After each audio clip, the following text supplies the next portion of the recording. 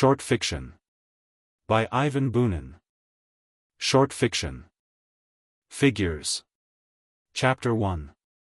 My dear boy, when you grow up, will you remember how, one winter evening, you came into the dining room, stopped on the threshold, for it was after one of our quarrels, and lowered your eyes with such a sad expression on your face? I must tell you that you were dreadfully mischievous at that age. You never knew when to stop once you became excited over something. Sometimes you would give us no rest with your incessant running about the house. And yet I know of nothing that would be more touching than the sight of you, when, weary with your racing about, you would become quiet, walk around a little, and then come to me and put your little head against my shoulder, an expression of complete loneliness on your face. And if it happened to be right after a quarrel, did I say but one caressing word to you, what didn't you do with my heart? How you threw yourself on my neck, how you kissed me, full of that absolute loyalty, of that passionate tenderness, of which only children are capable. But this time it was too great a quarrel. Do you remember that on that evening you did not even approach me? Good night, uncle, you said quietly, and made a very ceremonious bow. Of course, after all your misdeeds you wished to appear particularly well-bred and polite. Your old nurse had taught you that ceremonious bow as the only sign of politeness and good manners known to her. And, in order to regain my goodwill, you decided to use good manners as your last resort. And I understood all this, and hastened to reply as if nothing had happened between us, though rather reservedly. Good night. But could you be satisfied with a peace like this? And you were too young then to be a hypocrite.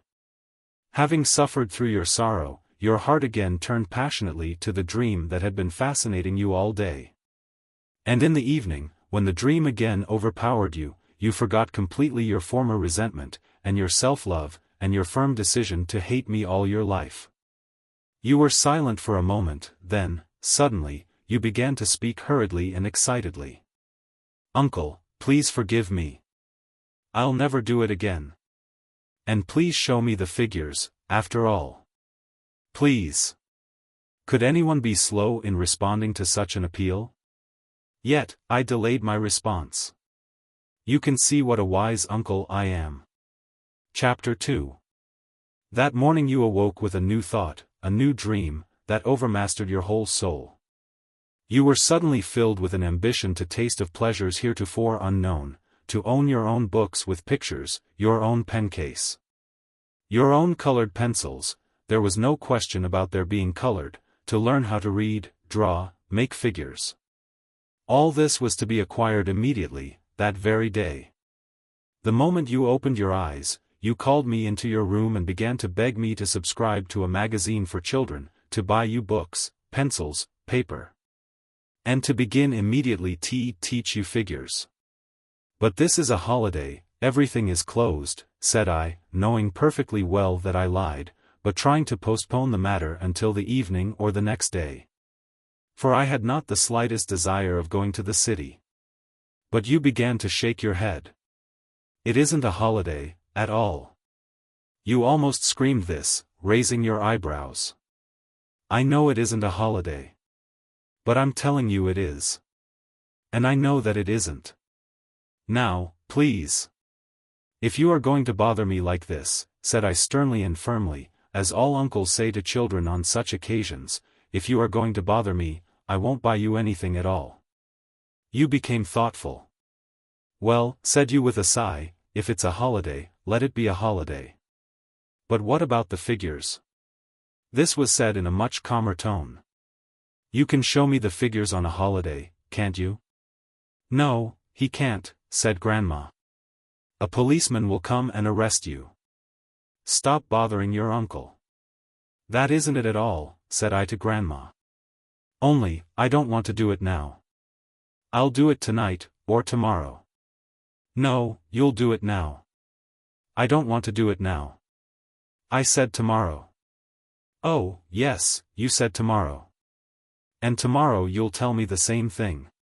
No, do it now. My heart was whispering to me that I was committing a great sin, for I was depriving you of happiness, of joy. But a wise principle came into my head: it is harmful to let children have their own way. And I answered sternly. Tomorrow. I said tomorrow, and it's going to be tomorrow. Well, all right, uncle, said you in a threatening tone. You'll remember this. Then you began to dress rapidly. And as soon as you were dressed, and said the prayers with grandma, and swallowed down a cup of milk, you rushed into the sitting room. A moment later we already heard the rumbling of overturned chairs and your loud shouts. All day we could not get you to quiet down. You hardly ate anything at lunchtime, sitting restlessly in your chair, swinging your feet, and regarding me all the time with your strangely shining eyes. Will you show it to me? You asked several times. Yes, tomorrow. Fine. Why doesn't that tomorrow come quickly? Why doesn't it come? But your joy, mingled with impatience, made you more and more excited. And in the afternoon, when your mother, grandma, and I sat down to tea, you found another way of giving vent to your emotions. Chapter 3. You devised an excellent game. You would jump up into the air, then strike the ground with your feet, as hard as you could, and accompany this with a shriek that caused our eardrums to approach the bursting point. Stop it, Eugene, said your mother. Instead of replying, you struck the floor harder than ever. Stop it, dear, Mama is asking you, said grandma. But you are not afraid of your grandma at all. Bing! Oh, stop it, said I, trying to appear calm, and to continue the conversation. Stop it yourself, you shouted, struck the floor again, and shrieked even louder than before. I shrugged my shoulders and pretended to pay no attention to you. But it is here that the whole thing began. I said that I pretended not to pay any attention to you. But, shall I tell you the truth? I not only did not forget about you after your insolent shout, but I began to experience a feeling of hatred for you. I had to make an effort to pretend that I did not notice you and to appear calm. But this did not end the matter. You shouted again, shouted so that everything that was going on in your soul at that time must have been in your shout, for it was so full of pure, divine joy, that God himself would have smiled had he heard you. But I jumped up from my chair in fury. Stop it! I bellowed suddenly, myself astonished by the loudness of my tone. What devil was it that poured a whole barrel of fury upon me at that moment? I did not know what I was doing. For an instant your face became distorted with a lightning-like streak of horror. Ah! You shouted again, and, just to show me that you were not afraid, you struck the floor again. And I rushed at you, seized you by the arm so that you turned almost completely around, slapped you with a keen sense of satisfaction, and pushed you out of the room. There's figures for you. Chapter 4. The pain of the blow, the sudden and sharp humiliation that struck your very heart in one of the most joyful moments of your childhood, caused you to set up such a dreadful cry, in such a high-pitched voice, that the best singer in the world would have envied the reach of your register. Then you were silent for a long time. But, filling your lungs with more air, you raised your voice to an even higher pitch, and the crying continued. Gradually, the intervals between your high and your low notes began to decrease, and the cries followed each other in rapid succession. Then you began to call for help and, with a sense of painful pleasure, play the part of the dying. Oh, it hurts. Mama, I'm dying. Never mind, you won't die, said I coldly. You'll shout for a while, and then stop all right. You still kept it up. Our conversation was broken off, of course. I was beginning to feel ashamed of myself. I lit a cigarette, without lifting my eyes to where Grandma was sitting. And suddenly, her lips began to shake, she turned her face towards the window, and began to drum on the table with a teaspoon. He's an awfully spoiled child, said your mother, trying to appear perfectly fair, and resuming her knitting. Dreadfully spoiled. Oh, Grandma, dear. You were crying in the meantime, appealing to your last refuge. And Grandma had the hardest time in the world trying to remain in her chair. Her heart was flying to where you were, but to please your mother and me, she stayed in her place, looking out of the window and drumming on the table with her spoon. You must have realized that we had decided not to give in, that nobody will come to allay your pain with kisses and to comfort you with love, to beg your forgiveness. Your tears, too, were all wept away already. You were exhausted by your cries, by your childish sorrow with which no human sorrow can perhaps compare, but you were not going to quiet down. It was plain that you derived no more pleasure out of your sobs, that your voice was hoarse, that you had no more tears. Yet you continued to sob and cry. I could scarcely endure it myself. I wanted so much to get up from my chair, open the door, and, with one kind word, put an end to your suffering. But such an action would not have been consistent with the established rules of rational education, and with the dignity of a stern and just uncle. Finally you became quiet. Chapter 5. And we made our peace immediately, you ask. Oh, no. I was firm to the end. It was at least a half-hour after you became quiet that I came to the nursery. But how? I opened the door with a serious face, as if I was looking for something in the room. You were gradually returning to your old life. Sitting on the floor, your whole body still occasionally shaken by deep sighs that usually follow a period of long weeping, your face dark with the tears smeared all over it. You were occupied with your modest toys, several matchboxes, which you were arranging in the space between your outstretched legs into patterns known to no one but yourself. How my heart ached at the sight of those boxes! But, making it quite evident that our relations were broken, that I felt insulted, I scarcely looked at you. I examined the table and the window sills attentively. Where was my cigarette case, anyway? I was just going out, when you raised your head and, looking at me with your eyes full of contempt and hatred, you said hoarsely, "Now I'll never, never love you any more." Then, after a little thought, you tried to say something else, but could not find what to say and said the first thing that came to your head. "And I'll never buy you anything." "Don't have to," said I indifferently, shrugging my shoulders, "I wouldn't have accepted anything from a bad boy like you, anyway." "And I'll take away that Japanese penny I gave you," said you in a high, broken voice, making your last attempt to sting me. "Now that would be very bad, indeed. To give and then take away again. Still, it's your business." After that your mother and grandma came into the room, pretending to look for something. Then they would shake their heads and begin to talk of the bad boys who grow up without minding their elders, and whom nobody loves because of that. They always ended by advising you to go to me and ask my forgiveness. "Otherwise uncle will be angry and will go away to Moscow," grandma was saying sadly. "And will never come to see us." "Let him stay away," you answered in a very low voice, lowering your head. "And I'll die," said grandma still more sadly, never realizing what a cruel means she was employing to force you to break your pride. "All right," answered you in a whisper. "Fine, splendid," said I, feeling another attack of anger. "A fine fellow for you," repeated I, looking out into the dark street. And, having waited until the elderly maid, who was always silent and sad because of a realization that she was the widow of a machinist, had lit the lamp, I added, "A fine child." "Don't pay any attention to him," said your mother, regulating the lamp flame. "I wouldn't speak with him at all." And we pretended to have forgotten all about you. Chapter 6. The lamp in the nursery was not lit, and the windows were dark blue. Outside, a winter evening was coming on fast, and it was dreary in the room. You were still sitting on the floor, moving your matchboxes about. Those boxes of yours haunted me. I arose and decided to go out for a walk. But before I was gone, I heard Grandma whisper to you, "You ought to be ashamed of yourself.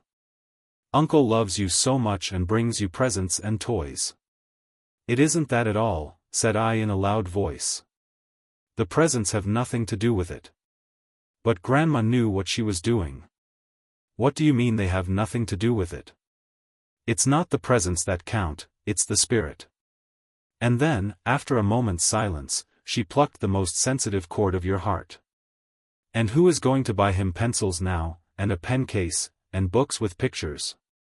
But then, what's a pen case? But the figures? You can't buy them for money. However, you can do as you like. And she left the nursery. Your pride was broken. You were conquered. The more inaccessible is a dream, the more fascinating it is, and the more fascinating it is, the more inaccessible it seems. This I know well. The dream holds me in thrall from my early childhood. And I know that the more precious my thought is to me, the less hope there is of its becoming realized. And I am waging a constant struggle with it. I play the hypocrite, I pretend that I am indifferent. But what could you do? Happiness, happiness. You were full of longing for happiness when you opened your eyes in the morning. Confiding, like every child, your heart frank and open, you came to life and said, "Hurry. Hurry. Be patient," answered life. "Please. Please," you exclaimed passionately. "Be quiet, or you won't get anything. Just wait," then, you cried in fury. For a time you were silent. Your heart was seething. You overturned chairs, rushed from room to room, struck the floor with your feet. Shouted as if pouring your whole thirst for happiness into that shout. Then life struck your heart with the dull knife of pain and humiliation. And you began to cry, and shriek, and call for help. Not a muscle twitched in the face of life. Give in, give in. And you gave in. Chapter 7. Do you remember how timidly you came out of the nursery, and what you said to me? "Uncle," you said, exhausted by your struggle for happiness, and still thirsting for it. "Uncle, forgive me, please." You begged me for at least a drop of that happiness, the longing for which was bringing you such acute suffering. But life is not so easily appeased. It made a sad face and said, "Of course, the knowledge of figures brings happiness. But you do not love your uncle." "It isn't true, I do love him. I do love him." Then life became kinder. "Well, bring your chair to the table and get the pencils and some paper." With what joy your eyes glistened then. How you rushed about. Fearing that you might anger me, how obedient, how careful were you in every movement that you made. And how eagerly you grasped every word I said. Taking deep breaths, every little while moistening your pencil with your lips, you bent over the table, laboriously tracing those mysterious lines full of some divine significance. And I watched you, my heart full of pleasure, as I inhaled the odor of your soft hair, for the hair of little children has the odor of little birds. 1, 2, 5, you were saying, tracing the figures. No, no. 1, 2, 3, 4. Oh, yes. Oh, yes, you would hasten to say. I'll start at the beginning. 1, 2. And you would look at me in embarrassment. Well? 3. Oh, yes. Oh, yes. 3. I know. And you traced the figure 3, and it looked like a large capital E. How do you find this book? Any thoughts about the book or the author? Any suggestion for improvement? Please take a moment to share your thoughts in a comment. If you like it, share it with your friends who might enjoy it as well. Subscribe to keep in touch. Visit completeaudiobooks.com for more quality content. Death. In the name of God, the merciful, the compassionate. This is a tale of the death of a prophet, peace to his ashes. Told that the doubters may be convinced of the need for submission to the leader. We have never beheld him, nor do we behold him now, say they. But the sun is not at fault in that vision has been denied to the eyes of a bat. The heart of man I seeketh faith and protection. But who would seek protection from an owl? It is better to dream of the shadow of the phoenix, even though the phoenix may never have existed in this world. But the protecting shadow of the Creator exists since the start of time. The black-eared jackal slinks in the steps of a lion, the lion knoweth where the prey is, and the black-eared one findeth sustenance in the remnants of the lion's repast. Thus did the Hebrews follow their prophet out of the land of Egypt. Through the favor of God did he fulfill the mighty deed he had set out to do. In his infancy he had experienced the delight of slumber, of awakening, of endearment. The daughter of the king had rocked him in her arms, dark and rounded, smooth as a snake, but as warm as fruit in the sun. Joyously and intently did her dark eyes gaze upon him, as they shone above him, and impulsively did she kiss him, pressing him to her cold breasts. She would pretend to strangle him, as is the wont of all maidens. When recalling the like, many a one exclaims within his heart, "Why was I not a youth then?" But there is a time for all things. The Pharaoh did bestow upon him a ring with a seal of authority, and did clothe him in the garments of a courtier. When the freshness of the morning is supplanted by the warmth of the sun. When, in the marketplace, the fennel is sprinkled to draw the scent of the purchaser. When there is a smell of burning peat floating from the chimneys, and a smell of fog from the direction of the great river, upon which towering white sails slowly float by, two abreast.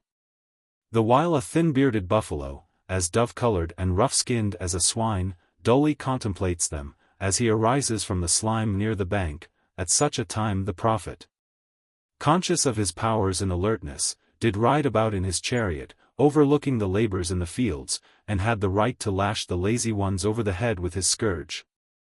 To yell at them until he became red in the face, so that he might afterwards, in the sweet consciousness of a duty fulfilled, repose in the light shade of the palms, upon a dry dike among the canals. Having attained manhood, he spent 10 years in wedlock. He shared his couch with a woman rich and well-born. He took his pleasure of her in the night, in the daytime his pleasure lay in his orders and his cares, in drink and food, in the buoyancy of his body. That liked equally well both the dry sultriness of an inner court, emanating from its heated slabs of stone, and the cool breath of a breeze throughout the house, blowing from the river and from the blossoming gardens of its island. He took pride in his children, in his household, in the respect shown to him of all men. And he was happy, even as many others are. But an unseen hand was making taut the bow of his life. It was testing the bowstring and the wood, preparing to loose the arrows of truth. And 10 years more did he pass in the striving of his mind and his heart, in the silent acquirement of the wisdom of Egypt, for the wall is preceded by the foundation, and speech, by thought. And he hath said of the heathen priests, "Ye men of folly." Slaves, tormented by heat, may be forgiven for raising their arms toward the sun, and supplicating it as God. But the sun is not God. None may behold God. He is beyond our comprehension. He may only be sensed. There is but one God. He hath no offspring. Whereupon the Pharaoh was possessed by a fury, even as the gaur, the wild ass, is overtaken by his madness. "Who is he that dares to live and to believe without my sanction?" he exclaimed. "He hath no precious rings upon his fingers, nor is there a necklace about his neck. He is but my slave. Therefore shall I set up a persecution of him and of all his tribe. I shall flash like the lightning, I shall deafen like thunder." But the prophet gathered his strength together, even as a man that standeth before the steep ascent of a hill, and went upon his way, fearless and assured. Musk is brayed, aloes are put in the fire, that they might give forth their perfume. A diver would never pluck a single pearl-bearing shell, were he to fear holding in his breath as he plunges into the sea. And when the time had come to lift up the heaviest stone for the structure, to throw it up on the knee, to clasp it as firmly as possible and to carry it, the prophet did lift it so strenuously that he felt a pain in his groin. And for 40 years did he carry it in the desert, ever at a strain, ever enduring fatigue, and joyous in the consciousness that he was working the will of God, and not of the Pharaoh. And, having carried it to the required spot, to the spot indicated by the builder, he did cast down the stone, so that it lay even and flush. And he did straighten up, and did wipe the sweat from his face, with a trembling arm that had grown weak and was aching to the very shoulder. And the time came for him to die. He had attained to a knowledge of the veritable God. He had become convinced that it was madness to represent him in the form of idols made of stone, of clay, and of metal.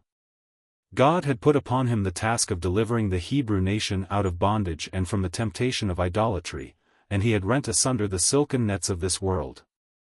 He had risen up and had conquered in the wrestling. God had put him to the proof, for 40 years to be a chieftain for the refractory and the weak, to command and instruct in a desert that held nothing but hunger and sultriness. And for 40 years he had been as mighty as a king, as tireless as a day laborer burdened with a multitude of children, as needy as a shepherd. Brawny and tall as a wrestler, strong and tawny as a lion. His body, girt only about the loins with an animal pelt, had become black from the sun and the wind, while his feet had become rough and callous, like those of a camel. In his old age he had become awesome to men, and none of them deemed him mortal. But his hour did approach at last. O ye who hearken! In the book it is written, all are conceived in the lap of truth, it is the parents that make Hebrews, Christians, fire-worshippers out of the children. But a sage is like a blind man, he feeleth every stone in his path, choosing the path that is the right one, he riseth his face upward, yearning for the sole source of light and warmth. He considereth life, and he considereth death, lessening his fear before the latter. And there have been not a few of those who have received the chalice of the inevitable with equanimity. There have also been those who have said, it is even as sweet as the chalice of life. However, it is but the fool that yearneth for the chalice of death during life, such a one is loathsome to behold. But he also is a fool that giveth no thought to the inevitable, that forgetteth that all mortals ought to have but one beloved, who possesseth clemency and demandeth submission. O ye who hearken! Hearken attentively, as man ought always to hearken to man, and, as ye hearken, reflect. For, as we speak, we are but mixing the good words of others with the passable ones of our own, dealing with that which is foreign to none of us, and the purpose of our speech is consolation. In the book it is written, I that am God am nearer to man than the artery that sendeth him slumber. God is compassionate. He knoweth what is good for us and what is bad. He did create us mortal, yet we think of resisting death. Vain striving. Have ye heard at what cost Iskander the two-horned attained the land of darkness? And yet, he did not succeed in quaffing of the water of eternal life, of which he had been told, it is to be found in the land of darkness. The angel of the winds is not perturbed by the fact that his wings may extinguish the lamp of some poor widow. The messenger of death heeds neither the prayer of a shepherd or the outcry of a sovereign. Bide a while, earth shall devour the brains within our skulls, that are now filled with projects. Death is no mogul, and thou art no Atabek Abubekr, thou canst not ransom thyself with gold from death. Therefore, seek ye consolation. The prophet did oppose the will of God in the desert, and heavy as his punishment for his disobedience, God forbade him to enter the promised land. The prophet did wax wroth in spirit that he was mortal, and that death was already nigh him, for he was old. Spake he, I shall do single combat with it. At noonday, passing through the camp of the Hebrews in the mountains of Moab, he did look, and beheld not his shadow upon the white stones nigh him. And he was seized with a fit of trembling from fear, and his head was confused, like that of a man that is fever-stricken. Thereupon he did go toward his tent, with the steps of a wounded beast advancing upon its adversary. And he girt a sword about him, and did command food to be brought to him. And he did eat much thereof, full greedily, till that he was sated. And he did feel aches and nausea, as though from poison, as though from the fruit plucked from the tree of hell. And he did wax green in the face, and was bathed in sweat, even as a woman in travail. And he did lie down upon the ground, crying out wildly, Behold, I am dying, bear your swords and arise in my defense. Thus did he cry out upon the first day. On the second, his aches did wax greater, and he began to implore, moaning and wrathful, Summon a physician for me.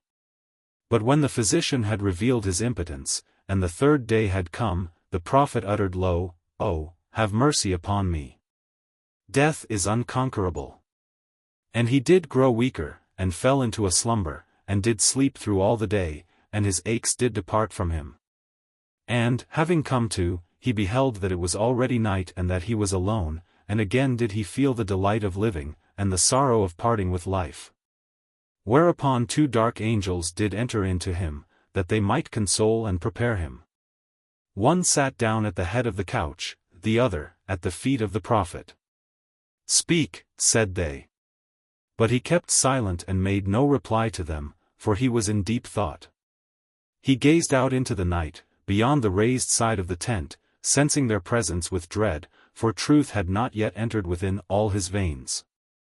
And it was so quiet in the tent and the desert that all the 3 could hear the rustling of the hot wind as it swept by in the darkness. And the stars were flaming somberly, as on all sultry nights. "God is compassionate to all his creatures," spake the angel who was sitting at the head of the prophet's couch. "Yet here is a man in torment. He was dying and is dying now," spake the angel sitting at the prophet's feet. They wanted to test the prophet, but he understood this. And he made answer, in his thoughts. This was not death, but an illness, a chastisement. Is it not better to think thus? For he that hath tasted of death cannot speak about it. We know not what it is. The sun is the source of life, spake the angel sitting at the head of the couch. But then, it is also as deadly as the horned viper, spake the angel seated opposite him. They wanted to test the prophet, but he understood this. And he made answer, in his thoughts. We do not know God's purpose. But he is benign, and his purpose also is benign. Is it not better to think thus? Man ought to dedicate his every moment to life, recalling death only that he may weigh all his deeds upon its scales, and that he may meet the inevitable hour without fear. How would he that trades know that he is dealing fairly with him that buys? How would he know that he is giving him that which is his due, if there were no scales? How would a man spend his day, if his heart were never to be forsaken by indignation over the thought that the sun would sink at its wonted hour? And if he were to be possessed with the desire of preventing it? He would be insane and futile. The slumber of the dead is sweet, spake the angel sitting at the head of the couch. But, just now, a man has died in the camp of the Hebrews, happy, young, beloved, spake the angel seated opposite him. Just hearken, there is the rustle of the hot wind, the stars flame somberly. And the hyenas whine and whimper in their evil joy, hurriedly digging open the grave, sniffing its stench and anticipating the devouring of his entrails. But the sorrow of the dead man's near ones is more dreadful than the grave itself. They wanted to test the prophet, and they did succeed in wounding his heart with the last. But, in his thoughts, he spake to them.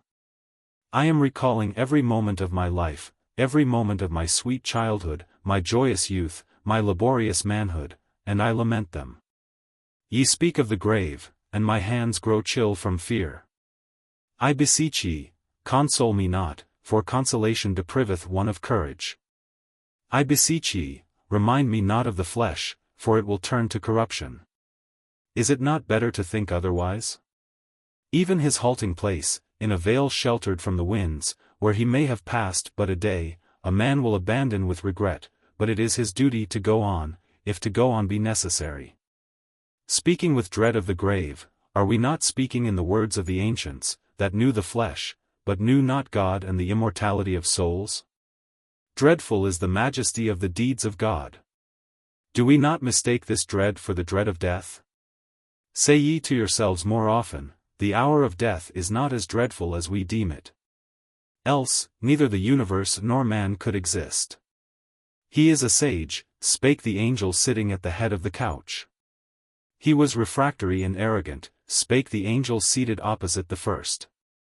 He dreamed of wrestling with God, and now he shall be punished anew, never a mortal shall point to his grave in the mountains of Moab.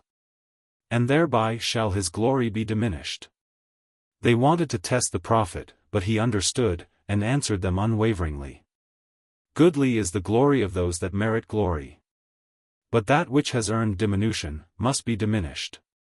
For even the most glorious of men would rejoice only in the true measure of glory. Thereupon the angels, struck by the wisdom of the prophet, did exclaim, as they arose from their places. Truly, God himself shall console thee. We can but bow down before thee.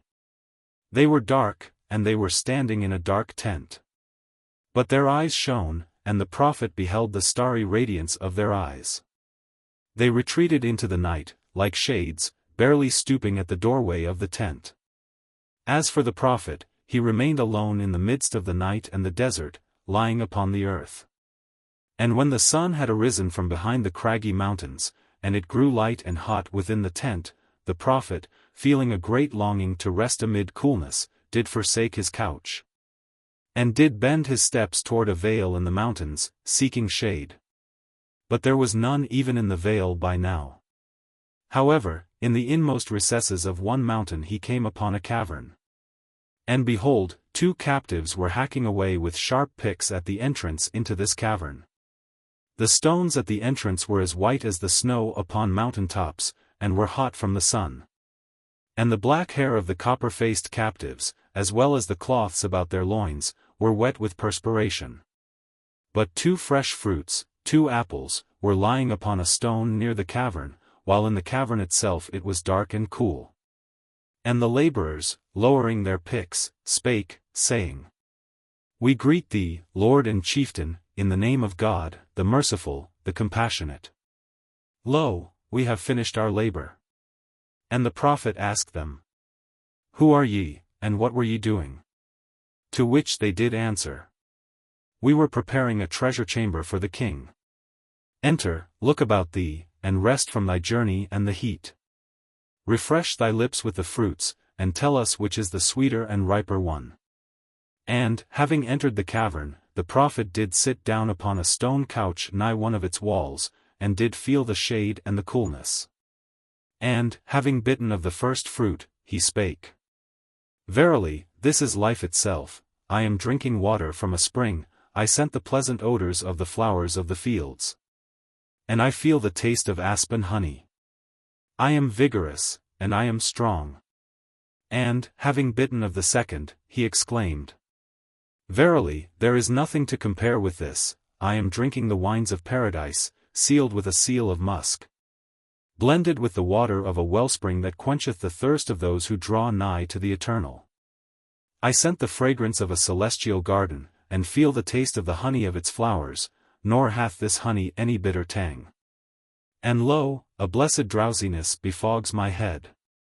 Awake me not, O ye captives, till that my time be fulfilled. And the captives, they were angels, the captives of God, quietly went on, as his speech died away.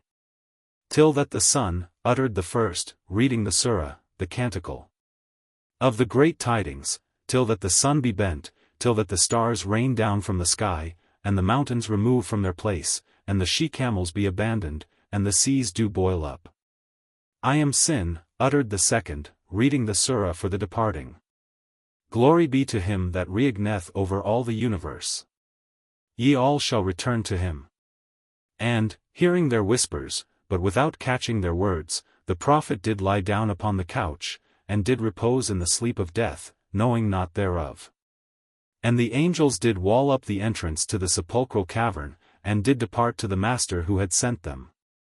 And the prophet was joined to his people, having had his fill of days, and without perceiving the end thereof. Never a man, even to this day, has yet contemplated his tomb in the mountains of Moab. But his wisdom is imprinted in the memory of all peoples, and is recorded in heaven in Gileon, the book eternal. The Sheikh Sadi, may his name be blessed.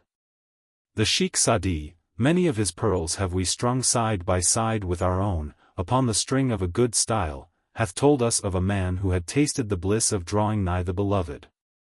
This man had been lost in contemplation, but when he had come back to the everyday world, he was asked with a kindly mockery, But where are the flowers from the garden of your reverie?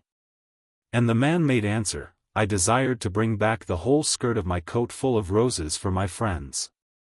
But, when I had drawn nigh the rosebush, I was so intoxicated by its fragrance that I did release it out of my hands. Let him that can connect the story of the poet with our own. Peace and joy be the portion of all that dwell upon this earth. A goodly life. My life has been a well-spent one. I got everything I went after. I even own real property. My little old man right after the wedding signed the house over in my name. And I keep horses, and 2 cows, and we have a business all our own. Of course, not a regular shop, now, but just a little store, as they say, but then, in our village, it will pass. I always was successful, but then I have a persistent character, at that. As to all sorts of work, it was still my daddy that learned me. Though he was a widower, and took to drink, he wasn't far behind me in being awful smart, businesslike, and heartless. When the serfs was freed, now, he up and says to me, "Well, wench, I'm my own master now, let's save up some money. As soon as we save it up, we'll go to the city, buy a house all to our own selves. I'll marry you off to a fine gentleman, and live like a king. As for our masters, it's no use sticking here with them, they ain't worth it." Our masters, now, although, to tell the truth, they were good and kind, was the poorest of the poor, actual beggars, you might say. And so we went away from them to another settlement. As for the house, the cattle, and whatever household goods we had, we sold them. We moved right near to the city, and hired a cabbage patch from a lady by the name of Mesharina. She had been a Fräulein in the Tsar's court. She was plain, freckled, and had grown grey as a maid. Nobody would take her to wife, so she lived in retirement. So, then, we hired the meadows from her, and settled down in our little hut, all peaceful and quiet. The weather's chill, fall is coming on, but little we care. We sit and wait for good profits and never feel trouble coming along. But the trouble was right there, and what trouble, at that. Our venture was drawing near the winding up, when suddenly something terrible happens. We had had our tea in the morning, it was a holiday, so I stood, just so, near the hut, watching the folks coming from church over the meadow. As for my daddy, he had gone to see about the cabbages. It was a sort of a bright day, even though it was windy, and so I was gaping and didn't notice that there was 2 men approaching me. One was the priest, so tall, you know, in a grey cassock and carrying a stick. His face was dark, earthy, he's got a mane like any fine horse, just simply spreading out in the wind. The other was just a common peasant, his farm hand. They walked right up to the hut. I got confused, made him a bow, and says, "How do you do, father? Thanks for thinking of us and calling." But he, I see, is angry, sullen, doesn't even look at me, he just stands and breaks up clods with his stock. "And where," says he, "is your father?" "They've gone to the cabbage field," says I. "If you like, now, I can call them." "But there he's coming, himself." "Well, you just tell him to take away whatever goods he's got, together with this dinky little samovar, and get away from here. My watchman is coming here today." "What do you mean, a watchman?" "Why, we have already given the lady the money, 90 rubles it was." "What do you mean, father?" Though I was young, I knew just what was what in such things. "Are you joking, or something?" I says. "You ought to produce some proper paper," I says. "No talk out of you," he yells. "The owner is going to live in the city, I've bought the meadows from her, and now the land is my own property." But he, himself, waves his arms about, knocks his stick against the ground, like as not to hit you in the snout any minute. Father sees these goings on, and starts running toward us. He was awful hot-headed. He runs up and asks, "What's all this noise about? What are you yelling at her for, father, without knowing yourself what's what? You oughtn't to be shaking your stick, but ought to come right out and explain by what sort of right the cabbages have come to be yours. We are poor folks, now, we can go to court about it. You," he says, "are a person in holy orders, you can't hold no enmity against nobody, your kind can't touch the holy sacrament if you do." Father, you understand, hadn't said as much as one saucy word to him, but the other, though he was a pastor, was as wicked as the most ordinary drab muzhik. And so, when he heard that kind of talk, he just grew pale. Not a word could he say, but you could just see his legs quivering under his cassock. And then, don't he let out a squeal, and don't he go for father, to hit him over the head, you understand. But father got from under it, grabbed the stick, tore it out of the priest's hands, and then went smash over his knee with it. The other tried to grapple with him, but father breaks it in halves, flings the pieces away as far as he can and calls out, "Don't come near me, for God's sake, your reverence. You," he calls out, "are black and like a beetle, but I am still more of a beetle than you be." And then he grabs him by the arms. What with courts and law, father was sent to a convict colony for this here thing. I was left all alone in this world, and thinks I, what am I to do now? Plainly, you can't get through the world on righteousness alone, plainly, you must needs keep your eyes open. I figured it out a whole year, living with my aunt. Then I saw there was nowhere for me to go, I had to marry fast as I could. My dad had a good friend in town, a harness maker, well, him it was that courted me. You couldn't say as how he made a striking bridegroom, but still he was a good catch, at that. There was, to tell the truth, one man that I liked, and liked right well. But then he was poor too, about as bad off as I was, also living with strangers, like me, but the other was his own master, after all. I didn't have a copper of dowry, and here, I see, he is taking me without anything. How could I let a chance like that pass by? I thought, and went and married him, although, of course, I knew that he was an elderly man, and a drunkard, and always excitable, a cutthroat, to put it plainer. I married him and became, you understand, not an ordinary wench any more, but Nastasia Semenovna Zokova, a citizen's wife, living in a city. Of course, it seemed flattering. I suffered for 9 years with this husband. That citizen business was just a name, we was so poor really that we was about as bad off as the mujiks. And then there was scrapping and rows every blessed day. Well, the Lord took pity on me, and took him away. The children I had by him all used to die on me. There was only 2 boys left, one was Vania, going on 9, the other was an infant in arms. He was an awful lively and healthy boy, about 10 months he started in to walk, to talk. All of my children, now, used to begin walking and talking about the 11th month. He got to drinking tea all by his own self, used to sink his little face in the saucer so's you couldn't pull it away, nohow. But this boy died, too, when he weren't a year yet. I come home one day from washing clothes in the river, and my sister-in-law, we used to rent our rooms off her, up and says, "Your Castilla was yelling and squirming all day today.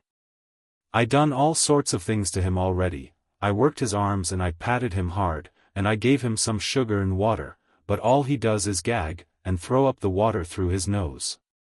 Either he's gone and caught a cold, or else he's ate something, for the children always put everything in their mouth, how is a body to look after them? I was just scared stiff. I make a dash for the cradle and throw back the curtain, but he was already beginning to pass away then, couldn't even as much as cry out. My sister ran to get a doctor's assistant we knew. When he comes, he asks, "What did you feed him with?" "He's eaten some manna porridge, now," and that was all. "And wasn't he playing with something?" "That's right, he was," says my sister. "There was a copper ring from a horse collar and knocking about all the time, well, he was playing with that." "Well," says the doctor's assistant, "he must have swallowed it, for sure." "May your arms wither," says he. "You've gone and done it now, why, he's going to die on your hands." Of course, it turned out just like he said. Not even 2 hours had gone when he passed away. We took on and we took on, but there was nothing as could be done about it, for it's no use going against the will of God. So I buried him too, only Vania was left. Only he was left. But then, as they say, one is enough. A small creature, it's true, and yet he'll eat and drink as much as a grown-up. So I started scrubbing floors at the home of Nikolin, a colonel in the army. Him and his wife was rather well off. They paid 30 rubles a month for the rooms they had. They lived in the upper floor, the kitchen was below. The woman they had to get up their meals was a no-account little old woman. She wasn't responsible, and yet she was loose. Well, naturally, she got in the family way. Couldn't bend down to scrub the floors, couldn't pull a pot out the oven. She went away when her time came, and I just grabbed her place. That's how I had gotten around the masters. To tell the truth, I've been clever and cunning from a girl up. No matter what I took a hold of, I'd do it neat, accurate, better nor any waiter. Again, I knew how to please them. No matter what the masters would say, I'd just say, yes, sir, or yes, ma'am, all the time, and, you are absolutely right. I used to get up when you could still see the moon. I'd mop up the floors, make the stove, polish up the samovar. In the meanwhile the masters would wake up, but I had everything ready. And then, of course, I always kept myself clean, and was well built. I was spare, but still I was handsome. There was times when I'd even get to feeling sorry for myself. What were my beauty and my knowledge going to waste for, now, in such hard work? Thinks I ought to take advantage of the opportunity. And the opportunity was, that the colonel was awful strong himself and couldn't bear to look at me calmly. His wife, now, was a German, fat, ailing, and some 10 years older than he. He weren't good-looking, heavy-bodied, short-legged, looking like a wild pig, and she was still worse. Well, I see he started to pay court to me, to sit in my kitchen, to teach me smoking. Soon as his wife went out, he was right there on the spot. He'd chase his orderly into town, as though on some errand, and be sitting there. He bored me to death, but, of course, I pretended otherwise. I'd laugh, and I'd sit and swing my leg, getting him heated up in all sorts of ways, that is. What can you do when there's poverty? And, as they say, this little was as good as a feast. Somehow one day, on the Tsar's birthday, he comes down to the kitchen in his uniform frock, in epaulets, belted with that white belt of his like with a hoop, with kid gloves in his hands. He's buttoned his collar so tight that his neck is all swollen and he's all blue in the face, he's all perfumed, his eyes shining, his mustache black and thick. He comes down and says, "I'm going to the cathedral with the missus right away, dust off my boots. I've only gone through the yard and yet I managed to get all dusty." He put his foot in its patent leather boot upon a bench, just like a big iron pillar. His leg was. I bent down, wanting to wipe it off, but he grabs me by the neck, even tearing my kerchief off.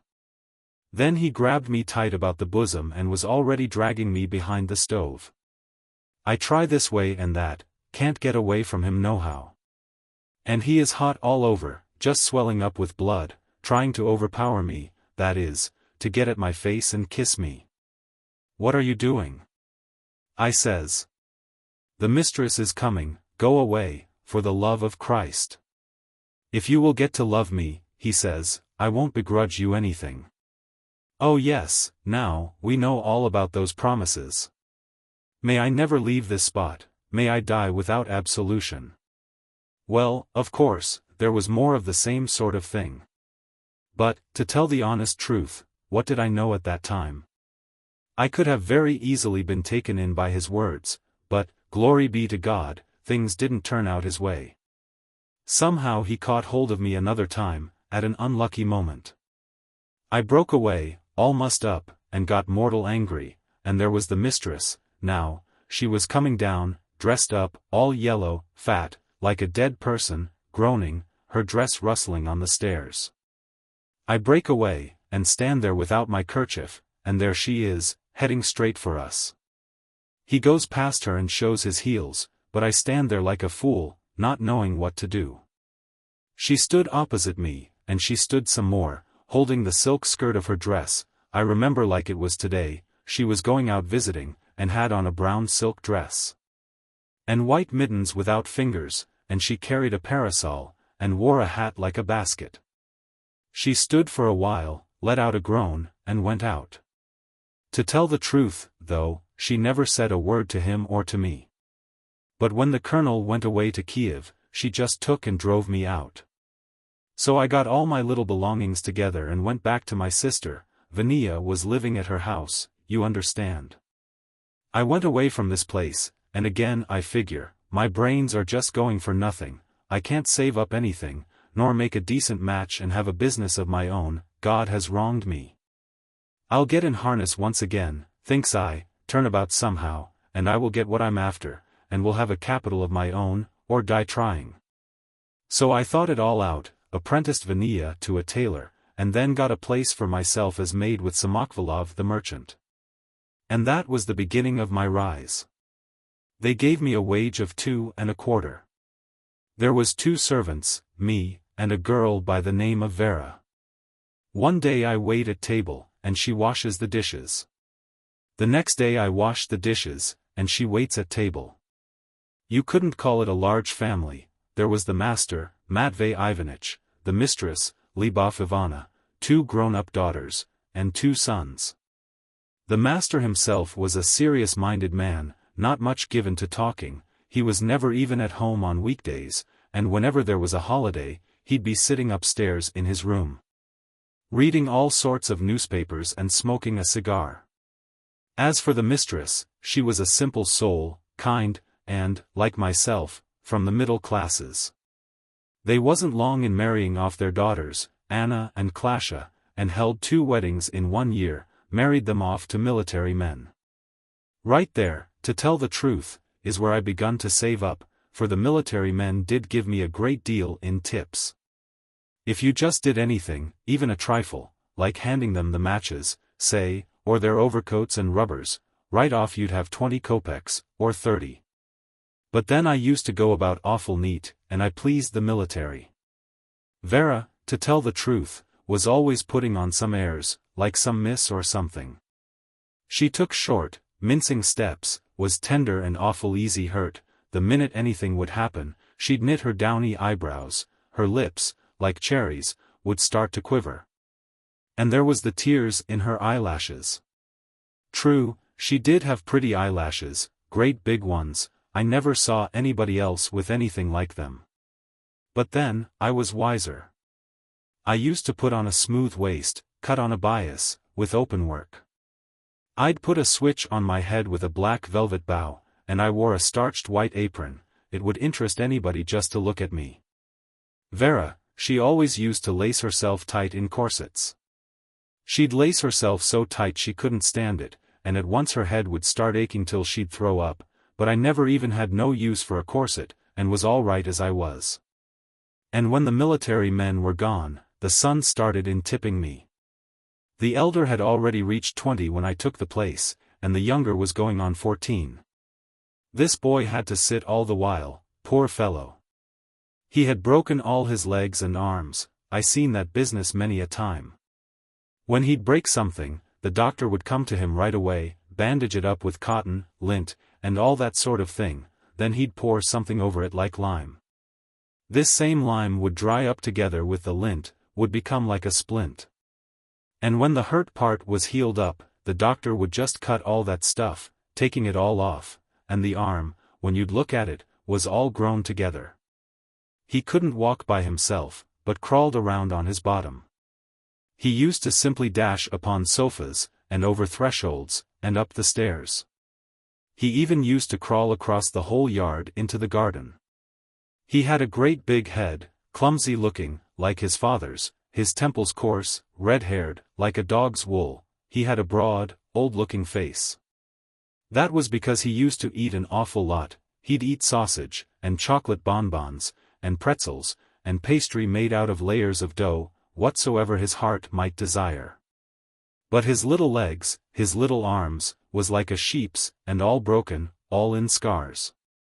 They used to keep him just so for a long time, making long shirts for him of different colors. Sometimes blue, sometimes pink. They had a lady teacher from a parochial school coming over to our house to teach him. He was a great hand for learning, and had a good head on his shoulders. And the way he'd play on an accordion, you couldn't find even a whole person to play like that. He'd play, and sing in time with the music. He had a strong, piercing voice. He used to go way, way up when he'd sing, "I'm a monk, and handsome too." He used to sing that song often. The elder son was in good health, but also a sort of innocent, not fit for any business. They gave him away for instruction into all sorts of schools, and he was chased out of all of them. They couldn't learn him anything.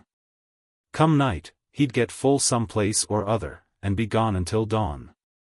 Still, he really was afraid of his mother, and would not come in through the front door for anything. I'd get through with my work in the evening, and wait until the master and mistress would be asleep. Then I'd steal through the rooms, open the window in his little den, and then go back to my place again. He'd take his boots off in the street, crawl through the window in only his stocking feet, and never a squeak or a creak out of him. The next day he'd get up like he'd never been any place, and in some spot where we couldn't be seen he'd shove what was coming to me into my hand. It wasn't none of my worry, and I'd take it right gladly. If he was to break his neck, that would be his lookout. And then I started in having an income from the younger, from Nikaner Matveyk. I was after what I wanted day and night, you might say. Once I took into my head that one idea, to absolutely provide for myself and to marry a decent party, I had taken a fresh hold on life. I used to save every little copper. Now, money, you know, has little wings, once you let it out of your hands. I got rid of this here Vera, but she, to tell the truth, was there really without need. I just put it that way to the master and mistress. I can get along all by my own self, I says, you just add any trifle you like to my wage, and you'll do better nor now. So, then, I was left alone and managing everything myself. I wouldn't even take the wages in my hands. Soon as 20 or 25 rubles would gather, I'd beg the mistress to go to the bank and put it away in my name. Clothes, and shoes, and everything else went with the place. What was I to spend money for? The only expenses I had was to put up a little stone at my husband's grave. I paid 2 rubles 70, so's people wouldn't talk. And right here, the Lord forgive us, such was my luck and his misfortune, this poor wretch had to go and fall in love with me. Of course, now I often think, maybe it was on account of him that God punished me through my son. Sometimes I can't get it out of my head. I'll tell you right away what he went and done to himself. And besides, just consider that it really was very hard. I used to look at this big-headed fellow, and what a vexation would take hold on me. May this and that befall you, I'd think, you was born, with a silver spoon in your mouth. Even though you be a cripple, yet how rich you live. Whereas mine is all sound, and yet he don't eat or drink as much on a holiday as you do on a weekday, just so. Then I started in to notice, it looked like he'd fallen in love with me. Well, now, he just wouldn't take his eyes off my face. By that time he was already 16, and had taken to wearing wide trousers, and to belting his blouse. A red-haired mustache started cropping out. But he was homely, tow-haired, green-eyed, God deliver me. His face was broad, but he himself was as thin as a bone. At first, evidently, he got it into his head that he could be pleasing. He began to dress up, to buy poly seeds, and used to play on his accordion so fine that you could listen to him for hours. He played well, to tell the truth. When he seen that his affair weren't coming along, he grew quiet and thoughtful like. Once I was standing in the balcony, and I see him crawling through the yard with a new German accordion. He had shaved and combed himself once more. Had put on a 3-button blouse with a high collar, fastening at the side, his head was thrown back, looking for me, that is. He looked and he looked. His eyes became longing-like and dim, and then he began a polka. Let us go, let us go. I would dance a polka through. Dancing makes one braver, so. I can speak my love for you. But, like as if I hadn't noticed him, I took and threw down a slop bowl, with water. I threw it down, and then was scared myself. But he crawls, he struggles up the stairs, drying himself with one hand and dragging the accordion by the other. His eyes were lowered, and he was all white, and he spoke meek-like, all a quiver. May your hands wither. What you've done is a sin, Nastia. And that was all. True, he was a peaceful one. He was losing flesh at that time, not by the day but by the hour, and the doctor had already said that he wasn't long for this world, that he was bound to die from a consumption. It made me shudder even as much as to touch him. But then a poor person ain't got no call to be particular, money can do anything, and so he started in to bribe me.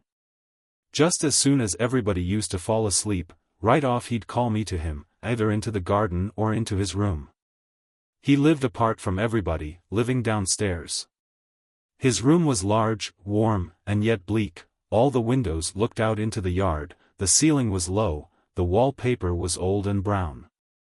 You just sit with me a while, he says, and I'll give you some money for that. I don't want anything from you, I have simply fallen in love with you, and want to be with you. These walls have near drove me crazy. Well, I'd take the money and sit for a while, and I got together about 50 in that way. And then I had about 400 of wages and interest laid by. So, thinks I to myself, it's about time now for me to be crawling out of the harness, bit by bit. But, to tell the honest truth, it was a pity to do so, I wanted to bide my time for another year or so, to save up a little more. But the main thing was, he had let it slip once when he was talking with me, he had a little toy saving bank that he was keeping most secret, he had gotten over 200 rubles in trifling sums. From his mother. Naturally, with him lying sick, always abed, and all alone, his mother would thrust the money upon him to cheer him up. But no matter how I tried not to, I still would think once in a while, the Lord forgive my transgression, but it would be best if he gave that money to me. It's of no use to him, anyway. He's like to die at any moment, whereas I'd be well fixed for all time with it. I just waited to see how this business might be worked, as cleverly as possible. I became more kind to him, of course. Began to sit with him more often. I used to come into his room, and then look over my shoulder on purpose, as though I had come in by stealth. I'd close the door and begin speaking in a low whisper. There now, I'd say, I've got away, let's sit together like a lovin' couple. Making believe, that is, like I had a meeting arranged with him, but that I was losing my courage, and yet at the same time was glad that I had got through with my work and could now be with him. Then I began to put on a weary air, to pretend I was in deep thought. And he was always trying to get the reason out of me. Nast, why have you grown so sad? Oh, just so. I've got more than my share of trouble. And then I'd top that with a sigh, become quiet, and lean my cheek on my hand. But just what, he'd say, is the matter? Well, I says, poor folks got a lot of things the matter with them, but who ever worries about them? I wouldn't even want to bore you with them. Well, he guessed what was what pretty soon. He was clever, like I said, he'd be a match even for a healthy person. One day I came into his room, it was, as I remember even now, in mid-Lent. The weather was sort of gloomy, wet, with a fog outside, everybody in the house was sleeping after dinner. I come into his room with some needlework in my hands, I was sewing something or other for myself.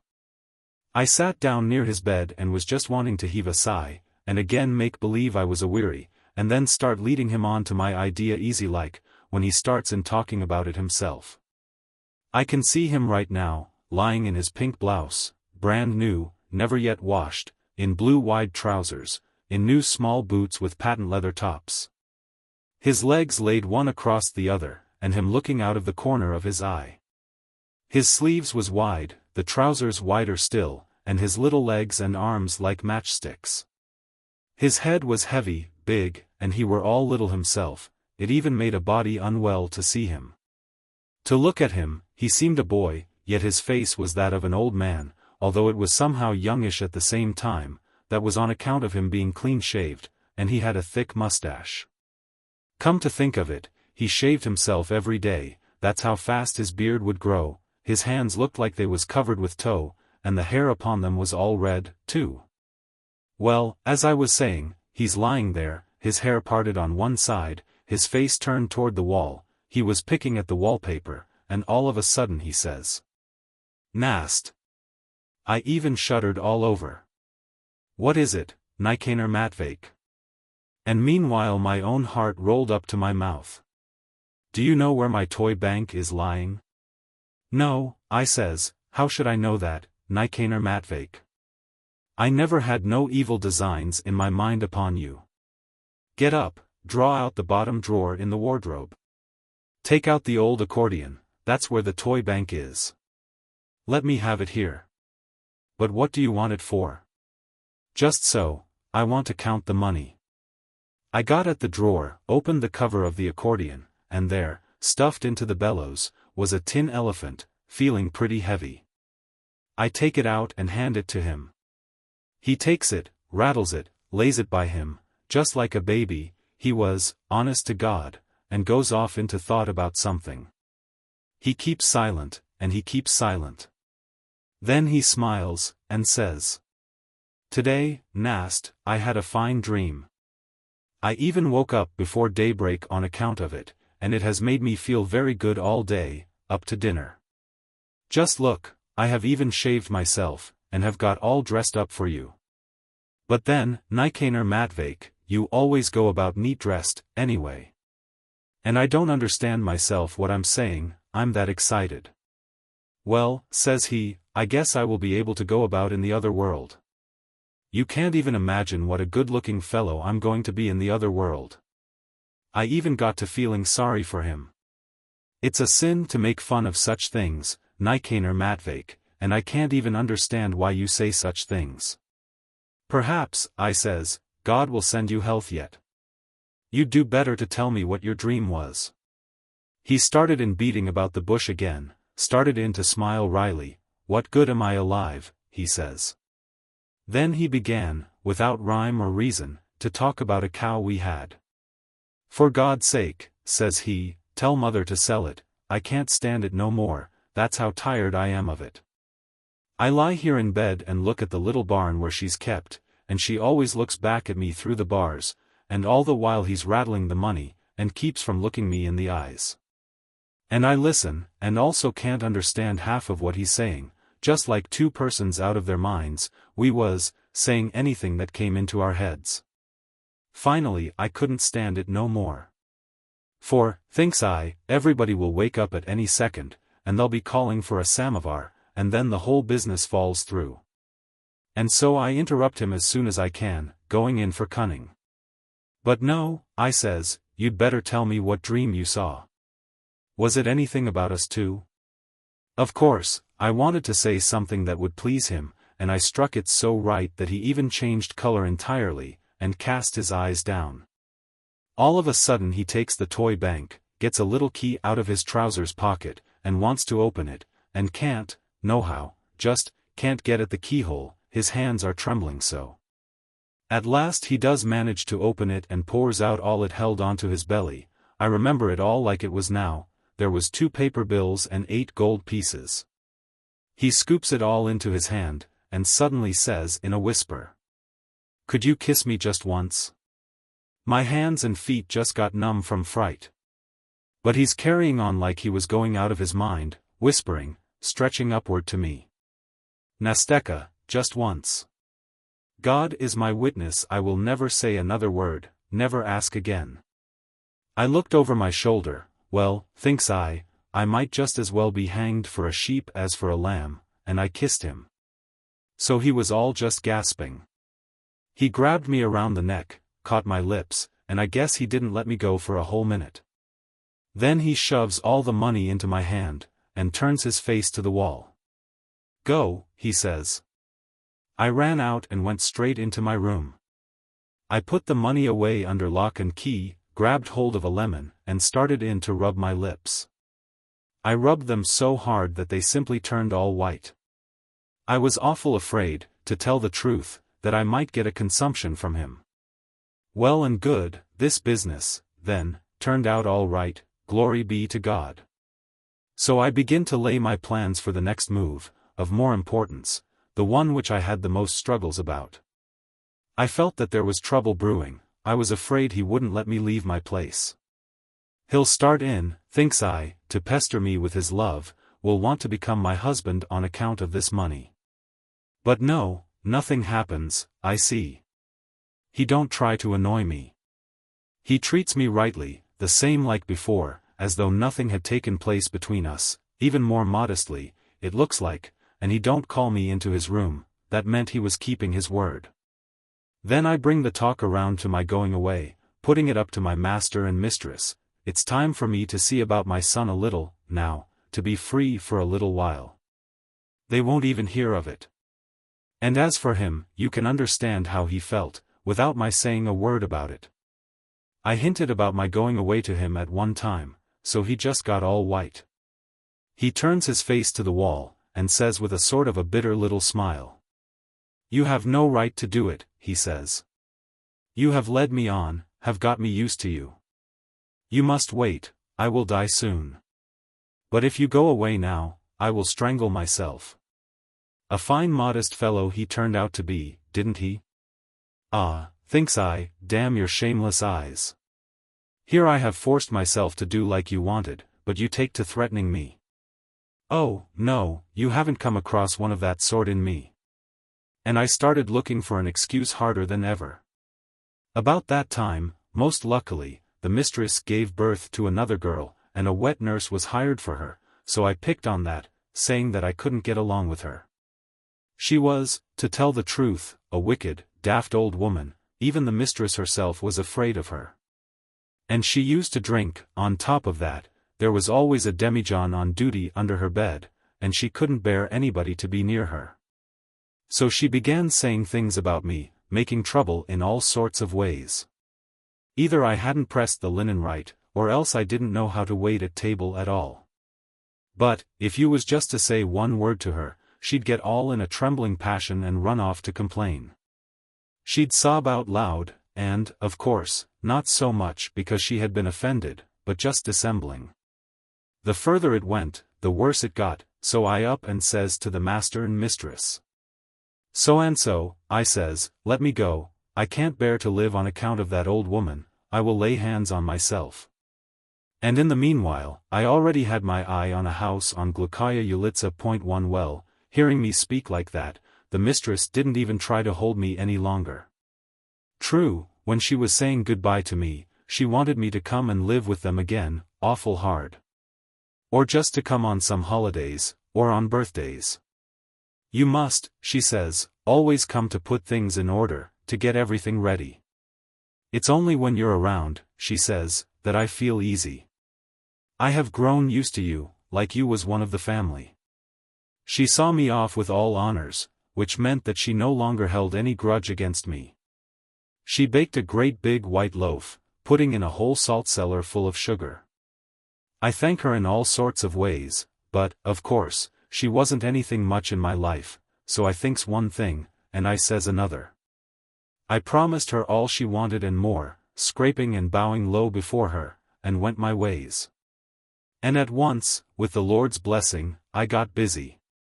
I bought the house I had in mind, and opened a dram shop. The trade started off awful good. In the evening, when I'd come to counting what I'd taken in during the day, there would be 30 or 40.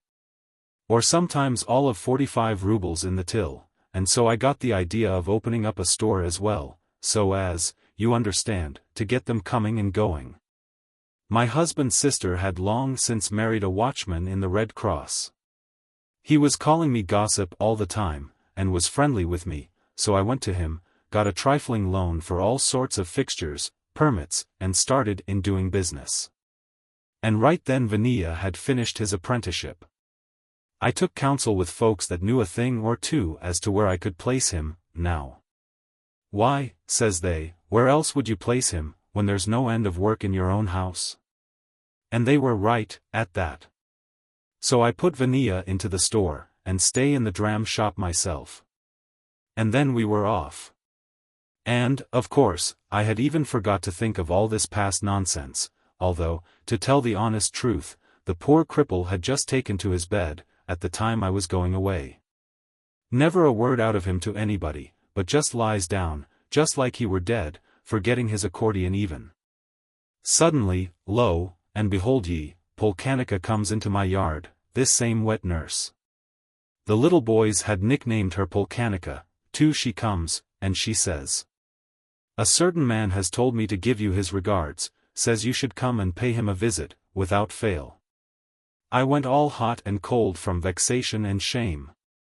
What a darling, to be sure, thinks I to myself. What an idea he has gotten into his head. What a mate he has found for himself.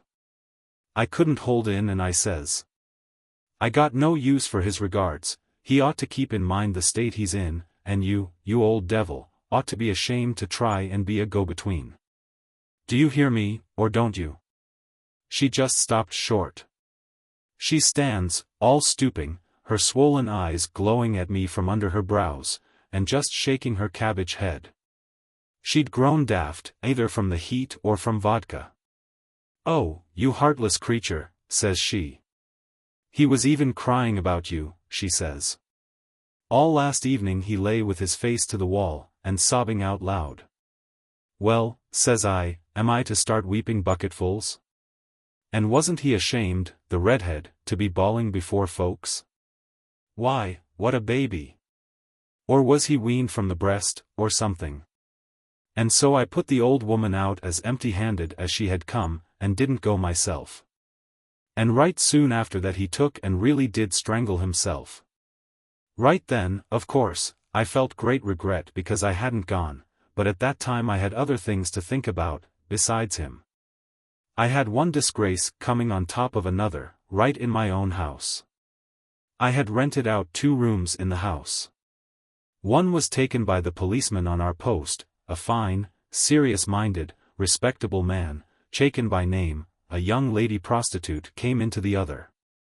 Flaxen fair she was, kind of young, and not at all bad to look at, rather good-looking. She was called Fenia. Colin the contractor used to come to see her, he was keeping her. Well, I relied on that, and let her take the room. But right here some disagreement took place between them, and so he left her. What was to be done? She had nothing to pay with, but I couldn't chase her out, she had run up a debt of 8 rubles.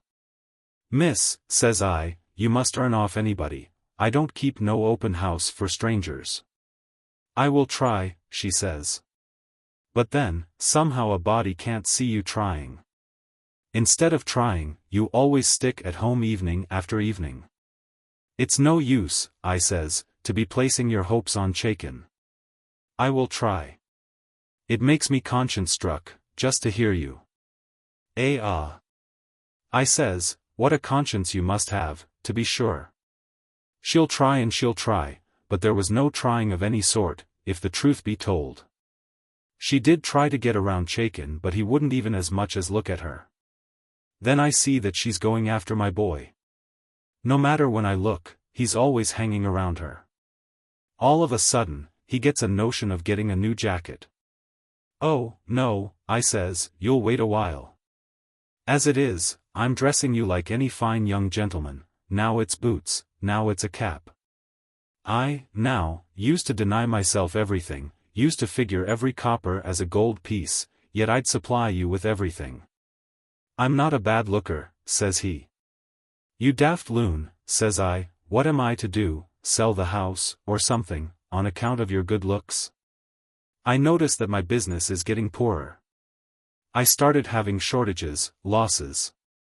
I'd sit down to drink my tea, and even that had lost its taste for me. I started in to watch. I'd be sitting in the dram shop, and yet be listening all the time. I'd put my ear to the partition, without stirring, and listen. I'd hear them rumbling one day, I'd hear them rumbling the next. I begun scolding him about it. "And what business is that of yours?" he says. "Maybe I want to marry her." "So that's how, it's none of your own mother's business." "I see your intention long since," I says, "only this is never going to be in this eternity. She's mad in love with me. You can't understand her, she is tender and shy.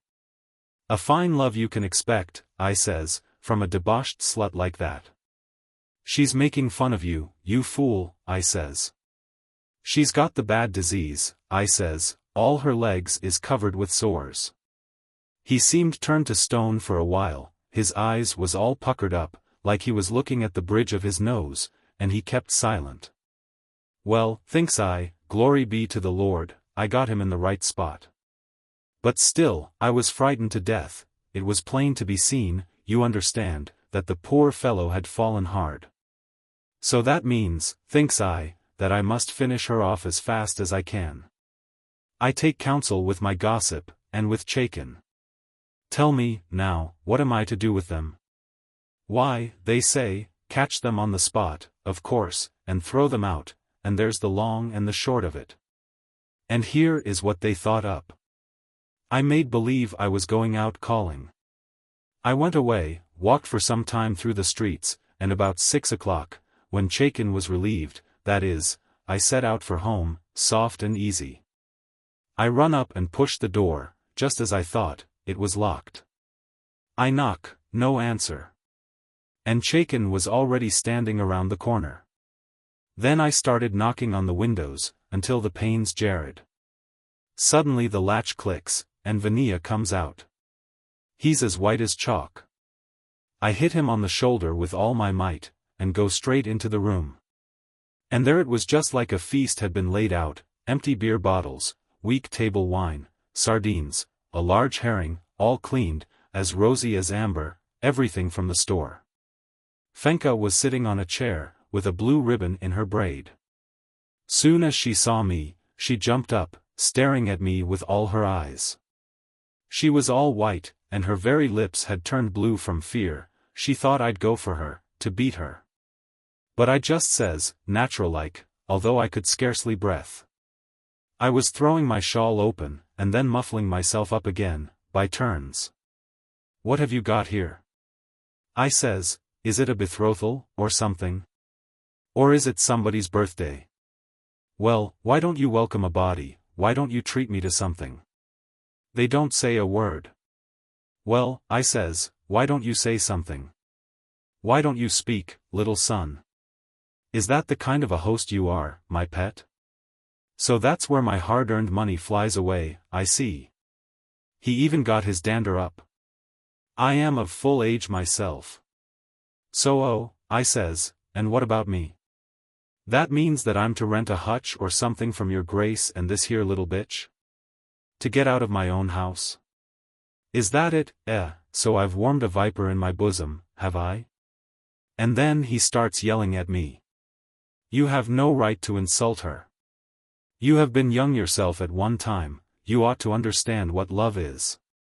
And Chaikin, the minute he heard that uproar, was right there. He jumped in without a word, grabbed Vanka by the shoulders, and straight into a lumber room with him, under lock and key. An awful strong man, he was, like a bandit or something. He turns the key on him, and says to Fenka. You are listed as a miss, but I can make a wolf out of you. Meaning he'd make a note on her passport that would make her hounded like a wolf. Do you want me to do that, he says, or don't you? Vacate this room for us this very day, so's there won't be even a whiff of you left. She went into tears. But I added something on top of that. Let her first get the money what's coming to me. I says. Or else I won't even let her take away the least little lousy trunk of hers. Let her get my money ready, or I'll let the whole town know about her. Well, so we packed her off that same evening. When I was chasing her out, she took on something awful. She cried and she couldn't catch her breath for sobbing, she even tore her hair. Of course, her fix wasn't any too sweet. Where was she to go? All her goods, all her booty, was her own person. But nevertheless she went off. Vania, too, quieted down for a while. He was let out from under lock and key in the morning, and never a peep out of him. He was very much scared, and you could see by his face that he was conscience-stricken. He settled down to work. And so I even rejoiced and was set at rest, but not for long. Again there were leaks from the till. And this here streetwalker started sending a boy into the shop, and my son, now, would supply her with all sorts of delicacies. Now he'd give her all the sugar she wanted, now tea, now tobacco. Or a handkerchief, or soap, again and again, whatever came to his hand. How was a body to watch him all the time? And then he started in to drink, harder and harder. At last he neglected the store entirely, he didn't even live at home, come to think of it, he'd just come in and eat, and then he'd be off again without as much as a by your leave. Every day he'd go off to see her, he'd put a bottle under his coat, and away with him, and this same vodka, now, was already dear then. I run around like a chicken without its head, from the dram shop to the store, from the store to the dram shop. And by that time I was afraid to tell him as much as a word, he had become a downright tramp. He always was a good looker, he took after me entirely. His face was very fair and soft, just like a young lady, he had clear, intelligent eyes, was well-built, broad-shouldered, with chestnut curly hair. But now his mug was all bloated. His hair got shaggy and came down over his collar, his eyes got bleary, and he got all tattered and had begun to stoop. He always kept silent now, looking at the bridge of his nose all the time, in deep thought, like, "Don't you bother me now," he'd say, "I'm liable to do something that will lead to prison." And when he'd get tipsy, he'd start slobbering, laughing over nothing at all, he'd be playing "Time Fled Beyond Recall" on his accordion, and his eyes would fill with tears. Well, I see my affairs are in a bad way, time for me to get married, soon as I can. And right then they was trying to make a match betwixt me and a certain widower, he had a store, too, and lived in a suburb. An elderly man, he was, but in good standing, with means. Just the very thing, you understand, that I was striving for. I find out as quickly as I can from trustworthy folks all about his life, down to the last stitch. I see there's nothing out of the way whatsoever. I got to decide about getting up an acquaintance as quick as possible, the matchmaker had only shown us to each other in church before that. I got to bring it about, you understand, so's we can visit each other, sort of make an inspection, as it were. He comes to me first, and gives his credentials, Lagutin, Nikolai Ivanitch, storekeeper. "Very pleased to meet you," I says. I see he's altogether a fine man, not any too tall, of course, and all grey, but so agreeable, quiet, neat, diplomatic, you could see he was a thrifty sort. He had never run up a copper of debt to anybody in all his life, he says. Then me and the matchmaker went to see him, like it was on business. We get there. I see he's got a wine cellar, Rhine wines, mostly, and a store stocked with everything that goes with wines, cured lard, now, and ham, and sardines, and herrings. The house wasn't large, but neat as a pin. There was flowers and little curtains on the windows, the floor was swept clean, even though he were a bachelor. In the yard everything was in order, too. There was 3 cows and 2 horses. One was a 3-year-old broodmare, he'd been offered 500 for it already, he said, but he'd turned the offer down. Well, I just went into raptures watching that horse, that's how handsome it was. But he only smiles quiet-like, walks with little steps before us, crackling his fingers, and telling us everything, like he was reading off some price list, here's this and this. And there's that and that. So, thinks I, it's no use trying to be too smart here, the business ought to be brought to an end quick. Of course, it's only now that I'm telling all these things so briefly. But only my poor head knows what feelings I went through at that time. I couldn't feel my legs under me for joy, I'd gotten what I was after, you see, I had found the party I was looking for. But I kept silent, I was afraid and shivering all over, supposing all my hopes was to be dashed down. And that's almost what did happen. All my trouble almost went for nothing, and I can't tell calmly the reason why, even now, it was on account of this here poor cripple, and on account of my darling little son. We was managing this business so quietly, so genteel, that we thought never a soul would know. But no, I hear that the entire suburb already knows about my intentions and Nikolai Ivanitch's. The rumor, of course, reached the Samokhvalovs as well, never fear, it was nobody else but Polkanika that whispered it to them. And he, the poor cripple, now, took and hung himself, like I'm telling you. There now, I threatened and you didn't believe me, so now, I'll do it just to spite you. He hammered a nail into the wall above his head, fixed a cord from a sugar loaf to it, drew it around his throat and crawled off the bed. It wasn't no great trick, didn't take much brains. One day at twilight I was standing in the store, putting some things to rights, when suddenly someone thunders again and again against a shutter in the house. My heart just went down into my shoes.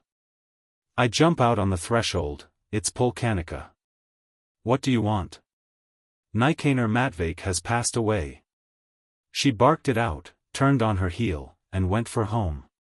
But I, in the first excitement, didn't take anything into account. It was just like I had been scalded with steam from fright. I threw a shawl over my shoulders, and started after her. She runs, with her skirt caught up in front, stumbling, stooping, and I keep on running too. It was just a disgrace before the whole town. I run, and can't understand a thing. I had only one thought, I'm ruined forever. Just think of what he'd gone and done, may God not bear it against him. Just think what little conscience some people have. I run up to the house, and there are as many people there as at a fire. The front entrance is ajar, whoever wants to pushes his way in, everybody is curious, naturally. In my lightheadedness I tried to get in there too. But, glory be, something seemed to hit me over the head, I came to my senses and backed out. Maybe that was what saved me, else I would have known what crow tastes like. If anyone, why, even this Polkanika, say, had remembered me. Here, now, your honor, is the one we think is to blame, who is the reason of it all, just you question her, and all would have been over with me. Try and wriggle out of it then. A person may not have a blessed thing to do with it, but they grab you and put you away. It wouldn't be the first time a thing like that has happened. Well, soon as they buried him, my heart eased up a little. I'm getting ready for the wedding, hurrying to wind up my business, to sell what I could without loss, when again there's grief and woe. I was knocked off my feet as it was, what with one worry and another, and was all roasted from the heat that year was simply unbearable, with dust, with a hot wind. Especially in our neighborhood, in Glukaya Ulitsa, standing halfway up on a hill, when suddenly there was another bit of news, Nikolai Ivanitch had taken offense. He sends over this same matchmaker, now, that had brought us together, a terrible slut, she was, and kept both her eyes peeled. Never fear, it was she herself that put him, Nikolai Ivanitch, up to it. Nikolai Ivanitch lets me know through her as how he's putting off the wedding until the 1st of September, he's got a lot of affairs to attend to, now, and lets me know about my son. About Vania, to figure out what was best to be done with him. That he was to be placed anywhere at all, because, now, he says, I won't take him into my house, for no amount. Even though he be your own son, he says, he's bound to clear ruin us, and he'll be upsetting me. And really, just think of his position. Since he's never known any turmoil, had never raised any rows, of course he was afraid of any excitement, whenever he'd get excited. Everything in his head would get muddled, he wouldn't be able to say a word. Let her get rid of him, he says. And where was I to place him, how was I to get rid of him? The young fellow had gotten out of hand entirely, with strangers he'd break his neck altogether. But there was no way of getting away from his riddance. As it was, I was all through with him ever since he'd come to know Fenka, she had just bewitched him, the bitch. He'd sleep all day and drink all night, turning night into day. I couldn't even begin to tell the trouble I went through with him that summer. He got me so that I began to melt away like a candle, I couldn't hold a spoon, my hands shook so. Soon as it got dark I'd sit down on the bench before the house and wait until he'd come in off the street, I was afeard the boys in the city might do him up. Well, having gotten such a decision from Nikolai Ivanitch, I call my son to me, so and so, my little son, I says, I've borne with you long enough. But you've turned out a weakling and have gone astray. You have disgraced me all over this neighborhood. You've got used to having everything soft and nice, now, until at last you've become a tramp, a drunkard. You haven't got a gift like I have. No matter how many times I fell, I always got up again, but you can't save up anything for yourself. Here am I've come to be respected, and I own real estate, and I drink and eat no worse nor other folk. I don't deny my heart nothing, and all along of being governed by common sense, always and above all things. But you, I see, want to stay a flutterfly, like you'd always been. It's time you was getting off my neck. He sits there and never a word out of him, just picks the oilcloth on the table. I had just called him out to dinner, for he'd been sleeping all along, and his mug was all puffed up. Well, why don't you say something? I asks. Don't you be tearing that oilcloth, get one of your own first, just you answer me. Again he don't say a word, he bends his head and his lips quiver. You're going to marry, he says. Well, I says, it ain't known yet whether I am or whether I ain't, but, if I do marry, it will be a decent man, that ain't going to let you into his house. I ain't your Fenka, brother. I ain't no streetwalker or something. When all on a sudden he jumps up from his place and gets all in a passion. Why, he says, you ain't worth one of her fingernails. How was that? Good, eh? He jumped up, yelling till it didn't sound like his own voice, slammed the door like thunder, and off with him. But I, even though I was no great hand at crying, just went off into tears. I cry one day, I cry another, I had only to think of the words he could find the heart to say to me, and off I'd go. I cry, but I keep one thing in mind, I would never forgive him such an insult till the end of time, and I would drive him off entirely. But all this time he don't come home. I hear he's carrying on a feast at her house, dancing and prancing, drinking through the money he had stolen, and threatening me. Never mind, he says, I'll settle her. I'll lay in wait till she'll be going somewhere in the evening, and I'll kill her with a stone. He sends to the store to buy things, to make fun of me, of course. Now for ginger cookies, now for herrings. I just quiver all over from vexation, but I hold myself in and give what's wanted. One day I'm sitting in the store, when suddenly he comes in himself, drunk as a lord. He brings in some herrings, a little wench had bought 4 of them that morning for his money, of course, and slap with them down on the counter. How dare you, he yells, send such abominable stuff to your customers? They smell, they're only fit for dogs to eat. He's yelling, with his nostrils all puffed out, looking for an excuse. Don't you be raising no rumpus here, I says, and don't be yelling, I don't make the herrings myself, but buy them by the barrel. If you don't like them, don't guzzle them, here's your money back. But what if I had ate them and died? Again, I says, you're swine, and ain't got no call to be yelling at me, who are you to be giving me orders? Guess you ain't such a much. You ought to speak decent like, and not be crowding in with a row into somebody else's establishment. But all on a sudden he grabbed hold of a steelyard off a bin and sort of hisses out. I'll swat you over the head, he says, so's you'll stretch right out. And then he ran out of the shop with all his might. But the way I had sat down on the floor, that's the way I stayed, I just couldn't get up. Then, I hear that they done for him, the Lord had punished him on account of his mother.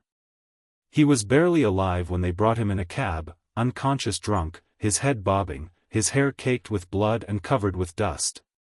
His boots and watch had been stolen, his new jacket was all in tatters, there wasn't as much as a square inch of whole cloth left anywhere. I figured, take him, and I did, and I even paid the cabbie.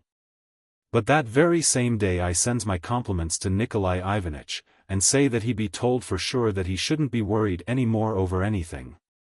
That I had decided about my son, now, I would drive him out without any pity right off when he would wake up. He also sends back his compliments and bids them say, very wisely and well done, accept my thanks and sympathy, and 2 weeks later he set the date for the wedding. Yes. Well, that's enough, that's where my story ends. Guess there's nothing more to tell about. I've gotten along so well with my husband all my days, that it's just like a rarity nowadays. As I'm saying, what I went through whilst I was struggling to get into this heaven can't be told in words. But, truth to tell, the Lord hath rewarded me. It is now the 21st year that I'm living with my little old man, fenced about as with a stone wall. And I know for sure that he wouldn't let nothing or nobody hurt me. It's only to look at him that he's so quiet. But, of course, no matter how I try, the heart will start yearning once in a while. Especially before Easter, in Lent, for some reason or other. I think I could die now. It's fine, peaceful, they'll be after reading litanies in all the churches. True, I've had enough of toiling and moiling in my time, but Nastasia Semenovna was the persistent one. Ought I, with my mind, to be sitting on the outskirts of a town? My husband calls me Skobely, 3 as it is. Again, once in a while I get to longing for Vania. Never a bit of news about him in 20 years. Maybe he's died long since, but I don't know about it. I even felt sorry for him that time they brought him in. We dragged him in, and got him up into bed. He slept like he was dead the livelong day. I'd climb up, and listen to his breathing, to see if he was alive, now. And in the room there was a sour stench of some sort. He's lying in bed, all tattered, chewed up, snoring and gagging. It was a shame and a pity to look at him, and yet it was my own flesh and blood. I'd look, and I'd listen, and then walk out. And what an anguish seized hold on me. I forced myself to sup, cleared away the table, put out the light.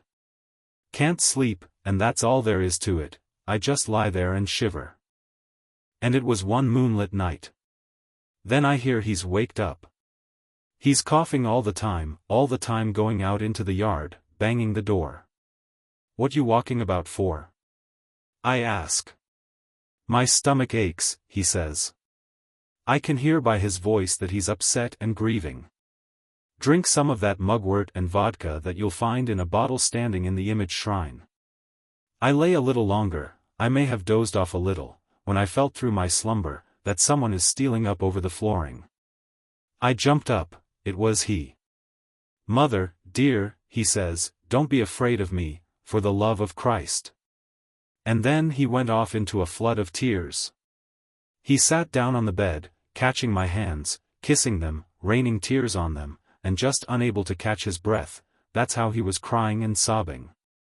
I couldn't bear it, and went off on my own. It was a pity, of course, but there was no help for it, all my future lot turned upon him. But then, I saw he understood all this very well himself. I can forgive you, I says, but you see yourself, now, that there's nothing to be done about it. So you just go away as far as possible, so's I shouldn't even hear about you. Mother, dear, he says, why have you ruined me, just like you ruined that poor cripple Nicanor Matveyk? Well, I see the man ain't in his right senses yet, so I didn't even start to argue with him. He cried and he cried, then he got up and went away. And in the morning, I look into the room where he'd slept, but he was already gone for a long while. That meant he had gone as early as possible for shame, and then he just disappeared, like a stone in the water. There was a rumor, now, that he had lived for a while in a monastery at Zadarsk. That he had then traveled to Tsaritsyn, and there, never fear, he must have broken his neck. But what's the use of talking about it? It only troubles the heart. No matter how much you cook water, it will still be water. But as to what he'd said about Nicanor Matveyk, why, I think it's even silly. It wasn't like I had been greedy after a great sum, or had pulled it out of his pocket. He knew his unfortunate condition himself, and was often taken with spells of sadness. He used to say to me at times, Nastia, fate has made me a cripple, and my nature is an insane one. Either I'm gay somehow, like just before some misfortune, or else I have such a melancholy spell. Especially in summer, during the heat, with all this dust, that I could just lay hands on myself. I'll die, they'll bury me in the Chernoslobodskia cemetery, and this dust will swirl for all eternity onto my grave, from beyond the enclosing wall. But, Now, Nikaner Matveyk, why take on so about that? We don't feel such things when we're dead. Why, he says, what of it that we won't feel them, the trouble is that one thinks about them while one is still alive. And, to tell the truth, it was awful wearisome in the house, in the Samokhvalovs, when everybody would fall asleep after dinner, and the wind would be swirling this dust along. And he had laid hands on himself just at the time of the greatest heat, at the dullest time. Our whole town, to tell the truth, is wearisome. I was in Tula the other day, now, why, you can't even compare them. A Night Conversation. Chapter 1. The sky had been silvery with stars all night long, the fields beyond the garden and the threshing floor was darkling evenly, and the windmill, with the two horns of its wings, showed sharply black against the clear horizon. But the stars gave out sparks, trembling, frequently cutting the sky with narrow green streaks. The garden was fitfully murmurous, and already chill autumn could be heard in its murmurings. From the direction of the mill, from the sloping plain, from the desolated stubble field, a strong wind was blowing. The farm hands had sated themselves at supper, it was the holiday of the Assumption of the Holy Virgin, and had avidly smoked their fill on their way through the garden to the threshing barn. Having thrown on their long great coats, tight at the waist, and falling in folds over their short sheepskin coats, they were going there to sleep, to guard the heaps of grain. Following behind the farm hands, dragging a pillow, walked the master's son, a tall high school student, with 3 white borzoi hounds running at his heels. Upon the threshing floor, in the fresh wind, there was a pleasant smell of chaff, of new rye straw. They all lay down comfortably in it, in the very biggest stack of all, as near as possible to the piles of grain and the corn kiln. The dogs fussed about, rustled for a while at the feet of the workers, and also quieted down. Over the heads of the recumbent men the broad Milky Way, dividing into 2 smokily translucent branches, glimmered whitely and faintly, filled with the fine star dust suspended within them. It was quiet and warm in the straw. But a northeast wind, again and again, ran disquietingly through the brushwood that was darkling along the ditch to the left, with its rampart of earth. And increasing, it neared with an inimical noise. Then a cool breath would reach the face, the hands, together with a bad odor from the lanes between the heaps of grain. And over the horizon, beyond the irregular black blotches of the brushwood, icy diamonds vividly flared up, the capella was bursting into varicolored fires. Having settled down, they all shut their eyes, after a yawning spell. The wind was dreamily rustling the prickling straws that stuck out above their heads. But its coolness reached their faces, and they all felt that they did not want to sleep as yet, they had slept their fill after dinner. The high school student alone was languishing from a sweet longing for sleep. But the fleas would not let him sleep. He started scratching, let his thoughts run on wenches, on the widow through whom he, with the help of the farm hand Pashka, had lost his innocence that very summer, and he also became broad awake. This student was a thin, awkward stripling with an unusually soft coloring, his face was so white that even sunburn had no effect upon it.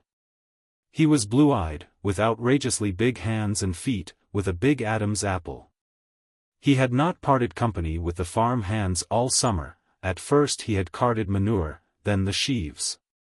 He put in order the piles of grain, he smoked an atrocious cheap tobacco, he imitated the moujiks in speech and in his roughness with wenches, who always started laughing at him in chorus, greeting him with catcalls and cries of Veretenkin. Veretenkin, for, a stupid nickname invented by Ivan, who was a helper at the threshing machine. He passed his nights now at the threshing floor, now in the horse stable. He did not change his linen and his canvas clothes for weeks at a time, nor would he take off his tarred boots. He raised blood blisters on his feet, unaccustomed to coarse footcloths. He lost all the buttons on his summer uniform overcoat, which had been soiled by wheels and manure, had broken the letters and the little silver leaves on his uniform cap. He has broken away from the house entirely, his mother would say of him, with a caressing, kindly regret, enraptured even by his defects. Of course, he'll pick up, become stronger, but just look what a matted chote he is, he doesn't even wash his neck," she would say, smiling to her guests and pulling his soft, chestnut locks, trying to get at the soft little spiral, curling like a girl's, at the nape of his neck, dark, contrasting with the childishly white flesh visible under the blouse that buttoned at the side, contrasting with the large vertebrae under the fine, smooth skin. But he would sulkily turn his head away from under her caressing hand, frowning and blushing. He grew not by the day but by the hour, and as he walked he stooped, whistling meditatively, angularly lumbering from side to side. He still ate linden blossoms and the gum of cherry trees. He carried, although by now secretly, a slingshot to shoot sparrows with, but he would have been consumed with shame had this been revealed, and he constantly kept his hands in his pockets. Only last winter he had played redskins with his little sister Lily. But in the spring, when through all the streets of the town streams were running and shimmering with a blinding dazzle, when the white windowsills in the classrooms were aflame with the sun, when the teacher's room was shot through and through with the sun, and the principal's cat was lying in ambush for the first finches in the high school garden, still filled with silvery snow, in the spring he had gotten the notion that he had fallen in love with the slender little Yushkova, a bookish, serious-minded high school girl. He had struck up a close friendship with Semashko, a spectacled six-termer, and had determined to dedicate his entire summer vacation to self-culture. But in the summer his dreams about self-culture were already forgotten. A new resolve was taken, to study the common people. Which resolve had soon passed into a passionate infatuation with the moujiks. On the evening before the Assumption, the high school boy was heavy with sleep while still at supper. Toward the end of every day, when his head would grow heavy and fall down on his chest, from fatigue, from talking with the farm hands, from his role of a grown-up, his boyishness returned. He wanted to play a bit with Lily, to have a brief reverie, before falling asleep, of some distant and unknown lands. Of extraordinary manifestations of passion and self-sacrifice, of the lives of Livingston and Baker, and not of the moujiks written about by Naumov and Nefedov, whom he had given his word of honor to Semashko to read. He wanted to sleep, for at least one night, at home, instead of getting up before the sun, in the cold morning light, when even dogs yawn and stretch so languorously. But the maid entered, saying that the farm hands had already gone to the threshing floor. Without listening to his mother's calls, the high school lad threw his uniform overcoat with its bobbing belt over his shoulders, and put on his cap. Grabbing the pillow out of the maid's hands, he caught up with the farm hands in the lane. He staggered from drowsiness as he walked, dragging the pillow by a corner, and, as soon as he had stumbled up to the heap of straw and had crawled under an old raccoon overcoat lying there, he sailed off into some sweet, black darkness. But the tiny dog fleas began to burn him as with fire. The farm hands began talking among themselves. There were 5 of them, Komet, 5 a kindly, shaggy old man. Kiryushka, a lame, white-eyed, irresponsible lad, who gave himself up to a childish vice, which fact everybody knew and which made Kiryushka still more irresponsible, making him bear in silence all sorts of jeers about his short leg, twisted at the knee. Pashka, a good-looking mujik of 24 and recently married, Theodot, an elderly mujik, from another region, somewhere near Lyubov, nicknamed Postniye. 6 and Ivan, a very stupid fellow, but one who deemed himself an amazingly clever, cunning, and mercilessly scoffing man. This last held in contempt all work, save work with agricultural machines. He wore a blue blouse and had impressed everybody with the idea that he was a born machinist. Although everybody knew that he did not know a blamed thing about the construction of even a simple winnowing machine. He was always narrowing his morosely ironic little eyes and pursing up his thin lips, never letting a pipe out of his teeth.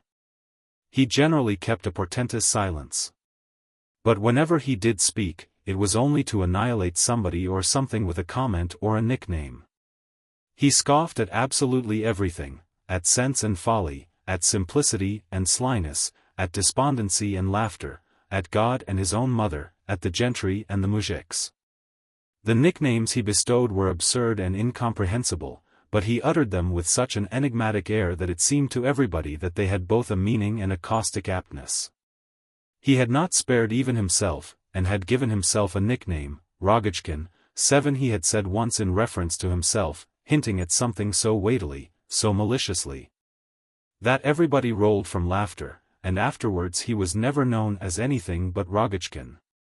He had christened the high school student as well, had said something nonsensical about him as well, Veretenkin. The schoolboy, so he thought, had come to know these people well during the summer, had become attached to all of them in different ways, even to Ivan, who unmercifully made fun of him. He was learning one thing or another from them, was adapting their pronunciation, absolutely, as it proved, unlike the speech of the moujiks in books.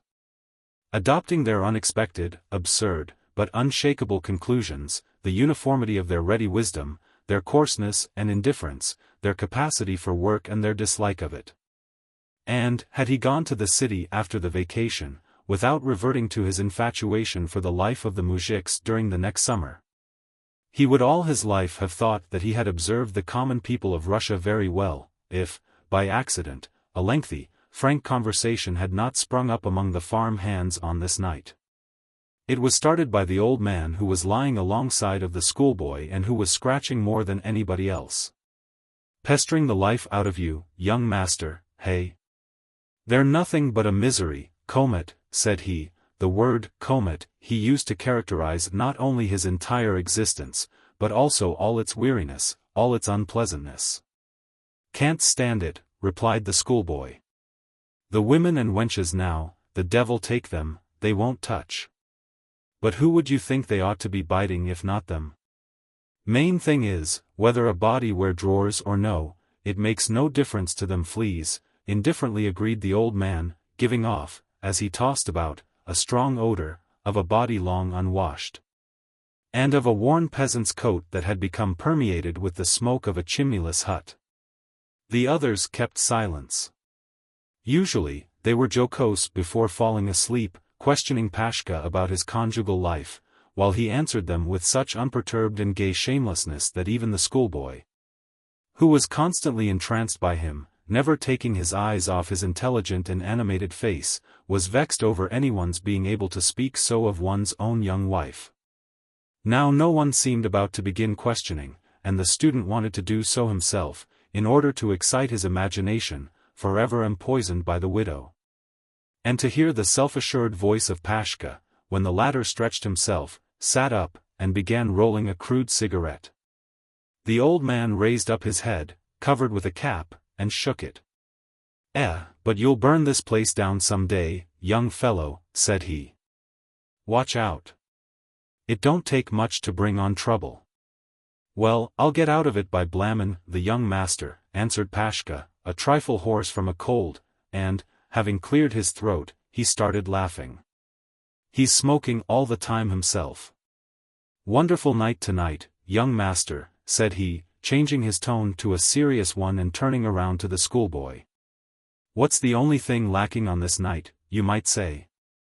"Why, the moon." They all felt that he wanted to tell something. And, truly, having kept silent for a while, without eliciting any reply, he suddenly added, "Are you asleep, young master? What hour might it be now?" The schoolboy raised himself up, pulled his silver watch out of his trousers pocket, and began inspecting it by the light of the stars. 10:30, said he, bending over. "Well, now, I just knew it was that," concurred Pashka, gaily and self-assuredly, lighting his cigarette, which was rolled somewhat in the form of a pipe. It was gripped in one corner of his mouth between his teeth, and he lit it with a stinking sulphur match flaming within his cupped hands. "Just exactly at this time last year I killed a man." And the schoolboy at once straightened up, letting his hands drop, and he seemed to be turned to stone during all the time that the others talked. At rare intervals he would put in a word, but it was as though it were not he, but some other who was talking in his stead. Then everything within him began to shiver in an icy ague fit inducive of senseless laughter, and his face began to burn, as though it were aflame. Chapter 2. Ivan, as always, maintained a portentous silence. Kiryushka was not at all interested in whatever they were talking about. He lay thinking his own thoughts, mostly about an accordion, the purchase of which was his most cherished dream. Theodot, too, who lay leaning upon his elbow, was silent for a long while.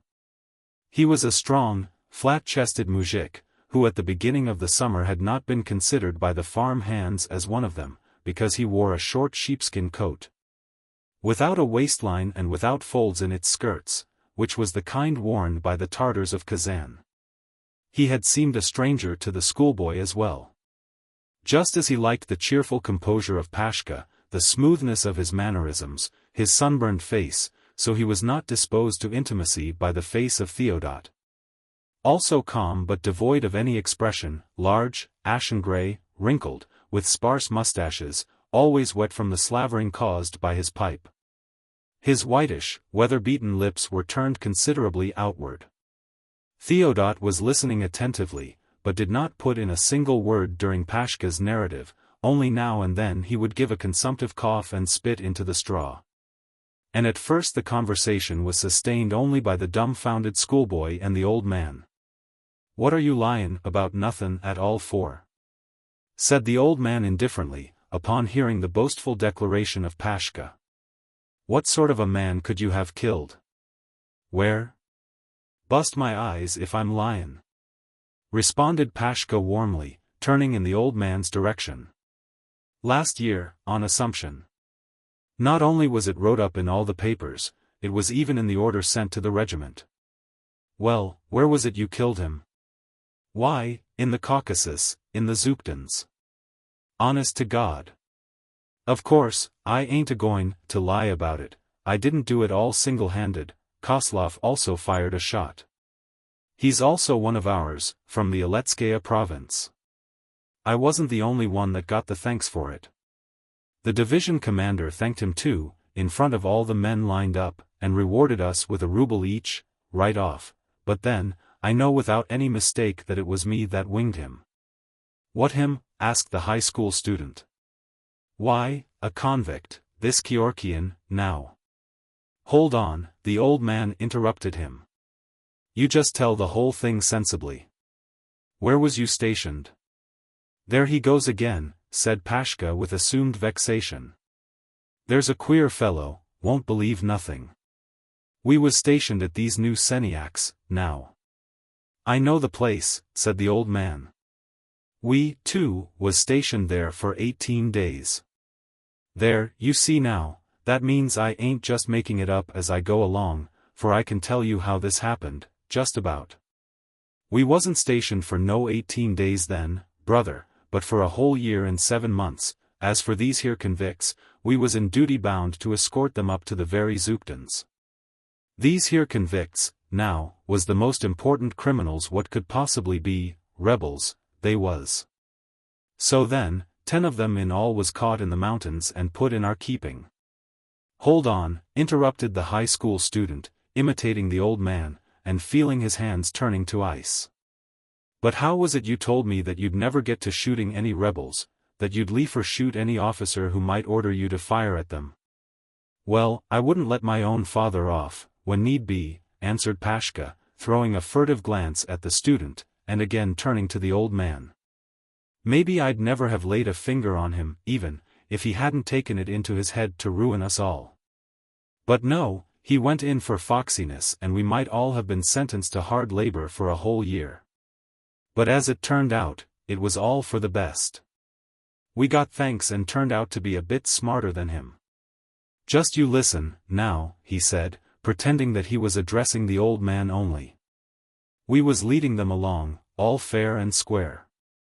We didn't have any of these carryings on, like beating them, now, for example, or urging them on with the butt end of a gun. But one of them, a sort of a skinny fellow, short of stature, was walking along and complaining about his stomach all the time, asking us all the while to let him do something. He just barely managed to tinkle along in his leg irons.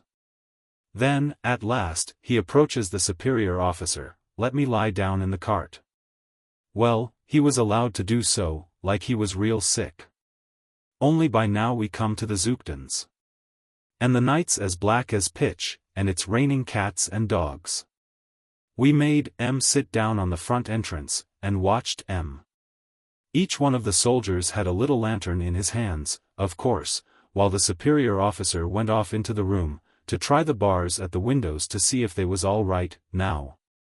And hadn't been filed away by some hidden file. Absolutely, said the old man.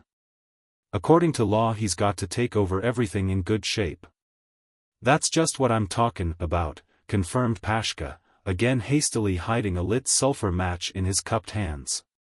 You know all this business, now, and that makes it interesting to be telling you about it. Well, the superior officer had gone off, he went on, squeezing out the match and letting the smoke out of his nostrils, he'd gone off, inspecting things, while we stand around. Nodding our heads, we wanted to sleep something dreadful, when this here Georgian suddenly jumps up, and off, round the corner with him. That means, you understand, that he had all this business figured out, while he was still in the cart. He had cut the strap around his legs that held the shackles, with the first thing that had come to his hand. Had loosened them upon him, then picked M up in his hand, so, Pashka bent over and, spreading his legs, demonstrated how the prisoner had grabbed up the shackles. And then had taken to his heels. But me and Koslov was no fools, we dropped our lanterns and took after him. Koslov ran around the corner too, whilst I went straight ahead to cut him off. I keep on running, but all the time I'm trying to catch the clink, where his chains might be clanking, that is. It ain't even worthwhile to be shootin' at haphazard, thinks I. At last, I catch the sound, and bang. I feel it go past him. I fire another shot, again I hear it go by him. But Koslov is popping away right and left, like as not to get me any minute. Then I got riled, thinks I, may your eyes bust out. I put the gun to my shoulder and I let her go, glory be to the Lord, I got him, I hear by the sound that he must have fallen down. I let out 2 more shots toward the same spot, and ran, and there he was sitting on his bottom on the ground. He's sitting down, propped up with his hands in the dirt.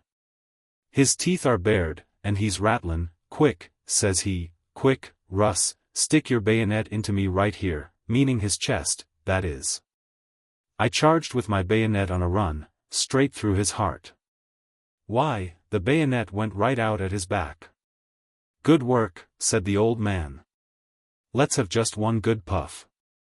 Well, and where was Koslov at now? Pashka inhaled some smoke, deeply and quickly, and thrust the fag end into the old man's hand. Why, Koslov, he answered, hurriedly and gaily, flattered by the praise, why, Koslov is running, yelling with all his might, did you do for him? I've done for him, says I, let's drag the carcass away. We took him by the shackles at once and dragged him back, to the porch. I cut him down like a weed, said he, changing his tone to a calmer and more self-satisfied one. The old man cogitated for a while. And you say the officer rewarded you with a ruble each? That's straight, answered Pashka. He gave it to us right out of his own hands, with all the battalion lined up on parade. The old man, shaking his cap-covered head, spat into his palm and extinguished the cigarette end in the spittle. Ivan, leisurely, through his teeth, drawled out. Well, it's plain to be seen there's lots of fools among the soldiers too. How do you make that out? Why, here's how, said Ivan, you darn fool. What should you have done? You oughtn't to have dragged him, but should have sent your mate with a report, and stood guard with a gun over the dead body. D'you understand now, or don't you? Chapter 3. Theodot began speaking even more plainly, after a general silence and a muttering of, yes, well done.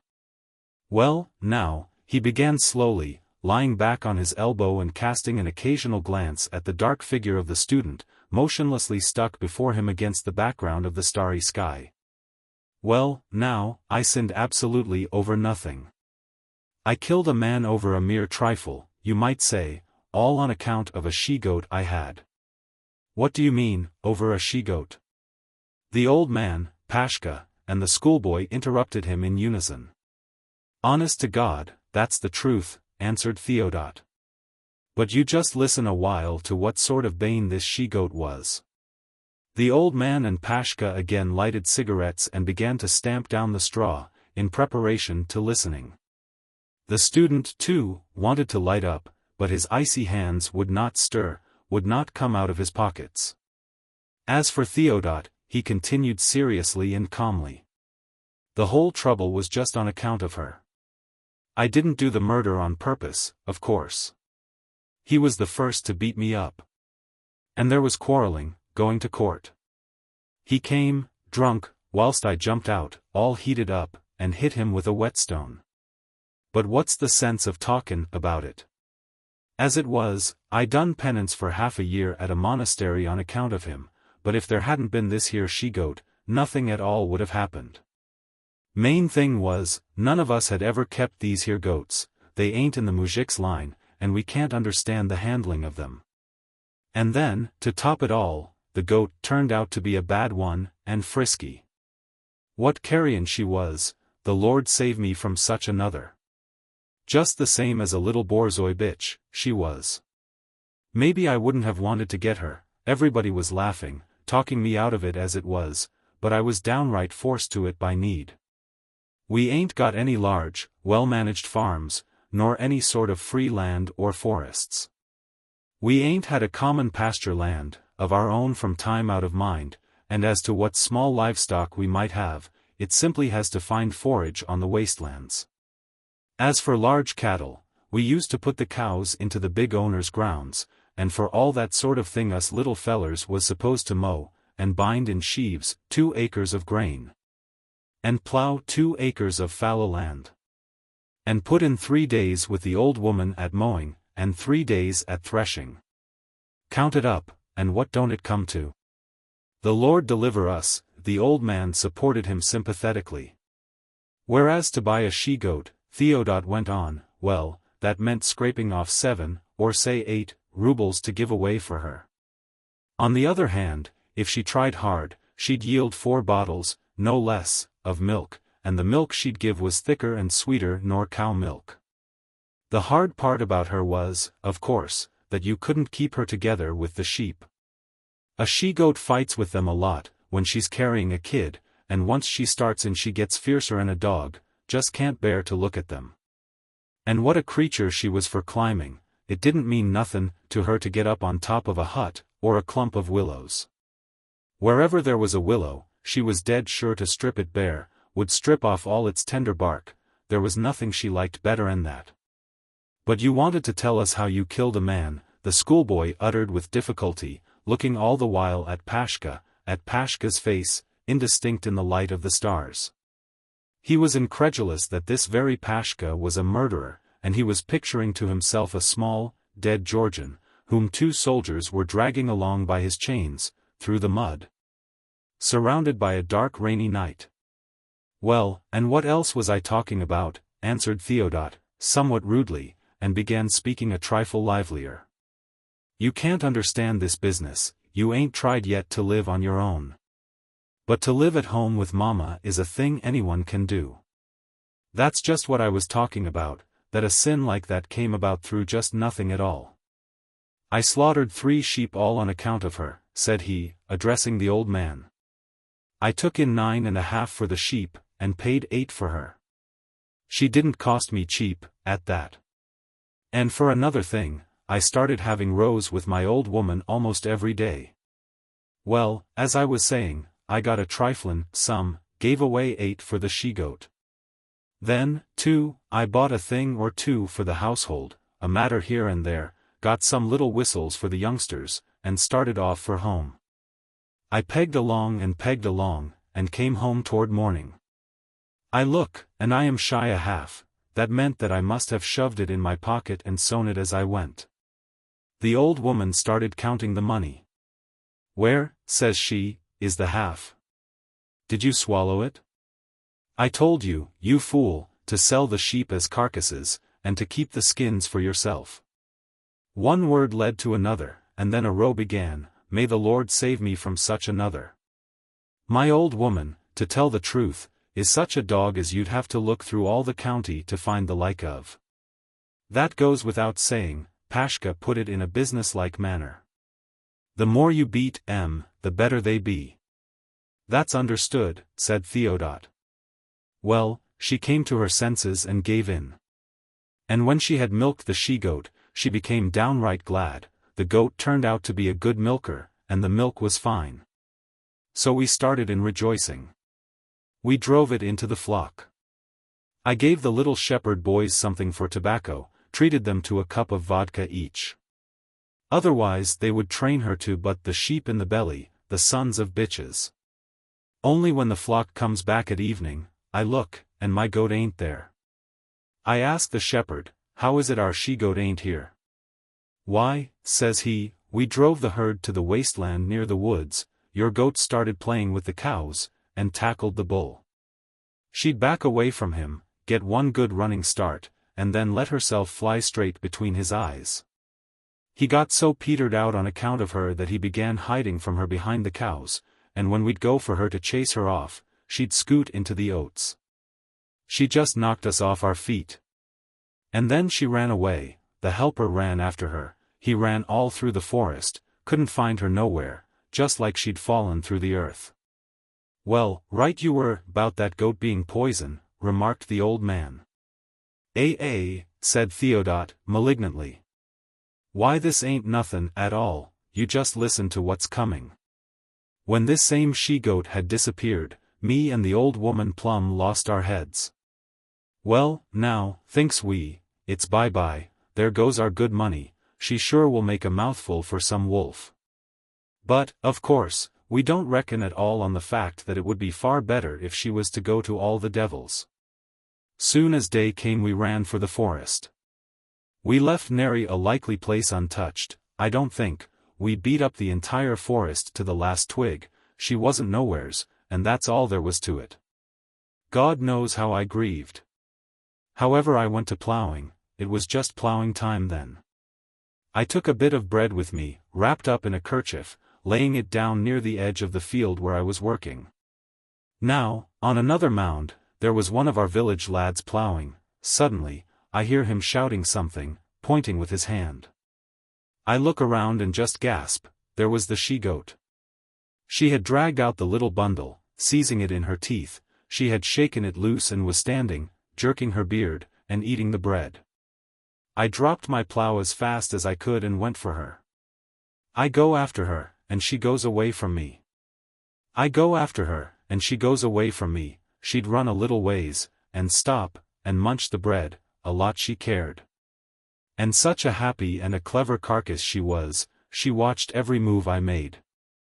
I had my heart set on her, I sure wanted to catch her. I just could have smashed her to bits, it seems. She gobbled down the bread and went off. She'd turn around and give me a look, shaking her tail, well, just making fun of me.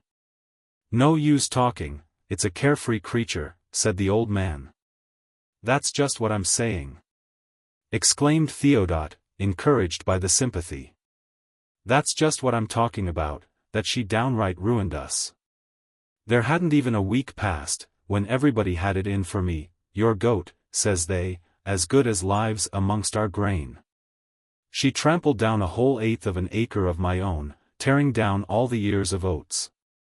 Then one day a thunderstorm came up. The lightning started in flashing, and the rain poured down. I looked and I see my white she-goat sailing along with all her might straight toward our place.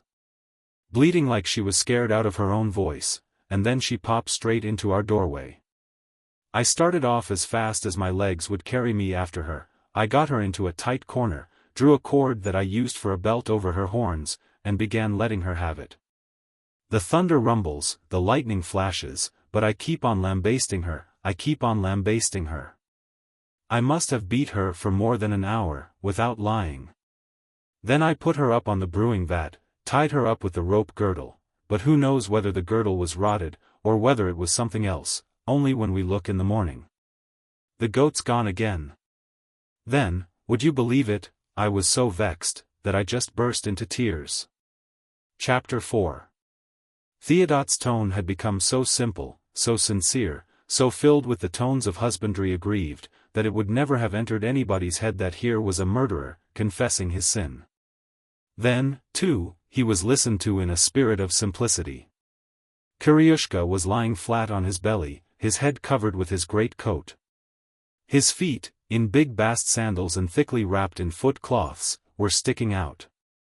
Ivan, with his cap shoved down over his forehead, his hands tucked into his sleeves, was lying on his side, also without moving.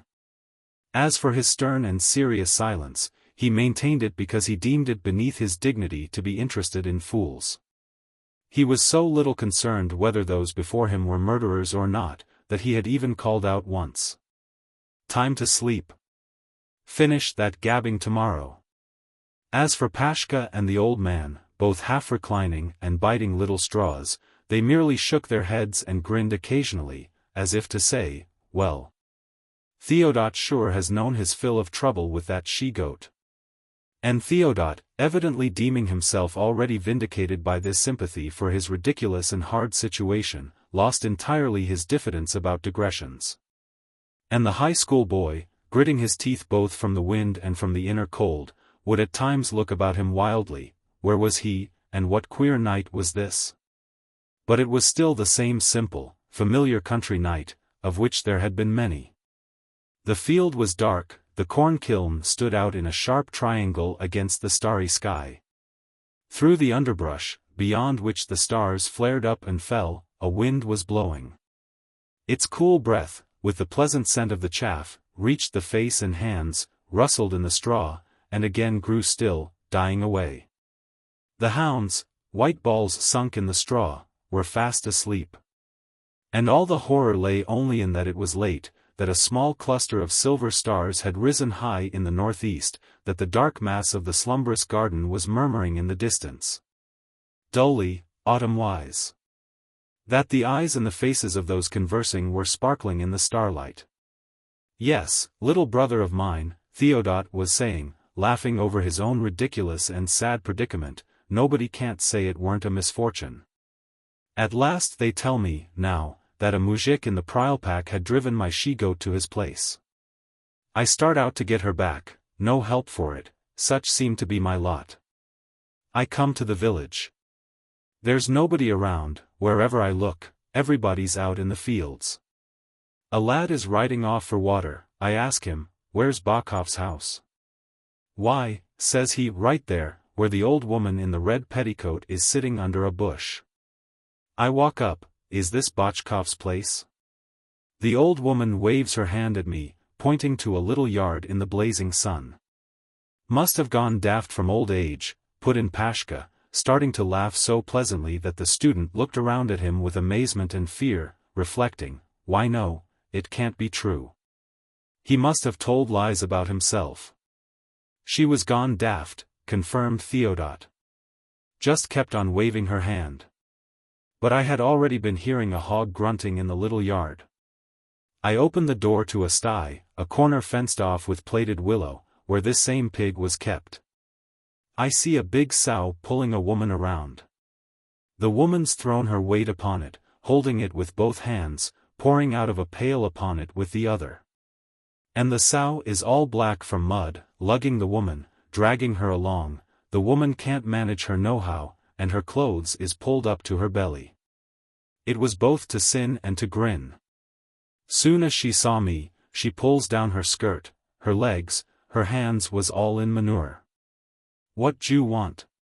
What do I want? I'm here on business. You drove my she-goat up here. You're keeping strayed cattle, but ain't giving out no notice of it. We ain't keeping any she-goat of yours, says she.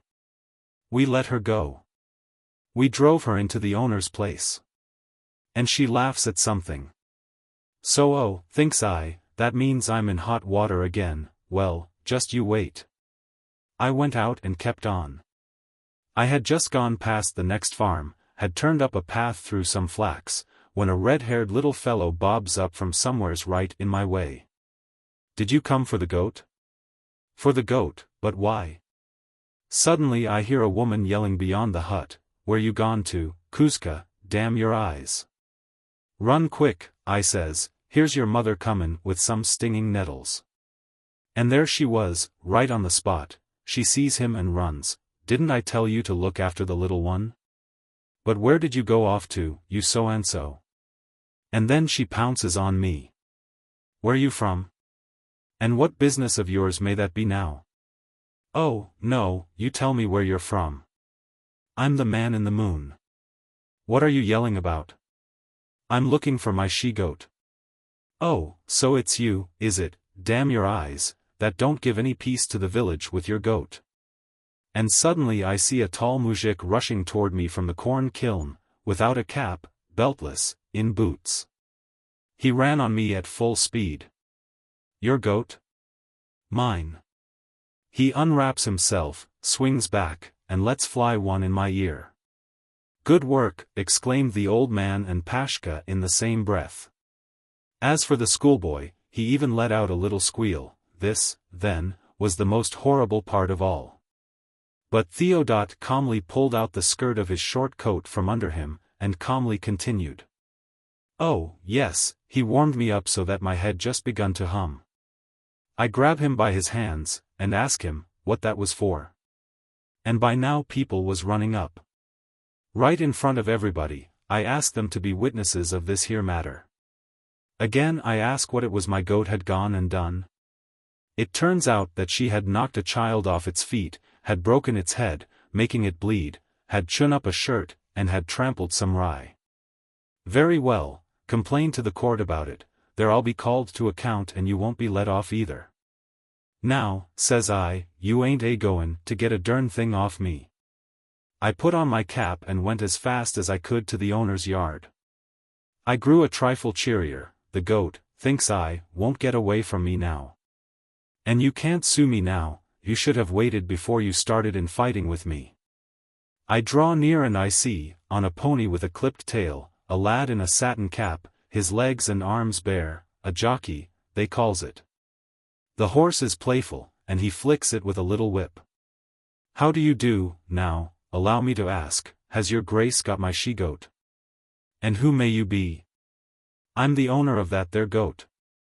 Well, now, my daddy ordered it to be driven in. Things are going along fine. I go on farther and meet a beggar, from whom I lay in some bread, for the hounds in the owner's yard are pretty big. I enter the yard and see a 4-horse carriage standing on the gravel drive near the house. The horses are well fed, spirited. There's a flunky at the grand entrance, his beard parted in two. A grown-up young lady walks out in a hat trimmed with ribbons, her face all covered up with muslin. Dasha, she yells to the maid in the house, ask the master to come as soon as possible. He's at the riding ground. I start for the riding ground. There I see the owner himself standing, in a uniform frock with a green collar. He wears a medal and carries his cap in his hand. His bald head simply blazes in the sun, his belly is all in creases, and he's all red himself. And there's a little lad perched up on the roof, his arm plunged in under the roofing, looking for something, must be for starlings, thinks I to myself. But no, he was taken up with sparrows. The owner looks on, yelling, catch them, the sons of bitches. And the little boy catches the young sparrows, pulls them out, and knocks them against the ground. The owner catches sight of me. What do you want? Why, now, says I, your gardener caught my she-goat at the strawberries. Allow me to take her away, so's I may kill her. This isn't the first time, now, says he, I shall fine you 2 rubles. I agree with you, I says, I'm at fault, and I admit it. What hard luck. I says, I always have 2 wenches watching it. But yesterday, as though for spite, the deuce knows whether they ate too many raw mushrooms, or what it was, they was rolling around, spewing up. And as for my wife, she also didn't watch out, to tell the truth, she was lying in the barn, yelling with all her might, her hand had all swollen up, a man's got to excuse himself somehow. I tell him all about what a baneful creature my she-goat is, how I was given one in the ear for her, he laughs and grows good-natured. No matter how I chase her, says I can't catch her nohow. And I so wanted to ask your grace for a little gunpowder and to borrow a gun from the truck gardener, so's to shoot her with it. Well, of course, he softened a lot, allowed me to take her, and I done for her on the spot. You done for her? Asked the old man. Absolutely, said Theodot. Well, take it, says he, only watch out, don't mix it up with mine. That won't happen, nohow, says I, I'd know her amongst 1,000. We went out to the fold, taking Pakamka the shepherd along with us. I give one look, and at once notice her behind the sheep. She was standing, looking at me sharply for some reason, eyeing me askance. Me and Pakamka got the sheep into a corner as tight as we could, and I began to walk up to her. I make 2 steps, she gives 1 jump over a ram. And again she stands, looking. Again I start for her. And then, she points her head with its horns toward the ground and makes 1 dash for the sheep, and they all just rush away from her, they parted like water. Then I got mad. Says I to Pakamka, you just drive her up as easy as you can, the whilst I climb up on the shed, where it's darker, and grab her by the horns. And it's awful how much manure there was in that yard, right up to the very sheds in some places. I climbed up on the shed, laid down, grabbed a beam as hard as I could, whilst Pakamka kept on scaring her on toward me. I waited and waited, until finally she came under the very shed, and then I made a grab for her horns. And then she starts in bleeding. I even got scared. I fall off the shed. I dig my feet in, holding on to the horns, while she dashes with me all over the yard, drags me up to a pit. Then she squirms out, scraping me with her horn over the beard, over the nose, till everything turned black. When I look up, she's already up on the roof. She'd jumped up on the pile of manure, from the manure onto the roof, from the roof into the tall grass. We could hear the dogs getting noisy in the yard, the other dogs picked it up, raising a racket in the village. We, of course, jumped out after her. But she's flying along with all her might, and straight for the last hut. There was a new hut being built there. The windows was still boarded up and there was no entry yet, while there was just bare poles laid aslant for the roof. So she clambered up them up to the very ridge. A power like a whirlwind must have carried her up there. We ran up as fast as we could. As for her, she must have felt her death coming. She was bleeding for all she was worth, all scared. I picked up a hefty brick, took aim, and caught her so neat that she just jumped up in the air, and then started with a swish down the roof. We ran up, but she was just lying there, her tongue jerking in the dust. She'd take a breath and then rattle, take a breath and rattle again, till the dust rose up near her nose. And her tongue was long, just like a snake. Well, of course, after half an hour or so, she had croaked. Chapter 5. There was a silence.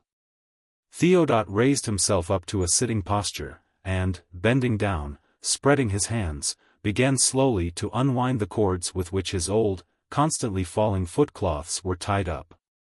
And a minute later the schoolboy with horror and repulsion saw that which he had seen so many times before with perfect calmness, a muzhik's bare foot, dead white, enormous, flat, with a monstrously grown great toe lying crookedly on top of the others, and the thin, hairy skin, which Theodot, having unwound and dropped the footcloth, began to scratch hard in a delectable fury, tearing it with his nails, as strong as those of a beast.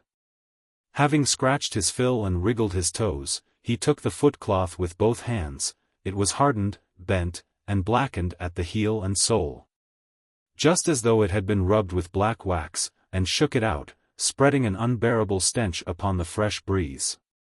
Yes, murder means nothing to him, reflected the student, shivering. That is the foot of a real murderer. How horribly he killed this beautiful she-goat. And the man that he killed with a whetstone, he must have been sharpening a scythe, and must have struck him straight in the temple, killing him on the stop. But Pashka. How could he tell about it so gaily and with such enjoyment, too? It came right out at his back. Suddenly, without raising his head, Ivan began speaking morosely. Fools are beaten even at the altar. Why, Postnyi, it wouldn't be half enough to beat you to death for this here she-goat. What did you go and kill her for? You should have sold it. What sort of a husbandman do you call yourself after that, you darn ninny, when you don't understand that a muzhik can't get along without livestock? It should be valued. If I only had a she-goat, now. He didn't finish his sentence, was silent for a while, then suddenly grinned. There was an affair in Stanova, now, well that really was something. It wasn't worse than your goat, now, a landowner by the name of Musin was keeping a wild bull. This bull just wouldn't let anybody pass, he gored 2 young cowherds to death. They'd fasten him up with a chain, but still he'd tear loose and go off. Just the very same way, too, like your goat, he'd trample the peasants' grain. But no one dared to chase him off, they were afraid, and would walk a mile around him. Well, of course, they sawed off his horns, gelded him. He quieted down a bit. Only the muzhiks scored up everything against him. When these here riots began, here's what they did, they caught him in the field, tied him up with ropes, threw him off his feet. They didn't beat him at all, but just took and stripped him to the last hair. So, all bare, he dashed into the owner's yard, he ran in at full speed, fell all in a heap, and died right on the spot, losing all his blood. How? Asked the schoolboy, they took his hide off. While he was alive? No, while he was cooked, mumbled Ivan. Oh, you Moscow city feller. Everybody started laughing. While Pashka, laughing more than all of them, quickly picked up the conversation. Well, there's a lot of murderers for you. And you was saying, just like that we ought to be treated kindly. No brother, guess you can't get along here without us marching soldiers. When after the Seniaks we was stationed at Kursk, now, we was also restoring order in a certain settlement. The mujiks had gotten it into their head to ruinate an owner. And the owner, they do say, was a good sort, at that. Well, the whole settlement went for him, and, naturally, the women tagged along. The watchmen came out to meet the villagers. The peasants went for them with stakes and scythes. The guards fired one volley, and then, of course, took to their heels. What the devil sort of strength can you expect from those dunderheads? But one bullet did get a baby in a woman's arms. The woman was left alive, but he, of course, didn't even let out a squeak, just gave one jerk with his little legs. So, good Lord, said Pashka, tossing his head from laughter and seating himself more comfortably, what only didn't the mujiks do? They broke everything to smash and smithereens. Chased this same owner into a corner, trampling him down, while this mujik, the father of this here child, ran up to that very spot with this same baby. He was all gasping and crazed from grief, and he starts in to beat the owner over his head with this dead baby. Grabbed him by the little legs and starts in lambasting the owner. And then the others fall upon him, and, of course, all for one and one for all, they finished him. We were rushed up, but he was already beginning to rot when we got there. Well, what are you laughing about, you fool? The schoolboy wanted to cry out, suddenly feeling a ferocious hatred for Pashka's laughter, for Pashka's voice. But here Kiryushka suddenly stirred, and, raising his head, said with childish naiveness. But that which took place when Kochurgin the landowner was being wrecked, that was something awful. I was then living with him as one of his shepherds. So all their mirrors was thrown into the pond. Afterwards, people from the village would come over for a swim, and would always be pulling them out of the slime. You'd dive, stand up, and then your foot would just slide over a mirror. And this, now, how do you call it, for Topioner was dragged into the rye. We used to come, Kiryushka raised himself up, and, laughing, leant back on his elbows. We would come and there it would be standing. You'd take a club, and start banging upon its keys, that is. From one end to the other. Why, it would play better nor any accordion. Everybody laughed once more. Theodot had adjusted his footgear, had again crisscrossed his footcloths accurately with the cords, and, having set himself to rights, had resumed his former position. And, having waited for a moment of silence, he began to finish his story in measured tones. Yes, he gave me one on the ear, and yet put in a suit as well. For all these, now, losses and damages, for the forage, that is. He was called Andrei Bogdanov, Andrei Ivanov Bogdanov. A tall muzhik, he was, red-faced, thin, always evil-tempered, always drunk. Well, now, so he started a suit. It was he that had warmed my ear, and he it was that was suing me to boot. Here the busiest time of the year came along, with nary a breathing space, but I've got to be hiking off 15 miles away. I guess that's just what the Lord must have punished him for. As he gazed at the straw, stifling his cough and wiping his flat lips with the palm of his hand, Theodot's speech was becoming more and more somber, more and more expressive. Having said, the Lord must have punished him, he was silent for a while, and then went on. The suit, of course, came to nothing. A peace was patched up between us. We was both at fault, that is. But only he wasn't content with that. He made up with me, but right after he walked away, drank till he was blind drunk, started threatening to kill me. He yells before everybody, "Wait," says he, "wait, I ain't drunk yet, now, but when I've drunk enough I'll settle your hash." I wanted to get away from the mix-up, it made me feel sick in the stomach. Then he took to coming to our village, he'd come under my windows, drunk as drunk could be, and would start in to curse me out, saying things about my mother. And I have a grown-up daughter. That weren't right, sympathetically grunted out the old man, and yawned. Oh, it was a grand story, said Theodot. Well, now, so he comes on an evening before the Kiriki. I hear him making a hubbub in the street. I got up, without saying a word, went out into the yard, sat down on a harrow, and started sharpening a scythe. But I was taken with such a rage that I saw red before my eyes. Then I hear him walking up to the hut, raising a rumpus. Must be wanting to break the panes, thinks I to myself. But no. He just made a lot of noise and was already going somewhere else. That would have been the end of it perhaps, if only Alka, my daughter, hadn't jumped out. And then she starts in yelling, with a voice not her own, "Help, father, Andrushka is beating me." I dashed out with the scythe whetstone in my hand, and, all in a passion, hit him once right over his head. He just hit the ground.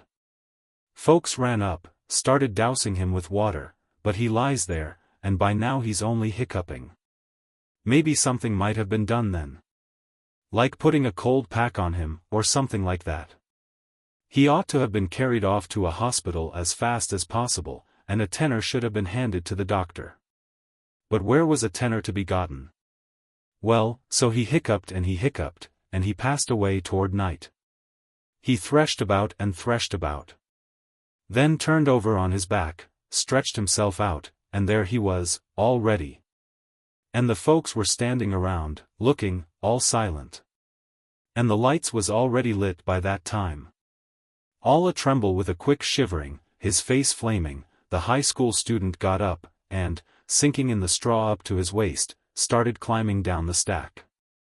A borzoi bitch, frightened by him, suddenly jumped up and gave a jerky bark. The student drew back sharply, falling into the straw, and stood stock still. The chill wind was rustling. A cluster of chill autumn stars showed white above his very head, while from beyond the hillock of rustling straw came the measured, low-pitched voice of Theodot. I sat in the barn for 2 days under guard, and saw the whole thing through a little window. How they cut him up, that is. The people flocked in from all the villages, to have a look at this murdered man, and me too, for that matter.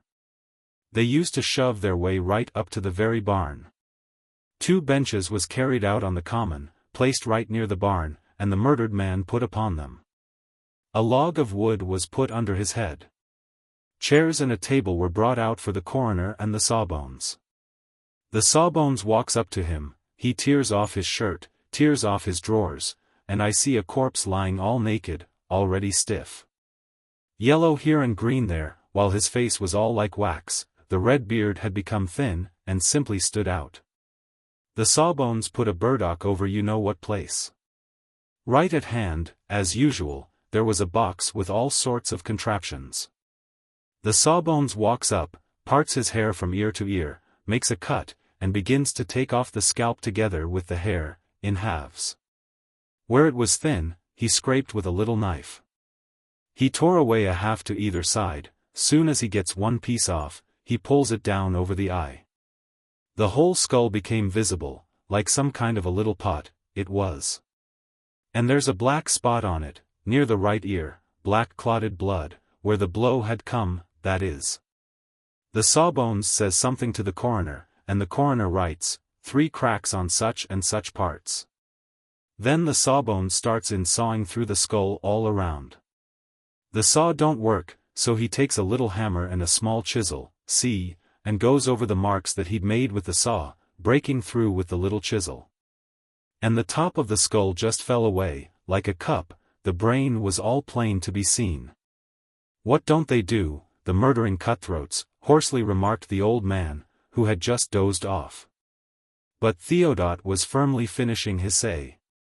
Then he took out a heavy knife, and starts cutting the chest, right through the gristle. He hacks out a 3-cornered piece, and starts pulling it away, it even started cracking. All the stomach came to view, and the blue lungs, and all the innards. Deafened by the beating of his own heart, the student got up on his feet, standing up to the full of his great height, in his cap, shoved back on the nape of his neck. In his light uniform overcoat, which was already too short for him. Grey, huge, dreadful in his Mongolian calmness, Theodot was speaking in measured tones, his pipe gripped between his teeth, but the student was no longer listening to him. With all his eyes he was looking at all these men, so familiar and yet so unknown, so incomprehensible, who had made his whole soul so sick on this night.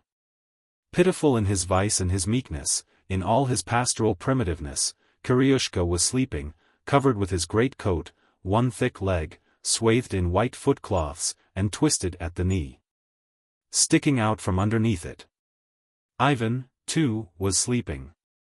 Ivan of the morose, disdainful face, whose mother, a horrible, black old woman, had been dying for 3 years now, in his black mud hut, standing near the ditches at the edge of the bare village. In the darkness and the dirt, underneath the low ceiling, underneath the low roof of sods, and yet cannot in any way die, to her grief. While his buck-toothed thin wife feeds at her dark yellow, hanging dry breast a bare-bellied, clear-eyed child, with its nose running. And its lips bitten into blood by the countless flies in the hut. The happy Pashka was sleeping his heavy, healthy sleep in the fresh wind, in his soldier's cap, heavy boots, and his new short coat. As for Komet, the old man, who has not got even a short coat, he has only a long coat, frayed and with a large hole through the shoulder, whose drawers always hung so low upon his flabby thighs. He was sitting with his back to the wind, bareheaded, stripped to the waist. He, senilely emaciated, yellow of body, with his shoulders elevated at a slant, with his twisted prominent backbone glistening in the light of the stars, was sitting with his big tousled head, ruffled by the fresh wind, bowed down, bending his neck which was already scrawny and all in coarse wrinkles. He was intently examining the shirt he had taken off, and, as he listened to Theodot, he would at times squeeze its collar band between his thumbnails. The student jumped down upon the hard and smooth autumnal earth, and, stooping, quickly walked toward the dark, murmurous garden, toward home. All 3 dogs also arose, and, showing dimly white, started running sideways after him, with their tails curled tightly. Elijah, the prophet. There was a fire that spring at Semyon Novikov's, who lived with his thin-armed brother, Nikon, at Ovshiny Broad. Then the brothers decided to divide their property, and Semyon was to build a new house for himself, farther down on the high road. On the night before St. Elijah's day, the carpenters asked permission to go home. So Semyon himself had to spend the night in the unfinished building. He had his supper with his brother's large family, in the little room full of flies and noise, lit his pipe, threw a coat over his shoulders, and said to his wife, "It's too stuffy here. I guess I'll go to the new house and spend the night there. Somebody might steal the tools." "Take the dogs with you, at least," said his wife. "Nonsense," answered Semyon, and went out. The moon was shining that night. Thinking about his new house, Semyon did not notice how rapidly he covered the distance from the village to the high road, going uphill all the time through a broad field. And then a verst up the road, coming, at last, to his unfinished new home, roofless as yet, but covered with ceiling boards. The house stood on the edge of a large field planted with oats, all by itself. Its frameless windows looked like black holes. Moonlight played dully on the edges of freshly cut beams, on tow, stuffed into joints, and on shavings, scattered all over the threshold. The golden July moon rose far beyond the gulches of the Broad, and seemed to be very low and very dull. Its warm light appeared to be diffused. Ripe ears of oats shone gloomy and grayish, like sea sand. Towards the north, the whole landscape appeared somber. A dark cloud was rising there. Soft winds, blowing from every side, at times became stronger and ran in rapid gusts through stalks of rye and oats, which fluttered dryly and restlessly. The cloud in the north seemed motionless. Only from time to time it glittered with a rapid, ominous, golden glow. Lowering his head, as usual, Semyon entered the door. It was dark and stuffy inside. The moon's yellowish light that peered through the window holes did not mingle with the darkness, but seemed, rather, to accentuate it. Semyon flung his coat on top of some shavings, right in one of the bands of light that lay on the floor, and threw himself on it, settling on his back. After sucking his cold pipe for a few minutes, he put it into his pocket, and, having reflected a little, fell fast asleep. By and by, gusts of wind began rushing into the empty window holes, through the building, and out through the door. Dull peals of thunder began to rumble at a distance. Semyon woke up. The wind was now quite strong, its gusts were rushing, uninterruptedly, through rows of feverishly fluttering stalks of rye and oats. The light of the moon was now duller still. Semyon walked out of the house and into the field of fluttering oat stalks, that stood as pale as ghosts. He looked up at the cloud. There it stretched, black and threatening, covering half the sky. He was standing directly against the wind, which was disheveling his hair, and forcing him to close his eyes. And the lightning, too, flashing ever more brightly and threateningly, blinded him. Making the sign of the cross, Semyon knelt down. Suddenly he saw a small crowd of people, with bare heads and new, white clothes, appear at the other end of the field, plainly visible against the dark wall of the cloud. The crowd was moving toward Semyon, bearing an enormous ancient image. The bearers were airy, vague, almost transparent, but the image was perfectly clear and distinct. The awful, stern face shone red upon the black field, burnt by candle flames, besplattered with wax, and framed in ancient, bluish silver. The wind blew the image away from Semyon's face, and Semyon, in joy and trepidation, bowed to the ground before the image. And when he raised his head, he saw that the crowd was quite close to him, holding in front of him the magnificent image, while upon the cloud, as in the great church painting, the white-bearded Elijah himself appeared. Like God, Lord of the Sabaoth, Elijah was clad in fiery chitons. He was sitting upon the lower edges of the cloud, which had a dead blue color, while above him burned two orange-green rainbows. And, his eyes flashing like lightning, Elijah spoke to Semyon, his voice mingling with the distant rumble of thunder. "Stand there, Semyon Novikov. And hear me, ye princely Christian peasants. For I am going to bring to judgment Semyon Novikov, a peasant of the Yelitsk-Uyezd, Pritachevsky Volist, the hamlet of Ovshiny Broad." And the whole field, shining there as if covered with white sand, and all its stalks of grain seemed to rush forward and bow before Elijah. And in the midst of their fluttering the prophet's voice rose again. "I am angry with you, Semyon Novikov, and I am going to punish you. What have I done to anger you, O Lord? Said Semyon. It does not befit you, Semyon, to question me, Elijah. You must answer me. Just as you say, O Lord. 2 years ago I killed your elder boy Pantely with my lightning. Why did you bury him only halfway, and return him to life through witchcraft? Forgive me, O Lord, said Semyon, bowing before him. I was sorry for the youngster. And then, think yourself, who is going to take care of me when I grow old? And last year I cut your rye down with wind and hail. Why did you find out about it ahead of time, and sell your crop in the field? Forgive me, O Lord, said Semyon, bowing before him. My heart foretold it, and I needed the money so badly. And this year, didn't I burn your house down? Why are you in such a hurry to separate from your brother and build a new house? Forgive me, O Lord, said Semyon, bowing before him. I thought my thin-armed brother unlucky, and that all those misfortunes came through him. Close your eyes. I'll think, and take counsel as to how to punish you. Semyon closed his eyes and bowed his head low. The wind was whistling through the fluttering stalks, and Semyon tried to overhear Elijah's conversation with the peasants. But a new peal of thunder drowned their whispers. No, I can't think of anything, said Elijah in a loud voice. Think of something yourself. May I open my eyes? Asked Semyon. No. You will think better with your eyes closed. You're a strange fellow, O Lord, grinned Semyon. Well, what can I do? I'll buy you a candle for 3 rubles. Oh, you have no money. Didn't you spend everything you had for the new house? Well, then I'll go to Kiev, or to the White City, said Semyon, hesitatingly. That would be simply wasting your time and wearing your shoes out. Who'll take care of your house? Semyon thought for a few moments. Well, then, kill my girl, Anfiska. She's only 2, anyway.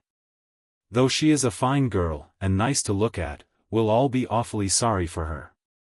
But what's to be done? Hear him, ye Christians, said Elijah in a loud voice.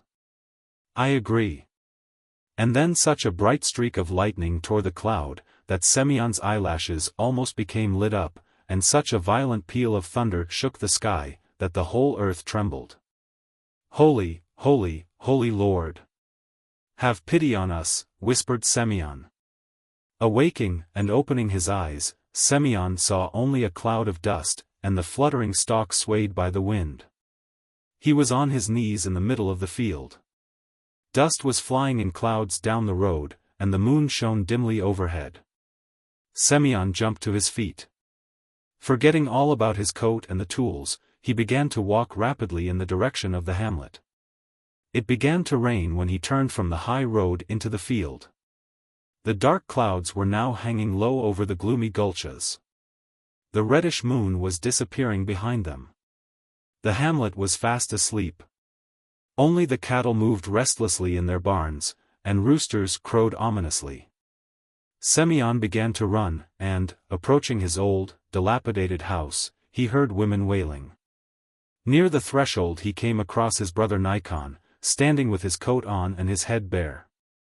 There he stood, so thin and prematurely wrinkled, looking about him stupidly. There's trouble in your place, said he, and his voice plainly showed that he was not yet fully awake. Citoyen rushed into the house. The women were tossing about in the dark, shrieking and wailing, looking for matches. Semyon snatched a box from behind an image and struck a light. The cradle, hung near the stove, was swaying from side to side, for the women knocked against it as they rushed about the room. And in the cradle lay a little girl, dead, her body turned black-blue, while on her head a nightcap, made of scraps of cloth, was burning slowly. From that time on, Semyon lived quite happily. I say nothing. When he had been a young man, everybody used to call Alexander Romanov Shasha. At that time he was living in the settlement of Lamovo, in an iron-roofed house that stood facing the common, and his beatings were administered to him by his father, Roman. Roman deemed himself the first man in all that district. he used to shove his hand out to all the gentry and the squires whenever he would meet them. He had a store in the settlement, and a mill beyond it, but the way he got richer and richer was by buying up groves from the landowners and then cutting them down.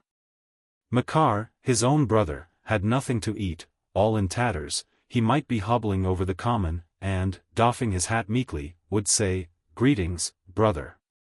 But Roman, well-fed, looking like a deacon, would answer him from his stoop, "Don't you brother me, you dolt.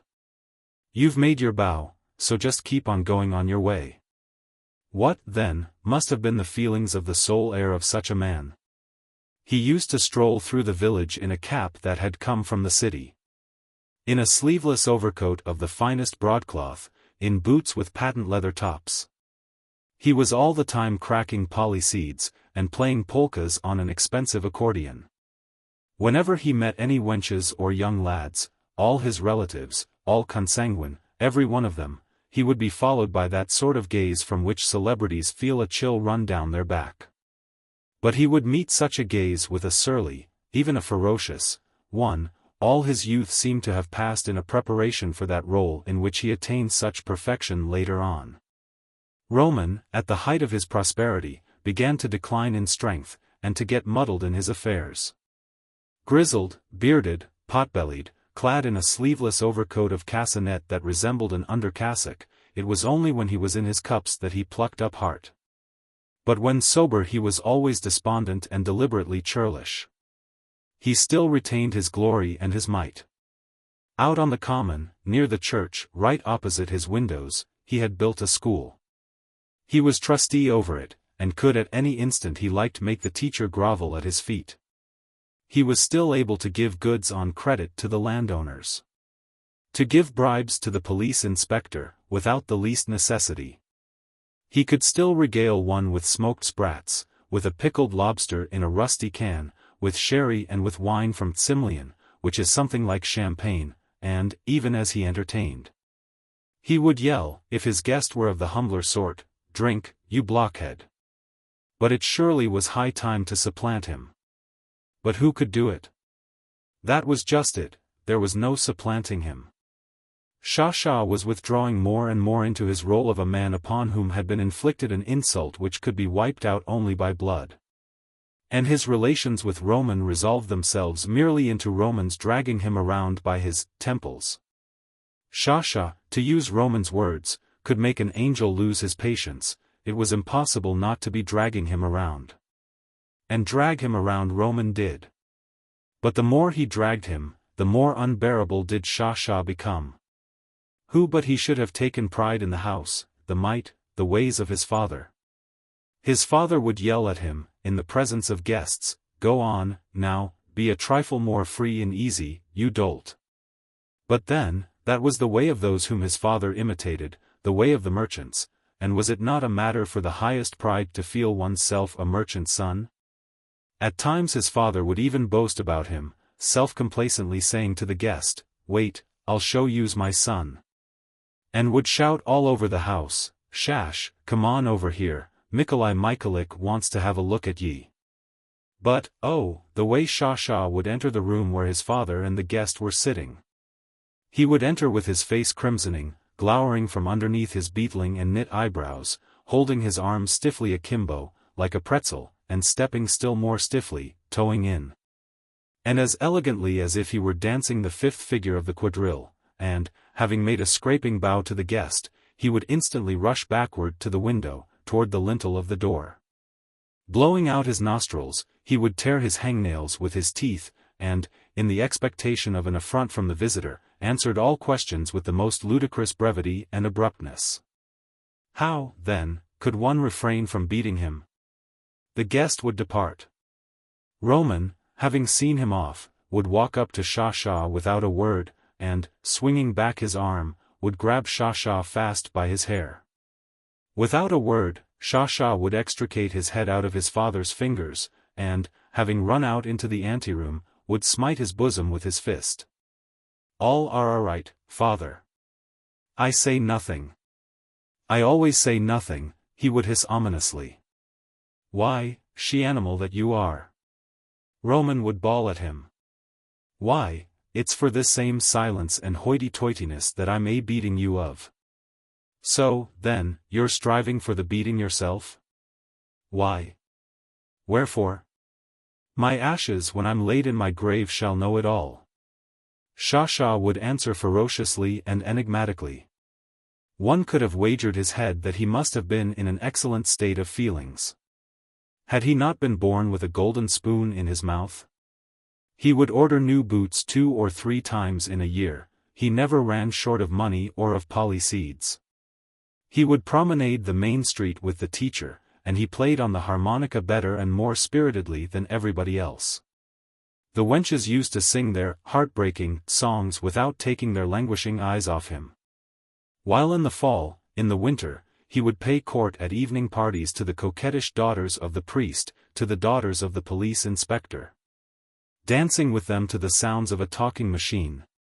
He was usher at weddings, donning a frock coat, starched shirt, and new, tight shoes. But then, even his courting was somehow caustic, offhand. But what's the use? Even when all by himself, looking in the mirror as he whipped up his brownie fleece with a metallic comb, he would squint at himself like some monster. His nose was squashed, his voice hoarse, his appearance that of a convict. The moujiks used to call him a hangman. No great honor, that, you would think. But no, he took a delight even in that. The low-down devil, the moujiks would say. Nothing ever pleases him, everything ain't his way, everything ain't right. And he, with all his might, tried to justify these bynames. Who? Is it Shasha you mean by low-down? Roman would ask with indignation. Why, you can pave a pavement with blocks the likes of him. He's a fool, a play actor, a born loafer, and that's all there is to it. What's he putting on airs for? What the devil is he after? But Shasha just looked on with a venomous smile, and never let a word out. Well, now, just take a look at him, do. Roman was saying. Just look what he's trying to make out of himself. But Shasha only knit his eyebrows, making them turn up higher and higher. More and more rapidly did he bite his nails, and by now was convinced even himself that something dreadful was coming to a head within him. Oh, father, he would say, as though unable to hold out. Oh, but I would like to tell you a certain thing. Roman, despondent, with sagging pouches under his eyes, would smile like a martyr. Well, what sort of a thing is it? Well, now, say it. Who, me? Shasha would ask, throwing a glance at him from underneath his eyebrows. Yes, you. My ashes when I'm laid in my grave shall know it all. But what is it that they'll know? Are you drunk, you good-for-naught? Drunk. Shasha would answer. Drunk? I say nothing. I always say nothing. And, almost weeping, Roman would again advance upon him, like a bear.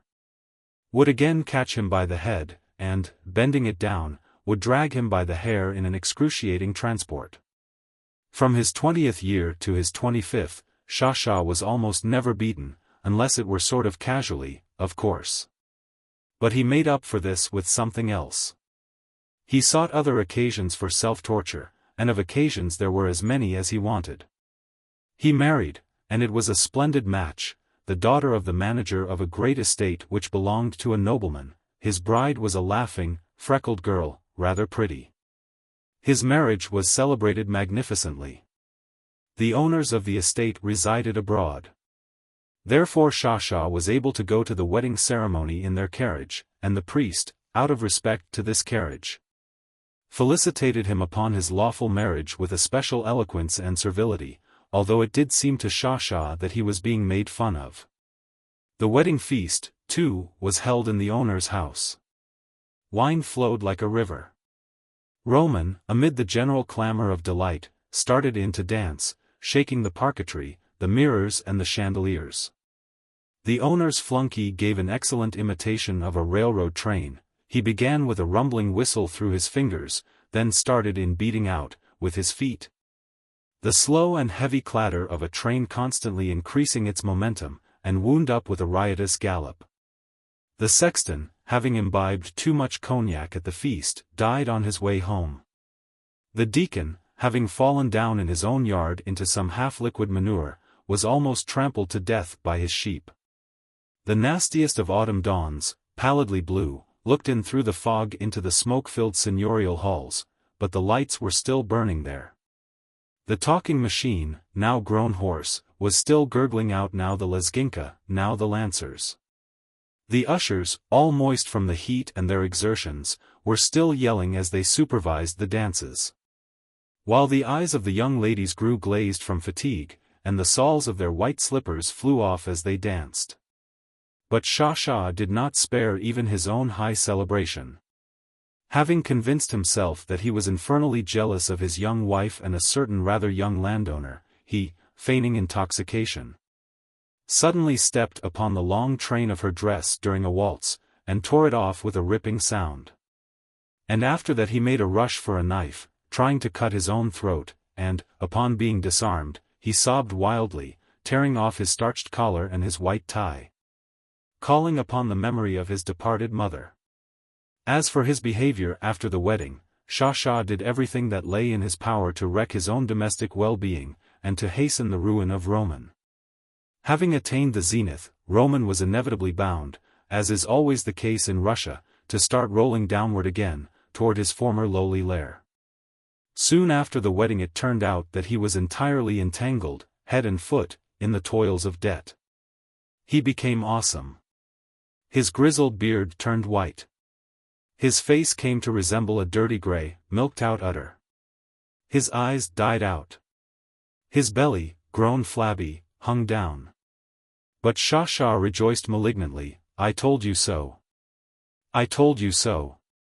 And was finishing him off, he rioted, kicked up Rose, demanded a winding up of Roman's affairs. And Roman, turning green from wrath, would rise up against him like a bear, thirsting to maim him, but he no longer could, he no longer could. Crushed down by the thought of approaching disgrace, of approaching poverty, he took to drinking harder and harder. Having lost all shame, he got his mistress, a cook and a soldier's wife, into his own house. Shah, not being contented with his wife, lived with her too, just to spite him. As for his wife, he used to exhaust her with his jealousy and his scares. He used to stay away from the house and to send mujiks with notes to her, upon which notes would be written, "Forgive me in death.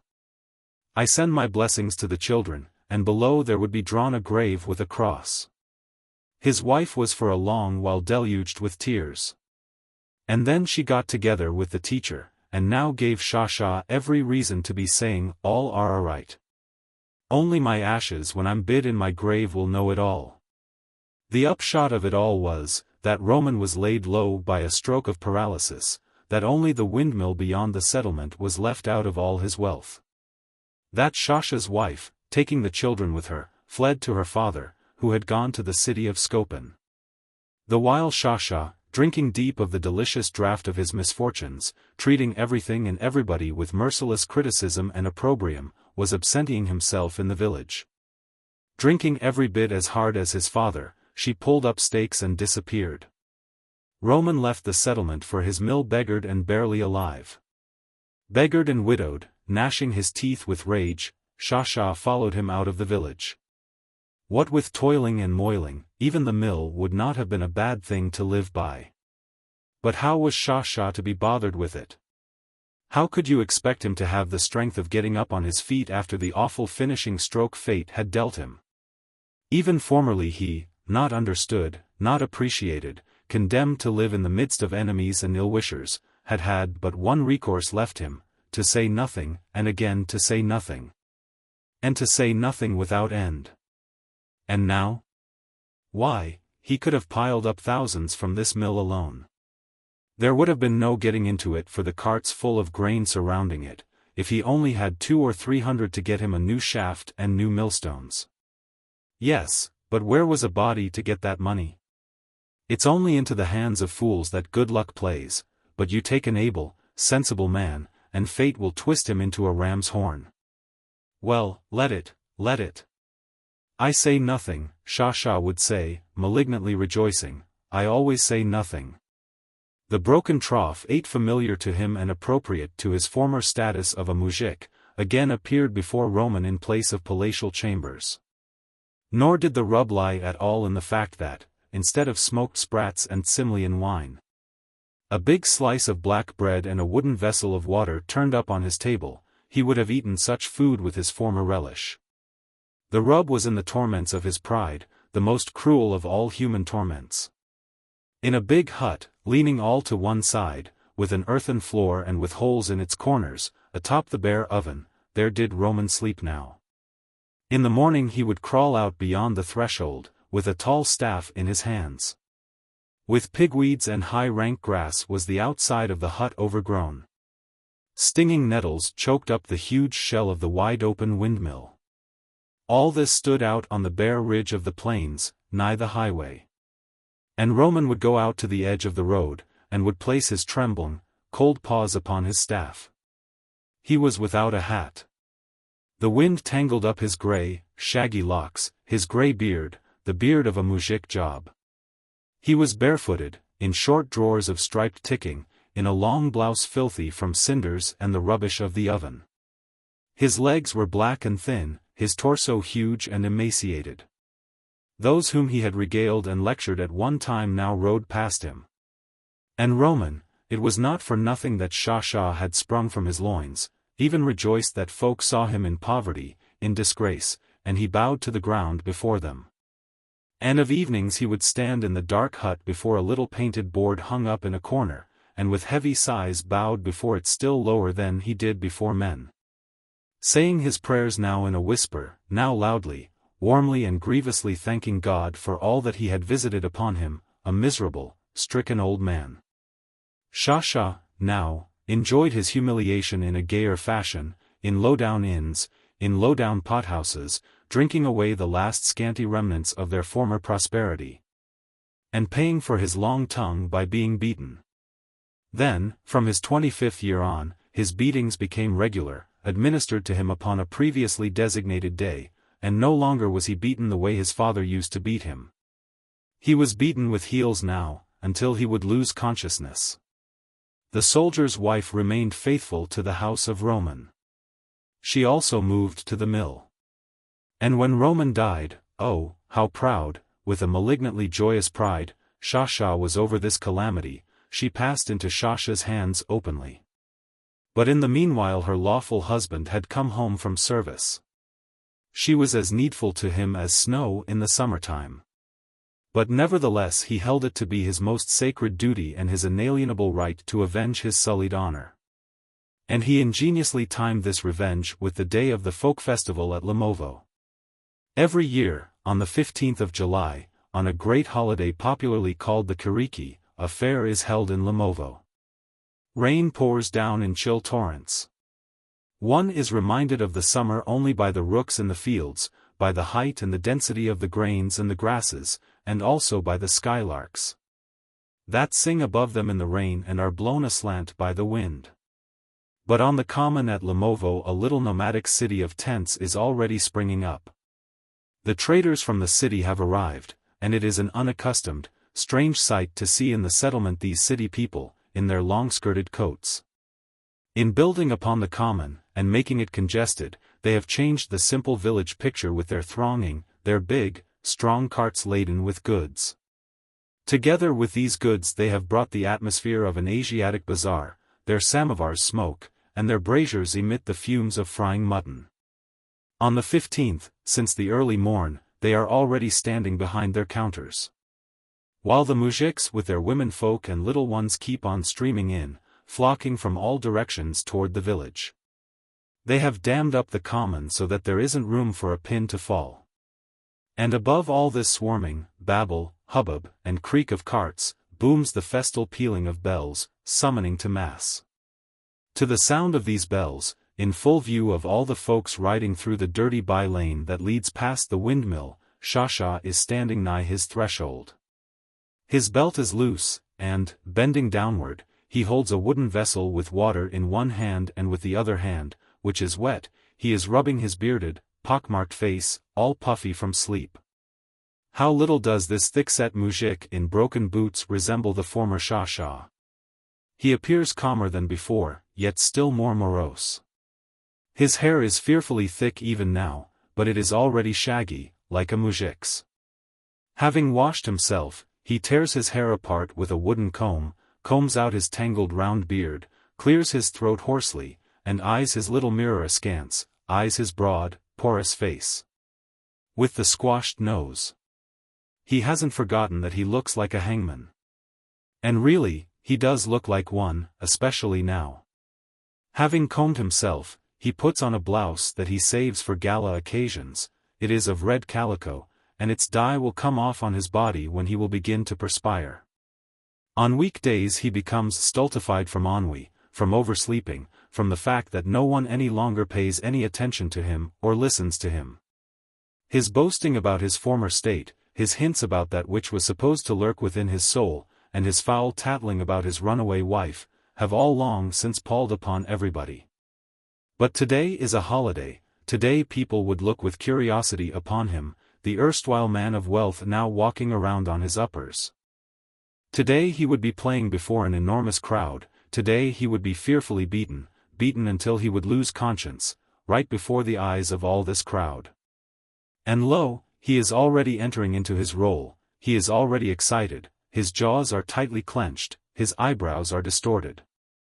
Having togged himself out, he puts on a rusty cap, and, with a constrained step, resolutely and steadily sets out for the village. The strangest part of all is the piety with which he begins this day.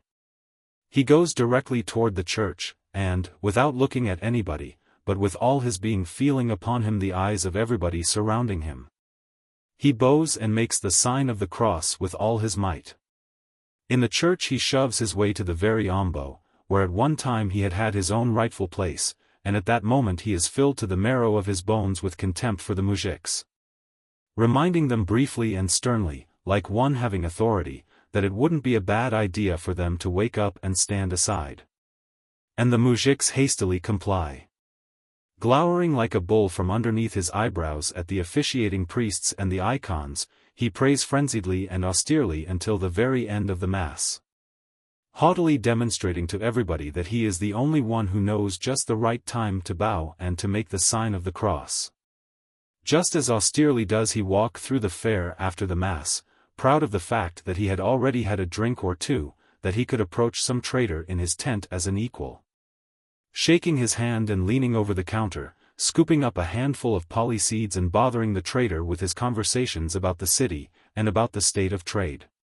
He was also proud of the fact that he could at times yell at the droves of wenches, pressing one another against the counter, like sheep. Or at some muzhik that, with a bag under his arm, there would be a young pig squirming around in that bag, has already tested all the penny whistles, all the mouth organs, and could not, for the life of him, decide which one to take. The people, pouring out of the church, have flooded the common, the belfries are pealing forth their chimes, the beggars are snufflingly clamorous. The livestock, which is also bought and sold during the kiriki, bleats and hee-haws. And in the dense crowd, spitting out polyseed shells and slipping up in the mire between the tents, there are already many intoxicated men. Shasha has already managed to drink some more, and feels that the right time has come. Having had his fill of talking with the traders, he goes with resolute steps toward the carousels. A countless multitude of people has gathered there, watching, until their heads, too, begin to go round and round, the wooden horses and their riders. Almost all of Lyubovo is there, and, towering a head taller above everybody, is the soldier's wife's husband. Shasha's hands grow cold, his lips quiver, but he pretends not to notice his foe. He approaches his acquaintances, pulls a bottle out of his pocket, regales anybody who comes along, and drinks himself. He talks a great deal, and loudly. He smokes, and laughs unnaturally and malevolently, but all the while he is on the alert, waiting. And now, pretending to be hopelessly drunk, in a new cap with the store's price tag still showing white upon it, clean-shaven, well-fed, with sleepy blue eyes. The soldier advances straight upon Shasha, and with all his momentum, as though without seeing him, strikes him in the chest with his shoulder. Sasha, gritting his teeth, steps to one side and continues his conversation. But the soldier comes back, again passes him, and once more hits him in the chest with his shoulder. Whereupon, as though unable to bear such insolence, Sasha distorts his face, distorted enough without that, and drawls out through his teeth. "Yeah, young fellow. Watch out that I don't shove you in my own way." And the soldier, instantly checking his headlong progress, suddenly staggers backward and roars out furiously. "What's that?" Amid the hubbub and rumble of the fair, amid the clanging of the carousel bells and the delighted, hypocritically sympathizing shouts of the owing and parting crowd, the soldier stuns Sasha and draws his blood with the very first blow. Sasha, trying to get his fingers into the soldier's mouth, true to an old usage of the mujiks, in order to tear his lips, pounces upon him like a beast, and instantly falls down in the mire as if he were dead, underneath the iron-shod heels that beat heavily upon his chest, upon his shaggy head, upon his nose, upon his eyes, already glazed, as in a ram with his throat cut. And all the folks, oh, and, ah, and wonder, "There's a queer, incomprehensible fellow for you." Why, he knew beforehand how this matter would end. Why did he go into it, then? And truly, why did he? And toward what, in general, is he so insistently and undeviatingly heading, as he devastates his ruined dwelling from day to day, endeavoring to eradicate even to the last atom the very traces of that which was created, in such an unprecedented manner, by the uncouth genius of Roman, and ceaselessly thirsts after humiliations, disgrace, and beatings? Within the church enclosure, on the way to the door of the chapel, there were some horrible specimens of humanity, standing ranged in 2 files.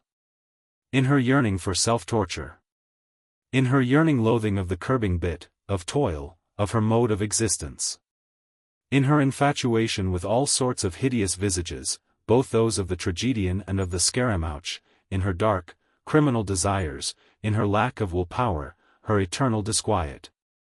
In her misfortunes, sorrows and poverty, Russia breeds these people from of old, and without end. In Lyubovo alone some 100 of them gather. And what faces are these, what heads! Just as if they had come out of the crude woodcuts made in Kiev, which depict both fiends and the striving anchorites of the mother desert. There are ancients with such withered heads, with such scant locks of long grey hair, with such noses, as thin can be, and with the slits of their unseeing eyes so deeply fallen in, that they seem to have lain for centuries in the caverns where they had been walled up still in the time of the Kiev princes. And they had come out of there in half-rotted tatters. They had thrown upon their remains their beggars' wallets, fastening them crosswise behind their shoulders with odd bits of rope, and had set off on their wanderings from one end of Russia to the other, through her forests, over her steppes, in the winds of her steppes. There are lantern-jawed blind men, sturdy and squat mujiks, that look just like pilloried convicts who have killed their scores of souls. These have solid, square heads.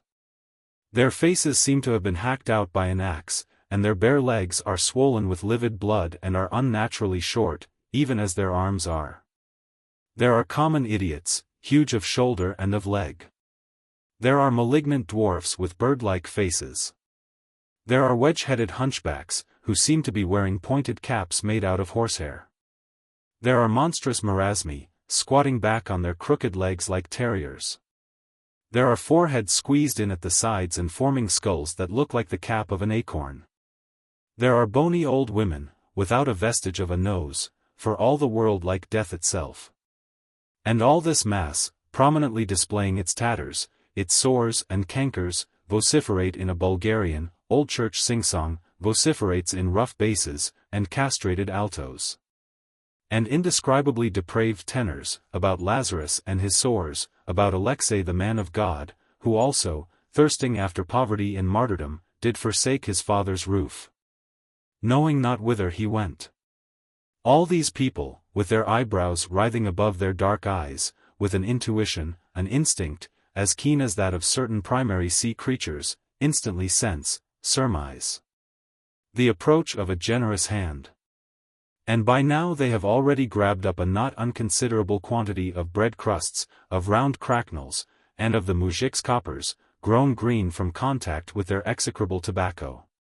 After Mass, with a chanting still more vigorous and importunate, they spread through the sea of the people, through the fair. The cripples, too, move after them, legless creatures, crawling on their bottoms and on all fours, or lying in their eternal beds, in little carts. Here is one of these little carts. In it is a little bit of a man, about 40 years of age, with his ears tied up in a woman's kerchief. His milky blue eyes are calm, and he has stuck out of his old rags a thin little hand, violet-colored, six-fingered. He is pulled about by a bright-eyed little lad, with exceedingly pointed little ears, and with fox-like down upon his head. All around him is a multitude of the fraternity, all of them, for some reason or other, also tied up with kerchiefs. And out of all this fraternity one muzhik with a large white face stands out. He is all broken up, all maimed, there is no bottom to him at all, and he has on but one fusty bast shoe. Probably, he, too, had been beaten up somewheres as thoroughly as Shah. His entire kerchief, his ear, his neck and one shoulder are all in caked blood. In his long bag there are pieces of raw meat, cooked bits of mutton, bread crusts, and millet. His seat, now, is sewn up with a bit of leather, and twisting himself all up, he squirms and starts off, on and on over the mire, extending in front of him his unshod foot, his leg half bare. In lime-covered scabs that are oozing with matter and pasted over with strips of burdock. Look ye, ye faithful, look and behold ye. This is reckoned, from of old, as the disease of leprosy. A freckled tatterdemalion beside him is shouting in a rapid recitative, which is right rollicking. And it is toward these people that Shah is heading. He lives for some 2 or 3 years more in his mill, he celebrates 3 or 4 fairs more. He again enters into battle with the soldier 3 or 4 times, kind-hearted folks bring him to by throwing water out of wooden tubs upon him as he lies without breath or speech. Without opening his eyes, he drags his wet head over the ground, back and forth, and moans out painfully through his clenched teeth. All are all right, good folks. I say nothing. I always say nothing. Then he is brought to the mill, he lies for 2 weeks over the stove, little by little getting better, and soon he is again traipsing around the low-down inns. He brags, he lies, he curses out everybody and everything, he smites his breast with his fists, threatening all his foes, but the soldier especially. But once the Kiriki turn out to be unfortunate, the soldier breaks Shasha's arm with his heel, and shatters the bridge of his nose, and knocks out his eyes. Lo, now Shasha is both blind and a cripple. The soldier's wife abandons him, his mill, his land, is taken by good folks for his debts. And now Shasha is safe in harbor. Now he is a fully privileged member of the horde of beggars that stand in the church enclosure during the Kiriki, bone of its bone, flesh of its flesh. All in tatters, with a round and thick beard, with his head clipped so closely that it looks like a hedgehog, he wildly distorts his eyebrows over his empty, drawn-over sockets. And hoarsely bawls in time with the others the beggar's soul-ringing canticles. The chorus somberly rends the air, to the best of each member's ability, and the voices of the leader stand out resonantly, as they bawl out every syllable. There once lived 3 sisters.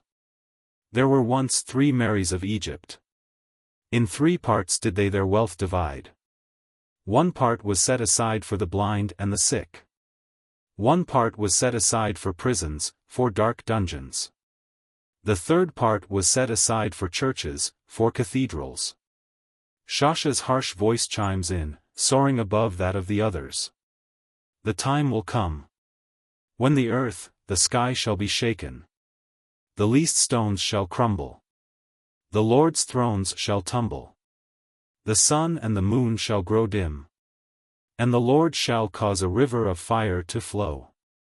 And blending, swelling, attaining a sinister and a triumphant force, the entire choir becomes throatily, sonorously clamorous. Michael the archangel shall make all earthly creatures perish. He shall blow his trumpets. He shall say to all mankind, ye had your life and being, having your own free will. Ye did shun church-going. At matins ye were sleeping. At vespers ye were eating. Your paradise stands ready. Fires never dying. Tortures past all bearing. An evening in spring. Honesty. Thomas's week, on a clear evening barely tinged with rose, at that enchanting time when the earth has just been freed from the snow, when, in the little hollows upon the steps, underneath the young bare oaks, some grey, hardened snow still lingers, an old beggar was going from house to house in a certain village in the Eletz province. Of course, he had no hat. And there was a long linen wallet slung over his shoulder. This village was a large one, but quiet, lying far out among the fields. And besides, it happened to be a quiet evening. There was nobody near the flooded, clayey pond, that one could not see the limits of, nor upon the level common where, in the shade of the huts and hayricks, this old man was walking. His head was bald, yet still black-haired, he held a long walnut staff in his hand, and looked like a primitive bishop. The common was of a clear, vivid green, the air was freshening. The pond, concavely full, its tone that of a flashing flesh color, was slightly crimson, and there was a certain beauty about it, despite a bottle-green block of ice, covered with rusty manure, that still floated about in it. Somewheres on the other side, warmly and caressingly lit up against the low-lying sun, somewhere far off, it seemed, a child, strayed behind some corn-kiln or storehouse, was crying. And its plaintive, monotonous wailing was not unpleasant to the ear in the evening glow. But the folk thereabouts were none too generous of alms. There, at the entrance to the village, near an old, well-to-do farm, where age-old oaks covered with the nests of rooks stood beyond the three-roomed izba of dark red brick, a young grey-eyed married woman had given something, but even that had been a trifle.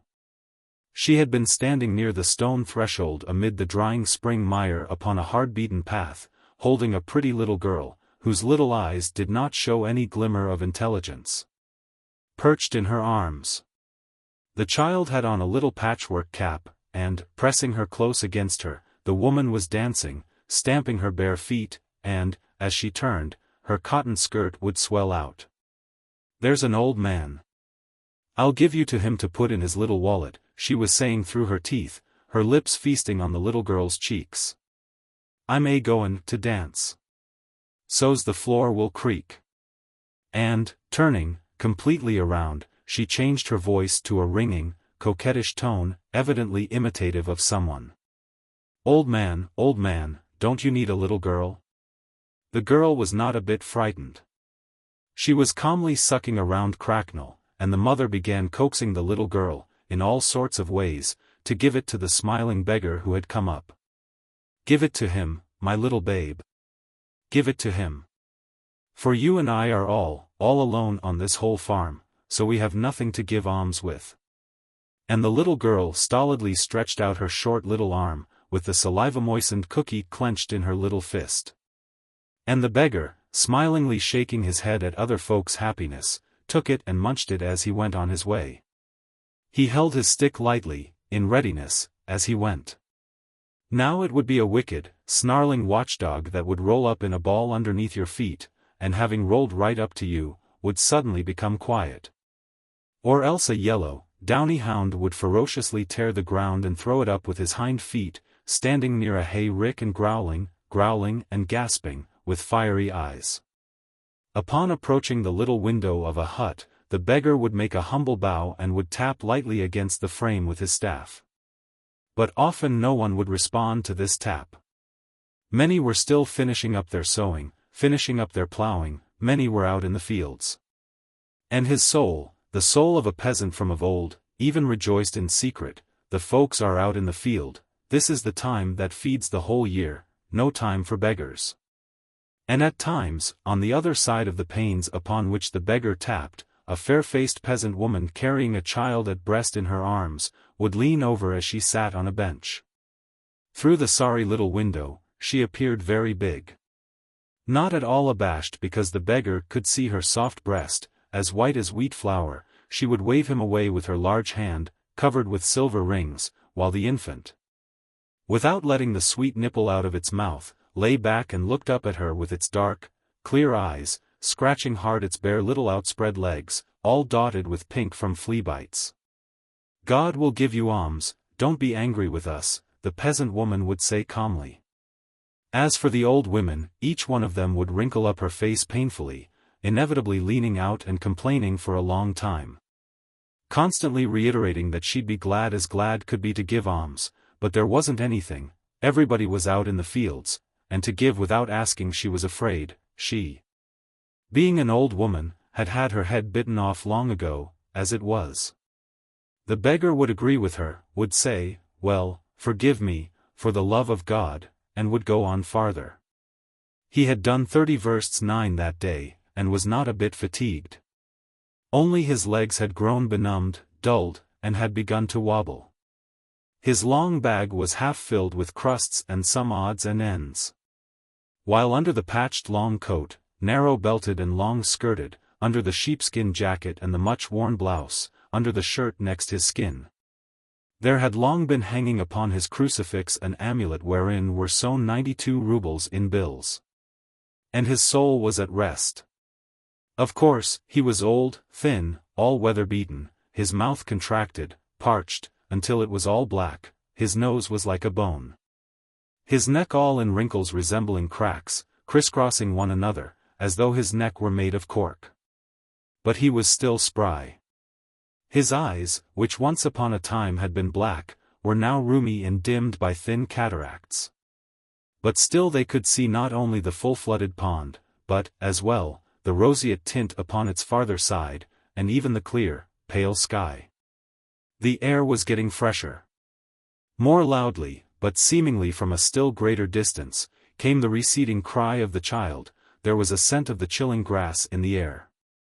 2 pigeons soared together over the roofs, fell to the clayey little bank of the pond, and, raising their little heads, began to drink.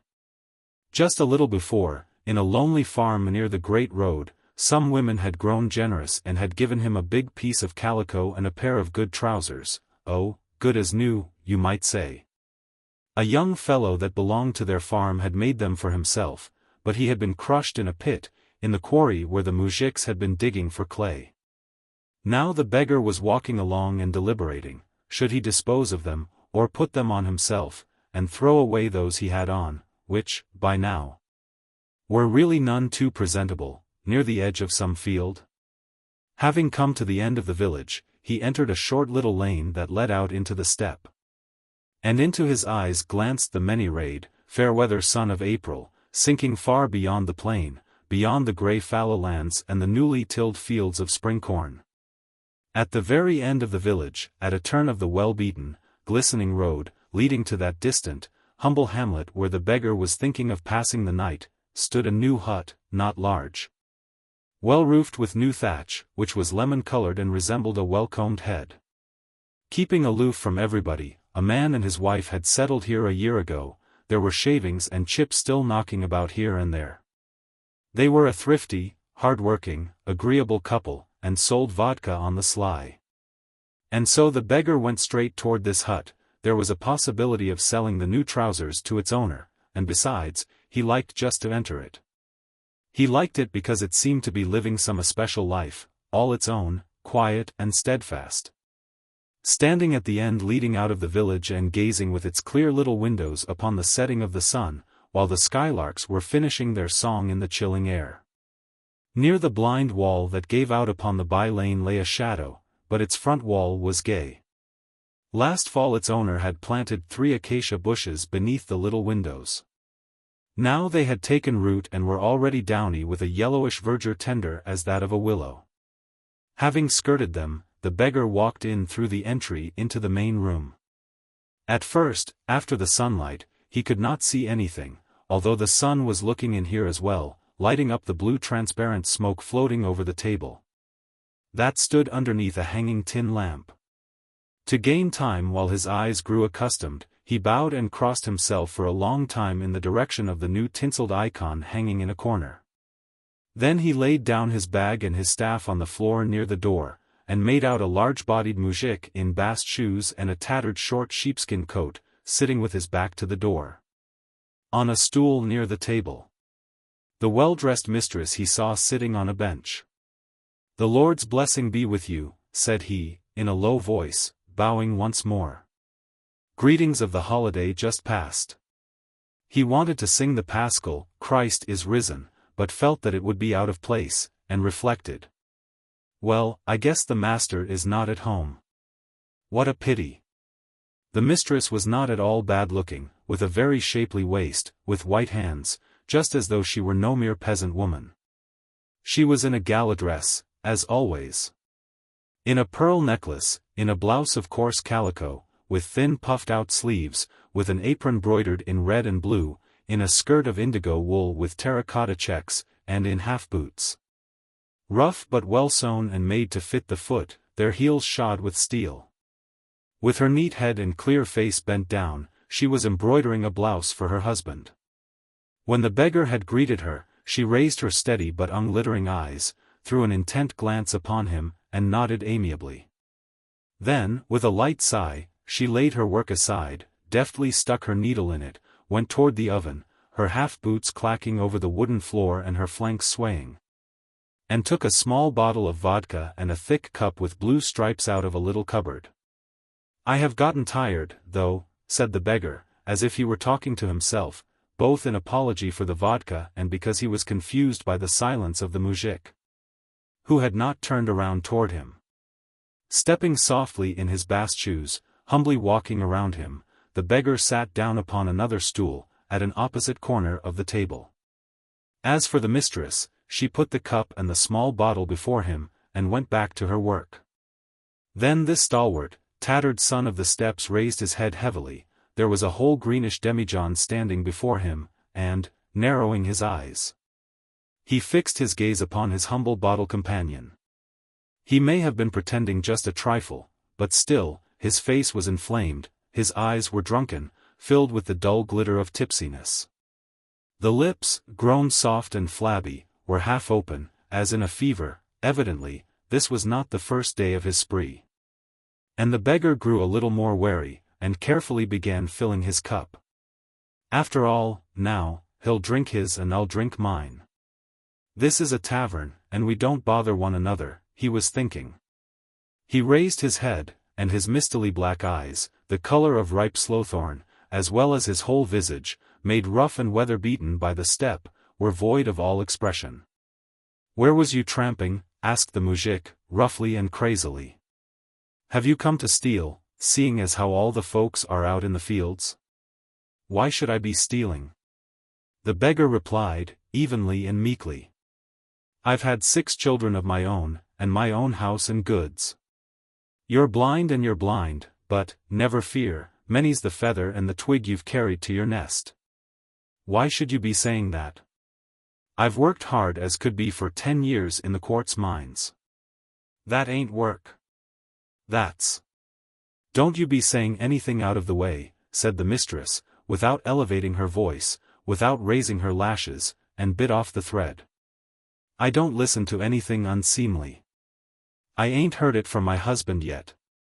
"Well, that will do, I won't do it any more, lady," said the muzhik. "'Scuse me. I'm after asking you," said he to the beggar, frowningly, "what can you get out of the ground, now, when it ain't been plowed nor sown?" "Well, now, of course. Whoever has the land, for example." "Wait, I'm smarter than you be," said the muzhik, slapping the table with his palm. "Answer what you're asked. Did you serve for a soldier?" "I was a non-commissioned officer of the 10th Grenadiers Regiment of Little Russia, under Count Rumyantsev-Zajanayski. What else should I be doing but serving for a soldier?" "Keep still, don't gabble more and you're asked. What year was you took?" "In 76, in the month of November." "Wasn't you ever at fault?" "Never." "Did you obey the officers?" "There was no way of my doing otherwise. I had taken an oath." "But what's that scar doing on your neck? Do you understand what I'm driving at now?" "I am testing him," said the mujik, with his eyebrows working surlily, but changing his commanding voice for a more simple one, and turning toward the mistress's crazed face, aureately illumined through the tobacco smoke by the sunset. I may be poor, all right, but I've caught more than one fellow like that. I know enough to come in out of the rain. And again he put on a frown, looking at the beggar. Did you bow down before the Holy Cross and the Gospel? That I have, answered the beggar, who had managed to take a drink, to wipe his mouth with his sleeve, to sit up straight again, and to impart to his face and his misty eyes a dispassionate expression. The mujik surveyed him with glazed eyes. Stand up before me. Don't raise any fuss. Am I talking to you, or am I not? The mistress quietly intervened. Wait, for the love of God, the mujik waved her away in vexation. Stand up before me. Honest to God, what are you up to? The beggar began to mumble. Stand up, I'm telling you, yelled the mujik. I may going to examine you. The beggar stood up and shifted from foot to foot. Hands at the sides. So. Got a passport? But are you an inspector, or something? Keep still, don't you dare to jaw back at me like that. I'm smarter than you be. I went all through this myself. Show it to me this minute. Hastily unhooking his long overcoat, then his sheepskin jacket, the beggar submissively rummaged within the bosom of his shirt for a long time. Finally he pulled out a paper wrapped up in a red handkerchief.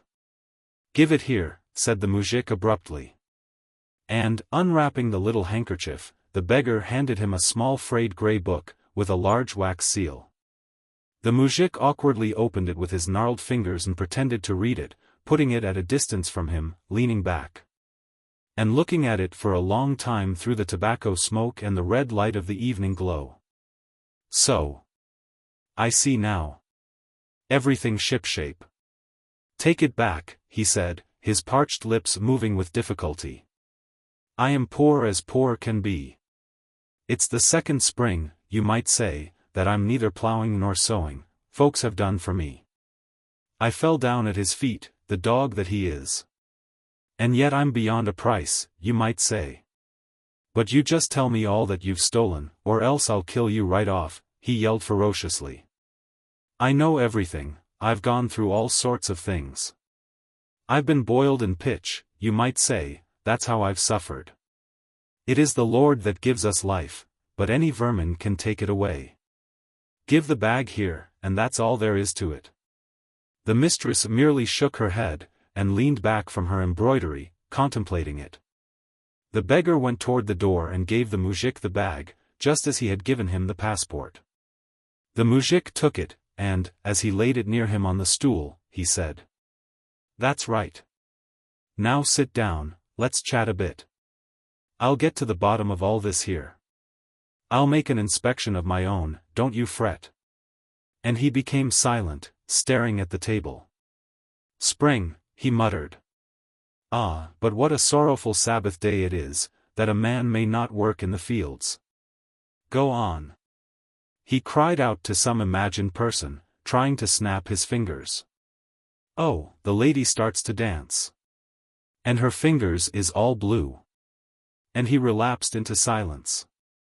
The mistress was smoothing down the embroidery with her thimble. I'm going out to milk the cow, said she, getting up from her seat.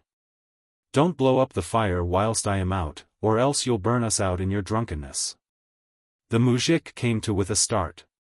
Lordy, he exclaimed, in hurt tones.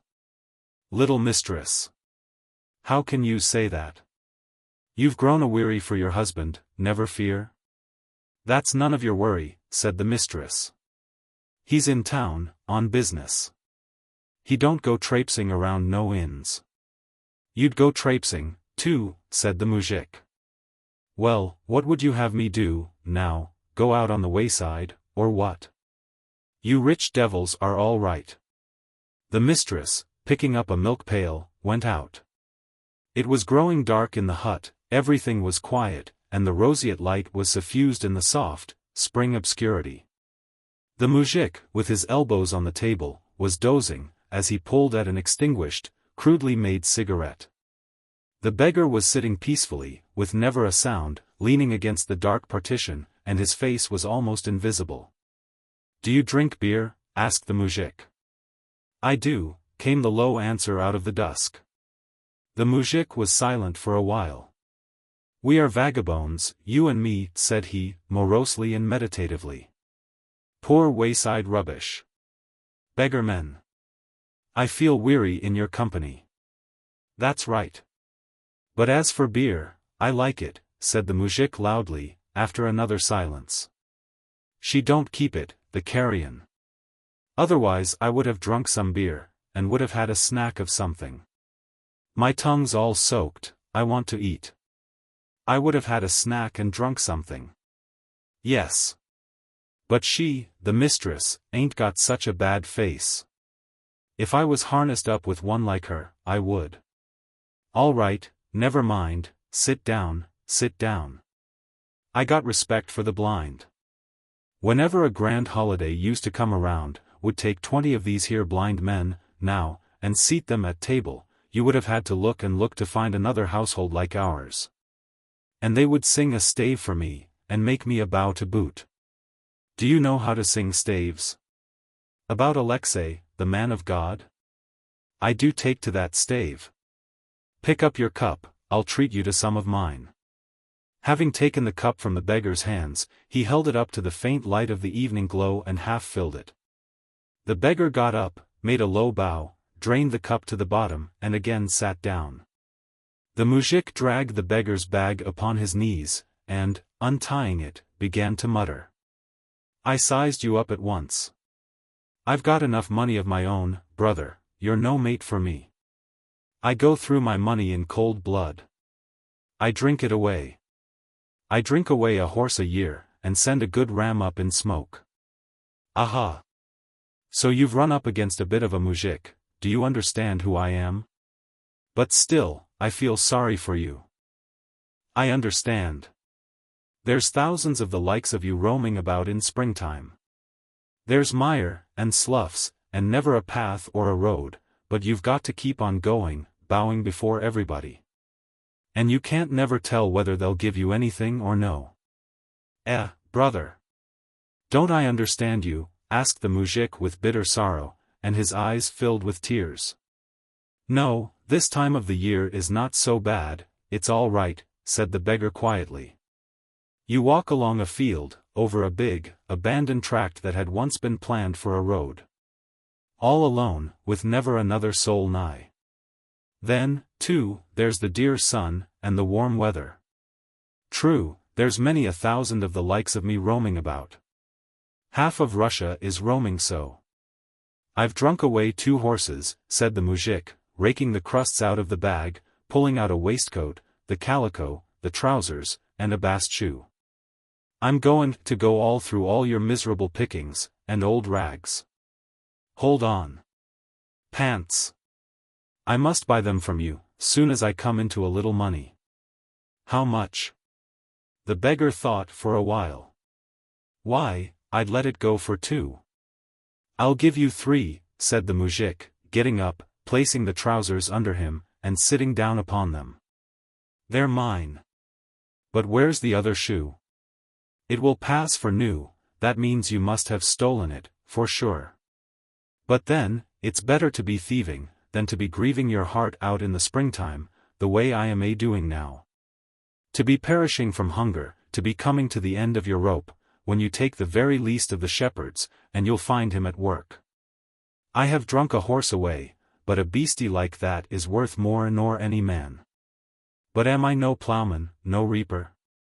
And now you sing a stave, or I'll kill you right off, he cried out. I feel weary in your company. In a quavering, modest, but a practiced voice the beggar began to sing out of the obscurity. Once upon a time there lived and were 2 brethren. 2 blood brethren. 2 brethren in God and Christ. 2 brethren in God and Christ. The muzhik chimed in a high-pitched and piteous tone, straining his voice. The beggar, with even churchly chanting, continued. One dwelt in cold and poverty, rotting in his leprosy. And the other was rich, out of tune, drowning out the beggar, with tears in his voice. The muzhik caught up the song. Put more heart in it, he cried out, as his voice broke. Grief has swallowed me up, all men are having a holiday, all men are sowing, but here I be, biting the earth. It's the second spring that my mother earth has been barren. Let me have your cup, or I'll kill you right off. Open the window for me. And again the beggar submissively gave him his cup. Then he started to open the window. Being new, it had swollen and would not yield for a long while. Finally it did yield, and flew open. A fresh, pleasant odor of the fields floated in.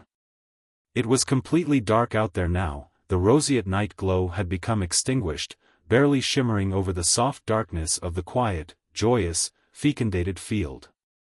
One could hear the half-drowsy skylarks finishing their very last songs. Sing, Lazarus, sing, my own brother, said the muzhik, extending a full cup to the beggar. We're two of a kind, you and me. Only what are you alongside of me? A vagabond. Whereas I am a working man, that gives food and drink to all those that suffer. He sat down suddenly, losing his balance, and again dug into the bag. And what might you have here? He asked, examining the calico, which had turned the faintest pink in the barely perceptible light of the evening glow. Oh, that's just so. Some women gave it to me, said the beggar quietly, feeling everything floating before him from tipsiness, and that it was time to be going. And that it was necessary to extricate the trousers from underneath the muzhik somehow. How can that be? You lie, cried out the muzhik, banging the table with his fist. It's a shroud, I can see. It's a grave shroud. He cried out with tears in his voice, and was silent for a while, hearkening to the abating songs of the skylarks. Then he shoved the bag away from him, and, shaking his tousled head, began to cry. I have risen in my pride against God, said he bitterly, weeping.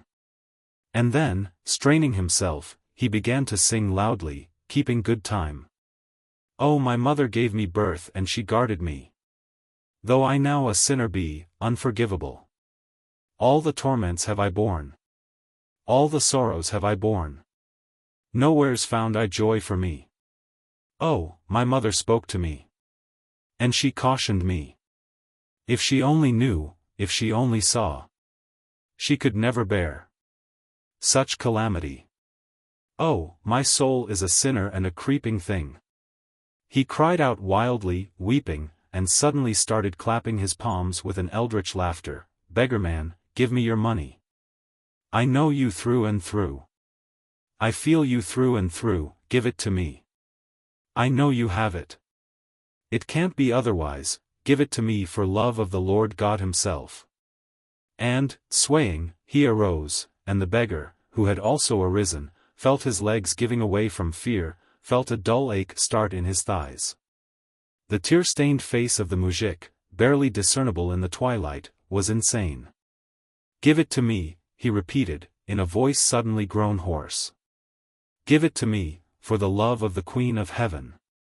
I can see, you're grabbing at your bosom, at your undershirt, that means you've got it, all your kind has. Give it to me, it ain't of no use to you, anyway, whereas it will set me on my feet forever. Give it to me of your own will, brother, don't lead me into sin. Can't do it, said the beggar, quietly and dispassionately. What? Can't do it. I've been saving for 20 years. Can't bring myself to do it. You ain't goin' to give it to me?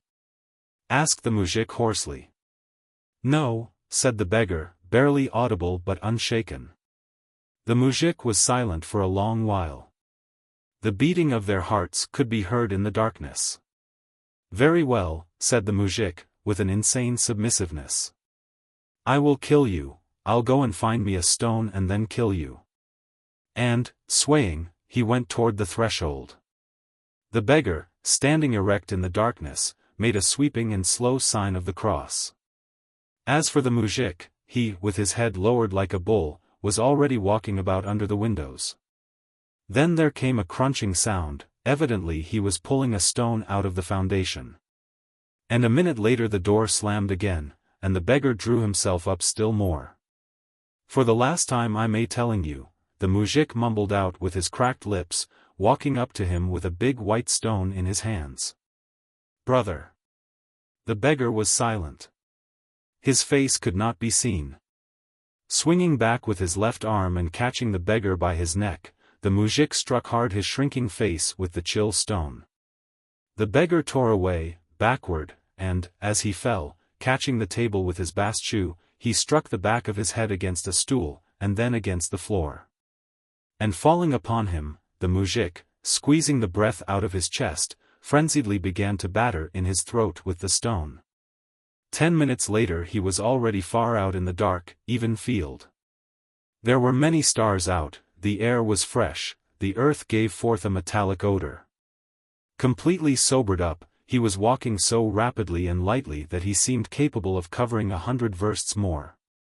The amulet, torn off the beggar's crucifix, he was holding tightly clenched in his hand. Later, he flung it from him into a dark, freshly plowed field. His eyes were staring fixedly like an owl's. His teeth were tightly clenched, like a lobster's claws.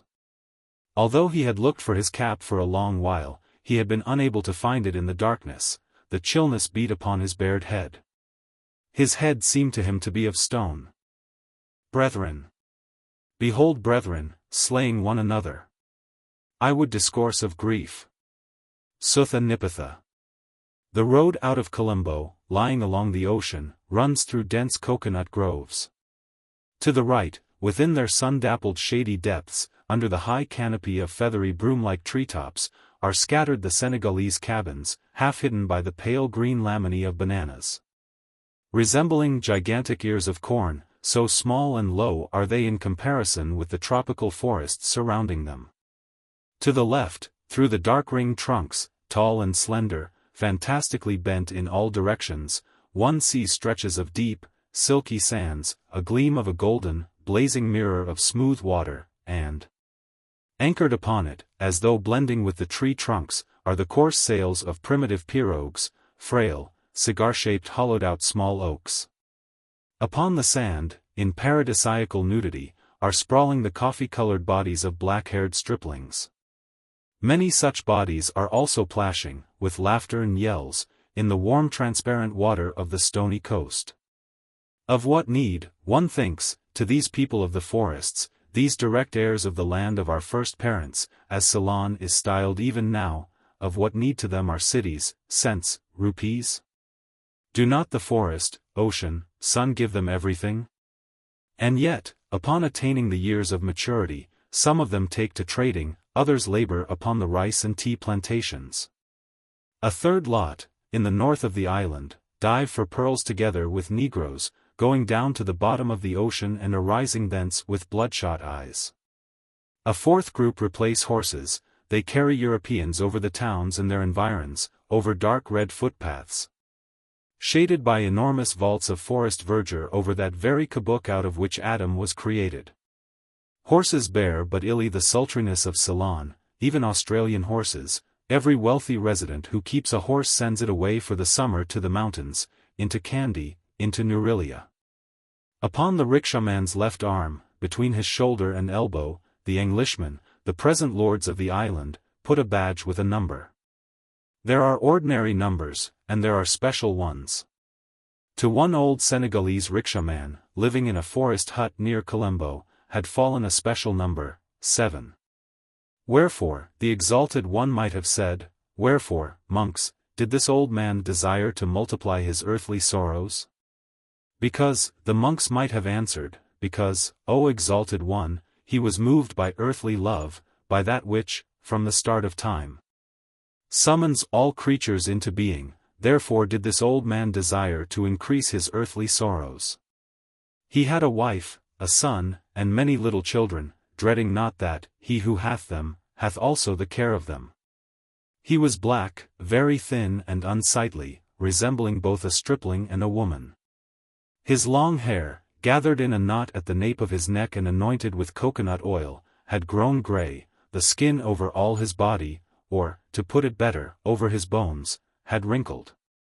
As he ran, sweat streamed down from his nose, chin, and the rag tied about his scanty pelvis, his narrow chest drew breath with whistling and gasping.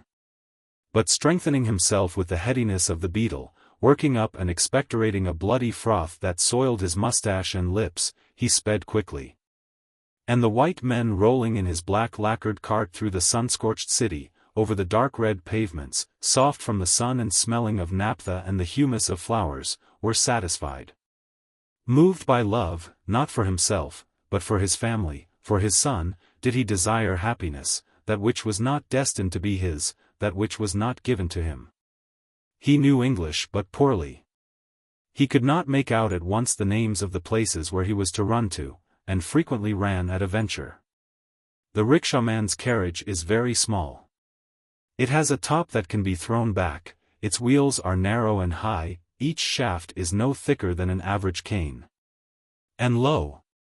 A big man, his eyes almost all whites, all in white, with a white sun helmet, in rough but expensive footgear, clambers into it, seats himself snugly therein, crosses one leg over the other, and, restrainedly commanding, deep in his throat, hoarsely croaks his destination.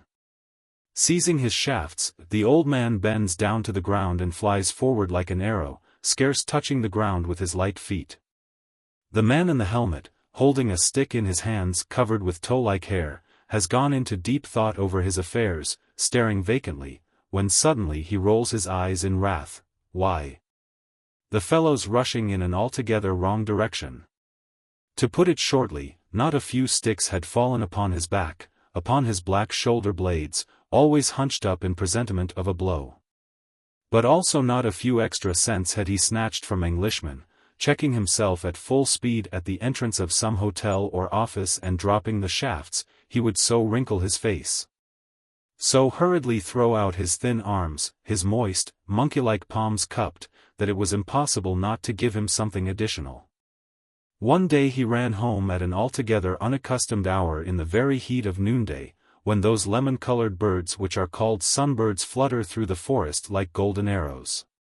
When so gaily and shrilly scream the parrots, darting from the trees and flashing like rainbows through the dappled boscage of the forests, through their shade and gleaming light. When, within the enclosures of ancient Buddhistic sanctuaries, roofed with terracotta tiles, the plum-colored blossoms of the leafless tree of sacrifice, that resemble little tuberoses, yield such a sweet and heavy odor. When thick-throated chameleons play with such vivid primary colors as they flash over smooth-trunked trees, as well as over trees that are as ringed as an elephant's trunk. When so many huge, gorgeous butterflies soar and float without motion in the sun, and when the hot, fawn-colored anthills swarm and spout, as though with agate grain. All things in the forests chanted and praised Maru, the god of life and death, the god of the thirst of being. All creatures were pursuing one another, rejoicing with a brief joy even as they destroyed one another. But the old rickshaw-man, no longer athirst for anything but a cessation of his sufferings, lay down in the stuffy murk of his mud hut. Under its parched-up roof of leaves a rustle with little red snakes, and toward evening was dead, from icy cramps and watery dysentery. His life was extinguished together with the sun, that went down beyond the lilac smoothness of great watery expanses, retreating toward the west, into the purple, ashes, and gold of the most magnificent clouds in the universe.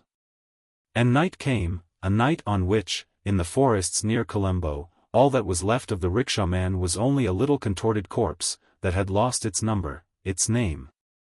Even as the river Kalani loses its appellation when it reaches the ocean.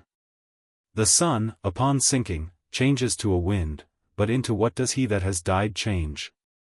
Night was rapidly extinguishing the roseate and green colors of the fleeting twilight, colors as tender as those of some fairy tale. The flying foxes darted noiselessly underneath the branches, seeking shelter for the night.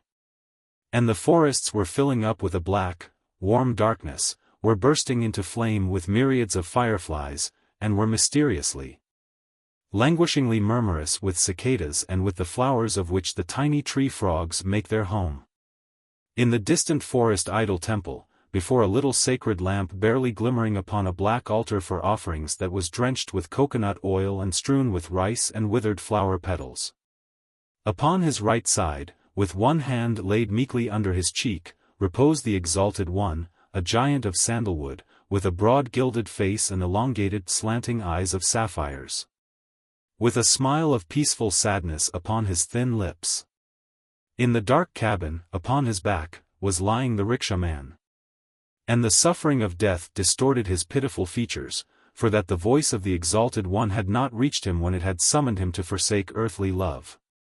For that beyond the grave a new life of sorrow awaited him, as a consequence of his previous unrighteous one. The buck-toothed old woman, sitting at the threshold of the cabin, at the fire under a cauldron, wept on this night, nourishing her grief with the selfsame unreasoning love and pity. The exalted one would have likened her emotions to the copper earring, resembling a little barrel, which hung in her right ear. The earring was big and heavy. It had so pulled down the slit in the lobe of her ear that a considerable hole had formed. Her short blouse of cotton stuff, put on right over the bare coffee-colored body, stood out sharply white in the darkness. Nearby, naked, imp-like children were playing, squealing, pursuing one another. As for the son, a light-footed youth, he was standing in the semi-darkness beyond the fire. He had that evening seen his bride, a round-faced, 13-year-old girl from a neighboring settlement. He was frightened and dumbfounded upon hearing of his father's death. He had not thought that this would come so soon. But, probably, he was too much aroused by another love, which is stronger than the love men bear for their fathers. Forget not, saith the exalted one, forget not, O youth, longing to enkindle life with life, even as fire is enkindled with fire, that all the torments of this universe, where everyone is either slayer or slain, that all its sorrows and plaints, come from love. But love had already crept into the youth in its entirety, even as a scorpion creeps into its lair. He stood and gazed into the fire. As with all savages, his legs were disproportionately long. But even Shiva would have envied the beauty of his torso, that was of the color of dark cinnamon. The fire made his blue-black hair glisten, it was as thick as horse hair, and stretched taut and gathered at the top of his head. Made his eyes glow from under their long lashes, and their glow was like the glow of coke near the mouth of a forge. On the next day the neighbors carried off the dead little old man into the depths of the forest, laid him in a pit, with his head to the west, toward the ocean. Hurriedly, but trying not to make noise, cast earth and leaves over him, and hurried away to perform their cleansing ablutions. The little old man was done with his running. The brass badge was taken off the thin arm that had grown gray and wrinkled, and, admiring it, distending his thin nostrils, the youth put it upon his own, that was rounded and warm. At first he only followed the experienced rickshaw-men, trying to catch the destinations of their passengers, memorizing English words and the names of the streets. Then he began carrying passengers independently, began earning money himself. He was preparing for a family, for a love of his own, the desire for which is a desire for sons, just as the desire for sons is a desire for property. And desire for property, a desire for well-being. But one day, having come home, he came upon other horrible tidings. His bride had vanished, she had gone to Slave Island, to purchase something, and had not returned. The bride's father, who knew Colombo well, having frequently gone there, searched for her for 3 days, and he must have found out something, because he returned reassured. He sighed and cast down his eyes, expressing his submission to fate, but he was a great hypocrite, a sly old man, like all those who have property, who trade in the city. He was corpulent, with breasts like a woman's, he had hoary hair, carefully combed, and ornamented with an expensive comb of tortoise shell. He walked about barefooted, but under a sunshade. He girt his hips with a piece of gaudy material, of good quality, his blouse was of pique. It was impossible to get the truth out of him. Furthermore, all women, all maidens, are frail, even as all rivers are full of turnings and windings, and the young rickshaw-man understood this. After sitting at home for 2 days in a daze, without touching food, only chewing betel, he finally came to himself and again ran off into Colombo. He seemed to have forgotten entirely about his bride. He ran with the rickshaw, he covetously hoarded money, and it was impossible to understand which he was more in love with, his running, or those circles of silver which he gathered for it. One Russian seaman had had a photograph taken of himself and the rickshaw-man, and had presented him with one of these pictures. For a long time after that the young rickshaw-man joyously marveled at his image. He was standing between his shafts, his face turned toward the imaginary spectators. And everyone could recognize him immediately, even the badge on his arm had come out. With all good fortune, apparently even with happiness, he had labored thus for about half a year. And one morning he was sitting with other rickshaw-men underneath a many-trunked banyan tree that stood upon that lengthy street which extends from Slave Island to Victoria Park. The hot sun had just appeared from behind the trees, from the direction of Maradena. But the banyan tree had grown high, and there was no longer any shade about its roots, strewn over with parched leaves. The little carriages grew hot from the heat, their thin shafts lay upon the dark red, heated earth, that smelt both of naphtha and of freshly ground coffee. With this odor were blended the pungent sweet odors of the surrounding, ever-blossoming gardens, the odors of camphor, of musk, and of that which the rickshaw-men were eating, and they were eating bananas, small, warm, tenderly roseate, in aureate skins. They were eating those orange fruits, with a tang of turpentine, the meat of which has the appearance of the flesh of children. They were chattering as they sat on the ground, their knees raised in sharp angles up to their chins, with their arms on top of the knees, and with their feminine heads on top of their arms. Suddenly, in the distance, near the white enclosing walls of a bungalow, dappled by the light and shade, appeared a man clad in white. He was walking in the middle of the street with that determined and firm step with which only Europeans walk. And, jumping up as quick as lightning from the ground, the entire flock of these naked, long-legged men dashed toward him, racing to get ahead of one another. They darted upon him from all sides, and he yelled threateningly, swinging out with his cane. Timid and sensitive, they checked themselves at full speed, gathering around him. He glanced at them, and number 7, with his pitch-black, horse-like hair, appeared to him stronger than the others. And so his choice fell upon number 7. He was short and strong, in gold spectacles, with black eyebrows grown together over the bridge of his nose, with a short black mustache, with an olive complexion. The sun of the tropics and liver trouble had already left their sallow trace upon his face. His helmet was gray. His eyes, in some strange way, as though they beheld nothing, looked out of the coal-black darkness of his eyebrows and lashes, from behind the shining lenses. He sat down like one accustomed to rickshaws, immediately finding in the little carriage that spot which makes it the easiest for the rickshaw-men to run. And glancing at the little watch in a leathern socket strapped around his wrist, it was tattooed, and the hand was powerful and stubby, called out York Street. His expressionless voice was firm and calm, but his eyes had a strange look. And the rickshaw-man snatched up the shafts and flew off at a considerably greater speed than was called for, every moment clicking the bell that was fastened at the end of the shaft. And shuffling in and out among pedestrians, tilted arba carts, and other rickshaws that were running back and forth. It was the end of March, the most sultry period. Not even 3 hours had passed since the rising of the sun, yet it already seemed as if noon were near, so hot and bright was it everywhere. And so thronged in the neighborhood of the stores at the farther end of the street. The earth, the gardens, all that tall, spreading vegetation which was growing green and blossoming over the bungalows, over their chalky roofs, and over the old black stores, all these had cloyed the air with warmth and fragrance, whereas the rain trees had curled up tightly their little cup-like leaves.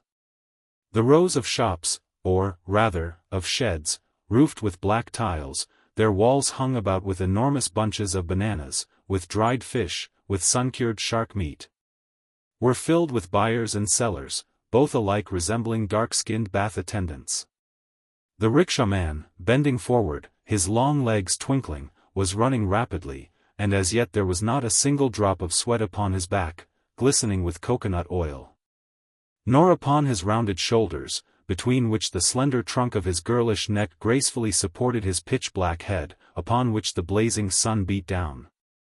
At the very end of the street, he came to a sudden stop.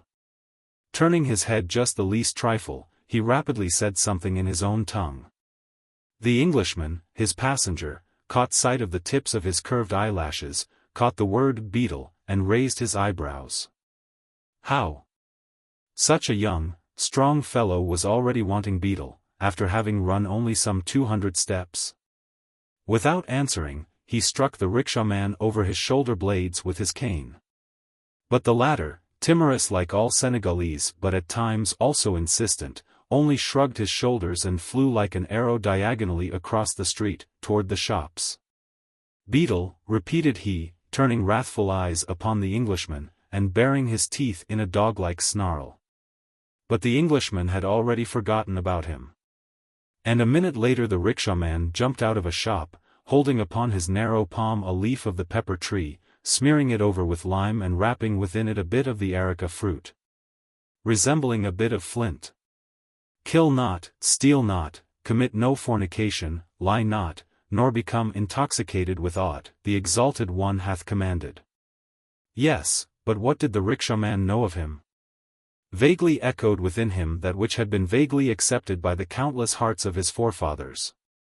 In the rainy season of the year he had gone with his father to the sacred tabernacles. And there, among the women and the beggars, he had listened to the priests reading in an ancient tongue forgotten of all, and understanding nothing. Only chiming in the common joyous acclamation whenever the name of the Exalted One was uttered. More than once it had happened that his father had prayed in his presence upon the threshold of the idol temple. He would bow down before the recumbent statue of wood, muttering its commandments, lifting his joined palms to his forehead. And then would lay upon the altar for offerings the smallest and most worn of his hard-earned coins. But he muttered his prayers with indifference, for he was merely afraid of the pictures upon the walls of the idol temple, the depictions of the torment of sinners. He bowed down before other gods as well, before horrible Hindu statues. In them, too, did he believe, just as he believed in the power of demons, serpents, stars, darkness. Having thrust the beetle into his mouth, the rickshaw-man, fitfully volatile in his emotions, turned amiably smiling eyes upon the Englishman, seized the shafts, and, starting off with a thrust of his left foot, began running again. The sun was blinding, it gleamed on the gold and the lenses of the spectacles whenever the Englishman raised his head. The sun was scorching his hands and knees. The earth was breathing heavily, one could even see that the air was a-quiver above it, as above a brazier, but he sat immovably, without touching the hood of the little carriage. 2 roads led into the city, or, as the residents called it, into the fort. One, on the right, passed by the Malay pagoda, over the dam between the lagoons. The other, to the left, led toward the ocean. The Englishman wanted to go by the latter. But the rickshaw-man turned around as he ran, showing his bloodied lips, and pretended that he did not understand what was wanted from him. And the Englishman again yielded, he was absent-mindedly looking about him. The green lagoon, sparkling, warm, filled with turtles and rotting vegetation, bordered in the distance by a coconut grove, lay on the right. Upon the dam people were walking, riding, running to the clanging of bells. Rickshaw-men in fezzes, white jackets, and short white pantaloons were now occasionally met with. The Europeans sitting in the little carriages were pale after the exhausting night, they held their white shoes high, putting one knee over the other. A 2-wheeled cart, with a grey-humped bullock harnessed to it, rolled by. Beneath its top, in the light, warm shadow, was sitting a Parsee, a yellow-faced old man who looked like an eunuch, in a gown and a conical velvet skull cap, the latter worked with gold. A giant Afghan, in wide trousers to his knees, in soft boots with upturned toes, in a white cassock and an enormous pink turban, was immovably standing, bent over the lagoon, gazing at the turtles. At the warm water. Long-covered arba carts stretched on endlessly, dragged along by oxen. Under their narrow arched tops of straw were piled up bales of goods, and, at times, there would be a whole cluster of the brown bodies of young laborers. Shriveled old men, parched by the heat, their feet reddened from the red dust, looking like the mummies of old women, paced beside the wheels. There were stonecutters pacing along, and stalwart black Tamilas. "The pagoda," said the Englishman, referring to a certain tea-house, when they had come beneath those patriarchal trees that grow at the entrance into the fort. Beneath the unencompassable canopies of their verdure, shot with the sun that penetrated through it. They stopped near the entrance of an old Dutch building, with arcades on its ground floor. The Englishman glanced at his watch and went off to drink tea and to smoke a cigar. As for the rickshaw-man, he made half a turn about the broad, shady street, over the reddishly lilac pavement, strewn over with the yellow and scarlet blossom of the ketmias. And dropping the shafts at the roots of a tree, without checking his impetus, sank down. He raised up his knees and put his elbows upon them, avidly breathing in the steaming, sweetly odorous warmth of noonday. And aimlessly letting his eyes follow the Senegalese and Europeans passing by. Taking a rag from some recess of his apron, he wiped with it his lips, made bloody by the beetle, wiped his face, the convexities on his thin chest, and, folding it into a bandage, tied it around his head. This did not at all look well, giving him the appearance of a sick man. But then, many rickshaw-men do it. He sat, and, perhaps, he may have been pondering. Our bodies, O master, are different, but then, we all have but one heart, Ananda had said to the Exalted One, and, therefore, one can imagine what must be the thoughts or emotions of a youth who had grown up in the paradisiacal forests near Colombo and who had already tasted the most potent of poisons, love for woman. Who had already plunged into life, fleetly flying after joys or fleeing from sorrows. Mara had already wounded him, but then, Mara also healeth wounds. Mara snatches out of the hands of man that which man had seized upon, but then, Mara also inflames a man to seize anew that which had been taken away. Or to seize something else that is like that which had been taken away. Having had his tea, the Englishman wandered through the street, entering shops, gazing at the showcases displaying precious stones, elephants and Buddhas made of ebony wood. All sorts of bright-colored stuffs, the golden skins of panthers, spotted with black, while the rickshaw-man, meditating of something, or, perhaps, merely sentient, was exchanging bright glances with the other rickshaw-men and followed the Englishman, dragging his little carriage after him. Exactly at noon the Englishman gave him a rupee to buy himself some food, while he himself went into the office of a big European steamship line. The rickshaw-man bought some cigarettes, started smoking, inhaling deeply, watching his cigarette, as women do, and smoked 5 of them, one after the other. In a delectable daze he sat in the fretted shade, opposite the 3-story building where the office was, and suddenly, having raised his eyes, saw that his passenger, and also 5 other Europeans, had appeared on the balcony under the white awning. They were all looking through binoculars at the harbor, and now, beyond the roofs of the wharf, appeared 2 tall, slender masts, slightly inclined backward. The people on the balcony started waving their handkerchiefs, while from beyond the roofs, morosely, mightily and majestically, a whistle began to roar. Echoed all over the roadstead and in the city, the steamer from faraway Europe that the passenger of rickshaw number 7 had been awaiting had arrived. With English punctuality did it enter after 20 days' sail to Colombo, and that which the rickshaw-man, still filled with hopes and desires, did not at all expect, that dinner, so fatal for him, to be held in the house near the lagoon, at the steamship agent's home, was decided upon. But until dinner, until evening, there still remained much time. And again this man in spectacles who saw nothing came out into the street. He said goodbye to the 2 men who had come out with him and who had gone in the direction of the white statue of Victoria, toward the covered wharf. And again the rickshaw-man started ambling through the street, this time toward the hotel, where at this time many tourists and rich residents were eating and drinking in a semi-dark hall, whose sultry stuffiness was stirred and mixed with the odors of the food by blades turning near the ceiling. And again, like a dog, the rickshaw-man squatted down upon the pavement, upon the petals of the ketmias. The fretted shade of trees whose light green tips were interlaced spread over the street, and in this shade went past him the womanish Senegalese, thrusting upon the Europeans colored postal cards. Tortoise-shell combs, precious stones.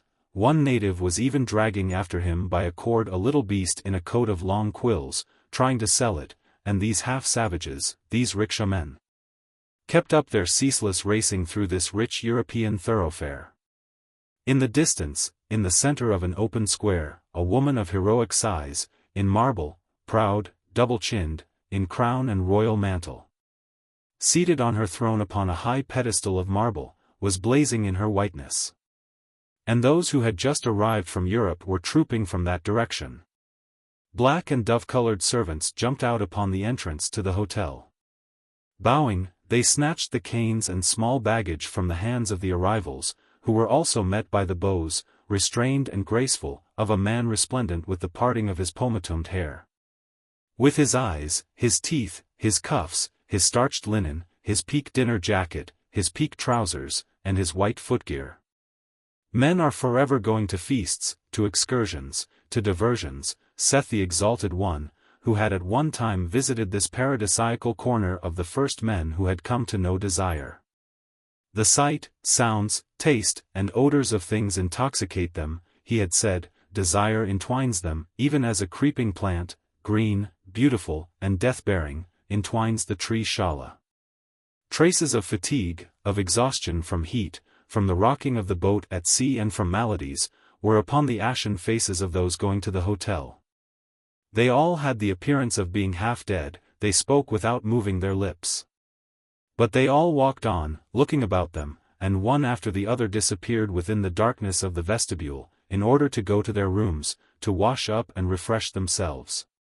And then, having intoxicated themselves with food, drink, cigars and coffee, until their faces flushed crimson, they would roll away in rickshaws to the shore of the ocean, into the cinnamon gardens, to the Hindu temples and the Buddhistic sanctuaries. Every one of them, every one, had within his soul that which compels a man to live and to desire the sweet deception of life. And was not this deception doubly sweet to the rickshaw-man, born in the land of the first people? Ladies and gentlemen walked to and fro before him, elderly, ugly, just as buck-toothed as his black mother, sitting in the distant forest hut. But at times young women also went past him, pleasant to look upon, in white raiment, in small helmets wound with light veils, and, arousing desire within him, they looked intently upon his splendid, upraised eyelashes, upon the rag around his pitch-black head, and upon his blood-stained mouth. But then, was she who had disappeared in the city inferior to them? The warmth of the tropical sun had made her grow. She seemed darker on account of her short blouse, white, with little blue flowers, and her skirt, just as short and of the same material, both put directly upon her naked body, just a trifle full, but strong and small.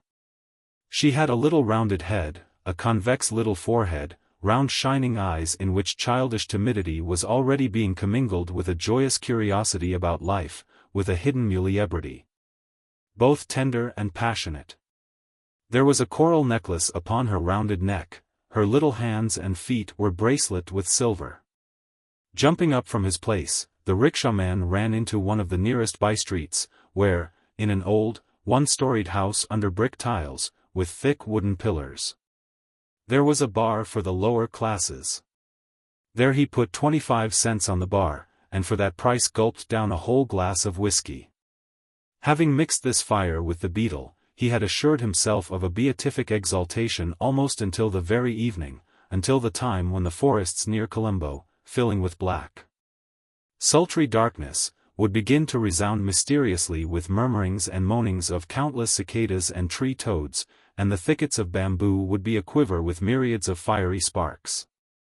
The Englishman, too, was intoxicated, as he walked out of the hotel with a cigar. His eyes were drowsy, his face, heightened in color, seemed to have become fuller. Glancing at his watch from time to time and thinking of something, apparently not knowing how to kill time, he stood a while near the hotel in indecision. Then he ordered himself carried first to the post office, where he dropped 3 postal cards into the box, and from the post office to Gordon's garden, which he did not even enter. He simply glanced in at the gates at the monument and the pathways. And from the garden he went at random, to Blacktown, to the marketplace in Blacktown, to the Kalani River. And then he was whirled on, hither and thither, by the intoxicated rickshaw-man, who was bathed in sweat from head to foot, aroused both by whiskey and by betel, and by the hope of receiving a whole heap of pennies, and by certain other dreams that stir the body and soul and that never forsake a man. At the most oppressive hour of the afternoon heat and glare, when, after having sat on a bench under a tree for 2 minutes one leaves upon it a dark ring of perspiration, he, to please the Englishman, who did not know what to do until dinner, ran all over Blacktown, ancient, populous, redolent of spicy odors. And many naked colored bodies and many bright stuffs girt about hips did the sleepy Englishman see, many Parsas, Hindus, yellow-faced Malayans, malodorous Chinese shops, brick-tiled and bamboo-covered roofs, temples, minarets and idol temples. Sailors from Europe on shore leave, as well as Buddhistic monks, shaven, thin, with insane eyes, clad in canary-colored toga-like garments, with the right shoulder bared, and carrying fans made out of the foliage of the sacred palm. Rapidly, did the rickshaw-man and his passenger dash through this teeming density and dirt of the ancient East, as though they were escaping from someone. Up to the very river Kalani did they run, the narrow, turbid, and deep Kalani, made too warm by the sun, half covered with impenetrable green overgrowths that bent low from its banks. The river beloved of crocodiles, who retreat farther and farther into the depths of the virgin forests before the barges with straw-thatched arched covers. Barges laden with bales of tea, with rice, cinnamon, precious stones still in the rough, barges floating with a special deliberation in the golden deep glitter of the sun before evening. Then the Englishman gave orders to return to the fort, by now deserted, with all its offices, agencies, and banks closed. He was shaved in a barber shop and grew unpleasantly younger. He bought cigars, dropped into an apothecary's. The rickshaw-man, grown thinner, all bathed in sweat, was by now gazing upon him inimically, with the eyes of a dog that feels attacks of madness coming on. At 6 o'clock, having run past the lighthouse at the end of Queen Street, having run through the quiet and clean military streets, he ran out upon the shore of the ocean. That struck his eyes with its freedom, with its glaucously aureate sheen from the low-lying sun, and started running over Gull Face Place toward Slave Island. From longing is born the desire for joy, the exalted one hath said, from happiness is born sorrow, out of joy and sorrow doth fear arise. And now within the eyes of the rickshaw-man had already appeared sorrow, and fear, and malice. He had grown daft from running, had more than once, with sad weariness, turned around toward his tormentor. He breathed heavily, putting behind him with his long legs the broad, well-laid road of the place. At the setting of the sun this place is vast, empty and melancholy. Having done with business, the Englishmen stroll here before dinner, are driven in costly horse equipages, or drive their wives, mistresses, and children, play tennis and football, and admire the ocean and the magnificent beauty of the tropical sunset, a sunset not like that of their own land. The rickshaw-man ran on, looking wildly upon these sinewy, red-haired men in short white trunks and gay sweaters, who careered over the place of their own free will, racing after one another with all their might, jumping up after the soaring balls and kicking them resoundingly with the rough tips of their heavy shoes. The sun was sinking. The sky above the setting sun was growing green, a light, downy cloud, that had been lurking in the skyey depths, became entirely roseate. Carlton Hotel. In a lifeless voice said the Englishman, who had all the time been sadly and drowsily gazing toward the west, upon the ocean, upon its softly murmurous surge, scattering into heliotrope foam upon the boulders on shore. The rickshaw-man, as he ran, would bare his teeth. By now he wanted to gnaw this man who had driven him so hard, but it was impossible not to run, the Englishman, without changing the expression of his drowsily sad face. more and more often prodded the rickshaw-man with the tip of his cane. And besides, the rickshaw's beatific exaltation had already passed into something else, into a tense submissiveness, into a coma of ceaseless running. All the hotels in the fort were filled up, and the Englishman lived in a common one beyond Slave Island, and now the rickshaw-man once more ran past the banyan tree, under which he had sat down this very morning in his greed of earning money from these merciless and enigmatic white men, in his obstinate hope of happiness. Once more the familiar gardens, one after another, the stone enclosures, the Dutch tile roofs of bungalows, low, squat, by comparison with the trees spreading over them. Having run into the yard of one such bungalow, the rickshaw-man rested for half an hour near the terrace, while the Englishman was changing his clothes for dinner. His heart was pounding like a poisoned man's, his lips had blanched, the features of his dark brown face had grown sharper, his splendid eyes had grown still blacker and wider. The rag upon his head had become so saturated that he snatched it off and flung it far from him. The odor of his heated body had become unpleasant. It was now the odor of warm tea mixed with coconut oil, and some other, spirituous, ingredient, such as would be produced by taking and rubbing a cluster of ants in one's hands. Meanwhile the sun had set. An elderly maiden was half lying under the awning of the terrace in a rocker, reading a prayer book by the remaining daylight. Having caught sight of her from the street, there noiselessly entered the yard a mute Hindu of Madura, a tall, dark old man, as thin as a skeleton, with grey hair curling upon his chest and abdomen. In a beggar's turban, in a long apron of stuff that had at one time been red and crossed with yellow stripes. Upon his arm the old man carried a closed basket of palm wattle. Walking up to the terrace, he salaamed subserviently, putting his hand to his forehead, and sat down upon the ground, lifting up the cover of the basket. Without looking at him, the woman reclining in the rocker waved him away with her hand. But he was already taking a bamboo flute out of his belt. And at this point the rickshaw-man jumped to his feet, and in an inexplicable fury yelled loudly at him. The old man, too, jumped up, slammed shut the basket, and, turning about, ran toward the gates. But, for a long while, the eyes of the rickshaw-man were round, altogether as with that fearful creature whom he pictured to himself, slowly, like a tightly wound cord, crawling out of the basket and hissingly puffing out its throat, that glimmered with a blue sheen. The darkness was falling rapidly. It was already dark when the Englishman, freshly laved, came out upon the terrace in his white dinner jacket. And the rickshaw-man submissively darted toward the shafts. The Englishman called out briskly the name of the place he was to run to, and who knows if his order found no eerie echo in the heart of the rickshaw-man?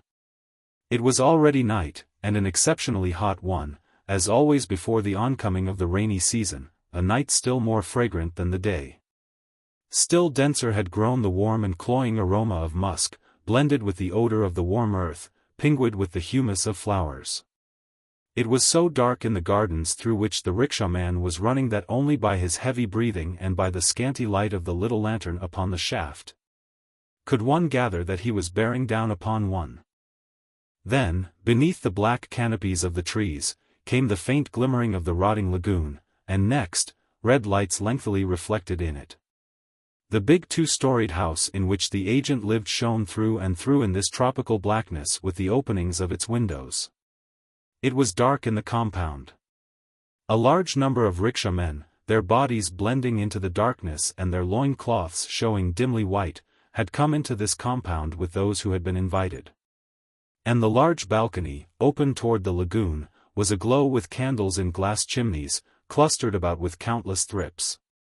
It was dazzling with the cover of the long table, set with china, bottles, and pails of ice, and was white with the dinner jackets of the people sitting at it, who ate, drank, and without a moment's silence, even though restrainedly, spoke deep down in their throats, as barefooted corpulent servants, that looked like wet nurses, waited upon them, their bare soles rustling. And an enormous punkah of Chinese matting, attached by one edge to the ceiling, swayed and swayed over their heads. Brought into motion by Malayans sitting behind a partition that did not reach to the ceiling, and kept pouring a constant current of air upon the diners, upon their cold and clammy foreheads. Rickshaw-man number 7 dashed up to the balcony. Those seated at the table greeted the newly arrived guest with glad murmuring. The guest jumped out of the little carriage and ran up into the balcony. As for the rickshaw-man, he started off at a gallop to go round the house, in order to get again to the gates, into the compound, to the other rickshaws. And, as he was turning the corner of the house, he suddenly recoiled. As though he had been struck with a stick, standing near an open and illuminated window on the second story, in a small Japanese kimono of red silk, in a triple necklace of rubies. In broad bracelets of gold upon her round arms, looking upon him with round shining eyes was his bride, that very girl-woman with whom he had agreed, already a half-year back, to exchange balls of rice. She could not see him below, in the darkness. But he had recognized her instantly, and, having staggered back, stood stock-still on the spot. He did not fall down, his heart did not burst asunder, it was too young and strong. Having stood for a minute or so, he sat down on the ground, under an age-old fig tree, whose entire top, like a tree of paradise, burned and flickered with the dust of fiery green sparks. For a long time did he gaze upon the dark round little head, upon the red silk that loosely embraced the little body, and upon the arms, raised as she patted her hairdress, of her who stood framed in the window. He squatted on his heels until she had turned about and had gone into the recesses of the room. And when she had disappeared he instantly jumped to his feet, caught the shafts that had been lying on the ground, and flew like a bird through the yard and out of the gates. Again did he start running, on and on, this time knowing unerringly whither he was running, and wherefore, and now himself directing his suddenly liberated will. Awake, awake! Clamored within him the thousands of soundless voices of his mournful ancestors, mouldered for hundreds of generations in this paradisiacal earth. Shake off thee the seductions of Mara, the dream of this brief life. Is sleep for thee, thou who hast been empoisoned with venom, pierced through with an arrow? An hundredfold doth he suffer who hath that which is an hundredfold dear, all sorrows, all complaints, come from love, from the attachments of the heart, therefore, slay thou them. Not for long shalt thou be in the tranquility of rest. Anew and anew, in 1,000 incarnations, shalt thou be put forth by this thy land of Eden, the shelter of the first men who had come to know desire. But still this brief rest shall come to thee, thou that hast too early run forth upon the path of life, passionately setting out after happiness. And that hast been wounded by the sharpest of all arrows, by the yearning for love and for new inceptions in this ancient universe, where from time out of mind the conqueror stands with a heavy soul upon the throat of the conquered. The lights of the open-air stalls of Slave Island appeared under the canopies of the trees whose tops were interlaced. The rickshaw-man hungrily ate in one of these stalls a small bowl of rice overspiced with pepper, and then darted on. He knew where the old man from Madura lived, who had an hour ago entered the yard of the hotel. He dwelt with his nephew, at his large fruit store, in a low house with wooden columns. The nephew, in a dirty European suit of duck, with an enormous mane of black twining wool upon his head, was dragging in the baskets of fruits into the interior of the store, his eyes puckering from the smoke of a cigarette that had stuck to his lower lip. He paid no attention to the insane appearance of the perspiring, heated rickshaw-man. And the rickshaw-man silently hopped up under the shelter of the awning, among the pillars, went to the left, and with his foot pushed a small door behind which he hoped to find the old mute. In his perspiring hand he was clutching a treasured gold piece, which, while he was still running, he had taken out of a leather pouch that hung at his belt, beneath his apron. And the gold piece speedily did its work. When the rickshaw-man jumped out again, he bore a large cigar box, tied with a cord. He had paid a great price for it, but then, it was not empty, that which it contained was struggling, writhing, knocking against the lid with its tensed coils, swishingly. Why did he take the little carriage along with him? For take it along he did, and at an even, powerful pace flew for the shore of the ocean, toward Gull Face Place. The place was empty. Darkly did it extend into the distance under the light of the stars. Beyond it were scattered the small and infrequent lights of the fort, and against the sky was slowly turning the watchtower of the lighthouse, with its reflectors, throwing fumid stripes of white light in the direction of the roadstead only. The rickshaw-man felt a faint cool breeze blowing from the ocean, whose drowsy murmur was barely audible. Having reached at a run the shore, the middle of the road, the rickshaw-man for the last time threw down the slender shafts, into which at such an early age, but not for long, life had harnessed him, and sat down, this time not upon the ground, but on a bench. Sat down without fear, as though he were a white resident. In giving a whole pound to the Hindu, he had demanded the smallest and the strongest, the most death-bearing one. And it was, besides having a fairy beauty, being all in black rings, with green edgings, with a dark blue rounded head, with an emerald striped back of its head, and with a funereal tail, it was, despite its small size, unusually powerful and malignant. But now, after it had been coiled up in a smelly wooden box, it was especially so. It coiled convulsively, like a steel spring, it writhed, rustled, and knocked against the lid of the box. And he rapidly unwound the cord. However, who knows just how he did it? Were his hands steady, or did they tremble? Was he rapid, resolute, or no? And did he waver long after untying the cord? Did he gaze for long at the murmurous dark ocean, upon the faint starlight, upon the Southern Cross, the Crow, upon Canopus? Did he bare his teeth in a canine snarl in the direction of the residential quarter, in the direction of the rich hotel with its entrance shining in the distance? Most probably, he had at once unhesitatingly opened the box, and had laid his left hand firmly upon those springy coils, icy as a dead body, that were writhing in the box. He was bitten right in the palm. And that bite is intolerably searing, it is like the shock of an electric current, and transpierces a man's entire body with untold pain. With such torture that after feeling it even monkeys cry out piteously and burst into sobs, childish, passionate, despairingly imploring. The rickshaw-man, most probably, did neither cry out nor burst into sobs, full well did he know what he had set out to do. But there is no doubt that, having felt this fiery shock, he turned a pinwheel on the bench, and that the box flew aside. And then, instantly, a bottomless darkness spread out beneath him, and all things darted off somewhere upward, obliquely, the ocean, and the stars, and the lights of the hotel. The surging of the ocean went to his head, and ceased abruptly. A dead faint always occurs after such a shock. But after such a faint a man always comes quickly to himself, seemingly only to be nauseated, until blood comes, and to be again plunged into non-being. There are several of these death swoons, and each one of them, breaking a man, making him gasp, tears away human life, in parts, thought, memory, vision, hearing, pain, grief, joy, hatred, and that ultimate, all-embracing thing which is called love, the yearning to encompass within one's heart all the universe, seen and unseen, and to bestow it anew upon some other.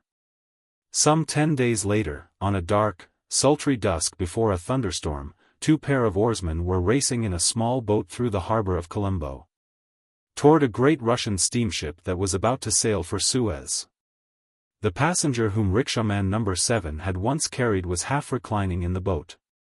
The steamer was already booming with the rattling of the rising anchor chain, when, getting near the enormous iron wall of the ship's side, he ran up the long trap ladder to the deck. The captain at first flatly refused to take him on board. The steamer carried freight only, he declared, the agent had already gone away, the thing was impossible. But I beg you, very, very much, retorted the Englishman. The captain looked at him with wonder. He was apparently strong, energetic, but there was the tint of an unwholesome tan upon his face, while the eyes behind the glistening spectacles were unmoving, seeming to see nothing, and perturbed. Wait until the day after tomorrow, said the captain, there will be a German mail packet then. Yes, but to spend 2 more nights at Colombo would be very hard for me, answered the Englishman. This climate exhausts me, my nerves trouble me. Besides that, the German packet, as is always the case, will be packed to overflowing, whereas I desire to be alone. I am done up by these salon nights, by insomnia, and by all that which a nervous man experiences before thunderstorms at dusk. But just glance at this darkness, at these clouds that have obscured the horizon everywhere. The night will again be a horrible one, the rain season has, properly speaking, already set in. And, with a shrug of his shoulders, upon reflection, the captain gave in. And a minute later the Senegalese, thin as eels, were already dragging up the trap-ladder a trunk covered with shining black leather, all gay with varicolored labels and marked with red initials. The surgeon's vacant cabin, which was put at the disposal of the Englishman, was very small and stuffy, but the Englishman found it splendid. Having hurriedly disposed his things about it, he passed through the dining cabin up to the deck. Everything was rapidly sinking in the darkness. The ship had already weighed anchor and was heading for the open sea. To the right, other ships, with lights on their masts, seemed to be sailing toward them. These were the lights of the fort. To the left, under the high taffrail, the shifting level expanse of the dark water rushed toward the low shore, toward the mounds of coal. And the dark density of the groves of slender-trunked palms that were beyond the coal mounds. The water still bounded the darkness and the mournfulness of the clouds, and its shifting rapidity made one's head reel. Constantly veering, constantly increasing, a humid, nauseatingly fragrant wind was blowing from somewhere. The taciturn clouds suddenly burst into such an abysmal pale blue light, that, lit up by it, in the very depth of the forest, the trunks of the palms and bananas, and the Senegalese huts underneath them, flashed upon the vision. The Englishman blinked in affright. He looked over his shoulder upon the pallid jetty with the little red light at the end of it, by now seemingly sailing upon his left. He looked at the leaden-hued ocean in the distance, beyond the jetty, and quickly started back for his cabin. The old steward, a man irritated with fatigue, needlessly suspicious and observant, peeped in several times behind the curtain of the Englishman's cabin before dinner. The Englishman was sitting on a folding canvas chair, holding a thick leather-bound notebook on his knees. He was writing in it with a gold-tipped pen, and his expression, whenever he raised his face, his spectacles flashing, was dull, and, at the same time, wondering. Then, having put his pen away, he went off into a brown study, as though he were listening to the surging and swishing of the waves, ponderously rushing by on the other side of the cabin wall. The steward passed by, swinging a clamorous little bell. The Englishman got up and stripped himself naked. Having sponged himself off with water and eau de cologne from head to foot, he shaved, clipped evenly his short, bushy mustache. Painstakingly smoothed down with military brushes his straight black hair, parting it at a slant, put on fresh linen and his dinner jacket, and went to dinner with his habitual firm, soldierly bearing. The ship's personnel, who had long since been seated at table and had been swearing at him for his lateness, met him with exaggerated politeness, showing off before one another with their knowledge of English. He responded with a restrained, but not a lesser, politeness, and hastened to add that he liked the Russian cuisine very much, that he had been in Russia, in Siberia. That, in general, he had traveled a great deal, and had always borne up splendidly on his travels, which, however, could not be said of his last stay in India, in Java and Ceylon. Here his liver was affected, his nerves were upset, he had even come to eccentricities, such, for example, as that which he had shown an hour ago when he had so suddenly appeared on the steamer. At coffee he regaled the ship's men with cognac and liqueurs. He fetched a box of thick Egyptian cigarettes and put it on the table, open, for common use. The captain, a man still young, with clever and steady eyes, who endeavored to be a European in all things, began a conversation about the colonial problems of Europe, about the Japanese, about the future of the Far East. Listening attentively, the Englishman objected or agreed. He spoke well, and not at all with simplicity, but as though he were reading aloud from a well-written article. And at times he would suddenly grow quiet, still more attentively trying to catch the swish of the waves beyond the open door. The thunderstorm had been left behind. Long since the chain of Colombo's lights, that for a long while had been playing like diamonds, had sunk into black velvet. Now the steamer was in infinite darkness, in the void of ocean and of night. The dining cabin was situated on deck, under the captain's bridge. And the darkness was etched in an intense black within the open doors and windows. It seemed to be standing and gazing into the brightly lit dining room. A humid breeze blew out of this darkness, the humid, free breath of a something free since the start of time, and its freshness, reaching those seated at table, made them feel the odor of the tobacco smoke, of the hot coffee, and of the liqueurs. But at times the electric light would suddenly fail, the doors and the windows then became gleaming pale blue quadrangles. The blue abyss of abysses, noiseless and unutterably expansive, spread out around the steamer, the running swell of the watery spaces gleamed.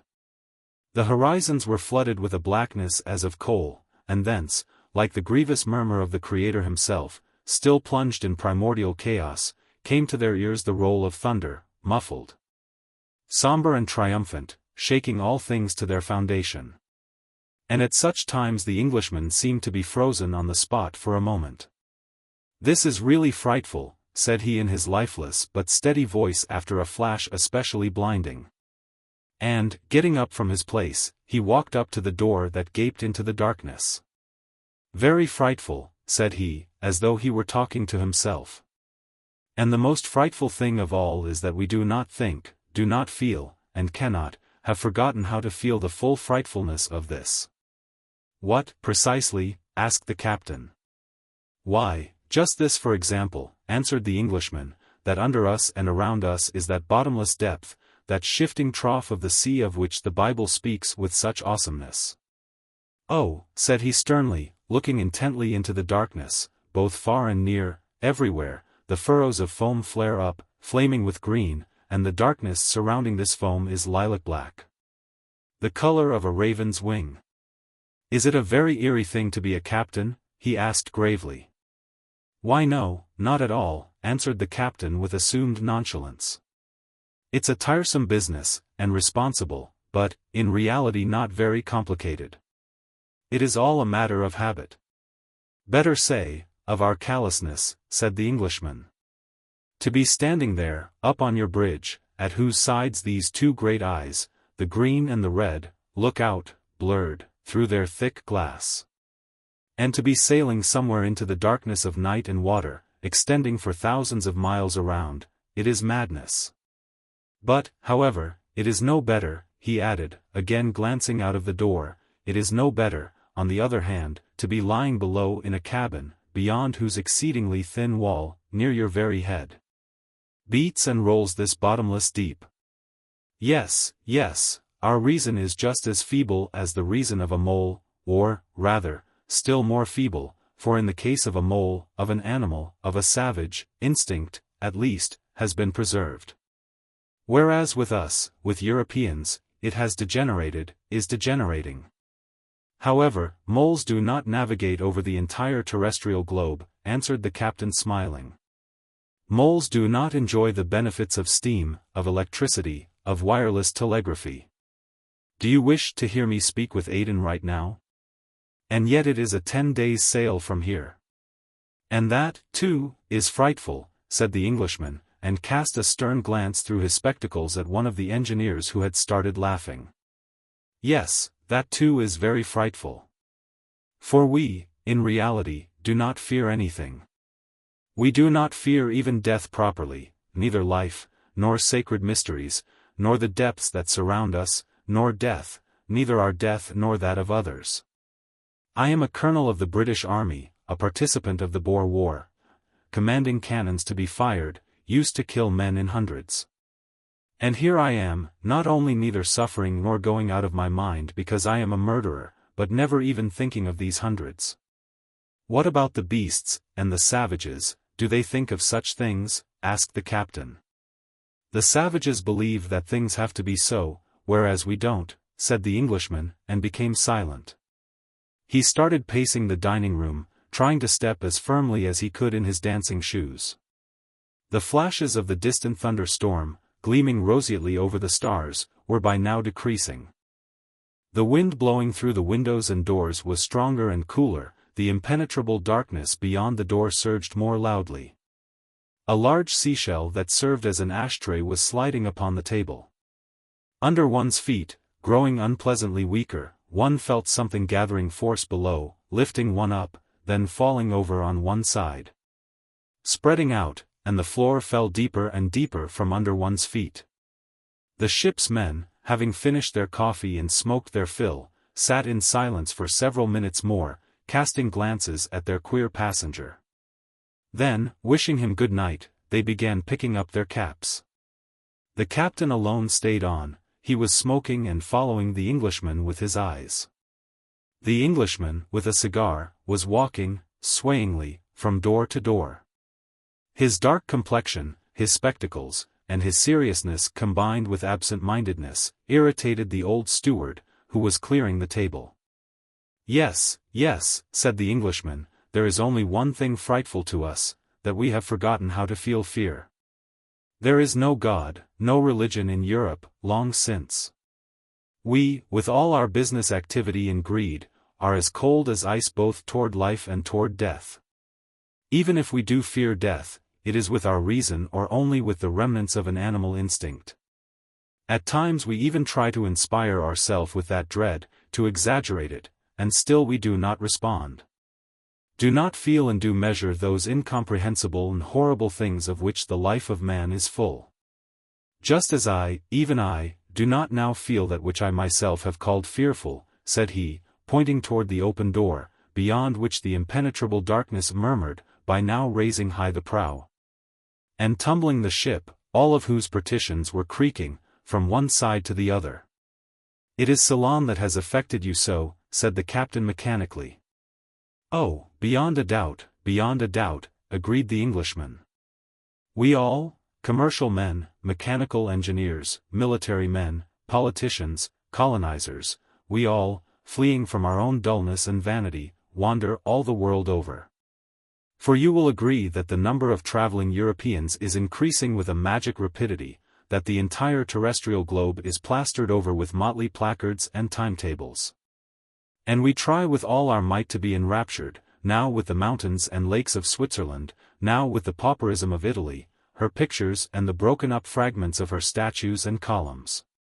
Or we wander over the slippery stones which have survived from some amphitheaters in Sicily, or we gaze with simulated delight upon the yellow heaps of rubble at the Acropolis in Greece. Or attend, as though it were some show-booth spectacle at a fair, the distribution of the sacred fire in Jerusalem. We pay sums unheard of in order to undergo tortures from guides and fleas in the tombs and clay idol temples of Egypt. We sail to India, to China, to Japan, and it is only here, upon the soil of the most ancient of mankind, in this Eden which we have forfeited, which we style our colonies and which we covetously despoil, in the midst of squalor, bubonic plague, cholera, fevers, and colored races whom we have turned into cattle, only here do we feel, in some slight measure, life, death, godhood. Here, after having remained indifferent toward all these Osirises, Zeuses, Apollons, toward Christ, toward Mohammed, have I more than once felt that I might perhaps have bowed only before them, these fearful gods of this cradle of mankind, before the 100-armed Brahma, before Shiva, before the devil, before Buddha, whose word verily rang forth like the utterance of Methuselah himself, driving nails into the coffin lid of the universe. Yes, thanks only to the East, and to the diseases contracted in the East, thanks to the fact that in Africa I slaughtered men by the hundreds, that in India, which is being despoiled by England, and, therefore, in part by me, I have seen thousands dying from hunger, that I had bought little girls in Japan to be my wives for a month, that in China I had beaten defenseless, simian old men over their heads with a stick, that in Java and Ceylon I had driven rickshaw-men until I heard the death rattle in their throats, that I had, in my time, contracted a most cruel fever in Anuradhapur, and liver trouble on the shore of Malabar. Only thanks to all this do I still feel and think, after a fashion. Those lands, those countless peoples, which still either live a life of infantile immediacy, sentient with all their beings of existence, and death, and the divine majesty of the universe. Or those lands and peoples which have already traversed a long and arduous path, historical, religious and philosophical, and who have grown wearied on this path, such lands and peoples we, the men of the new age of iron, aspire to enslave, to divide amongst us, and this we style our colonial problems. And when this division shall come to an end, then on this world will again be enthroned the might of some new Tyre or Sidon, a new Rome, English or German. There will be repeated, inevitably repeated, also that which had been prophesied by Judean prophets to Sidon, that, according to the word of the Bible, had grown to deem itself God. That which had been prophesied to Rome by the Apocalypse. And to India, to the Aryan tribes that had enslaved it, by Buddha, who has said, O ye princes, ye men in power, rich in treasures, who have arrayed your covetousness against one another, insatiably pandering to your lusts. Buddha understood the significance of the life of individuality in this world of having been, in this universe, whose meaning we cannot attain to, and he was horrified with a sacred horror. Whereas we exalt our individuality above the heavens, we want to center all the world within it, no matter what may be said of the coming universal brotherhood and equality. And so it is only on the ocean, under stars new and foreign to us, in the midst of the majesty of tropical thunderstorms. Or in India, in Ceylon, where history is so immeasurable, where at times one glimpses life veritably primitive, and where on dark, sultry nights, in the fevered gloom, one feels man melting, dissolving in this blackness, in these sounds, scents, in this fearful all-oneness, only there do we in a slight measure grasp the meaning of this our pitiful individuality. Do you know, said he, halting again, and flashing his spectacles at the captain, a certain Buddhistic legend? Which one? Asked the captain, who had already yawned surreptitiously and had glanced at his watch. Why, this, a raven darted after an elephant who was running down a wooded mountain toward the sea. Wrecking all things in his path, breaking down the overgrowths, the elephant plunged into the waves, and the raven, tortured by desire, fell after him, and, having waited until the elephant had swallowed enough water to kill himself and had floated up on the waves, descended on the carcass with its great ears. The carcass floated on, putrefying, while the raven greedily pecked away at it. But when he came to his senses, he saw that he had been borne far, far from land, to a distance from which there is no return even upon the wings of a gull, and he began cawing in a piteous voice. That voice for which death waits so warily. It is a terrible legend. Yes, it is very significant, said the captain, indifferently. The Englishman lapsed into silence and again began pacing from door to door. From the surging darkness faintly floated in the sounds of the second bell, abrupt and, as is always the case on the ocean, plaintive.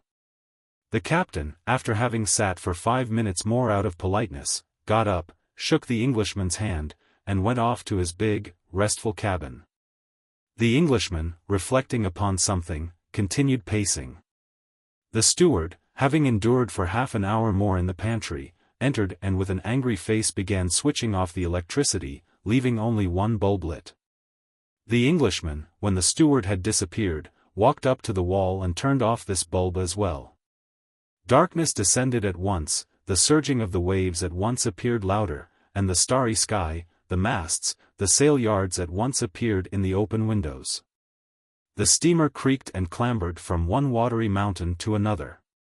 It swung wider and wider, rising and falling, and in its rigging canopus, the Crow, the Southern Cross swayed widely to and fro, now flying toward the abyss above, now toward the abyss below. And roseate auroras were still flashing above them. The Grammar of Love. A certain Ivlev was once traveling, in the beginning of June, to a distant region of his province. The Tarantus, with its dusty top all awry, had been given him by his brother-in-law, at whose estate he was passing the summer. The troika 10 of small but well-broken horses, with thick matted manes, he had hired in the village, from a wealthy mujik. They were driven by a son of that mujik, a lad of 18, a plodding fellow, a good husbandman. He was all the time cogitating about something with displeasure, seemed to be offended at something, could not take a joke. And, having become convinced that there was no possibility of getting into talk with him, Ivlev yielded to that peaceful and aimless observation, which chimes in so well with the beat of hoofs and the jangling of little bells. The drive was very pleasant at first, the day was warm, grayish, the road a much-traveled one, the meadowlands were full of flowers and skylarks. From the grain fields, from the dove-colored fields of rye, spreading onward as far as the eye could see, a pleasant little breeze was blowing, bearing flower pollen over slanting masses of the grain and rye, at times making this pollen dust swirl like smoke, and the distance even seemed misty from it. The lad, in a new cap and a clumsy jacket made of lustrin, was sitting upright. The fact that the horses were completely entrusted to him, and that he was wearing his best clothes, made him especially serious. As for the horses, they coughed and ran along without hurrying.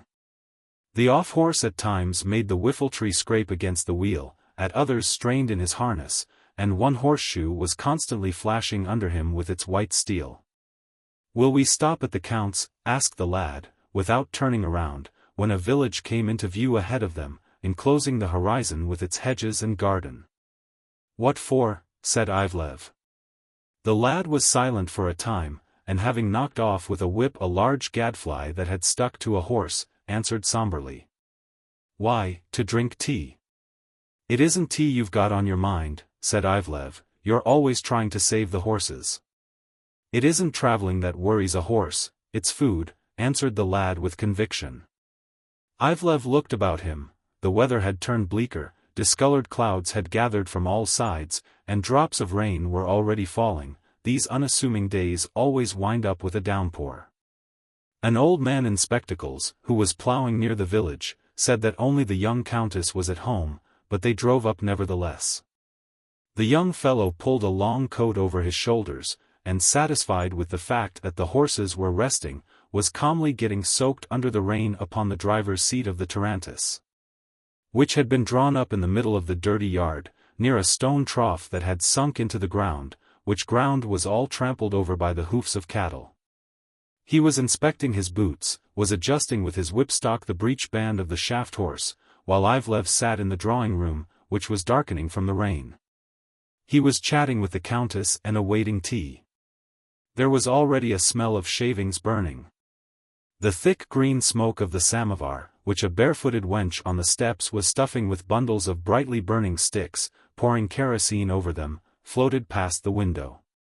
The countess was in a capacious pink dressing gown, which showed her powdered bosom. She smoked, inhaling deeply. She patted her hair frequently, baring her firm and rounded arms to the shoulders.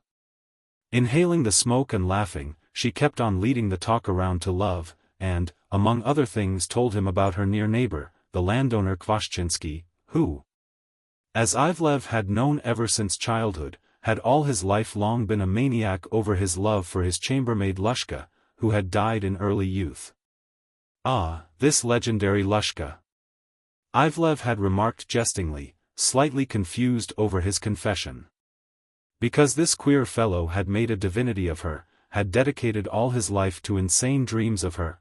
In my youth, was almost in love with her, I fancied, in thinking of her, God knows what. Although, they do say, she was not at all good-looking. "Yes," said the countess, without listening. "Why, he died this winter, you know. And Pisarev, the only one whose visits he tolerated, because of their old friendship, affirms that in everything else he was not in the least insane. And I believe it, he was simply different from the run of the men of today." Finally the barefooted wench with unusual carefulness served him with a glass of strong grey tea out of a teapot, and with a small basket of Fleisbeck tea cookies. When they started off again, the rain had set in earnest. It was necessary to raise the top, to cover up with the calcined, shrunken apron, to sit all hunched up. The horses clattered their muffled bells, little streams ran over their dark and glistening haunches. The grasses swished succulently under their wheels as they passed some boundary or other, among the fields of grain, through which the young fellow had driven in the hope of shortening the way. The warm rye-scented air gathered underneath the top, blending with the odor of the old tarantass. So that's how things are, Kvashchinsky has died, Ivlev was thinking. I absolutely must drive up, just to have a glance at this deserted sanctuary of the mysterious Lushka. But what sort of a man was this Kvashchinsky? A madman, or simply some sort of an overwhelmed soul, all centered in one thing? To judge by the stories of old landowners, who were of the same age as Kvashchinsky, he had at one time passed for an extraordinarily clever fellow in this province. And suddenly there fell upon him this love, this Lushka, then her unexpected death came, and everything went to rack and ruin. He locked himself up in the house, in that room where Lushka had lived and died, and had sat there through more than 20 years, not only not going out anywhere, but not showing himself to anybody even on his own estate. He had sat a hole through and through the mattress on Lushka's bed, and ascribed literally everything that took place in the world to Lushka's influence. If there were a thunderstorm, it was Lushka who sent it. If a war were declared, it meant that Lushka had so decided. If the harvest happened to be bad, the peasants had not succeeded in pleasing Lushka. "You're driving to Kvashchinsky's, aren't you?" called out Ivlev, putting his head out in the rain. "To Kvashchinsky's," came from the lad, indistinctly through the noise of the rain. Water was running down from his drooping cap by this time. Going up Pizarev's hill. Ivlev did not know any such road. The settlements were constantly becoming poorer and farther away from the world. The boundary came to an end, the horses were going at a walk, and brought the careening tarantas through a washed-out hollow to the bottom of a little hill, into some still unmown meadows, the green declivities of which stood out mournfully against the low-lying clouds. Then the road, now disappearing, now finding itself anew, began to wind in and out, along the bottoms of gullies, through ravines filled with alder bushes and branching osiers. They came upon somebody's little apiary, several small logs standing upon a slope, among tall grass with wild strawberries glimmering red through it. They made a detour of some old dam, sunk among nettles, and a pond long since dried up, a deep hollow, grown over with burdocks taller than a man in height. A pair of black snipe with a mournful cry darted out of them towards the rainy sky. But upon the dam, amidst the nettles, an old, big bush was blossoming out with little pale pink flowers, that charming little tree which is called God's own tree. 11. And Ivlev suddenly recalled the localities, recalled that he had ridden through here more than once on horseback in his youth, with a gun slung over his shoulders. "They do say that she drowned herself right here," said the young fellow unexpectedly. "You're talking about the mistress of Kvashchinsky, aren't you?" asked Ivlev. "That isn't so. She didn't even think of drowning." "No, she did drown herself," said the lad, "only, they think that he went mad from his poverty, most likely, and not on account of her." And after a silence, he roughly added, "Well, we ought to be driving on again. For this same Kvashchinsko now. Look at how petered out them horses be." "Suit yourself," said Ivlev. Upon the hillock whither the road, now lead-colored from the rain, led, upon a clearing from which the trees had been carried away, among the wet, rotting chips and leaves. Among the stumps and young aspen growths, with their bitter and fresh scent, a solitary hut was standing. There was never a soul around, only the singing green finches, sitting under the rain upon tall flowers, rang through the entire thin forest that stretched upward beyond the hut. But when the troika, splashing through the mud, had come abreast of its threshold, a whole pack of huge hounds dashed out from somewhere, black, chocolate, and smoke-colored, and with ferocious baying swirled around the horses, jumping up to their very muzzles, turning head over heels as they ran, and even spinning up to the very top of the tarantas. At the same time, and just as unexpectedly, the sky over the tarantas was split by a deafening peal of thunder, which had not sounded once during the day. While the young fellow began in a rage to lash the dogs with his whip, and the horses dashed away at a gallop among the aspen trunks that began flashing before the eyes. The village of Kvashchinsko could already be seen beyond the forest. The hounds lost ground and at once grew quiet, trotting back in a businesslike manner. The forest gave way and again fields opened up ahead. Evening was coming on, and one could not determine now whether the storm clouds, on three sides, were dispersing or encroaching. On the left was one almost black, with blue openings through which light showed, on the right, a hoary one, rumbling with ceaseless thunder. While toward the west, from Kvashchinsky's estate, from beyond the sloping hills over the river valley, was a turbidly blue one, with dusty streaks of rain through which could be seen the roseate mountains of clouds piled in the distance. But the rain was abating about the tarantass, and Ivlev, standing up, all bespattered with mud, threw back with pleasure the top, now grown heavy, and freely breathed in the fragrant dampness of the field. He was looking at the approaching estate, was beholding, at last, that of which he had heard so much. But, even as formerly, it seemed to him that Lushka had lived and died not 20 years ago, but almost in times immemorial. Looking out over the bottomland, all trace of the shallow little river was lost in the lush vegetation, over which a white kingfisher was soaring. Further on a mound, lay rows of hay, grown dark from the rain. Among them, far apart from one another, were spread out ancient silvery poplars. The house, rather a large one and at one time white, with its wet roof glistening, stood upon an absolutely bare spot. There was neither garden, nor any outbuildings around it, only 2 pillars of brick in lieu of gates, and with burdocks growing in the ditches. When the horses had crossed the little river by a ford and had gone up the hill, some woman, in a man's summer overcoat with its pockets hanging down, was driving a few turkey hens through the burdocks. The facade of the house was unusually bleak, it had few windows, and all of them were small, and set within thick walls. But then, the somber front entrances were enormous. From one of them a young man in the grey blouse of a high school student, belted with a broad strap, was looking with wonder at the arrivals. He was black-haired, with handsome eyes, and of very pleasing appearance, although his face was pale, and as spotted with freckles as a bird's egg. It was necessary to explain the visit in some way. Having climbed up to the entrance and given his name, Ivlev said that he wanted to see, and perhaps to buy, the library that, so the countess had said, had been left by the deceased. And the young man, flushing deeply and pulling down his blouse from behind, at once led him into the house. So this, then, is the son of the famous Lushka, reflected Ivlev, throwing a rapid glance at everything that met his eyes. He looked back frequently and said anything that came to mind first, just so as to have an additional glance at the master of the house, who appeared too youthful for his years. The latter answered hurriedly, but monosyllabically. He was evidently confused both by his bashfulness and his greed. That he was fearfully glad over the possibility of selling the books, and that he had conceived the notion of not parting with them at a cheap price, was apparent from his very first words.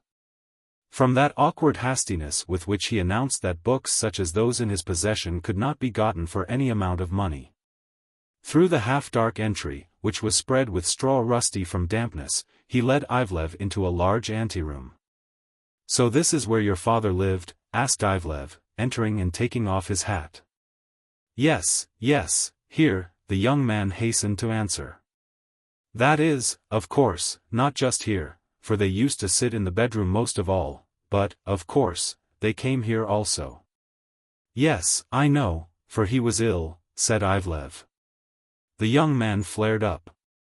"That is, ill in what way?" he said, and manlier notes sounded in his voice. "That's all gossip. He was not at all ailing mentally, he simply read all the time, and did not go out anywhere, that is all. But no, don't you take your hat off, please, it's very cold here, for we don't live in this half of the building." True, it was far chillier in the house than it was out in the air. In the dismal anteroom, its walls pasted with newspapers, upon the sill of a window, dismal from the storm clouds, was standing a quail cage made out of bast. A little grey bag was hopping over the floor of its own volition. Bending down, the young man captured it and put it down on a bench, and Ivlev understood that there was a quail imprisoned in the little bag. They next entered the parlor. This room, with its windows toward the west and toward the north, took up almost half the entire house. Through one window, against the gold of the evening glow that showed through the clearing clouds, could be seen a century-old weeping birch tree, all black. Through the remaining window, a tall, withering acacia tree. The front corner was taken up by a shrine without glass, with images standing and hanging within it. Among them stood out, both by its great size and its antiquity, one trimmed with silver, and upon this image, their wax gleaming yellow like dead flesh, were lying wedding candles tied with pale green bows. "Pardon me, please," Ivlev was about to ask, overcoming his scruples, "but, did your father really?" "No, that's just so," mumbled the young man, instantly grasping his meaning. "He bought these candles after her death already. And he even wore a wedding ring all the time. The furniture in this parlor was crude. But then, in the spaces between the windows stood exquisite whatnots, crowded from top to bottom with porcelain knickknacks, crystal, tea china, and goblets rimmed with gold. As for the floor, it was entirely strewn over with dead bees, that crackled underfoot. The empty parlor, as well, was strewed with the bees. Having traversed it, and also some other somber room with a sleeping ledge built against the side of a stove, the young man came to a stop before a low little door and took a big key out of his trousers pocket. Having turned it with difficulty in the rusty keyhole, he threw open the door. Mumbling something, and Ivlev saw a cubbyhole with 2 windows. Against one wall stood a bare iron cot without any bedding. Against another, 2 little bookcases of bird's-eye birch. "So this is the library?" asked Ivlev, walking up to one of these. And the young man, having hastened to answer in the affirmative, helped him to open the little bookcase, and began to follow his hands covetously. The strangest of books did this library consist of. Ivlev would open the thick bindings, would turn over a rough, grey page, and would read, "The Forbidden Ground," "The Morning Star and Night Demons," "Reflections on the Mysteries of Creation," "A Marvelous Journey into a Magic Region," "The Latest Dream Book." And yet his hands would persist in trembling slightly. So this was what that lonely soul, which had secluded itself forever from the world in this little room and had but lately quitted it, had nurtured itself upon? But perhaps this soul had not really been insane, after all? There is a state. The lines of Baratinsky came into Ivlev's mind. There is a state. But what name shall it be given? 'Tis neither dream nor waking, wavering twixt both. And comprehending it within him, man, to frenzy's verge is driven. It had cleared up in the west. Gold was peeping out from behind the beautiful lavender-colored clouds and strangely illumined this humble sanctuary of love, a love beyond understanding, which had transformed into some ecstatic existence a whole life that perhaps was destined to be a most commonplace one had there not happened to be a certain Lushka, mysterious in her enchantment. Taking a little footstool from under the cot, Ivlev sat down before the cabinet and took out his cigarettes, imperceptibly scrutinizing and memorizing the room. "Do you smoke?" he asked the young man who was bending over him. The latter again blushed. "I do," he mumbled, and tried to smile. "That is, I don't exactly smoke, rather, I try to jolly myself. But, however, if I may, very much obliged to you." And, having clumsily taken a cigarette, he lit it with his hands trembling, walked over to the windowsill and sat down upon it, barring out the yellow light of the evening glow. "And what is this?" asked Ivlev, bending down to the third shelf, upon which lay only a single volume, very small, resembling a prayer book, and where also stood a casket whose corners were trimmed with silver, grown black with time. "That's just, the necklace of my late mother," answered the young man, after a confused hesitation, but trying to speak negligently. "May I have a look?" "If you please, although it really is very simple, it won't interest you." And opening the casket, Ivlev saw a much worn bit of cord, a string of very cheap little round blue globules, resembling stone ones. And such emotion possessed him upon glancing at these globules, which had at one time lain upon the neck of her whose lot it was to be so beloved, and whose dim image could no longer be anything but beautiful, that his eyes grew dim from the beating of his heart. Having looked his fill, Ivlev carefully put the casket back in its place. He then took up the little book. This was a tiny, beautifully made grammar of love, or the art of loving and of being loved in return, published almost 100 years ago. This book, to my regret, I cannot sell, said the young man with difficulty. It's very valuable. He even put it under his pillow. But perhaps you will let me have just a look at it? Said Ivlev. If you please, said the young man in a whisper. And, overcoming his compunctions, vaguely oppressed by the young man's gaze, Ivlev began slowly turning the leaves of the grammar of love. It was all divided into short chapters, of beauty, of the heart, of the mind, of deportment, of love signs, of attack and defense, of falling out and reconciliation, of platonic love. Each chapter consisted of very brief, elegant, at times very subtle, sentences, and some of them were very lightly marked by a pen in red ink. Love is not a mere episode in our life, Ivlev read. Our reason contradicts the heart and doth not convince the latter. Women are never so strong as when they arm themselves with weakness. We adore woman because she holds sovereign sway over our ideal dream.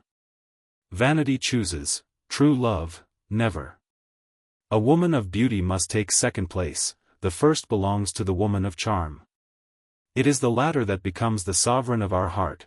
Before we have rendered our heart an account of her, our heart becomes a captive to love for eternity. Then followed an explanation of the language of flowers, and again here and there were marked passages. Wild poppy, sadness. Priest's cap, thy alluring beauty is imprinted on my heart. Periwinkle, sweet remembrances. The mournful geranium, melancholy. Wormwood, eternal bitterness. While upon a blank page at the very end, in tiny, bead-like characters, was a stanza of 8 lines, written in the same ink. The young man stretched out his neck as he peeped into the grammar of love, and said with a forced smile. He wrote that himself. Half an hour later, Ivlev bade him goodbye with relief. Out of all the books he had bought only this small volume at a high price. The turbidly golden evening glow was fading in the clouds beyond the fields, yellowly reflected in the puddles. The fields were wet and green. The lad was not in any hurry, but Ivlev did not spur him on. The young fellow was saying that that woman who had been driving the turkey hens through the burdocks before was the deacon's wife. That young Kvashchinsky has been living with her for a long time now, that he already has children. Ivlev was not listening. He was constantly thinking of Lushka. Of her necklace, which had left a complex feeling within him, resembling that which he had once experienced in a little Italian town upon beholding the relics of a female saint. She has come into my life forever, he reflected. And, taking the grammar of love out of his pocket, he slowly read over, by the light of the evening glow, the verses written upon its last page. We were assigned a thorny wreath.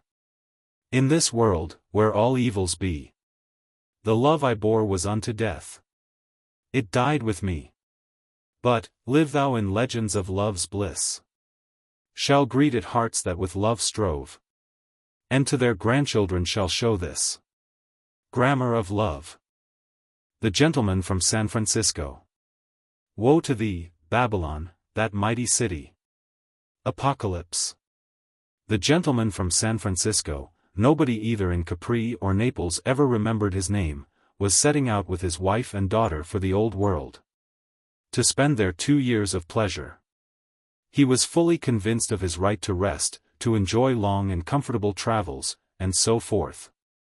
Because, in the first place he was rich, and in the second place, notwithstanding his 58 years, he was just starting to live. Up to the present he had not lived, but only existed. Quite well, it is true, yet with all his hopes on the future. He had worked incessantly, and the Chinamen whom he employed by the thousand in his factories knew what that meant. Now at last he realized that a great deal had been accomplished, and that he had almost reached the level of those whom he had taken as his ideals. So he made up his mind to pause for a breathing space. Men of his class usually began their enjoyments with a trip to Europe, India, Egypt. He decided to do the same. He wished naturally to reward himself in the first place for all his years of toil, but he was quite glad that his wife and daughter should also share in his pleasures. True, his wife was not distinguished by any marked susceptibilities, but then elderly American women are all passionate travelers.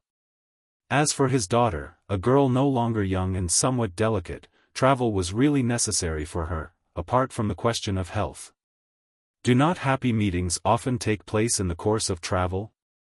One may find oneself sitting next to a multimillionaire at table, or examining frescoes side by side with him.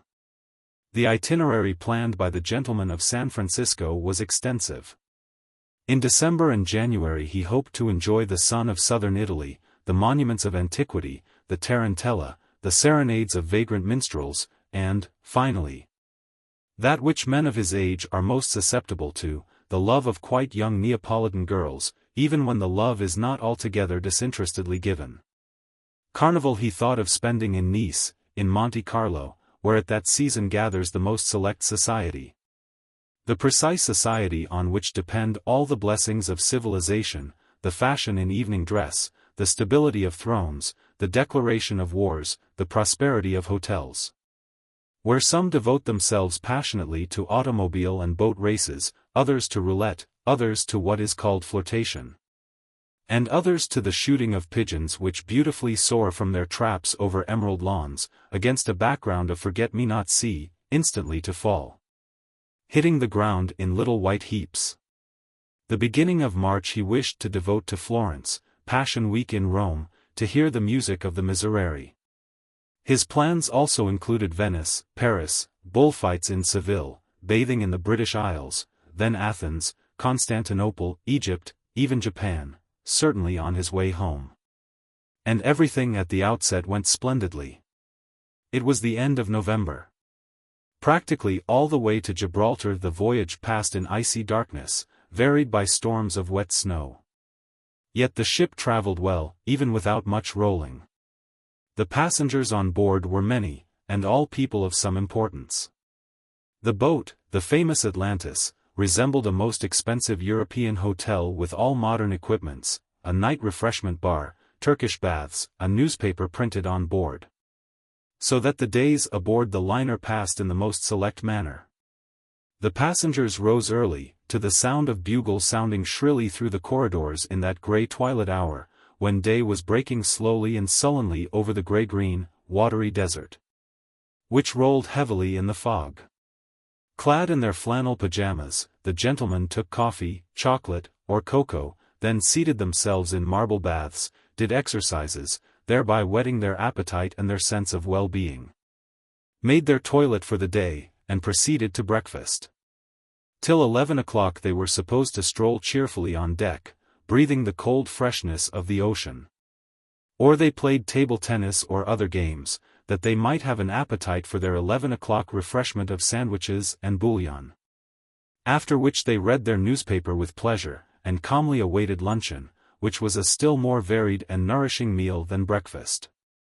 The 2 hours which followed luncheon were devoted to rest. All the decks were crowded with lounge chairs on which lay passengers wrapped in plaids, looking at the mist-heavy sky or the foamy hillocks which flashed behind the bows, and dozing sweetly.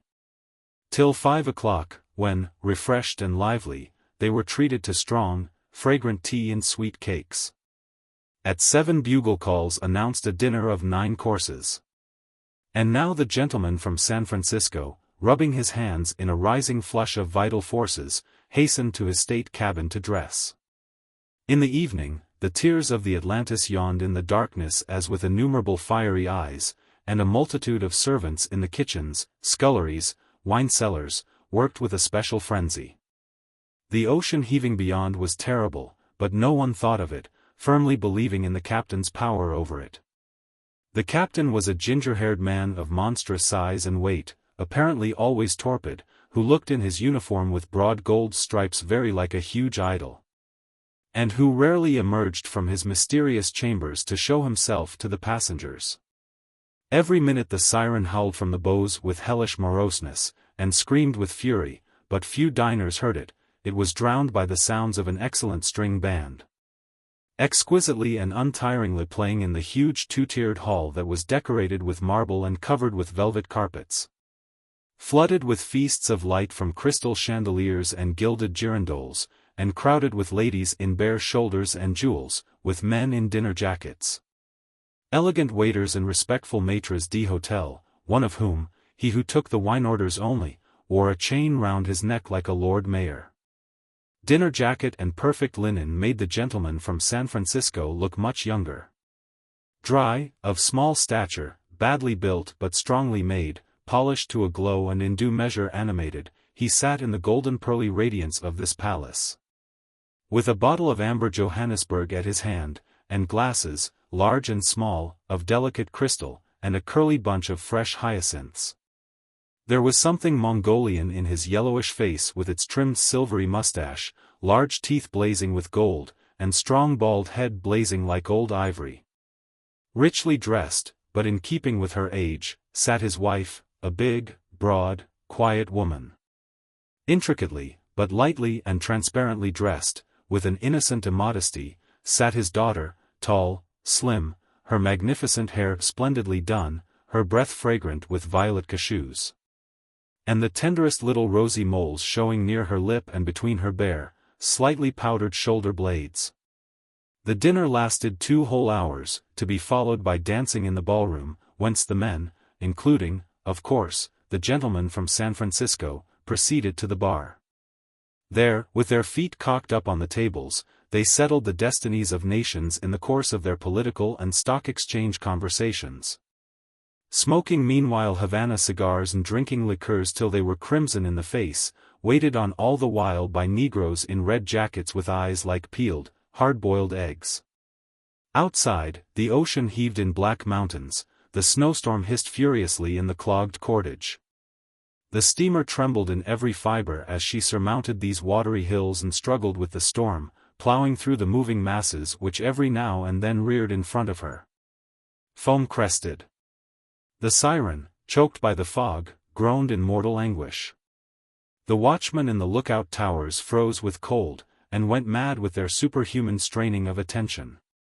As the gloomy and sultry depths of the inferno, as the 9th circle, was the submerged womb of the steamer, where gigantic furnaces roared and dully giggled, devouring with their red-hot maws mountains of coal cast hoarsely in by men naked to the waist, bathed in their own corrosive dirty sweat, and lurid with the purple-red reflection of flame. But in the refreshment bar men jauntily put their feet up on the tables, showing their patent leather pumps, and sipped cognac or other liqueurs, and swam in waves of fragrant smoke as they chatted in well-bred manner. In the dancing hall light and warmth and joy were poured over everything. Couples turned in the waltz or writhed in the tango, while the music insistently, shamelessly, delightfully, with sadness entreated for only one thing, one and the same thing all the time. Amongst this resplendent crowd was an ambassador, a little dry modest old man, a great millionaire, clean-shaven, tall, of an indefinite age, looking like a prelate in his old-fashioned dress coat.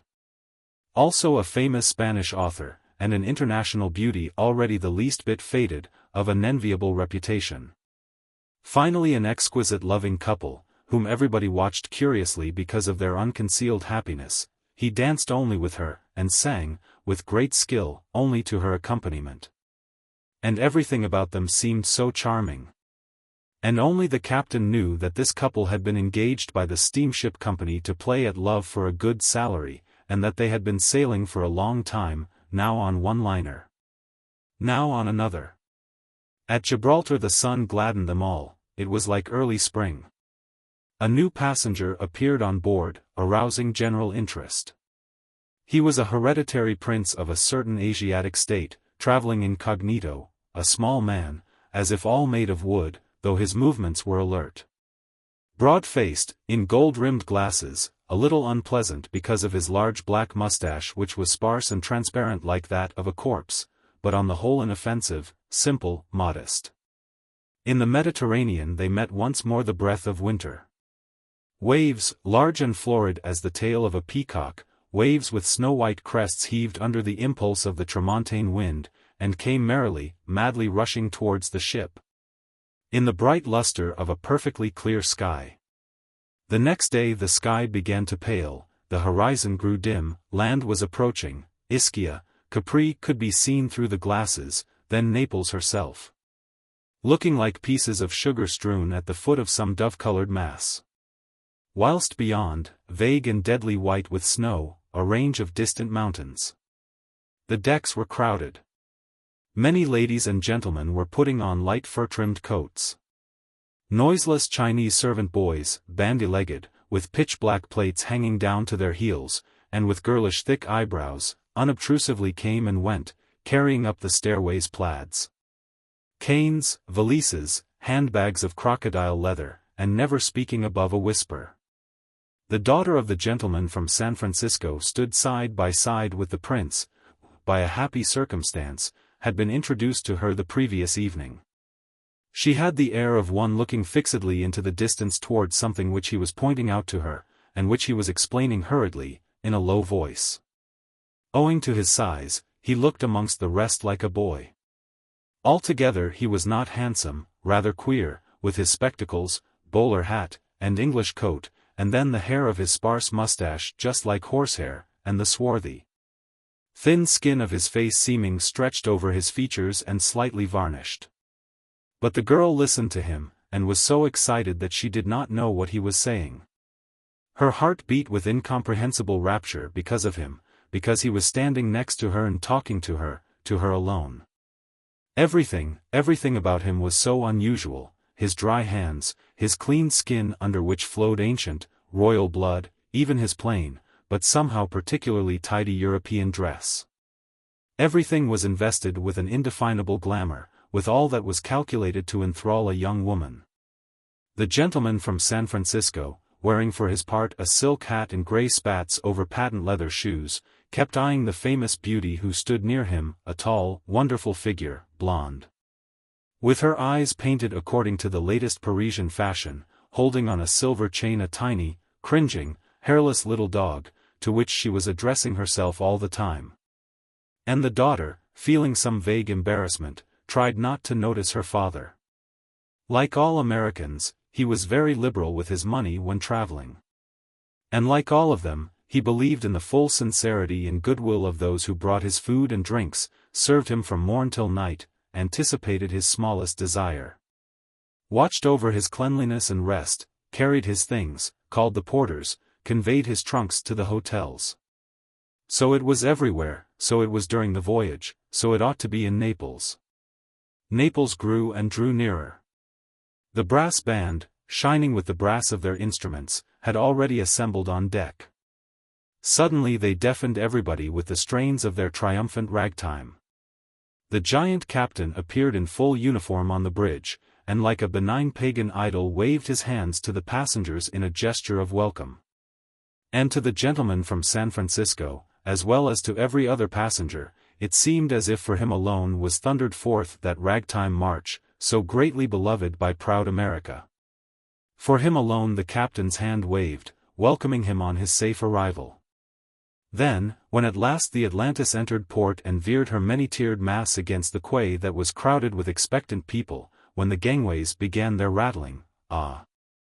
Then what a lot of porters and their assistants in caps with golden galloons, what a lot of all sorts of commissionaries, whistling boys, and sturdy ragamuffins with packs of postcards in their hands rushed to meet the gentleman from San Francisco with offers of their services.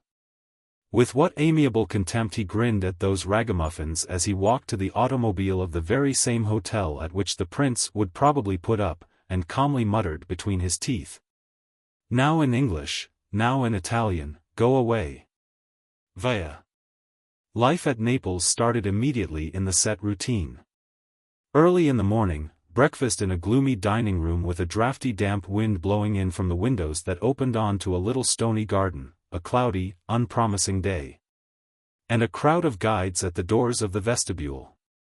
Then the first smiles of a warm, pinky-colored sun, and from the high, overhanging balcony a view of Vesuvius, bathed to the feet in the radiant vapors of the morning sky, while beyond, over the silvery pearly ripple of the bay, the subtle outline of Capri upon the horizon.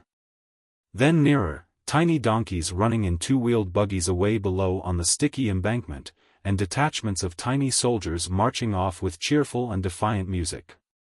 After this a walk to the taxi stand, and a slow drive along crowded, narrow, damp corridors of streets, between high, many-windowed houses. Visits to deadly clean museums, smoothly and pleasantly lighted, but monotonously, as if from the reflection of snow. Or visits to churches, cold, smelling of wax, and always the same thing, a majestic portal, curtained with a heavy leather curtain, inside, a huge emptiness, silence. Lonely little flames of clustered candles ruddying the depths of the interior on some altar decorated with ribbon, a forlorn old woman amid dark benches, slippery gravestones under one's feet. And somebody's infallibly famous descent from the cross. Luncheon at 1 o'clock on San Martino, where quite a number of the very selectest people gather about midday.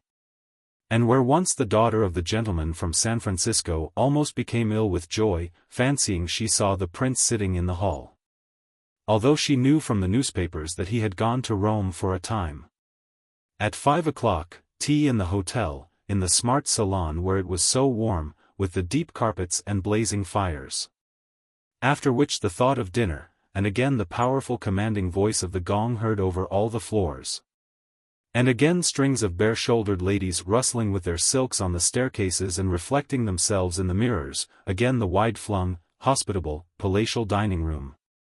The red jackets of musicians on the platform, the black flock of waiters around the maitre d'hotel, who with extraordinary skill was pouring out a thick, roseate soup into soup plates. The dinners, as usual, were the crowning event of the day. Everyone dressed as if for a wedding, and so abundant were the dishes, the wines, the table waters, sweetmeats, and fruit, that at about 11 o'clock in the evening the chambermaids would take to every room rubber hot water bottles, to warm the stomachs of those who had dined. Nonetheless, December of that year was not a success for Naples. The porters and secretaries were abashed if spoken to about the weather, only guiltily lifting their shoulders and murmuring that they could not possibly remember such a season. Although this was not the first year they had had to make such murmurs, or to hint that everywhere something terrible is happening. Unprecedented rains and storms on the Riviera, snow in Athens, Etna also piled with snow and glowing red at night, tourists fleeing from the cold of Palermo. The morning sun daily deceived the Neapolitans. The sky invariably grew grey towards midday, and fine rain began to fall, falling thicker and colder. The palms of the hotel approach glistened like wet tin, the city seemed peculiarly dirty and narrow, the museums excessively dull. The cigar ends of the fat cabmen, whose rubber rain-capes flapped like wings in the wind, seemed insufferably stinking. The energetic cracking of whips over the ears of thin-necked horses sounded altogether false, and the clack of the shoes of the signorini who cleaned the tramlines quite horrible, while the women, walking through the mud, with their black heads uncovered in the rain, seemed disgustingly short-legged, not to mention the stench and dampness of foul fish which drifted from the quay where the sea was foaming. The gentleman and lady from San Francisco began to bicker in the mornings. Their daughter went about pale and headachy, and then roused up again, went into raptures over everything, and was lovely, charming. Charming were those tender, complicated feelings which had been aroused in her by the meeting with the plain little man in whose veins ran such special blood. But after all, does it matter what awakens a maiden soul, whether it is money, fame, or noble birth? Everybody declared that in Sorrento, or in Capri, it was quite different. There it was warmer, sunnier, the lemon trees were in bloom, the morals were purer, the wine unadulterated. So behold, the family from San Francisco decided to go with all their trunks to Capri, after which they would return and settle down in Sorrento, when they had seen Capri, trodden the stones where stood Tiberius palaces, visited the famous caves of the Blue Grotto, and listened to the pipers from Abruzzi, who wander about the isle during the month of the Nativity, singing the praises of the Virgin. On the day of departure, a very memorable day for the family from San Francisco, the sun did not come out even in the morning. A heavy fog hid Vesuvius to the base, and came graying low over the leaden heave of the sea, whose waters were concealed from the eye at a distance of half a mile. Capri was completely invisible, as if it had never existed on earth. The little steamer that was making for the island tossed so violently from side to side that the family from San Francisco lay like stones on the sofas in the miserable saloon of the tiny boat. Their feet wrapped in plaids, and their eyes closed. The lady, as she thought, suffered worst of all, and several times was overcome with sickness. It seemed to her that she was dying. But the stewardess who came to and fro with the basin, the stewardess who had been for years, day in, day out, through heat and cold, tossing on these waves, and who was still indefatigable, even kind to everyone, she only smiled. The younger lady from San Francisco was deathly pale, and held in her teeth a slice of lemon. Now not even the thought of meeting the prince at Sorrento, where he was due to arrive by Christmas, could gladden her. The gentleman lay flat on his back, in a broad overcoat and a flat cap, and did not loosen his jaws throughout the voyage. His face grew dark, his mustache white, his head ached furiously. For the last few days, owing to the bad weather, he had been drinking heavily, and had more than once admired the tableaux vivants. The rain whipped on the rattling window panes, under which water dripped onto the sofas, the wind beat the masts with a howl, and at moments, aided by an onrushing wave, laid the little steamer right on its side, whereupon something would roll noisily away below. At the stopping places, Castellamare, Sorrento, things were a little better. But even the ship heaved frightfully, and the coast with all its precipices, gardens, pines, pink and white hotels, and hazy, curly green mountains swooped past the window, up and down, as it were on swings. The boats bumped against the side of the ship, the sailors and passengers shouted lustily, and somewhere a child, as if crushed to death, choked itself with screaming. The damp wind blew through the doors, and outside on the sea, from a reeling boat which showed the flag of the Hotel Royal, a fellow with guttural French exaggeration yelled unceasingly, "Royal! Hotel Royal," intending to lure passengers aboard his craft. Then the gentleman from San Francisco, feeling, as he ought to have felt, quite an old man, thought with anguish in spite of all these Royals, Splendids, Excelsiors, and of these greedy, good-for-nothing, garlic-stinking fellows called Italians.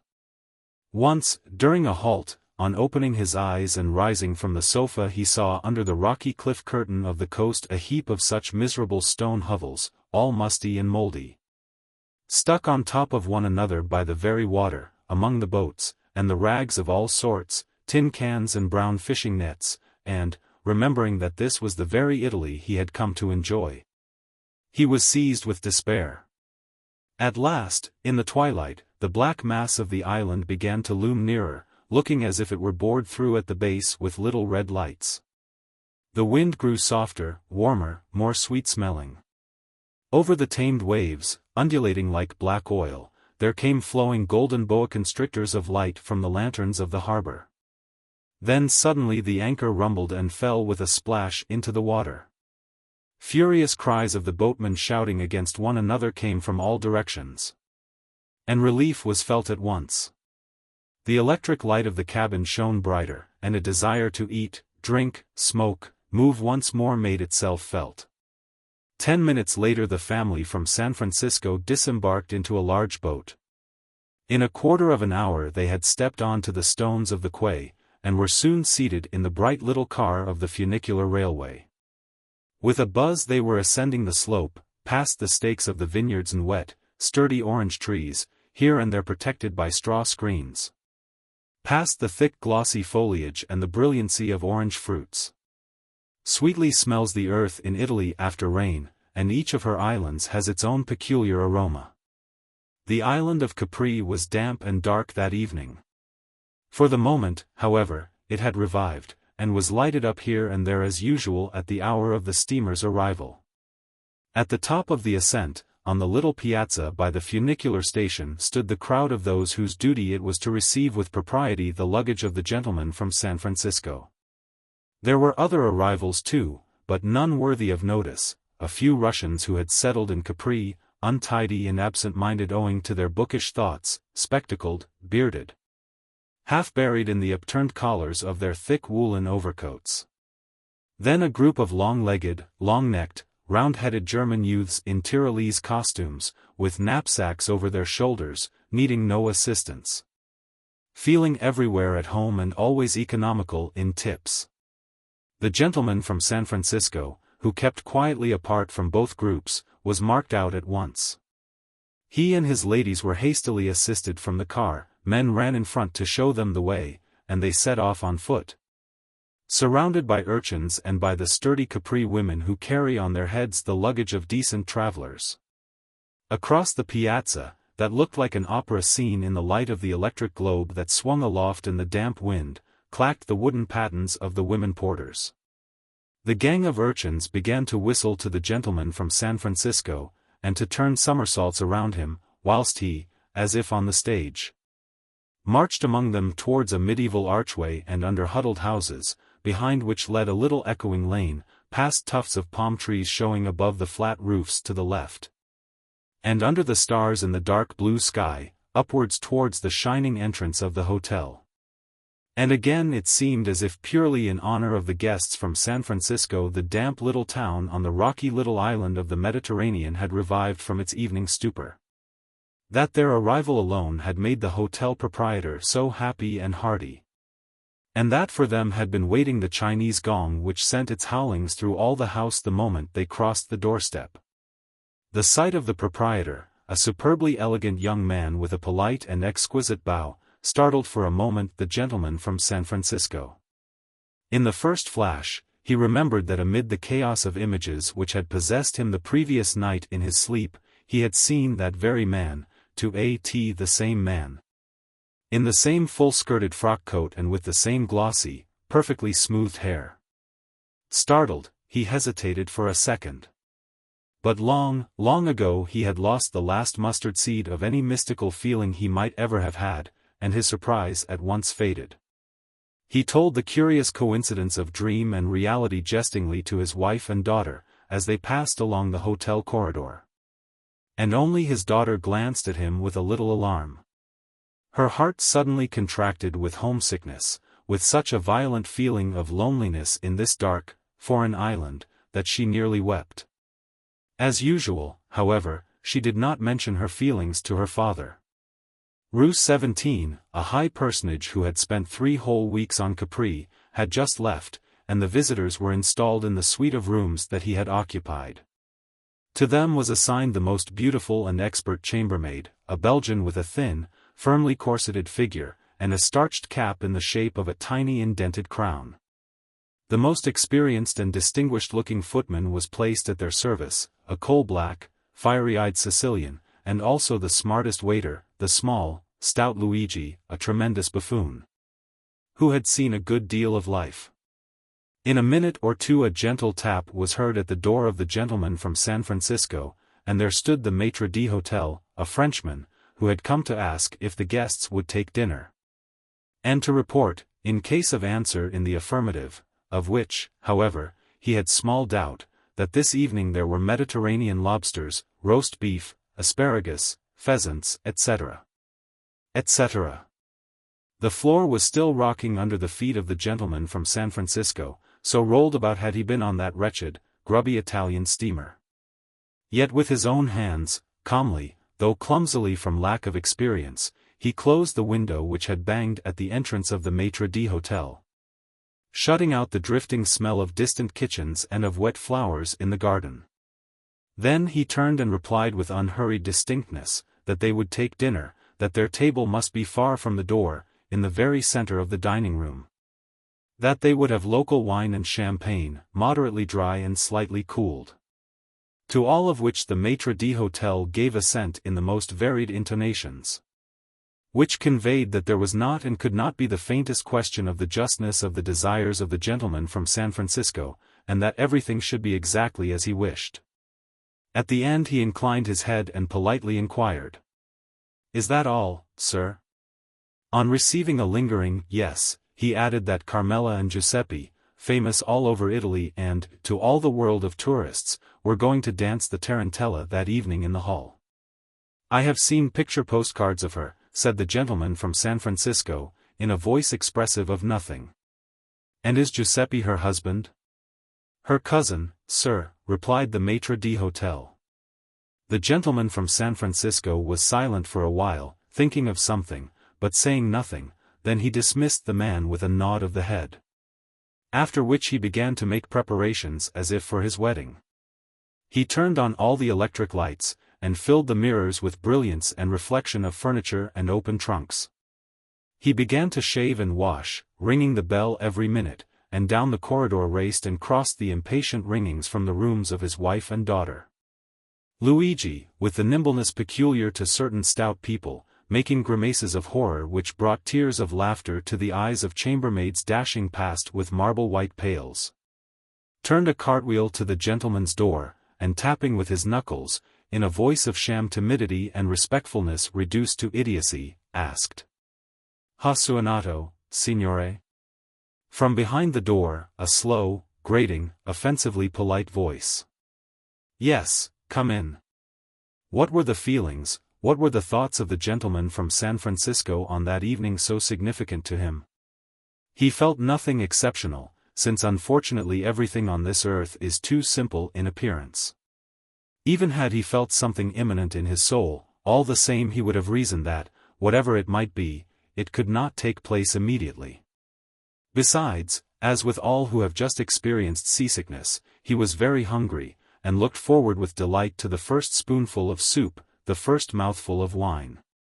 So he performed the customary business of dressing in a state of excitement which left no room for reflection.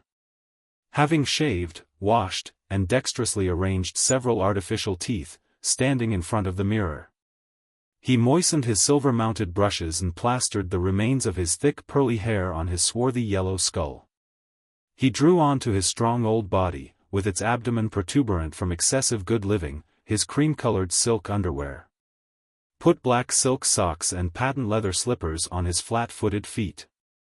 He put sleeve links in the shining cuffs of his snow-white shirt, and bending forward so that his shirt front bulged out, he arranged his trousers that were pulled up high by his silk braces, and began to torture himself, putting his collar stud through the stiff collar. The floor was still rocking beneath him, the tips of his fingers hurt, the stud at moments pinched the flabby skin in the recess under his Adam's apple, but he persisted, and at last, with eyes all strained and face dove-blue from the over-tight collar that enclosed his throat, he finished the business and sat down exhausted in front of the pier glass, which reflected the whole of him, and repeated him in all the other mirrors. "It is awful," he muttered, dropping his strong, bald head, but without trying to understand or to know what was awful.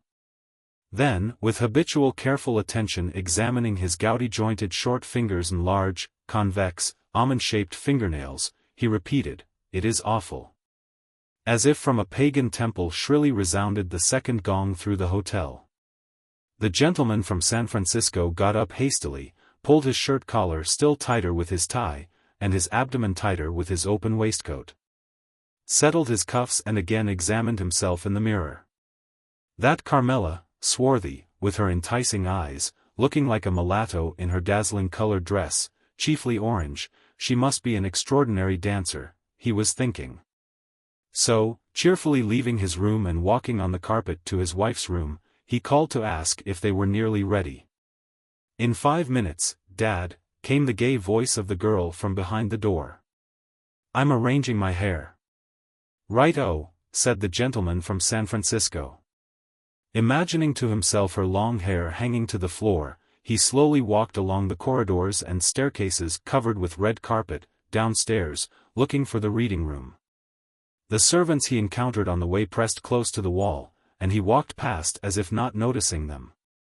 An old lady, late for dinner, already stooping with age, with milk-white hair and yet décolleté in her pale grey silk dress, hurried at top speed, funnily, hen-like, and he easily overtook her. By the glass door of the dining room, wherein the guests had already started the meal, he stopped before a little table heaped with boxes of cigars and cigarettes, and taking a large manila, threw 3 liras on the table.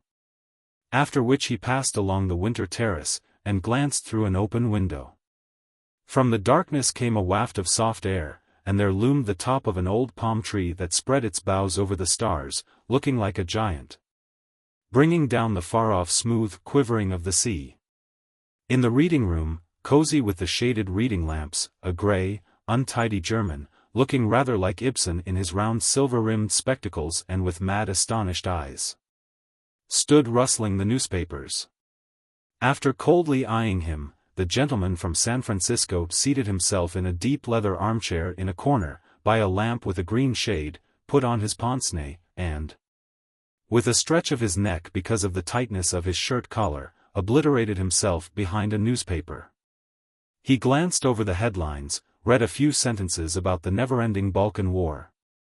Then with a habitual movement turned over the page of the newspaper, when suddenly the lines blazed up before him in a glassy sheen, his neck swelled, his eyes bulged, and the pince-nez came flying off his nose. He lunged forward, wanted to breathe, and rattled wildly. His lower jaw dropped, and his mouth shone with gold fillings. His head fell swaying on his shoulder, his shirt front bulged out basket-like, and all his body, writhing, with heels scraping up the carpet, slid down to the floor, struggling desperately with some invisible foe. If the German had not been in the reading room, the frightful affair could have been hushed up.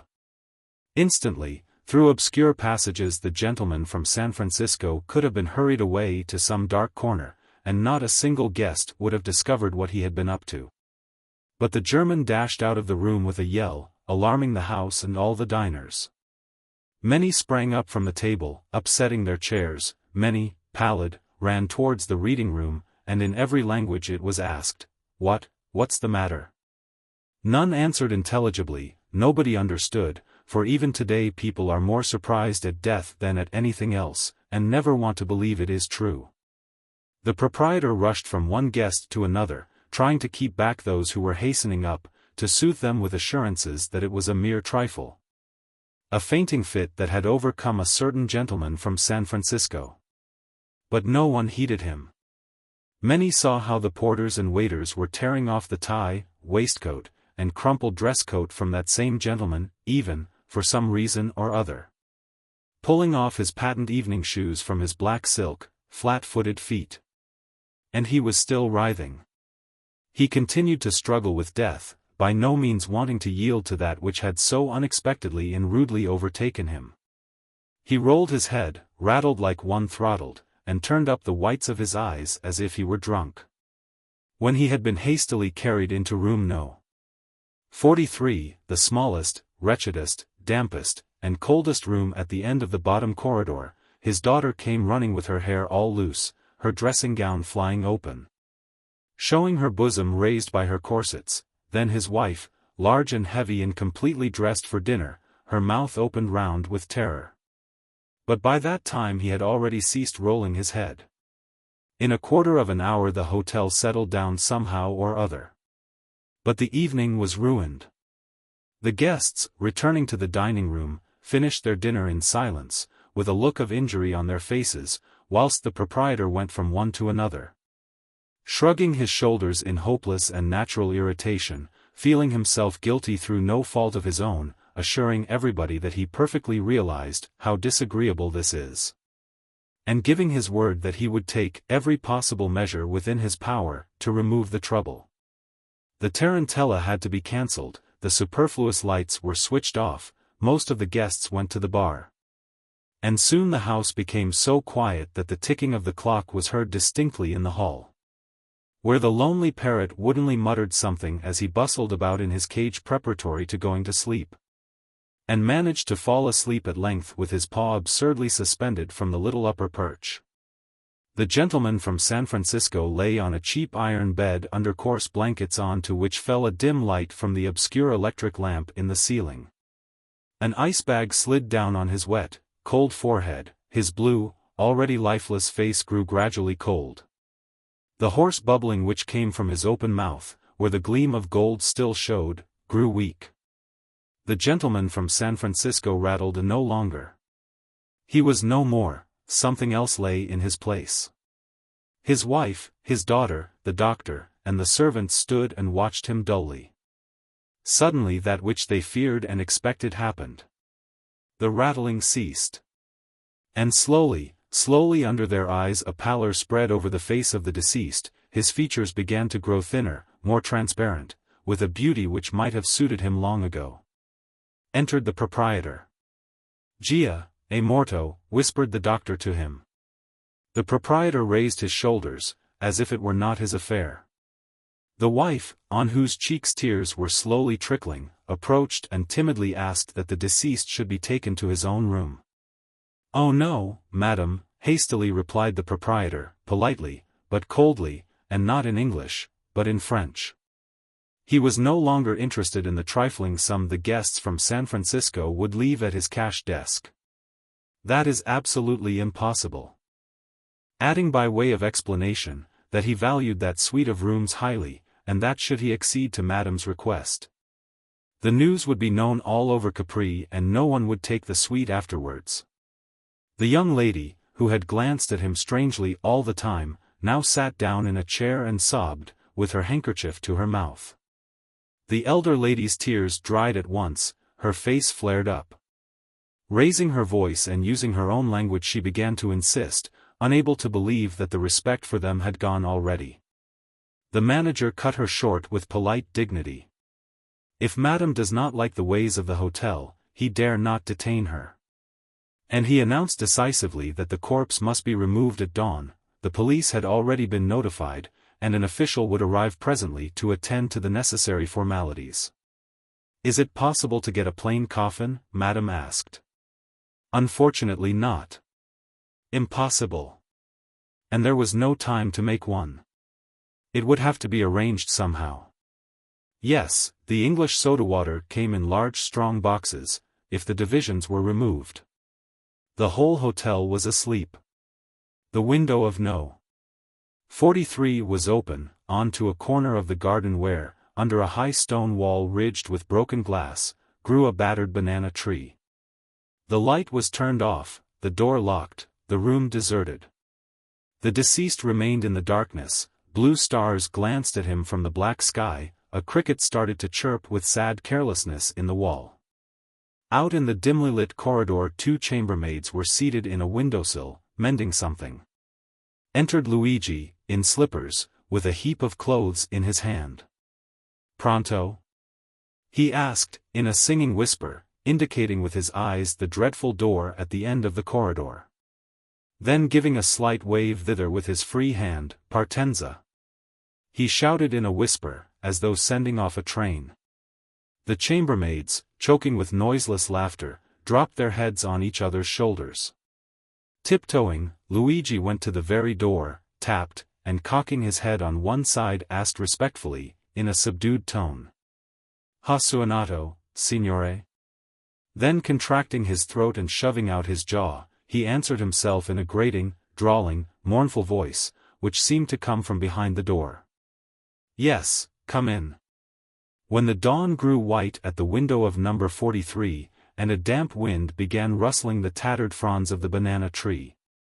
As the blue sky of morning lifted and unfolded over Capri, and Monte Solaro, pure and distinct, grew golden, catching the sun which was rising beyond the far-off blue mountains of Italy.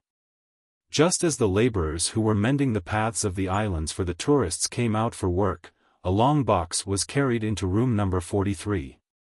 Soon this box weighed heavily, and it painfully pressed the knees of the porter who was carrying it in a one-horse cab down the winding white high road, between stone walls and vineyards, down the face of Capri to the sea. The driver, a weakly little fellow with reddened eyes, in a little old jacket with sleeves too short and bursting boots, kept flogging his wiry small horse that was decorated in Sicilian fashion.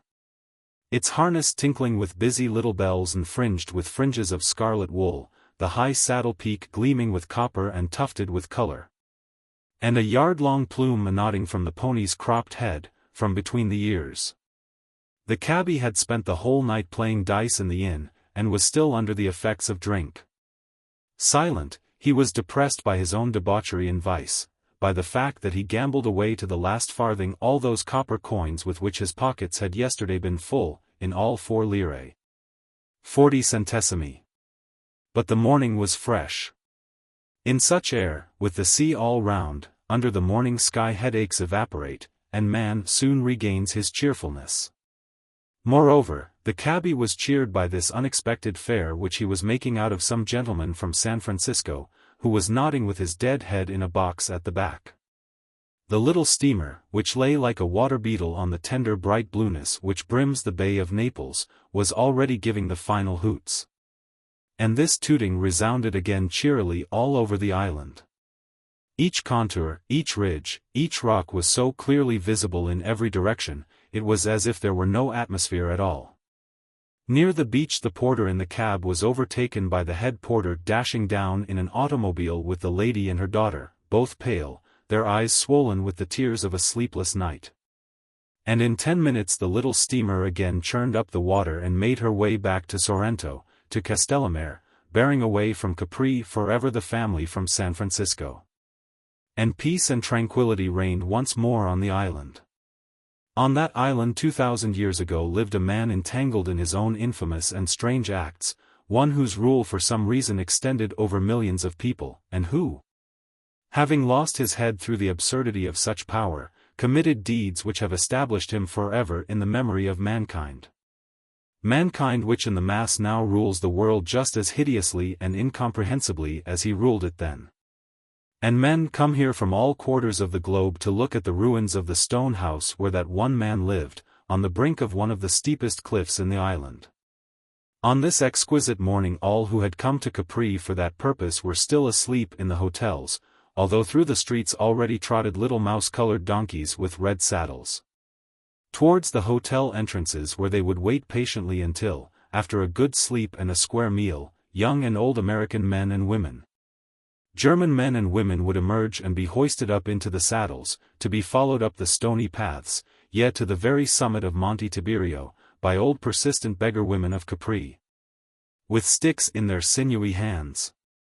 Quieted by the fact that the dead old gentleman from San Francisco, who had intended to be one of the pleasure party but who had only succeeded in frightening the rest with the reminder of death, was now being shipped to Naples, the happy tourist still slept soundly. The island was still quiet, the shops in the little town not yet open.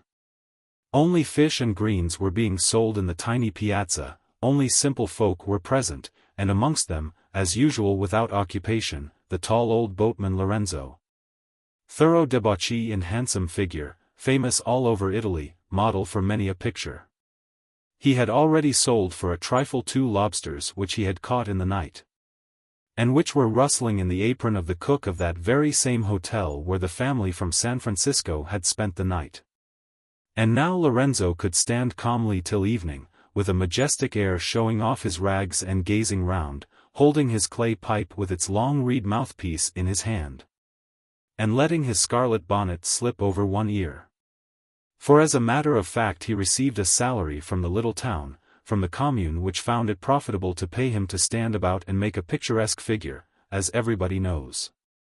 Down the precipices of Monte Solaro, down the stony little stairs cut in the rock of the old Phoenician road came 2 Abruzzi mountaineers, descending from Anacapri. One carried a bagpipe under his leather cloak, a large goat skin with 2 little pipes, the other had a sort of wooden flute. They descended, and the whole land, joyous, was sunny beneath them. They saw the rocky, heaving shoulder of the island, which lay almost entirely at their feet, swimming in the fairy blueness of the water.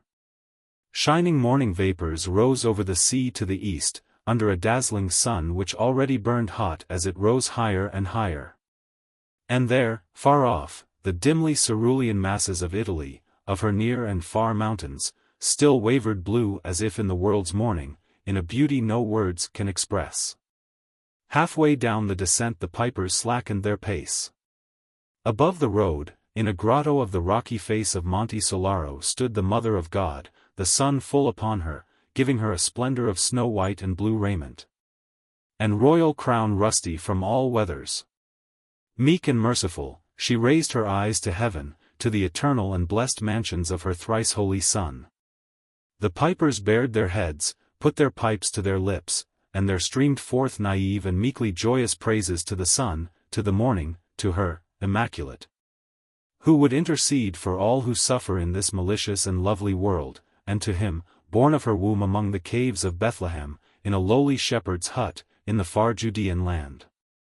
And the body of the dead old man from San Francisco was returning home, to its grave, to the shores of the New World.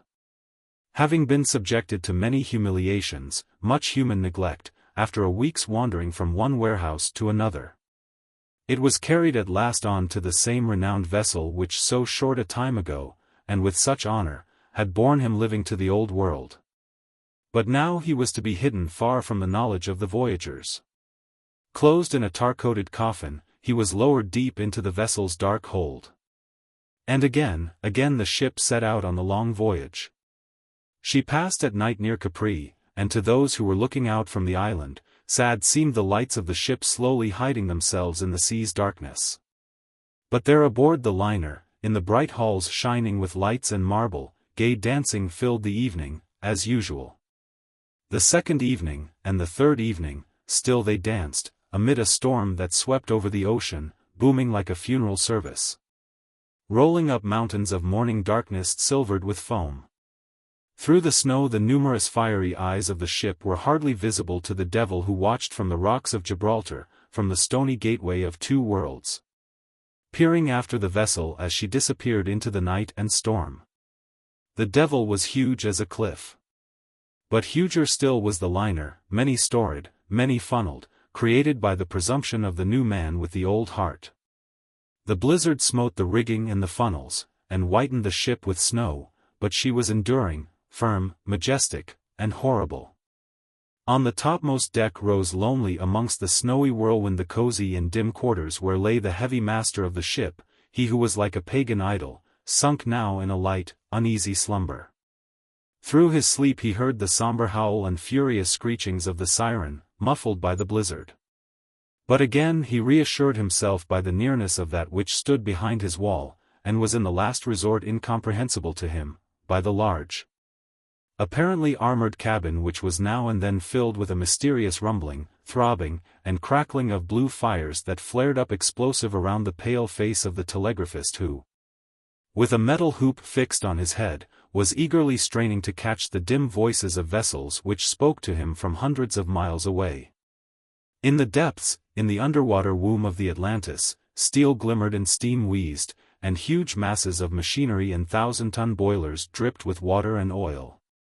As the motion of the ship was steadily cooked in this vast kitchen heated by hellish furnaces from beneath, here bubbled in their awful concentration the powers which were being transmitted to the keel, down an infinitely long round tunnel lit up and brilliant like a gigantic gun barrel, along which slowly, with a regularity crushing to the human soul, revolved a gigantic shaft, precisely like a living monster coiling and uncoiling its endless length down the tunnel, sliding on its bed of oil.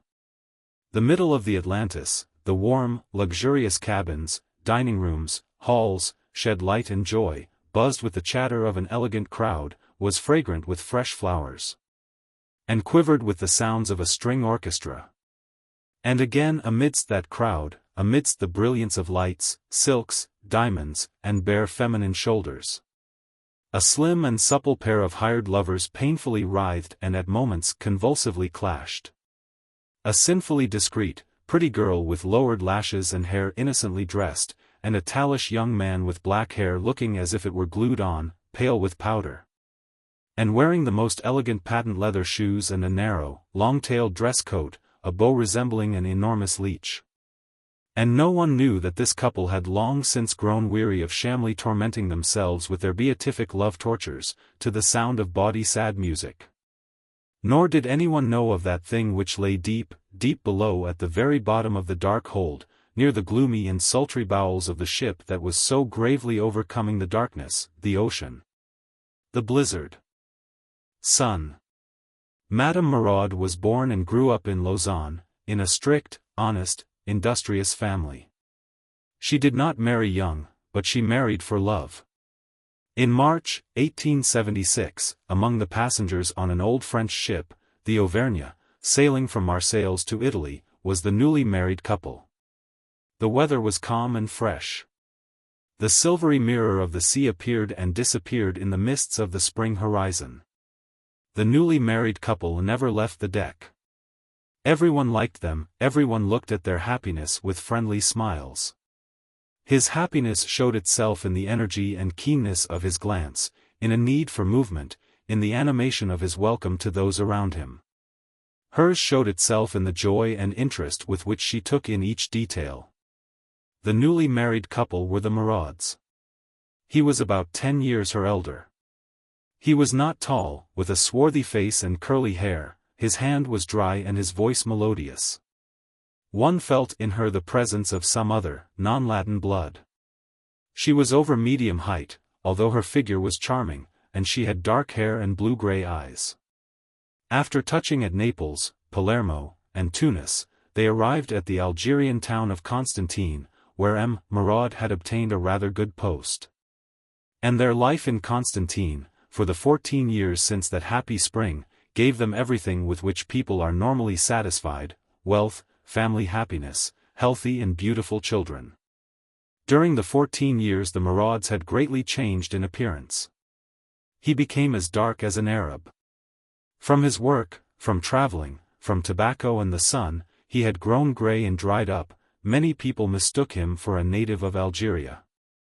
And it would have been impossible to recognize in her the woman who sailed once in the Auvergne. At that time there was even in the boots which she put outside her door at night the charm of youth. Now there was silver in her hair, her skin had become more transparent and more of a golden color, her hands were thinner and in her care of them, of her linen. And of her clothes she already showed a certain excessive tidiness. Their relations had certainly changed too, although no one could say for the worse. They each lived their own life, his time was filled with work, he remained the same passionate, and, at the same time, sober man that he had been before. Her time was filled up with looking after him and their children, 2 pretty girls, of whom the elder was almost a young lady, and everyone with one voice agreed that in all Constantine there was no better hostess, no better mother, no more charming companion in the drawing-room than Madame Maraud.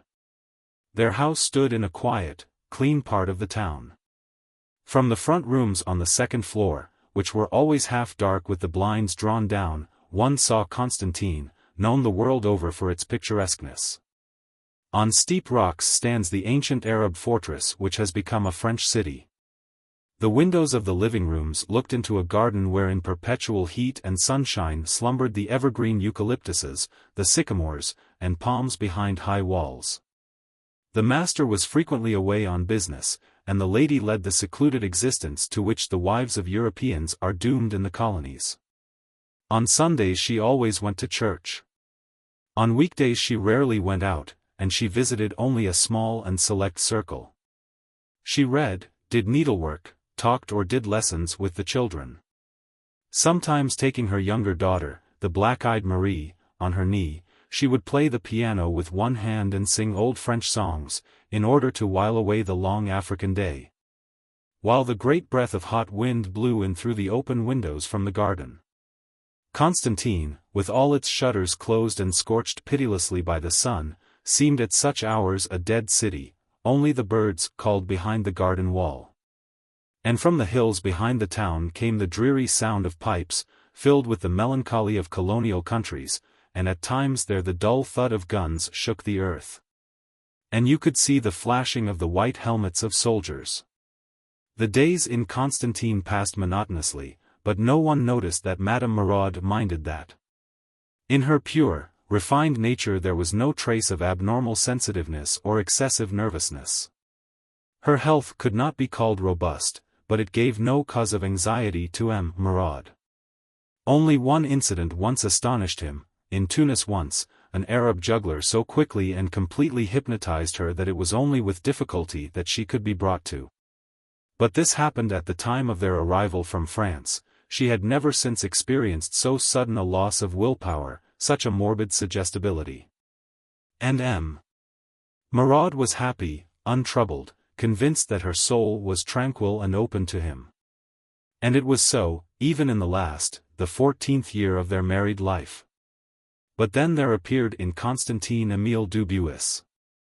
Émile Dubuis, the son of Madame Bonny, an old and good friend of M. Murad, was only 19.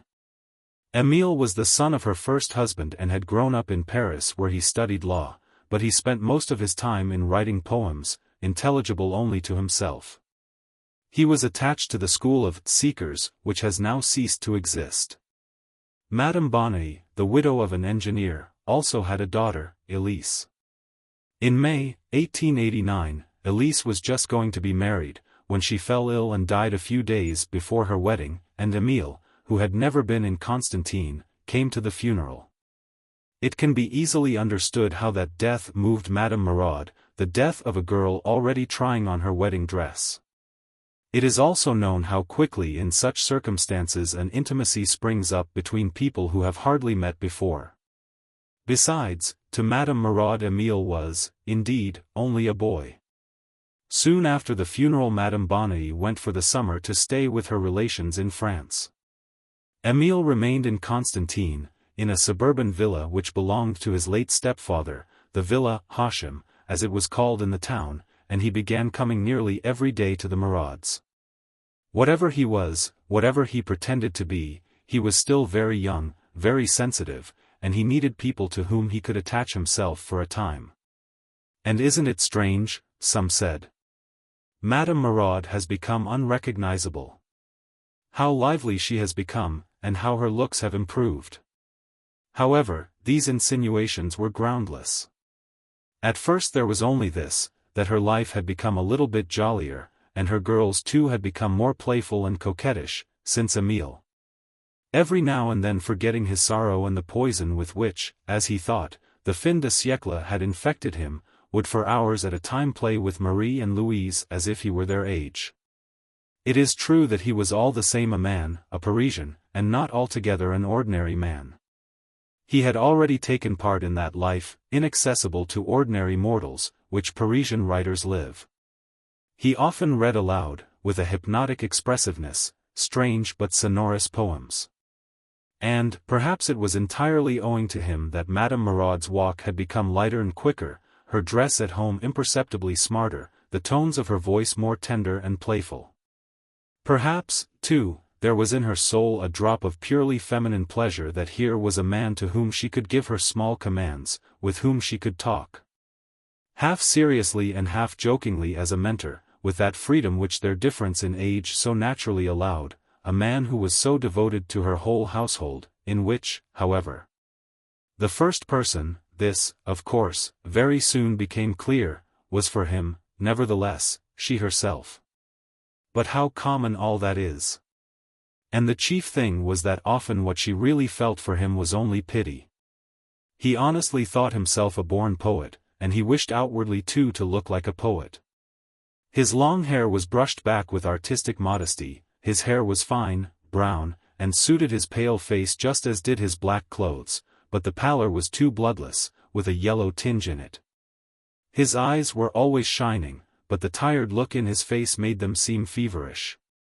And so flat and narrow was his chest, so thin his legs and hands, that one felt a little uncomfortable when one saw him get very excited and run in the street or garden, with his body pushed forward a little, as though he were gliding, in order to hide his defect, that he had one leg shorter than the other.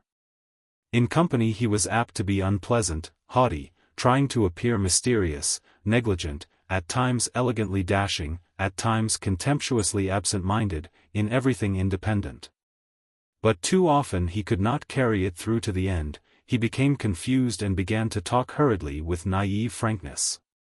And, of course, he was not very long able to hide his feelings, to maintain the pose of not believing in love or in happiness on earth. He had already begun to bore his host by his visits. Every day he would bring from his villa bouquets of the rarest flowers. And he would sit from morn to night reading poems which were more and more unintelligible. The children often heard him beseeching someone that they should die together, while he spent his nights in the native quarter, in dens where Arabs, wrapped in dirty white robes, greedily watched the danse de ventre, and drank fiery liqueurs. In a word, it took less than 6 weeks for his passion to change into God knows what. His nerves gave way completely. Once he sat for nearly the whole day in silence. Then he got up, bowed, took his hat and went out, and half an hour later he was carried in from the street in a terrible state. He was in hysterics and he wept so passionately that he terrified the children and servants. But Madame Maraud, it seemed, did not attach any particular importance to this delirium. She herself tried to help him recover himself, quickly undid his tie, told him to be a man, and she only smiled when he, without any restraint in her husband's presence, caught her hands and covered them with kisses and vowed devotion to her. But an end had to be put to all this. When, a few days after this outbreak, Emile, whom the children had greatly missed, arrived calm, but looking like someone who has been through a serious illness, Madame Maraud gently told him everything which is always said on such occasions. "My friend, you are like a son to me," she said to him, for the first time uttering the word son, and, indeed, almost feeling a maternal affection. "Don't put me in a ridiculous and painful position." "But I swear to you, you are mistaken," he exclaimed, with passionate sincerity. "I am only devoted to you. I only want to see you, nothing else." And suddenly he fell on his knees. They were in the garden, on a quiet, hot, dark evening, impetuously embraced her knees, nearly fainting with passion. And looking at his hair, at his thin white neck, she thought with pain and ecstasy, "Ah yes, yes, I might have had such a son, almost his age." However, from that time until he left for France he behaved reasonably. This essentially was a bad sign, for it might mean that his passion had become deeper. But outwardly everything had changed for the better. Only once did he break down. It was on a Sunday after dinner at which several strangers were present, and he, careless of whether they noticed it, said to her, "I beg you to spare me a minute." She got up and followed him into the empty, half-dark drawing-room. He went to the window through which the evening light fell in broad shafts, and, looking straight into her face, said, "Today is the day on which my father died. I love you." She turned and was about to leave him. Frightened, he hastily called after her, "Forgive me, it is for the first and last time." Indeed, she heard no further confessions from him. I was fascinated by her agitation. He noted that night in his diary in his elegant and pompous style. "I swore never again to disturb her peace of mind. Am I not blessed enough without that?" He continued to come to town. He only slept at the Villa Hashim, and he behaved erratically, but always more or less properly. At times he was, as before, unnaturally playful and naive, running about with the children in the garden. But more often he sat with her and sipped of her presence, read newspapers and novels to her, and was happy in her listening to him. The children were not in the way. He wrote of those days, their voices, laughter, comings and goings, their very beings acted like the subtlest conductors for our feelings. Thanks to them, the charm of those feelings was intensified. We talked about the most everyday matters, but something else sounded through what we said, our happiness. Yes, yes, she, too, was happy, I maintain that. She loved me to read poetry. In the evenings from the balcony we looked down upon Constantine, lying at our feet in the bluish moonlight. At last, in August Madame Maraud insisted that he should go away, return to his work, and during his journey he wrote, "I'm going away. I am going away, poisoned by the bitter sweet of parting." She gave me a remembrance, a velvet ribbon which she wore round her neck as a young girl. At the last moment she blessed me, and I saw tears shine in her eyes, when she said, "Goodbye, my dear son." Was he right in thinking that Madame Maraud was also happy in August? No one knows. But that his leaving was painful to her, there is no doubt of that. That word, son, which had often troubled her before, now had a sound for her which she could not bear to hear. Formerly when friends met her on the way to church, and said to her jokingly, "What have you to pray for, Madame Maraud?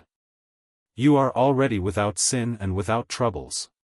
She more than once answered with a sad smile, I complain to God that he has not given me a son. Now the thought of a son never left her, the thought of the happiness that he would constantly give her by his mere existence in the world. And once, soon after Emil's departure, she said to her husband, "Now I understand it all. I now believe firmly that every mother ought to have a son, that every mother who has no son, if she look into her own heart and examine her whole life, will realize that she is unhappy. You are a man and cannot feel that, but it is so. Oh, how tenderly, passionately a woman can love a son." She was very affectionate to her husband during that autumn. It would happen sometimes that, sitting alone with him, she would suddenly say bashfully, "Listen, Hector. I am ashamed to mention it again to you, but still, do you ever think of March, 76?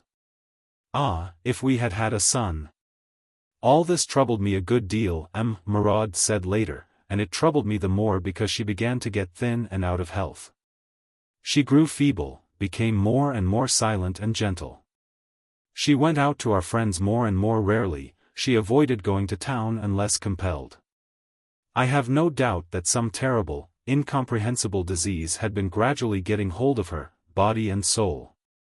And the governess added that that autumn, Madame Murad, if she went out, invariably put on a thick white veil, which she had never done before, and that, on coming home, she would immediately take it off in front of the glass and would carefully examine her tired face. It is unnecessary to explain what had been going on in her soul during that period. But did she desire to see Emil? Did he write to her and did she answer him? He produced before the court 2 telegrams which he alleged she sent him in reply to letters of his. One was dated November 10, "You are driving me mad. Be calm. Send me a message immediately." The other of December 23, "No, no, don't come, I implore you. Think of me, love me as a mother." But, of course, the truth that the telegrams had been sent by her could not be proved. Only this is certain, that from September to January the life which Madame Murad lived was miserable, agitated, morbid. The late autumn of that year in Constantine was cold and rainy. Then, as is always the case in Algeria, there suddenly came a delightful spring. And a liveliness began again to return to Madame Murad, that happy, subtle intoxication which people who have already lived through their youth feel at the blossoming of spring. She began to go out again, she drove out a good deal with the children and used to take them to the deserted garden of the Villa Hashim. She intended to go to Algiers, and to show the children Blida, near which there is in the hills a wooded gorge, the favorite haunt of monkeys. And so it went on until January 17 of the year 1893. On January 17 she woke up with a feeling of gentle happiness which, it seemed, had agitated her the whole night. Her husband was away on business, and in his absence she slept alone in the large room. The blinds and curtains made it almost dark. Still, from the pale bluishness which filtered in, one could see that it was very early. And, indeed, the little watch on the night table showed that it was 6 o'clock. She felt with delight the morning freshness coming from the garden, and, wrapping the light blanket round her, turned to the wall. "Why am I so happy?" she thought as she fell asleep. And in vague and beautiful visions she saw scenes in Italy and Sicily, scenes of that far-off spring when she sailed in a cabin, with its windows opening on to the deck and the cold silvery sea, with door-hangings which time had worn and faded to a rusty silver color, with its threshold of brass shining from perpetual polishings. Then she saw boundless bays, lagoons, low shores, an Arab city all white with flat roofs and behind it misty blue hills and mountains. It was Tunis, where she had only once been, that spring when she was in Naples, Palermo. But then, as though the chill of a wave had passed over her, with a start, she opened her eyes. It was past 8, she heard the voices of the children and the governess. She got up, put on a wrap, and, going out onto the balcony, went down to the garden and sat in the rocking chair. It stood on the sand by a round table under a blossoming mimosa tree which made a golden arbor heavily scented in the sun. The maid brought her coffee. She again began to think of Tunis, and she remembered the strange thing which had happened to her there. The sweet terror and happy silence of the moment before death which she had experienced in that pale blue city in a warm pink twilight, half lying in a rocking chair on the hotel roof. Faintly seeing the dark face of the Arab hypnotizer and juggler, who squatted in front of her and sent her to sleep by his hardly audible, monotonous melodies and the slow movements of his thin hands. And suddenly, as she was thinking and was looking mechanically with wide-open eyes at the bright silver spark which shone in the sunlight from the spoon in the glass of water, she lost consciousness. When with a start she opened her eyes again, Emile was standing over her. All that followed after that unexpected meeting is known from the words of Emile himself, from his story, from his answers in cross-examination. "Yes, I came to Constantine out of the blue," he said. "I came because I felt that the powers of heaven themselves could not stop me." In the morning of January 17th, straight from the railway station, without any warning, I arrived at M. Murad's house and ran into the garden. I was overwhelmed by what I saw, but no sooner had I taken a step forward than she woke up. She seemed to be amazed both by the unexpectedness of my appearance and by what had been happening to her, but she uttered no cry. She looked at me like a person who has just woken up from a sound sleep, and then she got up, arranging her hair. "It is just what I anticipated," she said without expression. "You did not obey me." And with a characteristic movement she folded the wrap round her bosom, and taking my head in her two hands kissed me twice on the forehead. I was bewildered with passionate ecstasy, but she quietly pushed me from her and said, "Come, I am not dressed, I'll be back presently. Go to the children." "But, for the love of God, what was the matter with you just now?" I asked, following her on to the balcony. "Oh, it was nothing, a slight faintness." I had been looking at the shining spoon, she answered, regaining control of herself, and beginning to speak with animation. "But what have you done, what have you done?" I could not find the children anywhere. It was empty and quiet in the house. I sat in the dining room, and heard her suddenly begin to sing in a distant room in a strong, melodious voice, but I did not understand then the full horror of that singing. Because I was trembling with nervousness. I had not slept at all night. I had counted the minutes while the train was hurrying me to Constantine. I jumped into the first carriage I met, raced out of the station. I did not expect as I came to the town. I knew I, too, had a foreboding that my coming would be fatal to us.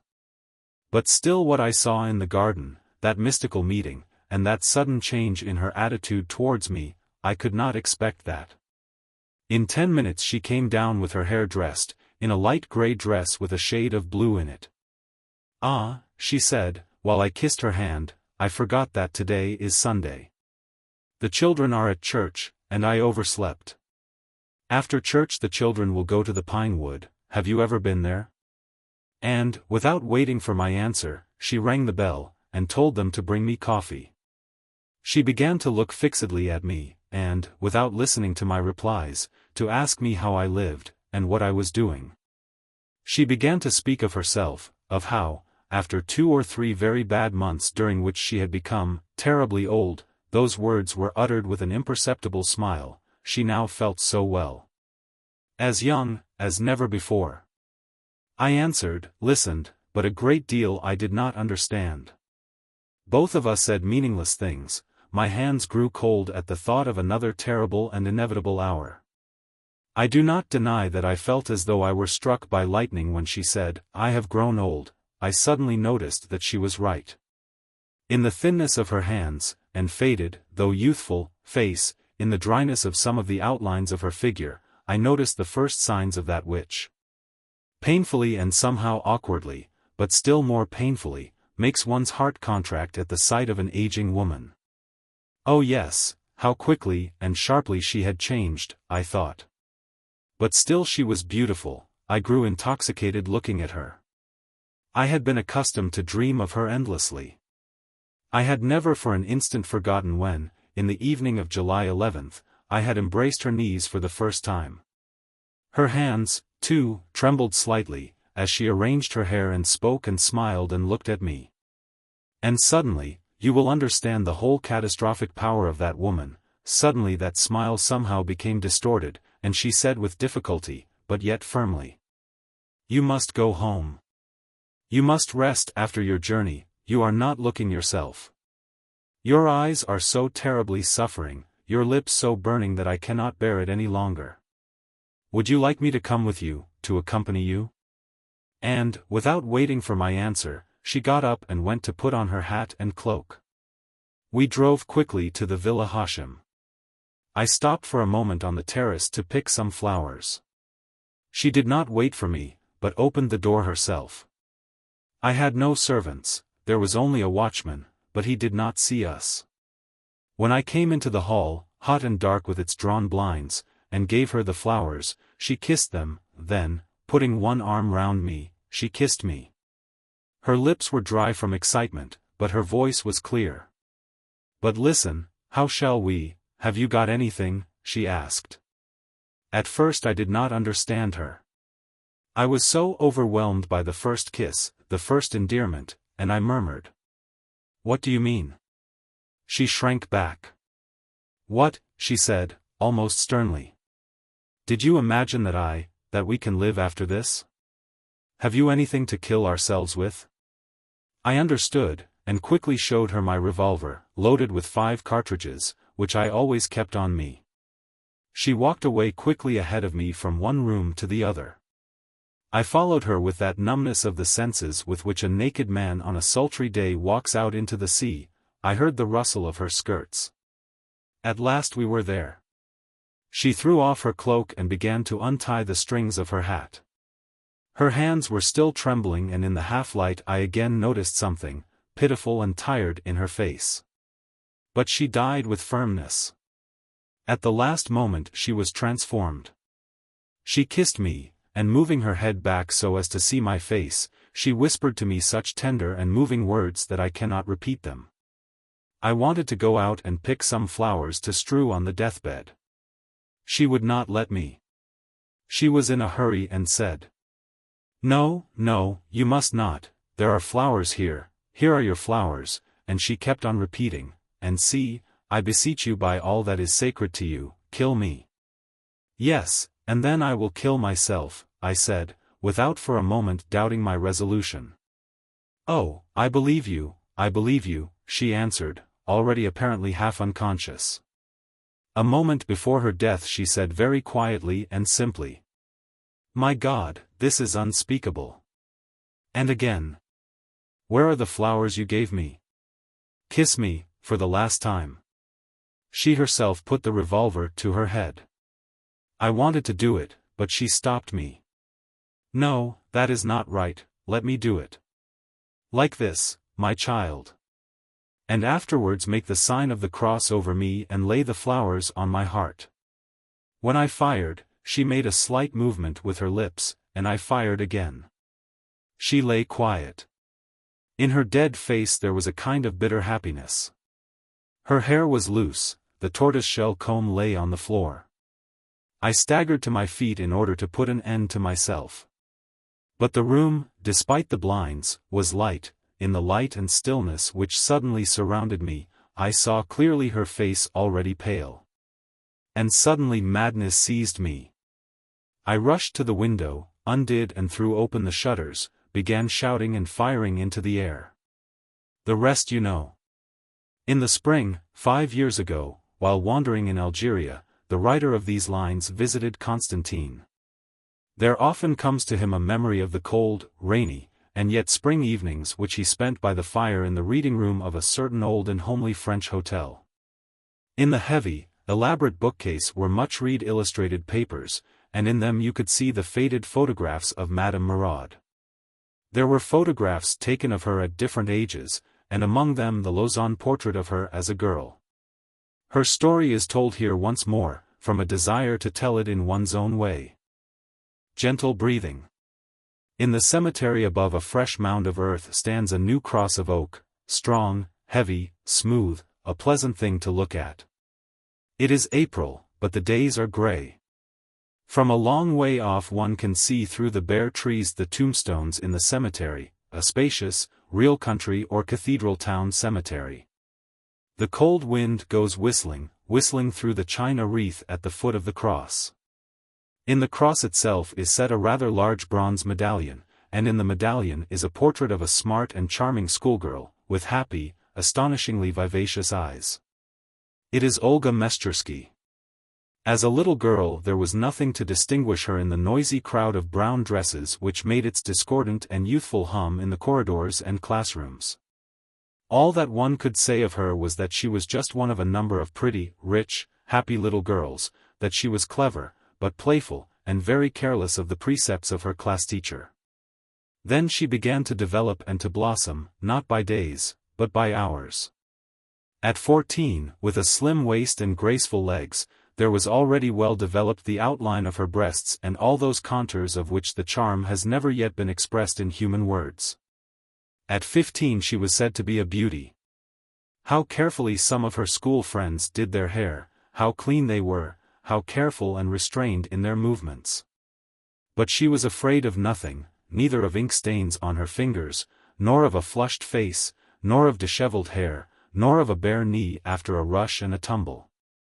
Without a thought or an effort on her part, imperceptibly there came to her everything which so distinguished her from the rest of the school during her last 2 years: daintiness, smartness, quickness, the bright and intelligent gleam in her eyes. No one danced like Olga Meszczyrsky, no one could run or skate like her, no one at dances had as many admirers as she had, and for some reason no one was so popular with the junior classes. Imperceptibly she grew up into a girl, and imperceptibly her fame in the school became established, and already there were rumors that she is flighty, that she cannot live without admirers. That the schoolboy, Shunsin, is madly in love with her, that she, too, perhaps loves him, but is so changeable in her treatment of him that he tried to commit suicide. During her last winter, Olga Meszczyrsky went quite crazy with happiness, so they said at school. It was a snowy, sunny, frosty winter. The sun would go down early behind the grove of tall fir trees in the snowy school garden. But it was always fine and radiant weather, with a promise of frost and sun again tomorrow, a walk in Cathedral Street, skating in the town park, a pink sunset, music. And that perpetually moving crowd in which Olga Meszczyrsky seemed to be the smartest, the most careless, and the happiest. And then, one day, when she was rushing like a whirlwind through the recreation room with the little girls chasing her and screaming for joy, she was unexpectedly called up to the headmistress. She stopped short, took one deep breath, with a quick movement, already a habit, arranged her hair, gave a pull to the corners of her apron to bring it up on her shoulders, and with shining eyes ran upstairs. The headmistress, small, youngish, but gray-haired, sat quietly with her knitting in her hands at the writing table, under the portrait of the Tsar. "Good morning, Miss Meszczyrsky," she said in French, without lifting her eyes from her knitting. "I am sorry that this is not the first time that I have had to call you here to speak to you about your behavior." "I am attending, madam," answered Olga, coming up to the table, looking at her brightly and happily, but with an expressionless face, and curtsying so lightly and gracefully, as only she could. "You will attend badly, unfortunately I have become convinced of that," said the headmistress, giving a pull at the thread so that the ball rolled away over the polished floor. And Olga watched it with curiosity. The headmistress raised her eyes. "I shall not repeat myself, I shall not say much," she said. Olga very much liked the unusually clean and large study. On frosty days the air in it was so pleasant with the warmth from the shining Dutch fireplace, and the fresh lilies of the valley on the writing table. She glanced at the young Tsar, painted full-length in a splendid hall, at the smooth parting in the white, neatly waved hair of the headmistress. She waited in silence. "You are no longer a little girl," said the headmistress meaningly, beginning to feel secretly irritated. "Yes, madam," answered Olga simply, almost merrily. "But neither are you a woman yet," said the headmistress, still more meaningly, and her pale face flushed a little. "To begin with, why do you do your hair like that? You do it like a woman." "It is not my fault, madam, that I have nice hair," Olga replied, and gave a little touch with both hands to her beautifully dressed hair. "Ah, is that it? You are not to blame," said the headmistress. "You are not to blame for the way you do your hair, you are not to blame for those expensive combs, you are not to blame for ruining your parents with your 20-ruble shoes. But, I repeat, you completely forget that you are still only a schoolgirl." And here Olga, without losing her simplicity and calm, suddenly interrupted her politely. "Excuse me, madam, you are mistaken, I am a woman. And, do you know who is to blame for that? My father's friend and neighbor, your brother, Alexei Mikhailovich Milintin. It happened last summer in the country." And a month after this conversation, a Cossack officer, ungainly and of plebeian appearance, who had absolutely nothing in common with Olga Mestrsky's circle, shot her on the platform of the railway station, in a large crowd of people who had just arrived by train. And the incredible confession of Olga Mestrsky, which had stunned the headmistress, was completely confirmed. The officer told the coroner that Mestrsky had led him on, had had a liaison with him, had promised to marry him, and at the railway station on the day of the murder, while seeing him off to Novocherkassk, had suddenly told him that she had never thought of marrying him, that all the talk about marriage was only to make a fool of him.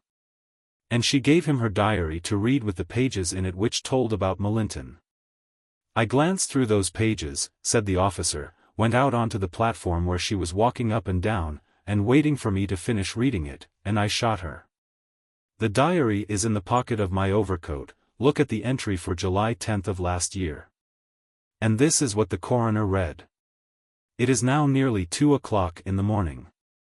I fell sound asleep, but woke up again immediately. I have become a woman today. Papa, Mama, and Tolia had all gone to town, and I was left alone. I cannot say how happy I was to be alone. In the morning I walked in the orchard, in the field, and I went into the woods, and it seemed to me that I was all by myself in the whole world, and I never had such pleasant thoughts before. I had lunch by myself, then I played for an hour, and the music made me feel that I should live forever, and be happier than anyone else had ever been. Then I fell asleep in Papa's study, and at 4 o'clock Kate woke me, and said that Alexei Mikhailovich had come. I was very glad to see him, it was so pleasant to receive him and entertain him. He came with his pair of Vyatka horses, very beautiful, and they stood all the time at the front door, but he stayed because it was raining, and hoped that the roads would dry towards evening. He was very sorry not to find Papa at home, was very animated and treated me very politely, and made many jokes about his having been long in love with me. Before tea we walked in the garden, and the weather was charming, the sun shining through the whole wet garden. But it grew quite cold, and he walked with me, arm in arm, and said that he was Faust with Margaret. He is 56, but still very handsome, and always very well dressed.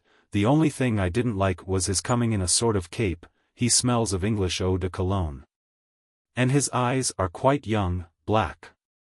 His beard is long and elegantly parted down the middle, it is quite silvery. We had tea in the glass veranda, and suddenly I did not feel very well, and lay down on the sofa while he smoked. Then he sat down near me, and began to say nice things, and then to take my hand and kiss it. I covered my face with a silk handkerchief, and several times he kissed me on the lips through the handkerchief. I can't understand how it happened, I went mad, I never thought I was like that. Now I have only one way out. I feel such a loathing for him that I cannot endure it. The town in these April days has become clean and dry, its stones have become white, and it is easy and pleasant to walk on them. Every Sunday, after Mass, along Cathedral Street which leads out of the town, there walks a little woman in mourning, in black kid gloves, and with an ebony sunshade. She crosses the yard of the fire station, crosses the dirty marketplace by the road where there are many black smithies, and where the wind blows fresher from the fields. In the distance, between the monastery and the jail, is the white slope of the sky and the grey of the spring fields. And then, when you have passed the muddy pools behind the monastery wall and turn to the left, you will see what looks like a large low garden, surrounded by a white wall. on the gates of which is written the Assumption of Our Lady. The little woman makes rapid little signs of the cross, and always walks on the main path. When she gets to the bench opposite the oak cross she sits down, in the wind and the chilly spring, for an hour, 2 hours, until her feet in the light boots, and her hand in the narrow kid glove, grow quite cold. Listening to the birds of spring, singing sweetly even in the cold, listening to the whistling of the wind through the porcelain wreath. She sometimes thinks that she would give half her life if only that dead wreath might not be before her eyes. The thought that it is Olga Mestersky who has been buried in that clay plunges her into astonishment bordering upon stupidity. How can one associate the 16-year-old schoolgirl, who but 2 or 3 months ago was so full of life, charm, happiness, with that mound of earth and that oak cross? Is it possible that beneath it is the same girl whose eyes shine out immortally from this bronze medallion? And how can one connect this bright look with the horrible event which is associated now with Olga Mestersky? But in the depths of her soul the little woman is happy, as are all those who are in love or are generally devoted to some passionate dream. The woman is Olga Mestersky's class mistress, a girl over 30, who has for long been living on some illusion and putting it in the place of her actual life. At first the illusion was her brother, a poor lieutenant, in no way remarkable. Her whole soul was bound up in him and in his future, which, for some reason, she imagined as splendid. And she lived in the curious expectation that, thanks to him, her fate would transport her into some fairyland. Then, when he was killed at Mukden, she persuaded herself that she, very happily, is not like others, that instead of beauty and womanliness she has intellect and higher interests. That she is a worker for the ideal. And now Olga Mestersky is the object of all her thoughts, of her admiration and joy. Every holiday she goes to her grave. She had formed the habit of going to the cemetery after the death of her brother. For hours she never takes her eyes off the oak cross. She recalls Olga Mestersky's pale face in the coffin amid the flowers, and remembers what she once overheard, once during the luncheon hour, while walking in the school garden. Olga Mestersky was quickly saying to her favorite friend, the tall plump subaltern, "I have been reading one of Papa's books. He has a lot of funny old books. I read about the kind of beauty which woman ought to possess. There's such a lot written there, you see, I can't remember it all. Well, of course, eyes black as boiling pitch, upon my word, that's what they say there, boiling pitch. Eyebrows black as night, and a tender flush in the complexion, a slim figure, hands longer than the ordinary, little feet, a fairly large breast, a regularly rounded leg. A knee the color of the inside of a shell, high but sloping shoulders. A good deal of it I have nearly learnt by heart, it is all so true. But do you know what the chief thing is? Gentle breathing. And I have got it. You listen how I breathe, isn't it gentle? Now the gentle breathing has again vanished away into the world, into the cloudy day, into the cold spring wind. Aglaia. In that community, in that forest village where Aglaia was born and had grown up, she was called Anna. She was bereaved of her father and mother at an early age. The smallpox visited the village one winter, and many of those who had gone to their rest were carted off then to the churchyard in the settlement beyond Sviatozyero. 12 coffins in one day stood in the hut of the Skuratovs as well. The little girl had experienced neither fear nor pity. She had only come to remember forever that odor which emanated from them, which is like nothing else on earth and is unknown and oppressive to the living, and that winter freshness. That cold of the Lenten thaw before Easter, which had been let into the hut by the peasants who were carrying the coffins out to the wide sledge standing under the windows. In that forest-covered region the villages are few and small. Their crude, log-enclosed yards are scattered without any order, just as the clayey hummocks permit and as near as possible to the little rivers, to the lakes. The folk thereabouts are not so very poor and watch after their goods, their ancient way of living, notwithstanding the fact that they have been going out to hire since time out of mind. Leaving the women to plough the stepmotherly earth, where it is free of the forest. To mow the grasses in the forest, and in winter to whir at the weaving loom.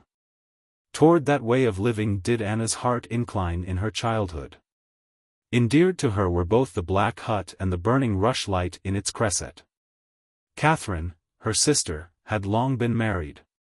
She it was who managed the house, at first together with her husband, who had been taken into the household, and later, when he began going away for a whole year at a time, all by herself. Under her eyes the girl grew, steadily and rapidly. Never did she cry, never did she complain of aught, only she had constant fits of pensiveness.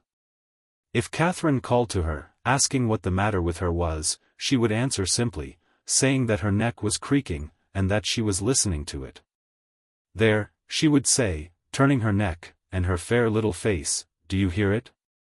And what are you thinking of? Oh, just so. I don't know. During her childhood she never had anything to do with girls of her own age, and never did she go anywheres. Only once had she gone with her sister to that old settlement beyond Sviatozero, where in the churchyard, under pine trees, crosses of pine would stick up out of the ground, and where stands a little church of logs, roofed with blackened tiles of wood that look like scales. That was the first time that she had been dressed up in bast slippers and a sarafan of bright-colored linen, and that a necklace and a yellow kerchief had been bought for her. Catherine grieved about her husband and wept, too, about her childlessness. But, having shed all her tears, she gave a vow to have no more knowledge of her husband. When her husband would come, she would meet him joyously, speaking with him cheerily, painstakingly looked over his shirts, mending all that stood in need of mending. She bustled about the oven, and was pleased when he liked anything, but they slept apart, like strangers. And when he would go away, she would again become wearied and quiet. More and more frequently did she leave the house, staying at a nearby nunnery, visiting the holy old man Rodion, who was striving for his soul in a hut within a forest that was beyond that nunnery. She was perseveringly learning to read, bringing saintly books from the nunnery, and would read them aloud, not in her usual voice, but pitching it in high sing-song. She would be sitting at a table, her eyes cast down, holding the book with both hands, while the girl stood nearby, listening and picking a splinter from the table, looking all about the hut, which was always in the best of order. Drinking in the sounds of her own voice, Catherine read on of saints, of martyrs, who had contemned the dark things of our earth for things heavenly, desirous of crucifying their flesh with its lusts and its passions. Anna listened attentively to the reading, as to a chant in an unknown tongue. But as soon as Catherine would shut the book, she would never ask her to read some more. The book was always beyond her understanding. In adolescence she grew not by days, but by hours. When she was about 13, she became exquisitely slender, tall, and strong. She was gentle, fair of face, blue-eyed, but the work she liked was of the commonest, of the roughest. When summer came on, when Catherine's husband returned, when the entire village went to the mowing, Anna, too, went with her people and worked like a grown-up. Only, there is not a great deal of summer work in that region. And once more the sisters would be soon left alone, once more they would return to their placid existence. And, once more, having done for the day with the livestock, with the oven, Anna would be sitting at her sewing, or the loom, the while Catherine read aloud, of seas, of deserts, of the city of Rome, of Byzantium, of the miracles and deeds of the first Christians. In the black hut in the forest sounded then words that enchanted the ear, in the land of Cappadocia, in the reign of the devout Byzantine emperor Leo the Great. In the days of the patriarchship of the most holy Joachim of Alexandria, in Ethiopia, which is most distant from us. Thus did Anna come to know of the virgins and youths, torn to pieces by wild beasts at pagan circuses, of the heavenly beauty of Barbara, beheaded by her cruel, ferocious, unnatural parent. Of the relics of saints, guarded by angels on the Mount of Sinai. Of the warrior Eustachius, converted to the true God by the call of the crucified himself, who burst out like a refulgent sun between the horns of a deer that he, Eustachius, had been pursuing in the chase. Of the labors of Sabas the sainted, that dwelt in the vale of fires, and of many, many others, who had spent their bitter days nigh desert springs, in crypts, and in mountain cenobies. During her adolescence she had beheld herself in a dream, clad in a long linen shift and with a crown of iron on her head. And Catherine had told her, "That stands for dying, sister, for an early death." And when she was going on 15, she became altogether maidenly, and folks marveled at her loveliness. The aureately white color of her face was just the least bit tinged with a delicate blush, her eyebrows were bushy, of a light flaxen color, her eyes blue. She was light, well-made, unless it were that she was disproportionately tall, slender, and long of arm. Quietly and beautifully did she raise her lashes. The winter that year was a rigorous one.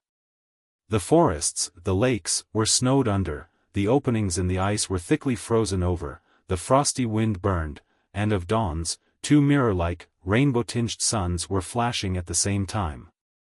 Before the Christmas holidays Catherine ate bread and kvass pudding, and dried oatmeal.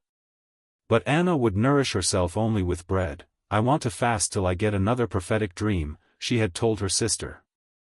And toward the new year again did she have a dream. She saw an early, frosty morning. The blinding, icy sun seemed to have just rolled out from beyond the snowdrifts, and a cutting wind was making her catch her breath.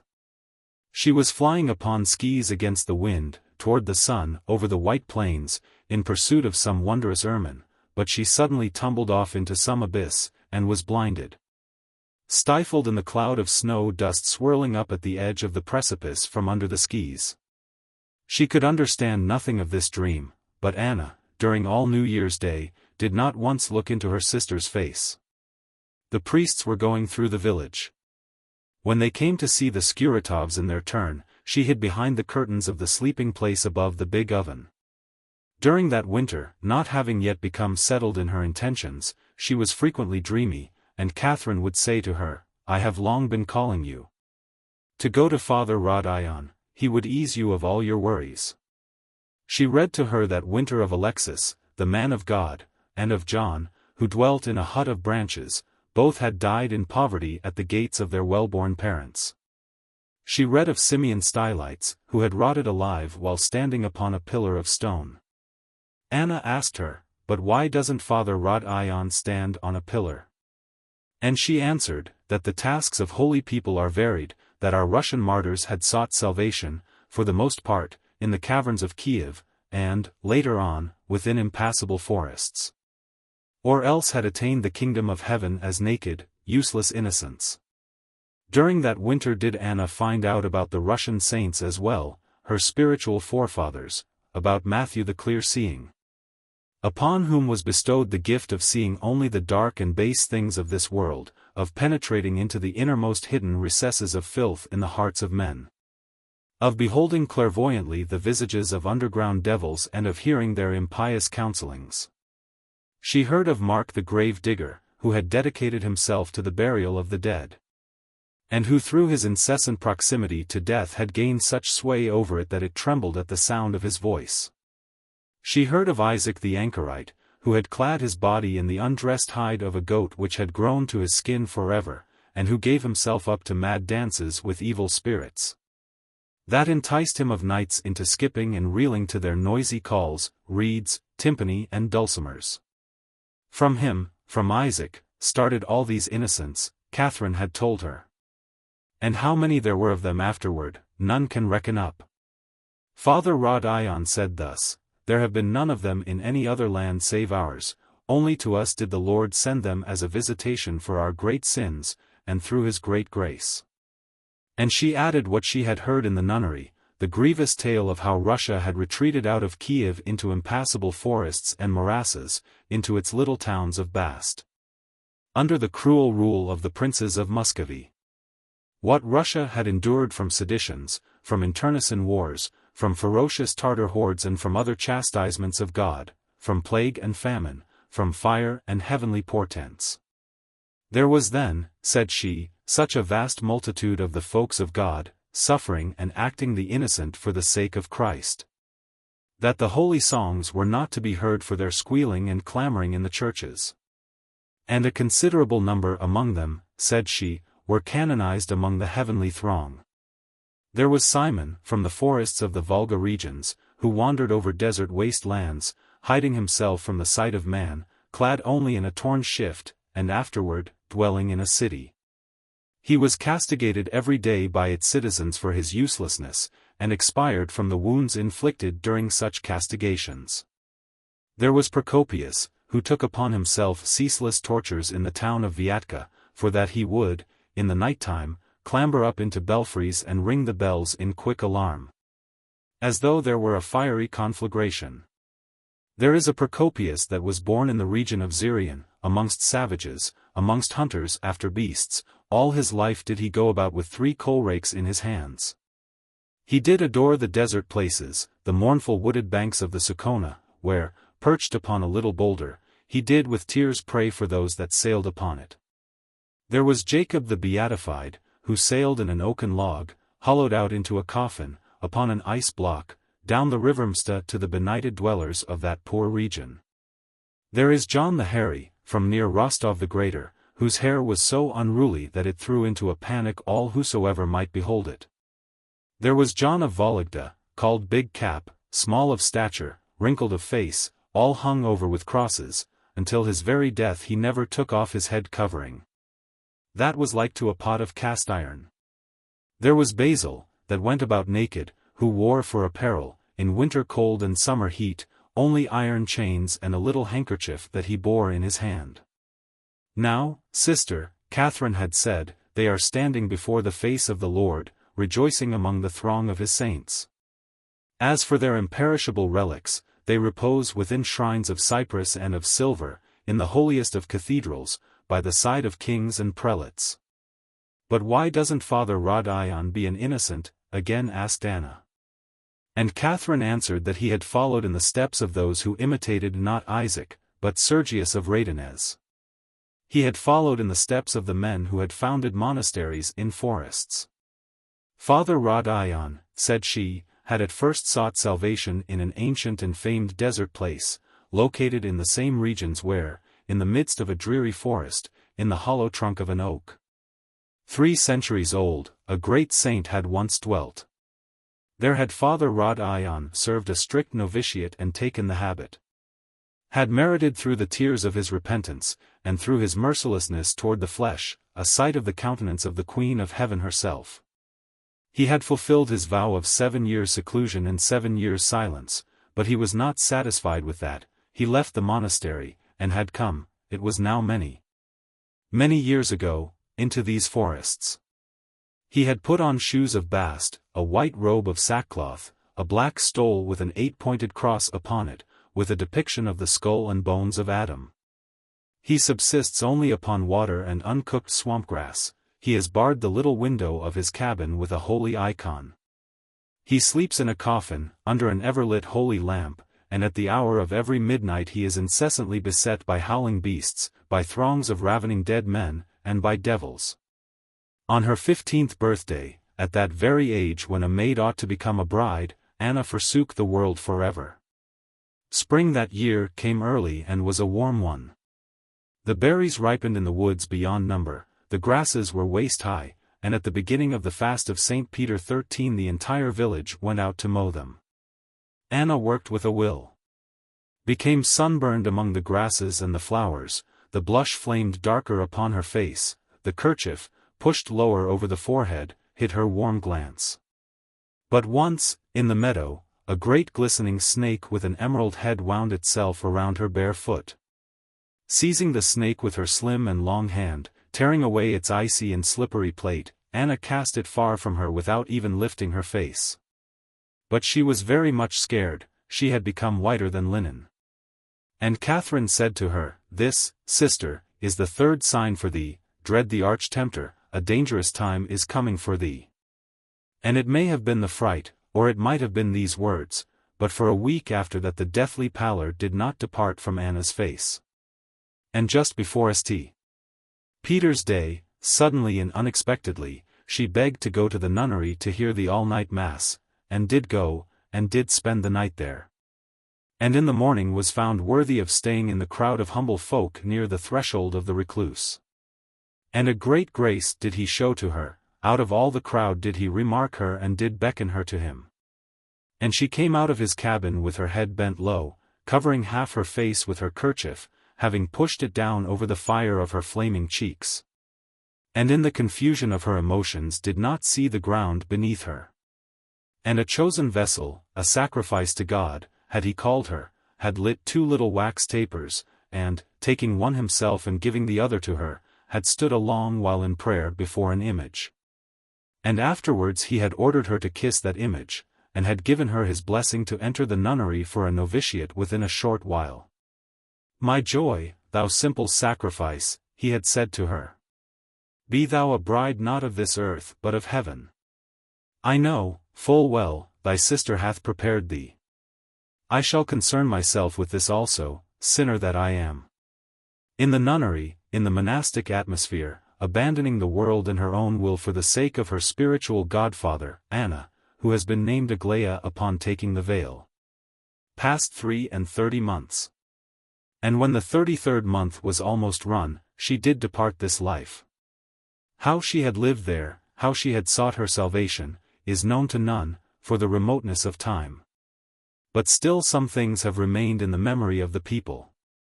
Once upon a time, some peasant pilgrim women, from various and distant places, were bound for that wooded region where Anna had been born.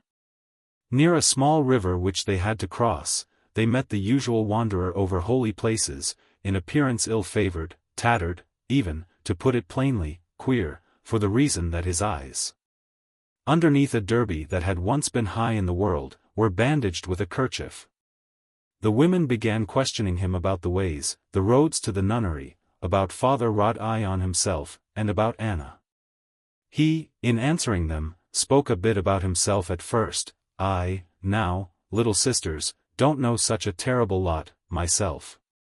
However, I can chat a bit with you, for I am returning from those very parts. You, he said, must feel uncanny in my company, and I don't wonder at it, I'm not a sweet sight to many.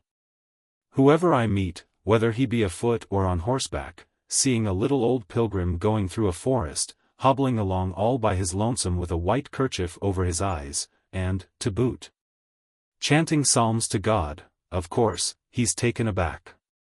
But then, for my sins, far too greedy and quick are my eyes, my sight is so rare and penetrating, that I can see even at night, like a cat. And being in general sharp-sighted beyond measure, because I don't travel with other folk but keep to myself, well, for that reason have I resolved to curb a little my corporeal sight.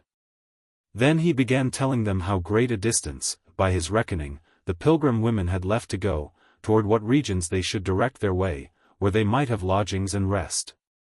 And what sort of a place the nunnery was. First, said he, will come the settlement near Sviatoziero, then that very village where Anna was born.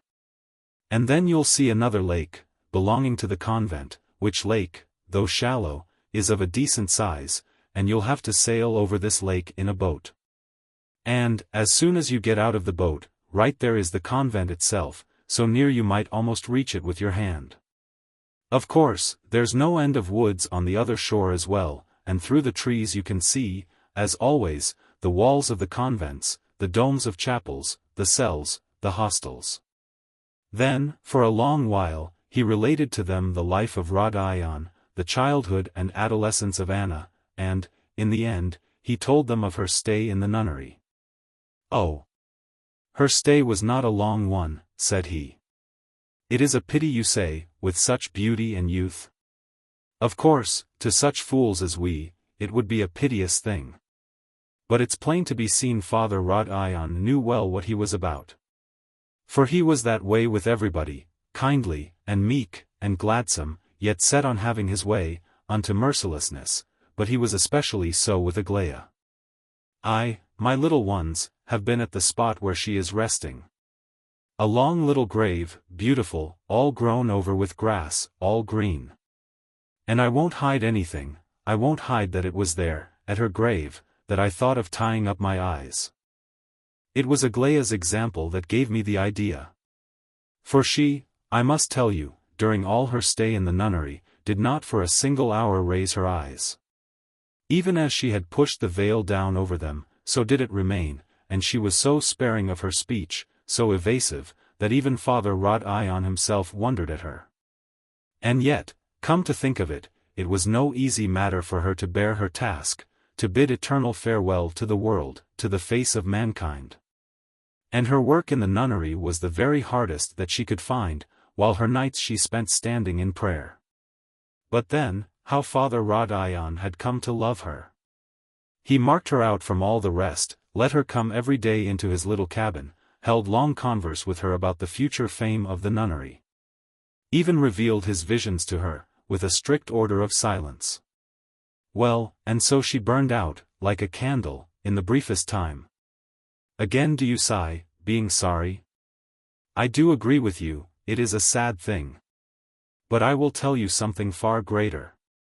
For her great humility, for her disregard of this world, for her silence and for her toiling beyond her strength, he wrought a thing unheard of, toward the end of the 3rd year of her striving. He invested her with the habit, and afterward, after prayer and holy meditation, he did summon her to him on a certain fearsome hour and commanded her to her end. Yes, that is just the way he spoke to her, my joy, thy time has come. Remain thou in my memory just as glorious as thou now art, standing before me in this hour, depart to God. And what think ye? Within 24 hours she did forsake this life. She lay down, burning as with a fire, and passed out. True, he did console her, he confided to her before her end that by reason of her not having been able, during the first days of her novitiate, to keep just a few things of his secret discourses, only her lips would be rotted. He offered up silver coins for her funeral, and coppers to be given out at her burial, a bundle of candles for a 40 days mass for her, a yellow candle worth a whole ruble for her coffin. And the coffin itself, rounded out, of oak, hollowed out of one piece. And he blessed her as she was laid out, slender and just a trifle too tall, within that coffin, with her hair all let out, in 2 shroud shifts. She was in an undercassock of white, with a black selvage all around, and in a black mantle with white crosses on top of it. Upon her little head they put a green little cap of velvet, broidered with gold, on top of the cap a small skull cap. And after that they tied a blue shawl with tassels upon her head, and then they put a leathern rosary into her dear hands. Oh, I can't tell how fine they arrayed her.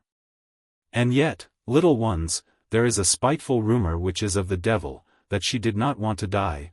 Oh, how she didn't want to. Departing in such youth and in such beauty, she took her farewell of everybody, so they say, with tears, saying to all, in a loud voice, "Forgive me." And at the very last she closed her eyes and said distinctly, "And against thee, Mother Earth, have I sinned in body and soul, wilt thou forgive me?" And those words are fearful words. Touching their foreheads to the earth, men uttered them in the prayer for repentance throughout ancient Russia, before Whitsuntide. Before the heathen day of the water nixies. The dreams of Chang. What does it matter of whom we speak? Any that have lived and that live upon this earth deserve to be the subject of our discourse. Once upon a time Chang had come to know the universe and the captain, his master, to whom his earthly existence had become linked. And 6 entire years have run since then, have run like the sands in a ship's hourglass.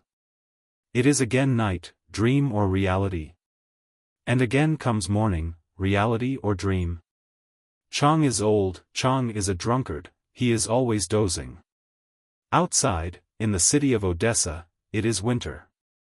The weather is nasty, sullen, far worse than that of China was when Chang and the captain met each other. Fine, stinging snow whirls through the air. It flies obliquely over the ice-covered, slippery asphalt of the desolate seaside boulevard, and painfully lashes the face of every running Jew who, with his hands shoved deep into his pockets, and with his shoulders hunched up, is zigzagging to the left and right, awkwardly, Hebraically. Beyond the harbor, likewise deserted, beyond the bay, hazy from the snow, the barren shores, low and flat, are faintly visible.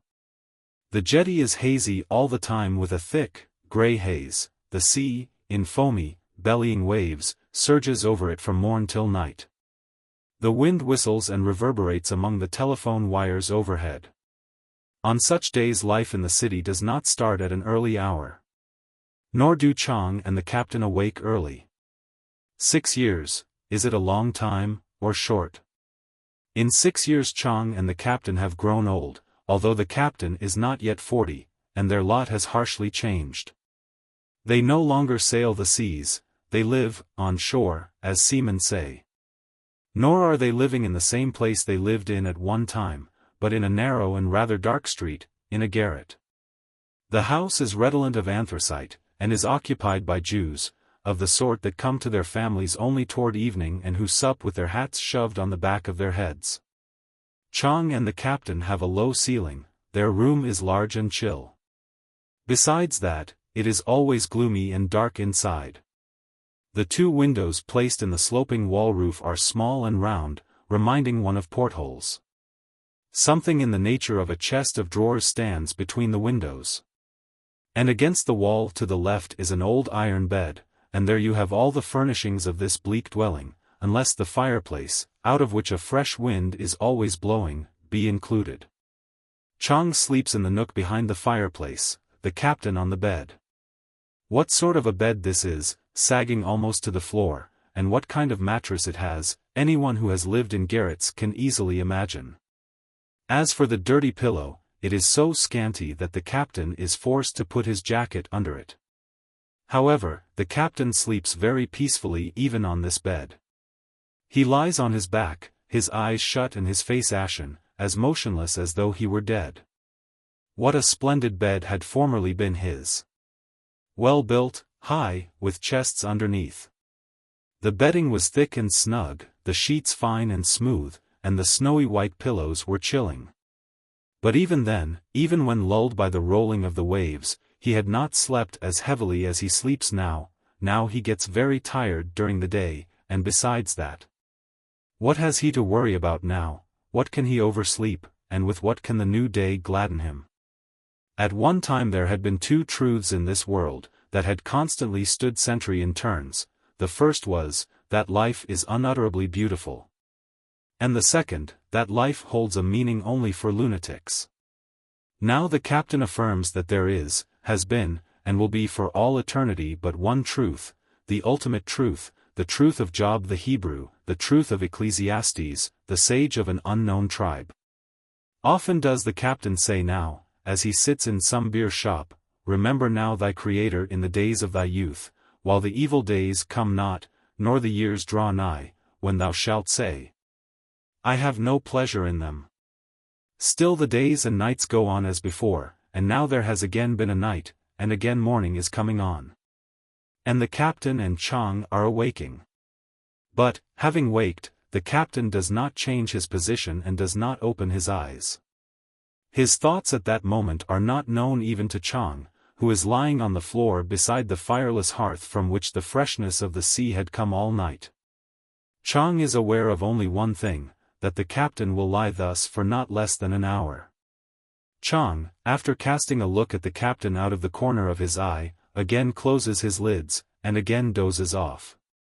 Chang, too, is a drunkard. In the morning he, too, is befuddled, weak, and beholds the universe with that languid queasiness which is so familiar to all those traveling on ships and suffering from seasickness. And because of that, as he dozes off, in this morning hour, Chang sees a dream that is tormenting, wearisome. He sees an old, rheumy-eyed Chinaman has clambered up onto a steamer's deck, and has squatted down on his heels. Whiningly, he importunes all those who pass by him to buy a wicker basket of spoilt small fish which he has brought with him. It is a dusty and a chill day on a broad Chinese river. In the boat with a bamboo sail, swaying in the muddy water of the river, a puppy is sitting, a little rusty dog, having about it something of the fox and something of the wolf, with thick, coarse fur at its neck. Sternly and intelligently his black eyes look up and down the high iron side of the steamer, and his ears are cocked. Better sell your dog. Gaily and loudly, as though to a deaf man, the young captain of the ship, who was standing idling on his bridge, yelled to the Chinaman. The Chinaman, Chang's first master, cast his eyes upward. Confused, both by the yell and by joy, he began bowing and lisping, "Vy good dog, vy good." 14 and the puppy was purchased, for only a single silver ruble, was called Chang, and sailed off on that very day with his new master to Russia. And, in the beginning, for 3 whole weeks, he suffered so with seasickness, and was in such a daze, that he saw nothing, neither the ocean nor Singapore, nor Colombo. It had been the beginning of autumn in China, the weather was bad. And Chang felt qualmish when they had barely passed into the estuary. They were met by lashing rain and mist. Whitecaps glimmered over the plain of waters, the grey-green swell swayed, rushed, plashed, many-pointed and senseless. Meanwhile, the flat shores were spreading, losing themselves in the fog, and there was more and more water all around. Chang, in his fur coat, silvery from the rain, and the captain, in a waterproof greatcoat with the hood raised, were on the bridge, whose height could be felt now more than before.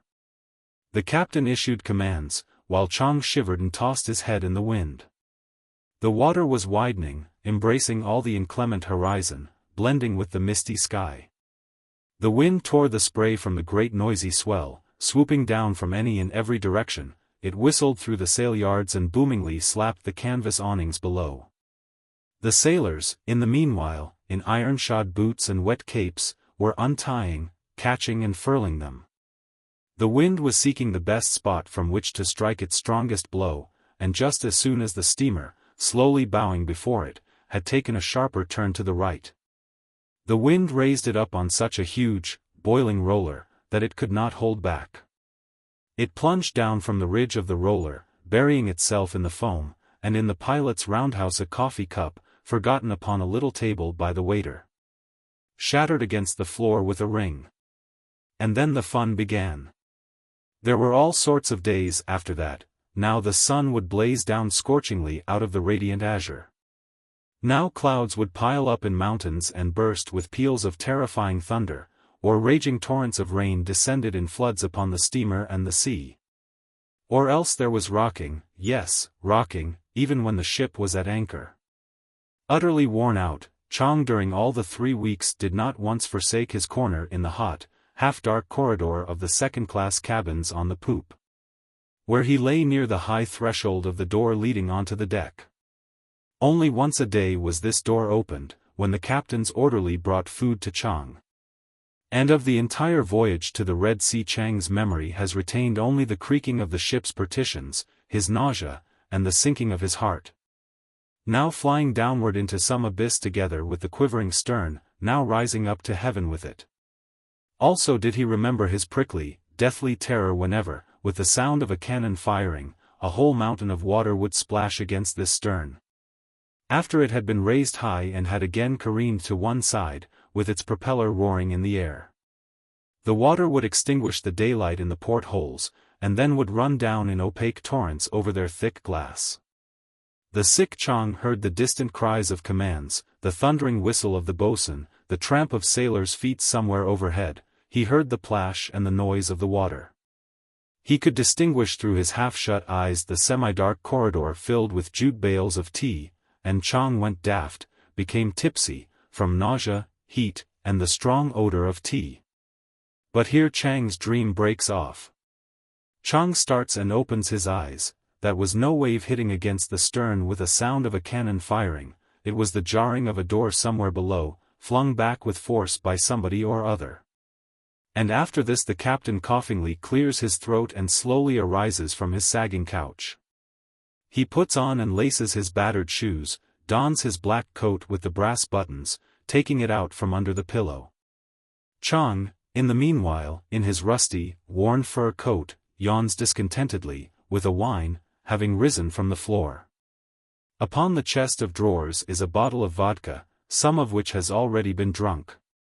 The captain drinks straight out of the bottle, and, slightly out of breath, wiping his mustache, he goes toward the fireplace and pours out some vodka into a little bowl standing near Chang for him as well. Chang starts lapping it greedily. As for the captain, he begins smoking and lies down again, to await the hour when it will be full day. The distant rumble of the tramway can already be heard. Already, far below in the street, flows the ceaseless clamping of horses' hoofs, but it is still too early to go out. And the captain lies and smokes. Having done with his lapping, Chang, too, lies down. He jumps up onto the bed, curls up in a ball at the feet of the captain, and slowly floats away into that blissful state which vodka always bestows.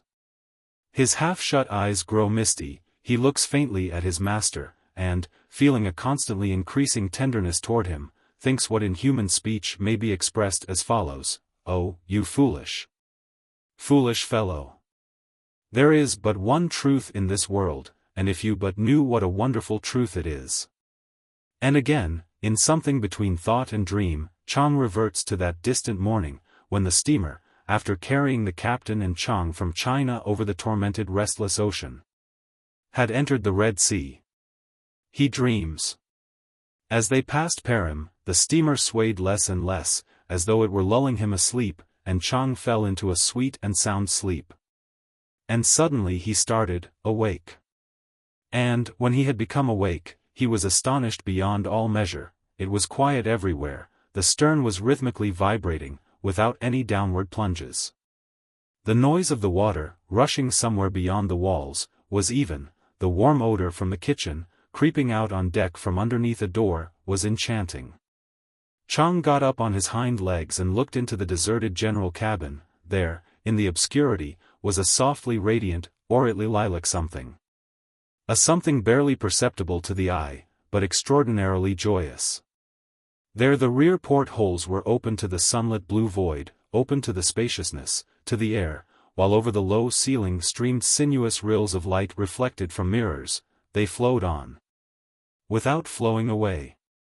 And the same thing happened to Chang that had also happened more than once in those days to his master, the captain. He suddenly comprehended that there existed in this universe not one truth, but two truths: one, that to be living in this world and to sail the seas was a dreadful thing, and the other.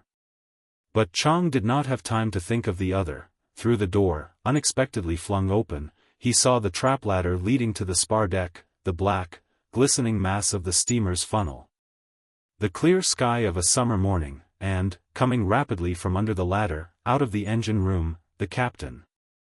He had shaved and washed, there was the fragrance of fresh eau de cologne about him, his fair mustache turned upward, after the German fashion. The glance of his light, keen eyes was sparkling, and everything upon him was tight-fitting and snowy white. And upon beholding all this Chang darted forward so joyously that the captain caught him in the air, kissed him resoundingly on the head, and, turning him about, carrying him in his arms, with a hop, skip and a jump came out on the spar deck, then the upper deck, and from there still higher, to that very bridge where it had been so terrible in the estuary of the great Chinese river. On the bridge the captain entered the pilot's roundhouse, while Chang, who had been dropped to the floor, sat for a space, his fox-like brush unfurled to its full length over the smooth boards. It was very hot and radiant behind Chang, from the low-lying sun.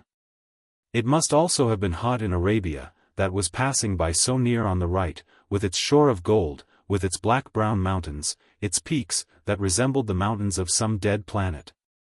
Also all deeply strewn with gold dust. Arabia, its entire sandy and mountainous waste visible with such extraordinary distinctness that it seemed as if one could jump over there. And above, on the bridge, the morning could still be felt, there was still the pull of a light, fresh coolness.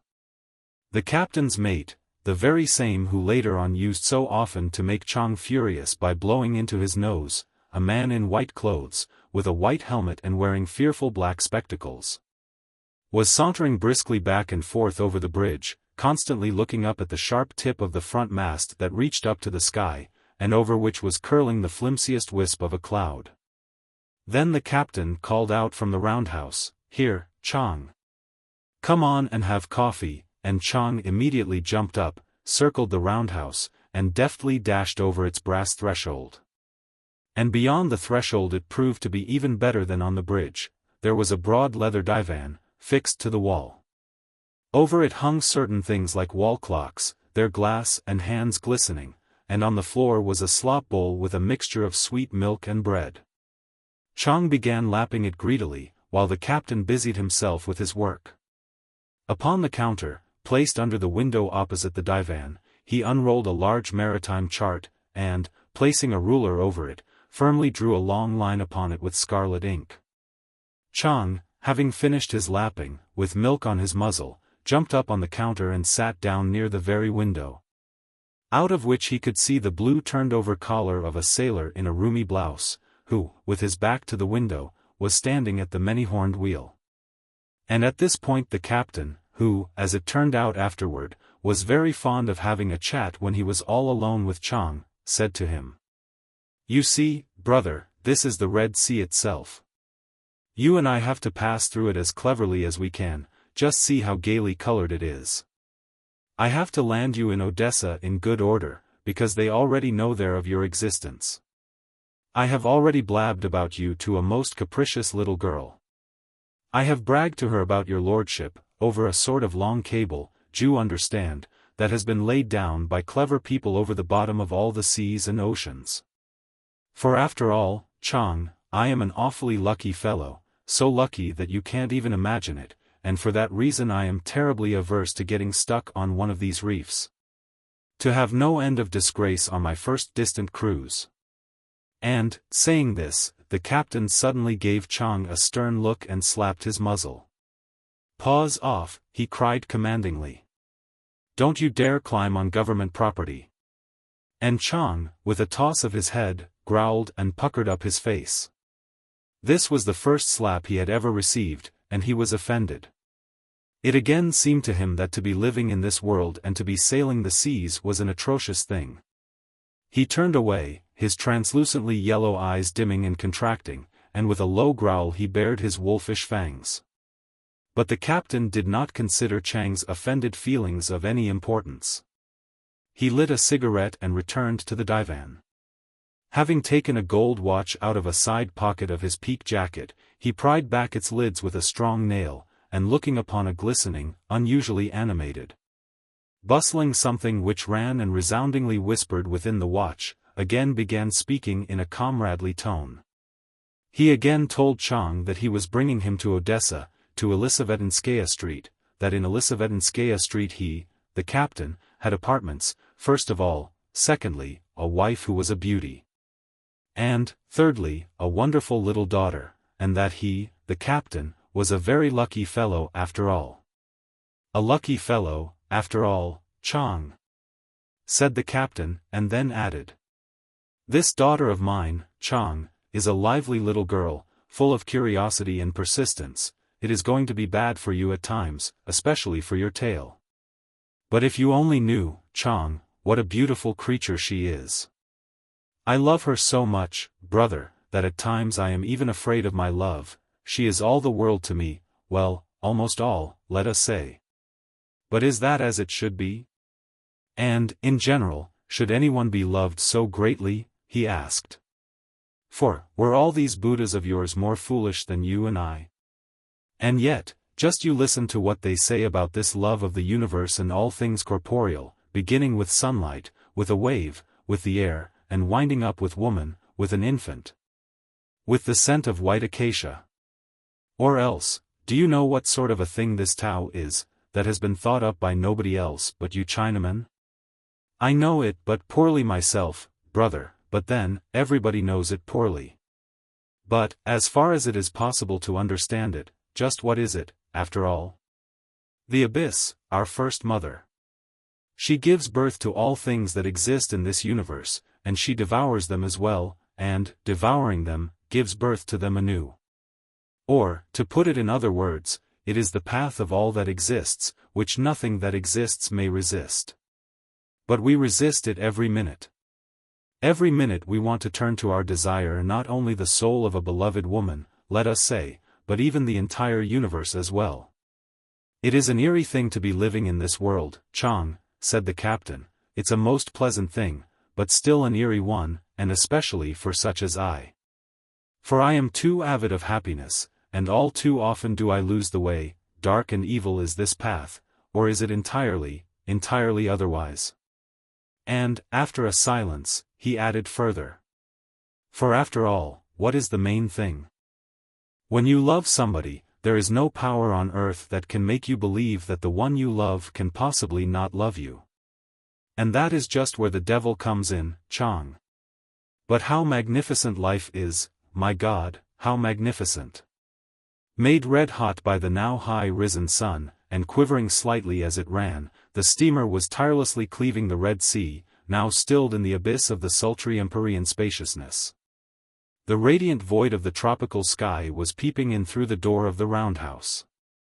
Noonday was approaching, the brass threshold simply blazed in the sun. The glassy swell rolled more and more slowly over the side, flaring up with a blinding glitter, and lighting up the roundhouse. Chang was sitting on the divan, listening to the captain. The captain, who had been patting Chang on the head, shoved him to the floor. "No, it's too hot, brother," said he. But this time Chang was not offended, it was too fine a thing to be living in this world on this joyous noonday. And then. But here again Chang's dream is interrupted. "Come on, Chang," says the captain, dropping his feet down from the bed. And again in astonishment Chang sees that he is not on a steamer on the Red Sea, but in a garret in Odessa, and that it really is noonday outside, not a joyous noonday, however, but a dark, dreary, inimical one, and he growls softly at the captain who has disturbed him. But the captain, paying no attention to him, puts on his old uniform cap and his old uniform greatcoat, and, shoving his hands deep in his pockets and all hunched up, goes toward the door. Willy-nilly, Chang, too, has to jump down from the bed. It is a hard thing for the captain to descend the stairs and he has no heart for it, as though he were doing it under the compulsion of harsh necessity. Chang rolls along rather rapidly, he is still enlivened by that yet unallayed irritation with which the blissful state induced by vodka always ends. Yes, it is 2 years now since Chang and the captain have been occupied, day in and day out, in visiting one restaurant after another. There they drink, have snacks, contemplate the other drunkards who drink and have snacks alongside of them, amid the noise, tobacco smoke, and all sorts of bad odors. Chang lies on the floor, at the captain's feet. As for the captain, he sits and smokes, his elbows firmly planted on the table, a habit he has acquired at sea. He is awaiting that hour when it will be necessary, in accordance with some law which he had himself mentally formulated, to migrate to some other restaurant or coffee house. Chang and the captain breakfast in one place, drink coffee in another, dine in a third, and sup in a fourth. Usually the captain is silent. But there are times when the captain meets some one of his erstwhile friends, and then he talks all day long without cease of the insignificance of life. And every minute regales with wine now himself, now his vis-a-vis, now Chang, the last always has some bit of china on the floor before him. They would pass the present day also in precisely the same way. They had agreed to breakfast this day with a certain old friend of the captain's, an artist in a high silk hat. And that meant that at first they would sit in a certain malodorous beer shop, among red-faced Germans, stolid, business-like people, who worked from morn till night with, of course, the sole aim of drinking, eating, working all over again, and propagating others of their kind. Then they would go to a coffee-house filled to overflowing with Greeks and Jews, whose entire existence, likewise senseless but exceedingly perturbed, was swallowed up in ceaseless expectation of stock exchange news. And from the coffee-house they would set out for a restaurant whither flocked all sorts of human ragtag, and there they would sit far into the night. A winter day is short, but with a bottle of wine, sitting in conversation with a friend, it is still shorter. And now Chang, the captain, and the artist had already been both in the beer shop and in the coffee-house, and it is the 6th hour that they have been sitting and drinking in the restaurant. And again the captain, having put his elbows on the table, is ardently assuring the artist that there is but one truth in this world, a truth evil and base. You just look about you, he is saying, you just recall all those that you and I see every day in the beer shop, in the coffee house, and out on the street. My friend, I have seen the entire earthly globe. Life is like that all over. Everything that these people pretend as constituting their life is all bosh and a lie. They have neither God, nor conscience, nor a sensible purpose in existing, nor love, nor friendship, nor honesty, there is even no common pity. Life is a dreary, winter day in a filthy tavern, no more. And Chang, lying under the table, hears all this in the fog of a tipsiness, in which there is no longer any exhilaration. Does he agree with the captain, or does he not? It is impossible to answer this definitely, but since it is impossible, it means that things are in a bad way. Chang does not know, does not understand, whether the captain is right. But then, it is only when we experience sorrow that we all say, I do not know, I do not understand, whereas when joy is its portion every living being is convinced that it knows all things, understands all things. But suddenly a ray of sunlight seems to cut through this fog of tipsiness, there is a sudden tapping of a baton against a music stand on the bandstand of the restaurant, and a violin begins to sing. Followed by a second, a third.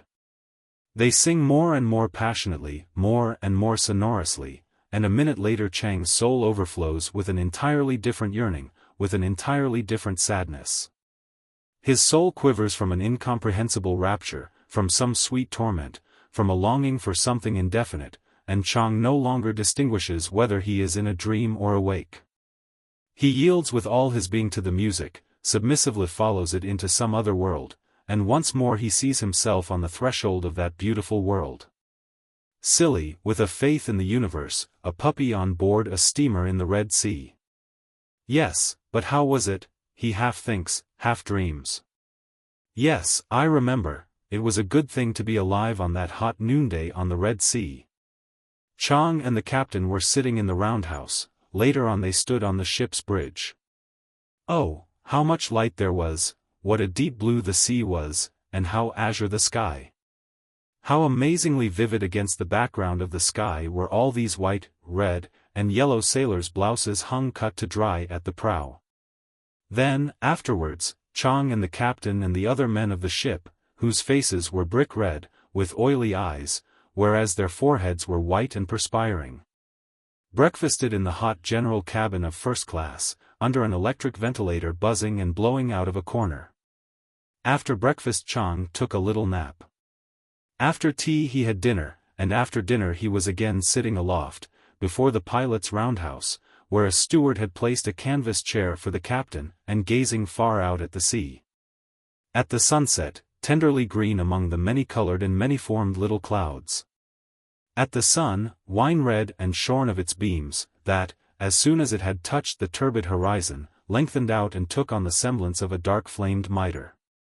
Rapidly did the steamer run in pursuit of it, over the side the smooth, watery humps simply flashed by, giving off a sheen of bluish lilac shade-green. But the sun hastened on, the sea seemed to be absorbing it, and kept on decreasing, and became an elongated, glowing ember. It began to quiver and went out. And, as soon as it had gone out, the shadow of some sadness immediately fell upon all the world, and the wind, constantly blowing harder as the night came on, became still more turbulent. The captain, gazing at the dark flame of the sunset, was sitting with his head bared, his hair a-flutter in the wind, and his face was pensive, proud, and sad. And one felt that he was happy none the less, and that not only this entire steamer, running on at his will, but all the universe as well was in his power. Because at that moment all the universe was in his soul, and also because even then there was the odor of wine on his breath. And when the night fell, it was awesome and magnificent.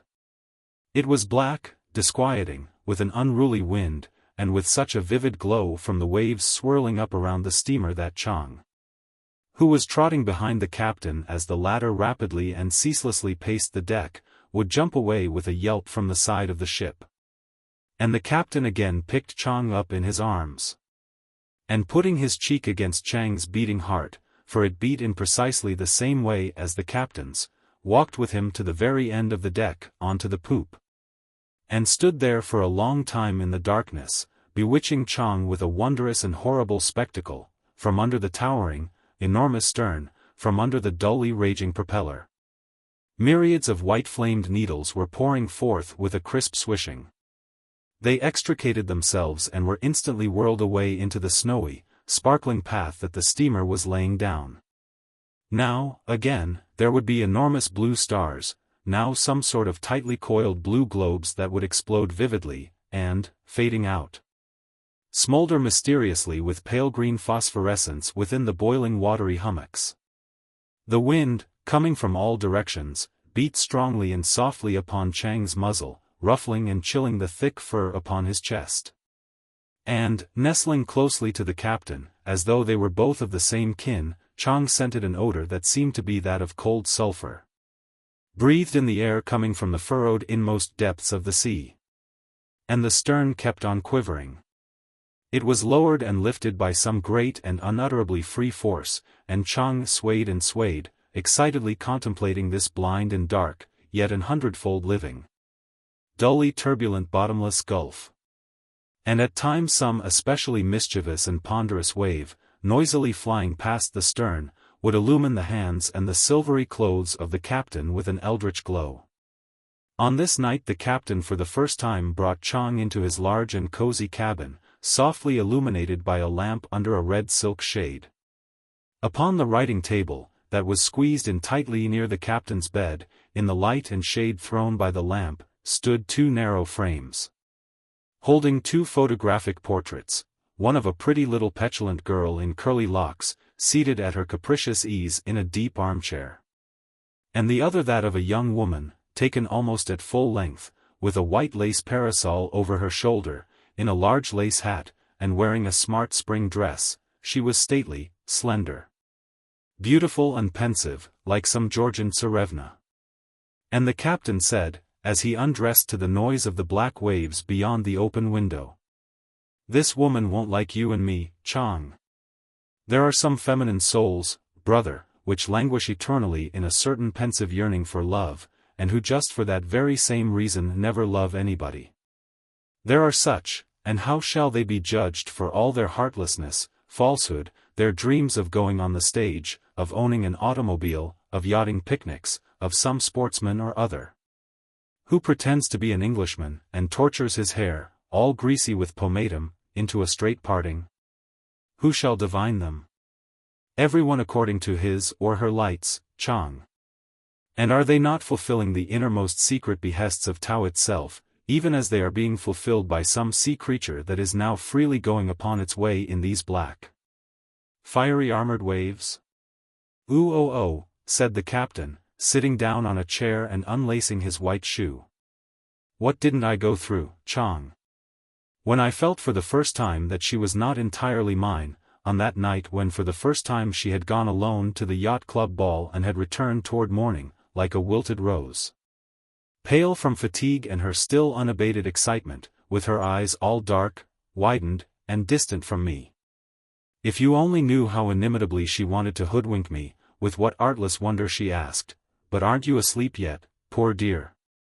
Right then I could not have uttered even a word, and she understood me at once and became silent. She merely threw a quick glance at me, and began undressing in silence.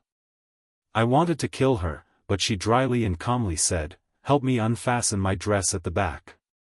And I submissively approached her and began with trembling hands to unfasten all these hooks and snaps, and just as soon as I saw her body through the open dress, saw her back between the shoulder blades, and her chemise, dropping off the shoulders and tucked into the corset, just as soon as I felt the scent of her black hair and caught a glimpse of her breasts, raised up by the corset, reflected in the bright pier glass. And, without finishing, the captain waved his hand in a hopeless gesture. He undressed, lay down, and extinguished the light, and Chang, turning and settling in the morocco chair near the writing table, saw how the black cerement of the sea was furrowed by rows of white flame, flaring up and fading out. Saw how some lights flashed up ominously upon the black horizon. Saw how an awesome living wave would run up from thence and with a menacing noise would grow higher than the side of the ship, and look into the cabin, like some serpent of fairy tale shining through and through with eyes of the natural colors of precious stones, shining through and through with translucent emeralds and sapphires. And he saw how the steamer thrust it aside and evenly kept on in its course, amid the ponderous and vacillant masses of this primordial element, now foreign and inimical to us, that is called ocean. In the night the captain emitted some sudden cry, and, frightened himself by this cry, which rang with some basely plaintive passion, he instantly awoke.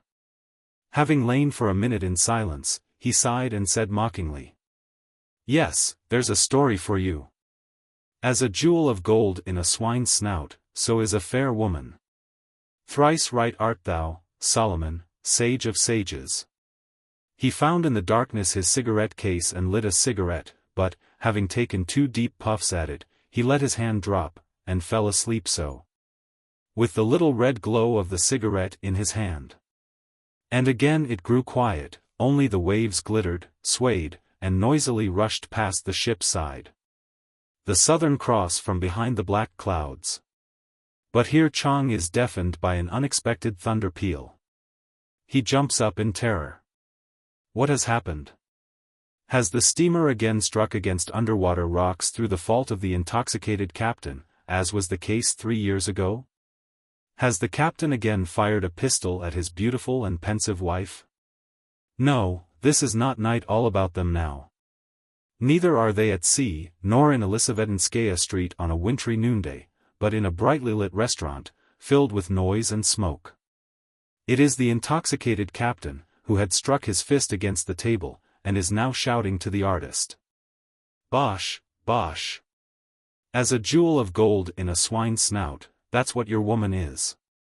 I have decked my bed with coverings of tapestry, with carved works, with fine linen of Egypt. Come, let us take our fill of love, for the goodman is not at home, bah! Woman. For her house inclineth unto death, and her paths unto the dead, but that is enough, my friend. It is time to go, they are closing up this place, come on." And a minute later the captain, Chang, and the artist are already in the street, where the wind and the snow make the street lamps flicker. The captain embraces and kisses the artist, and they go in different directions. Chang, sullen and half asleep, is running sidewise over the sidewalk after the captain, who walks rapidly and unsteadily. Again a day has passed, dream or reality. And again darkness, cold, and fatigue reign over the universe. No, the captain is right, most assuredly right, life is simply poisonous and malodorous alcohol, nothing more. Thus, monotonously, do the days and nights of Chang pass. But suddenly one morning the universe, like a steamer, runs at full speed against an underwater reef, hidden from heedless eyes. Awaking on a certain wintry morning, Chang is struck by the great silence reigning in the room. He quickly jumps up from his place, rushes toward the captain's bed, and sees that the captain is lying with his head convulsively thrown back, with his face grown pallid and chill, with his eyelashes half open and unmoving. And, upon seeing these eyelashes, Chang emits a howl as despairing as if he had been thrown off his feet and cut in two by a speeding automobile. Then, when the door of the room has been taken off its hinges, when people enter, depart, and arrive again, speaking loudly, the most diversified people, porters, policemen, the artist in the high silk hat, and all sorts of other gentlemen who used to sit in restaurants with the captain, then Chang seems to turn to stone. Oh! How fearfully the captain had said at one time, "On that day the keepers of the house shall tremble, and those that look out of the windows be darkened, also they shall be afraid of that which is high. And fears shall be in the way, because man goeth to his long home, and the mourners go about the streets. For the pitcher is broken at the fountain, and the wheel broken at the cistern," but Chang does not feel even terror now. He lies on the floor, his muzzle toward the corner. He has shut his eyes tight that he might not behold the universe, might forget it. And the universe murmurs over him dully and distantly, like the sea over one who descends deeper and deeper into its abyss. But when he does come to himself again, it is near the doors of a chapel, in the porch. He sits near them with drooping head, dull, half dead, only he is all shaking in a chill. And suddenly the chapel door is flung open, and a wondrous scene, all mellifluously chanting, strikes the eyes and the heart of Chang. Before Chang is a semi-dark Gothic chamber, with the red stars of flames, a whole forest of tropical plants, a coffin of oak raised high upon a black scaffolding. There is a black throng of people. There are two women wondrous in their marble-like beauty and their deep mourning, who seem just like two sisters of different ages. And, over all this, reverberations, thunder peals, a choir, of men sonorously clamorous of some sorrowful joy of the angels. Solemnity, confusion, pomp, and chantings not of this earth, drowning all else in their strains. And Chang's every hair stands up on end from anguish and rapture before this sonorous vision. And the artist, who, with reddened eyes, stepped out of the chapel at that moment, stops in amazement. "Chang," he says in alarm, stooping down to him, "Chang, what is the matter with you?" And, laying a hand that has begun to tremble upon Chang's head, he stoops still lower, and their eyes, filled with tears, meet with such love for each other, that Chang's entire being cries out inaudibly to all the universe, "Ah, no, no, there is upon earth some third truth, that has not been made known to me." That day, having returned from the cemetery, Chang moves into the house of his third master, again up aloft, to a garret. But a garret warm, redolent of cigars, with rugs upon the floor, with antique furniture placed about it, and hung with brocaded stuffs. It is growing dark. The fireplace is filled with glowing, somberly scarlet lumps of heat. Chang's new master is seated in a chair. He had not even taken off his overcoat and his high silk hat upon returning home. He had sat down with his cigar in a deep chair, and is now smoking and gazing into the dusk of his atelier. As for the fatigued, tortured-out Chang, he is lying on a rug near the fireplace, his eyes shut, his muzzle resting on his front paws. And he dreams, he sees as in a vision. Someone is lying there, beyond the darkening city, beyond the enclosure of the cemetery, in that which is called a crypt, a grave. But this someone is not the captain, no. If Chang loves and feels the captain, if he sees him with the vision of memory, that divine thing within him which he does not understand himself, it means that the captain is still with him, in that universe, without beginning and without end, which is inaccessible to death. In this universe there must be but one truth, the third, but what that truth is known only to that last master to whom Chang must now soon return. A compatriot. This mujik of Bryansk had been brought from the village to Moscow when he was a little boy. He had run errands at a merchant's warehouse in Ilyinka. He used to fly like an arrow to taverns to get hot water for tea. Seizing the tea kettle, he would dash through the galleries of the Staria Riadi, the old shops, drawing, with a dark jet of water, the figure 8 upon the grey floor. On a brisk winter day, perhaps with a light snow falling, the Ilyinka thoroughfare would be black with people. The horses of the cabbies would be shufflingly trotting along, but he, in just his shirt and without a cap, his head resembling a rusty hedgehog, would jump out of the house, dart off the sidewalk, and start sliding on his soles upon the ice in the gutter. Imagine, then, how strange it is to see this mujik in the tropics, at the equator. He is sitting in his office in an old-fashioned house of Dutch architecture. Beyond the window lies the white city in the blaze of the sun. There are naked black rickshaw-men, shops of Australian wares and of precious stones, hotels filled with tourists from all the ends of the world. In the warm green water of the harbor float American and Japanese steamers. Beyond the harbor, along the lowlands of the shores, grow coconut groves. Clad all in white, tall, knotty, with flaming red hair, with a bluish freckled skin, pale, energetically exhilarated, or, to put it more simply, just daft, from the heat, from nervousness, from constant tipsiness and from business activity, he is, to look at him, either a Swede or an Englishman. His desk is all cluttered with papers, with bills. The air is filled with the crisp rattling of typewriters. An old Hindu, barefooted, in robe and turban, noiselessly and rapidly changes with his dark, exquisite, silver-ringed hands little bottles of cold soda water, and every minute, with a mysterious expression on his face, announces the visitors, adding, "Sir," at every word. But the Sir is completely absorbed in conversation with his friend from Russia, before whom he is playing the role of the affable lord of this tropical island. Upon the table are several open boxes of the most expensive cigars, of Turkish, Egyptian, English and Havana cigarettes. He is a connoisseur of tobaccos, as well as of everything else, by the way. He regales his guest now with this brand, now with the other, saying, as though in passing, "This, I think isn't at all bad."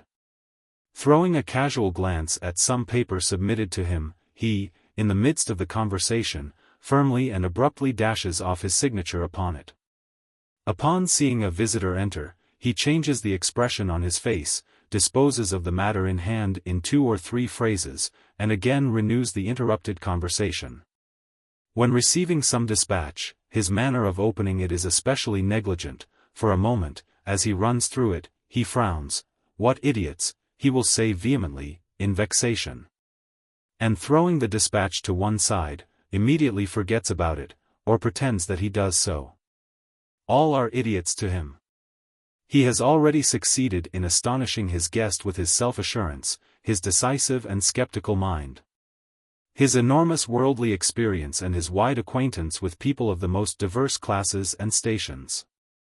No matter who among the celebrities of Moscow is named, merchants, administrators, physicians, journalists, he knows them all, and knows well, besides, the price of each and all.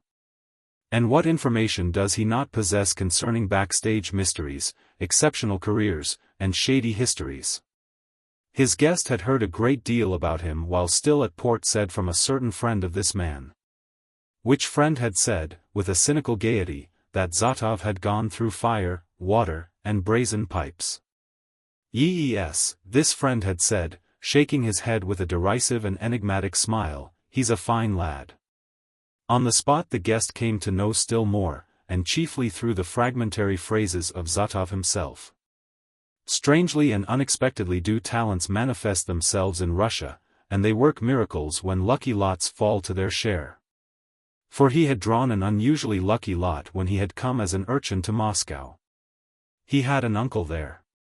A well-fed, clever muzhik, who had already attained to a competence and a consciousness of his own worth, who knew how, adroitly, without lowering himself, to do a good turn for any decent gentleman. This uncle worked in the Sandanovskaya baths, and many of those whom he enveloped in clouds of hot and fragrant soapy foam called him by name and liked to chat with him. And one of these was Nechayev, a liberal, educated Croesus, a large-built, stout merchant in gold spectacles.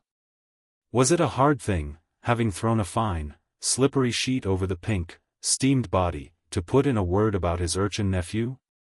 And this urchin did not get to twisting waxen thread, nor to blowing up the fire under sad irons, but got into a somber, clean and quiet warehouse on the Ilyinka. All the rest was a matter of his personal liveliness and aptitude. Everyone knows how these lucky fellows and born geniuses begin. During the day the urchin runs errands. Of evenings, by his own volition, without any guidance, he pores by the dim light of a candle end, learning to read and write. In the morning, before the clerks get in, he, without understanding, but stubbornly, overcomes the newspaper, and, let the clerks but open their mouths, he is right there on the spot. All alert and obedient, catching every word, every glance. When he was about 12 this urchin, who had aroused his employer's special interest, was taken into the latter's home. While in his 18th year he was already in Germany, studying the paper industry, working as hard as any German. The foreigners, it would seem, did not want to believe that he was a Russian. "They often don't believe it even now, the blockheads," said Zotov, roughly and abruptly, as is his wont, throwing away one cigarette and immediately lighting another. But, after all, does he resemble a European so very greatly? The guest wonders as he looks at his host.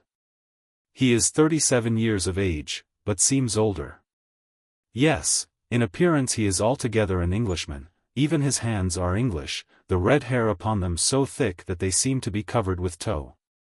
But then, the guest reflects, would an Englishman talk so amazingly much and so animatedly? Hands really English would not be trembling at his age, and, moreover, if possessing such strength as Zatov's, an Englishman's face would not be so pale, so uneasy without any visible cause. Zatov is wearing black spectacles for the second day now, because one of his eyebrows is injured. He slipped, so he says, on a banana peel in a bar, which means that he was rather far gone. And yet here, on this island, he is a personage because of his position. His hold on his guests' curiosity and attention does not flag for a minute. This man, audacious to the verge of insolence, infects one with his audacity, his energy, at times even in raptures. But, listening to him, wondering at him, one looks upon him and thinks, but he is drunk, he is drunk. He is always tipsy, from nervousness, from the heat, from whiskey. Englishmen drink a great deal, but, of course, not a single one of them in all this white city drinks as much as Zatov, nor swallows iced soda water as avidly. Nor smokes such a quantity of cigars and cigarettes, nor speaks so much and so confusedly. After his training abroad he worked at home and enjoyed the unbounded trust of the man who had brought him up. But he no longer wanted to know any mean in his independence, as well as in his expenditures. Sent into Central Asia, he suddenly, on some trifling pretext, quarreled with Nechayev, severing all connections with him, and, from a man steadily and surely climbing upward, was transformed into something very like an adventurer. He had traversed all of Siberia. Had been in Amur, in China, consumed with impatience to found some enterprise all his own, let it be something new, let it be something he was not familiar with.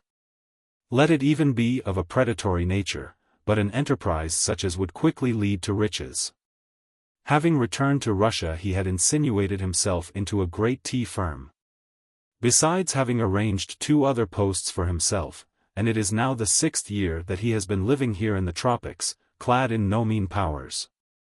It is a rare European who would have so easily cancelled his fate, amazing in its successfulness, or even his specialty, which had taken so many years of toil to acquire.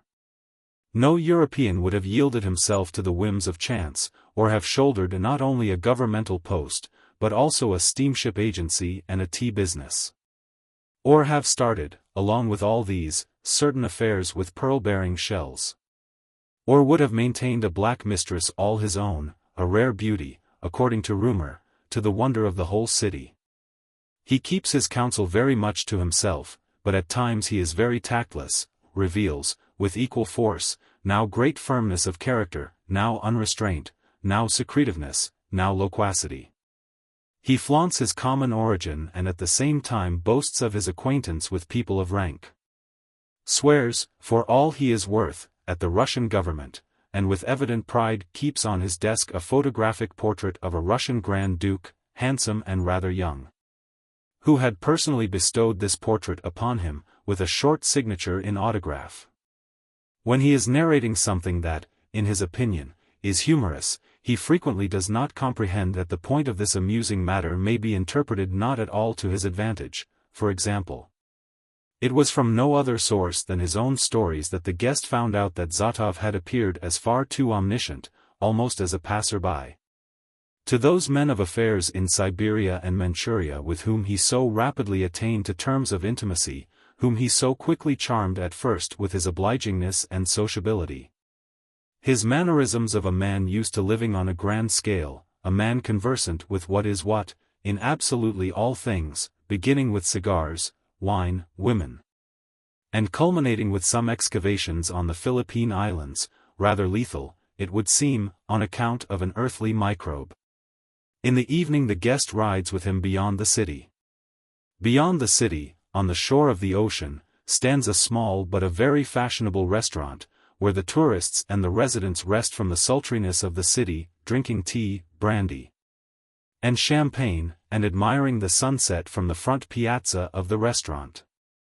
They come there in tiny rickshaws, following one another, over an endless road amid age-old vegetation, past bungalows and past the huts of the savages. And for a whole hour the guest from Russia sees before him only the naked body of a brown man, carrying him at a run farther and farther under the green vault of the branches of spreading trees.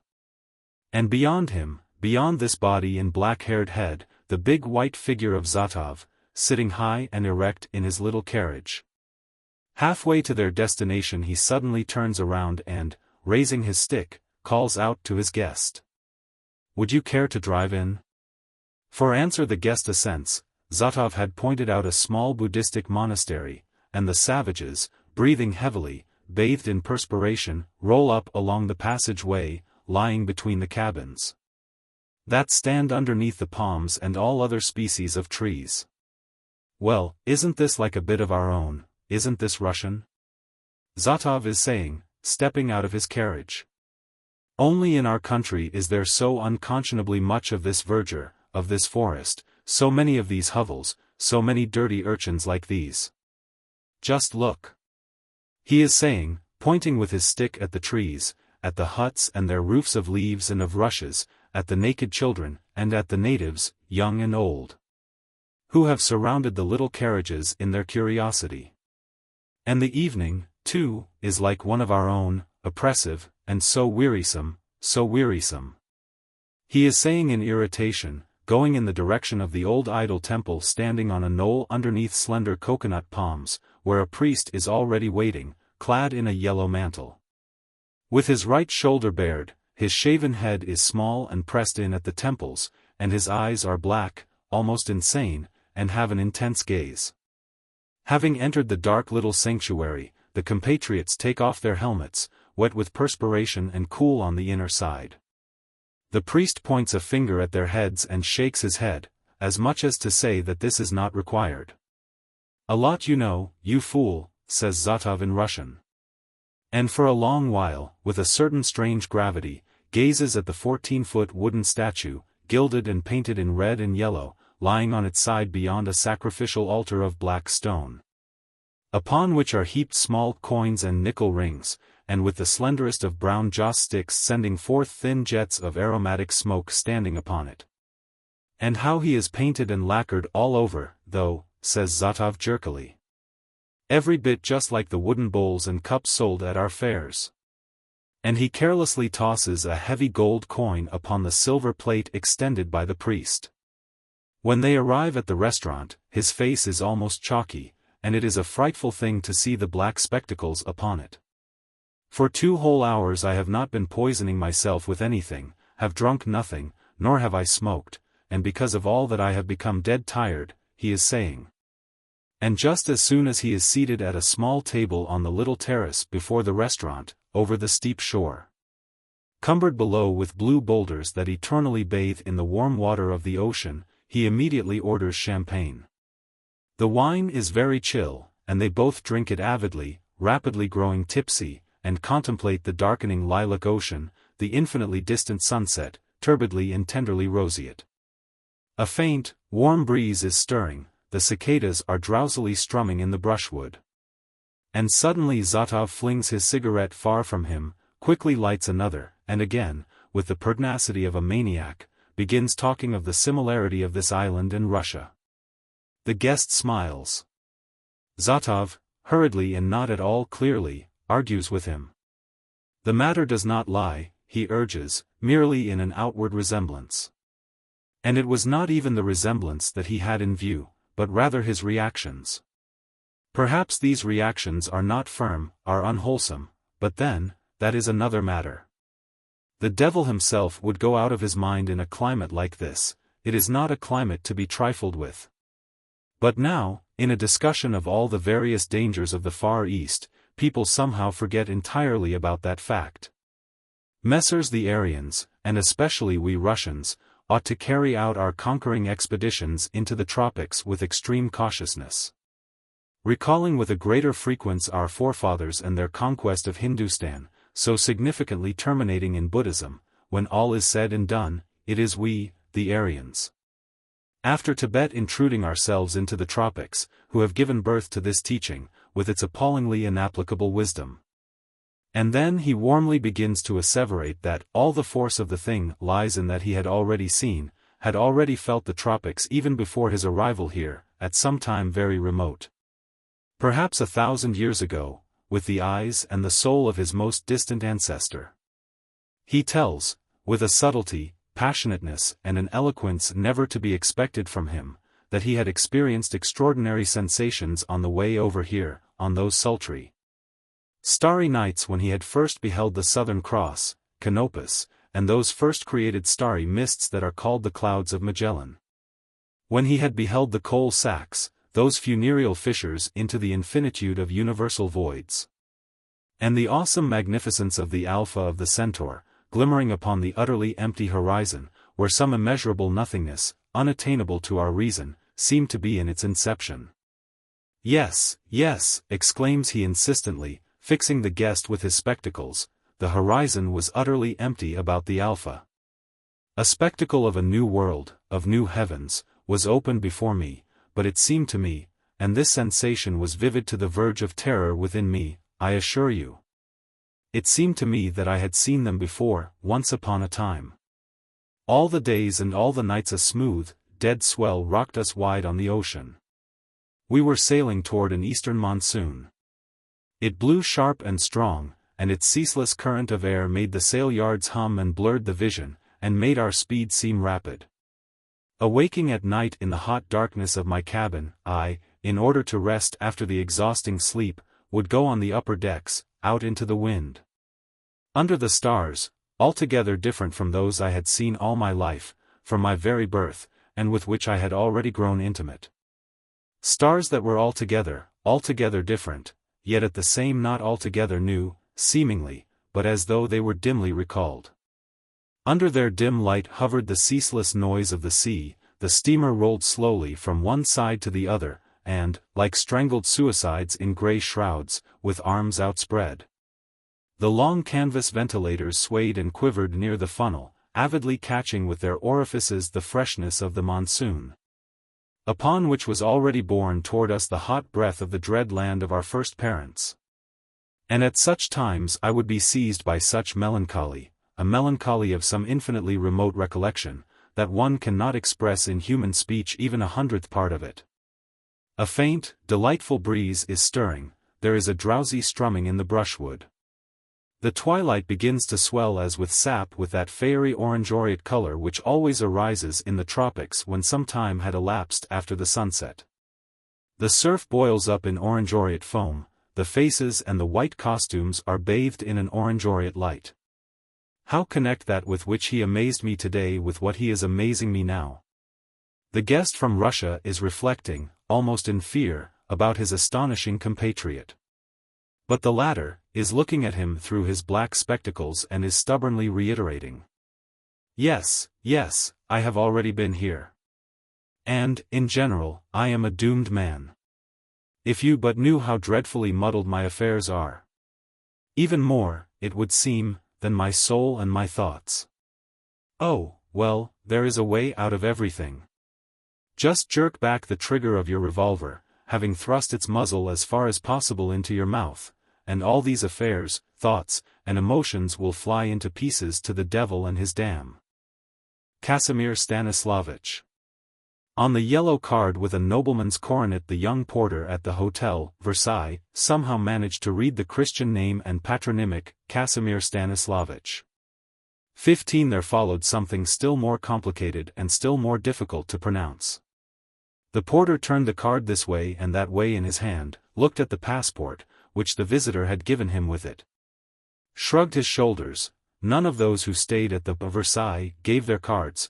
Then he threw both onto the table and began again to examine himself in the silvery, milky mirror which hung above the table, whipping up his thick hair with a comb. He wore an overcoat and shiny top boots, the gold braid on his cap was greasy with age, the hotel was a bad one. Kasimir Stanislavovitch left Kiev for Moscow on April 8, Good Friday, on receiving a telegram with the one word 10th. Somehow or other he managed to get the money for his fare, and took his seat in a second-class compartment, grey and dim, but really giving him the sensation of comfort and luxury. The train was heated, and that railway carriage heat and the smell of the heating apparatus, and the sharp tapping of the little hammers in it, reminded Kasimir Stanislavovitch of other times. At times it seemed to him that winter had returned, that in the fields the white Very white drifts of snow had covered up the yellowish bristle of stubble and the large leaden pools where the wild duck swam. But often the snowstorm stopped suddenly and melted. The fields grew bright, and one felt that behind the clouds was much light, and the wet platforms of the railway stations looked black, and the rooks called from the naked poplars. At each big station Kasimir Stanislavovitch went to the refreshment room for a drink, and returned to his carriage with newspapers in his hands, but he did not read them. He only sat and sank in the thick smoke of his cigarettes, which burned and glowed, and to none of his neighbors, Odessa Jews who played cards all the time, did he say a single word. He wore an autumn overcoat of which the pockets were worn, a very old black top hat, and new, but heavy, cheap boots. His hands, the typical hands of an habitual drunkard, and an old inhabitant of basements, shook when he lit a match. Everything else about him spoke of poverty and drunkenness: no cuffs, a dirty linen collar, an ancient tie, an inflamed and ravaged face, bright blue watery eyes. His side whiskers, dyed with a bad, brown dye, had an unnatural appearance. He looked tired and contemptuous. The train reached Moscow next day, not at all up to time. It was 7 hours late. The weather was neither one thing nor the other, but better and drier than in Kiev, with something stirring in the air. Kasimir Stanislavovitch took a cab without bargaining with the driver, and told him to drive straight to the Versailles. "I have known that hotel, my good fellow," he said, suddenly breaking his silence, "since my student days." From the Versailles, as soon as his little bag, tied with stout rope, had been taken up to his room, he immediately went out. It was nearly evening, the air was warm, the black trees on the boulevards were turning green, everywhere there were crowds of people, cars, carts. Moscow was trafficking and doing business, was returning to the usual, pressing work, was ending her holiday, and unconsciously welcomed the spring. A man who has lived his life and ruined it feels lonely on a spring evening in a strange, crowded city. Kasimir Stanislavovitch walked the whole length of the Tverskoy Boulevard. He saw once more the cast-iron figure of the musing Paushkin, the golden and lilac top of the Strasnoy Monastery. For about an hour he sat at the Café Filipov, drank chocolate, and read old comic papers. Then he went to a cinema, whose flaming signs shone from far away down the Tverskaya, through the darkling twilight. From the cinema he drove to a restaurant on the boulevard which he had also known in his student days. He was driven by an old man, bent in a bow, sad, gloomy, deeply absorbed in himself, in his old age, in his dark thoughts. All the way the man painfully and wearily helped on his lazy horse with his whole being, murmuring something to it all the time and occasionally bitterly reproaching it, and at last, when he reached the place, he allowed the load to slip from his shoulders for a moment and gave a deep sigh, as he took the money. "I did not catch the name, and thought you meant Bragg," he muttered, turning his horse slowly. He seemed displeased, although the Prague was further away. "I remember the Prague, too, old fellow," answered Kasimir Stanislavovitch. "You must have been driving for a long time in Moscow." "Driving?" the old man said. "I have been driving now for 51 years. "That means that you may have driven me before," said Kasimir Stanislavovitch. "Perhaps I did," answered the old man dryly. "There are lots of people in the world, one can't remember all of you." Of the old restaurant, once known to Kasimir Stanislavovitch, there remained only the name. Now it was a large, first-class, though vulgar, restaurant. Over the entrance burnt an electric globe which illuminated with its unpleasant, heliotrope light the smart, second-rate cabmen, impudent, and cruel to their lean, short-winded steeds. In the damp hall stood pots of laurels and tropical plants of the kind which one sees carried on to the platforms from weddings to funerals and vice versa. From the porter's lodge several men rushed out together to Kasimir Stanislavovitch, and all of them had just the same thick curl of hair as the porter at the Versailles. In the large greenish room, decorated in the Rococo style, were a multitude of broad mirrors, and in the corner burnt a crimson icon lamp. The room was still empty, and only a few of the electric lights were on. Kasimir Stanislavovitch sat for a long time alone, doing nothing. One felt that behind the windows with their white blinds the long, spring evening had not yet grown dark. One heard from the street the thudding of hooves. In the middle of the room there was the monotonous splash-splash of the little fountain in an aquarium round which goldfish, with their scales peeling off, lighted somehow from below, swam through the water. A waiter in white brought the dinner things, bread, and a decanter of cold vodka. Kasimir Stanislavovitch began drinking the vodka, held it in his mouth before swallowing it, and, having swallowed it, smelt the black bread as though with loathing.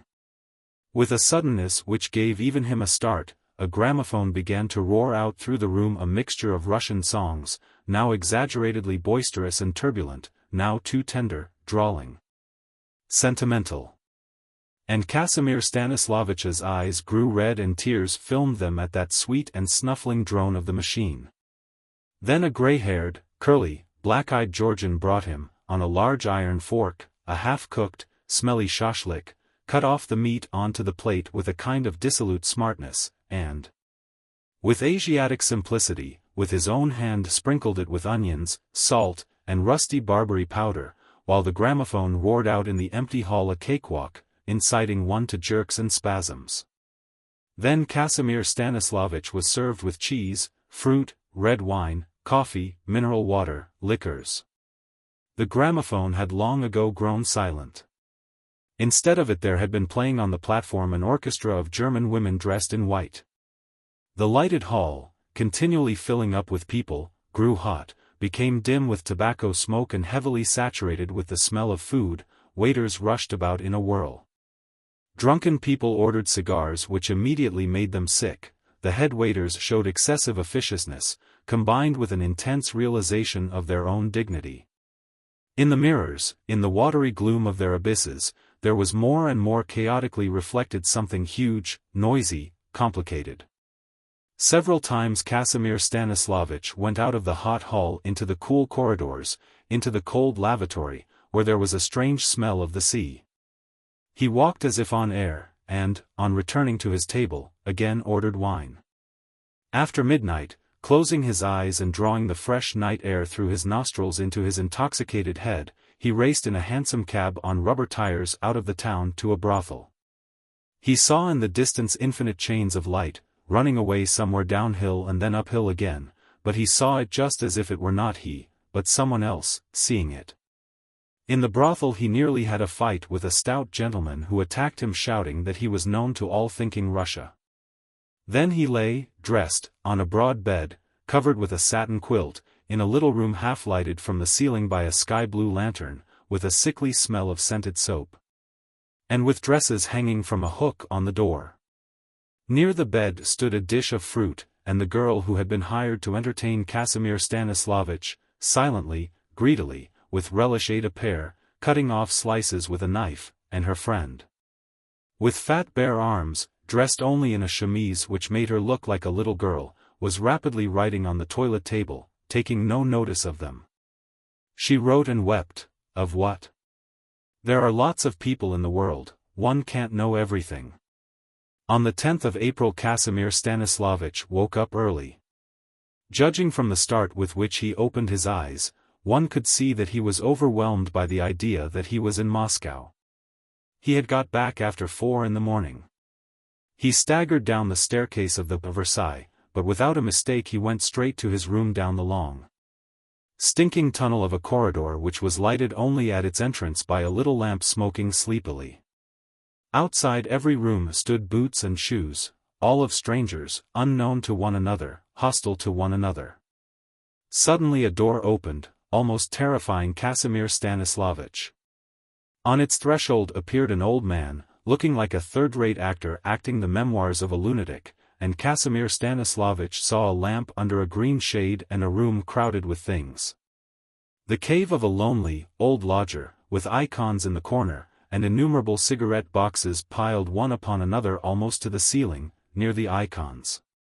Was that the half-crazy writer of the Lives of the Saints, who had lived in the Versailles 23 years ago? Kasimir Stanislavovitch's dark room was terribly hot with a malignant and smelly dryness.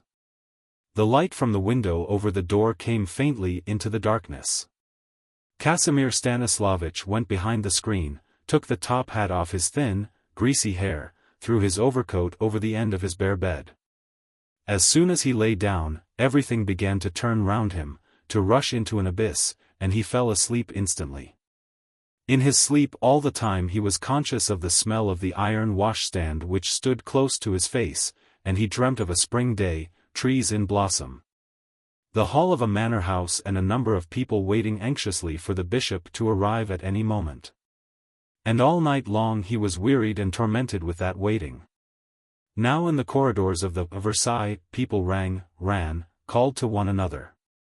Behind the screen, through the double, dusty windowpanes, the sun shone, it was almost hot.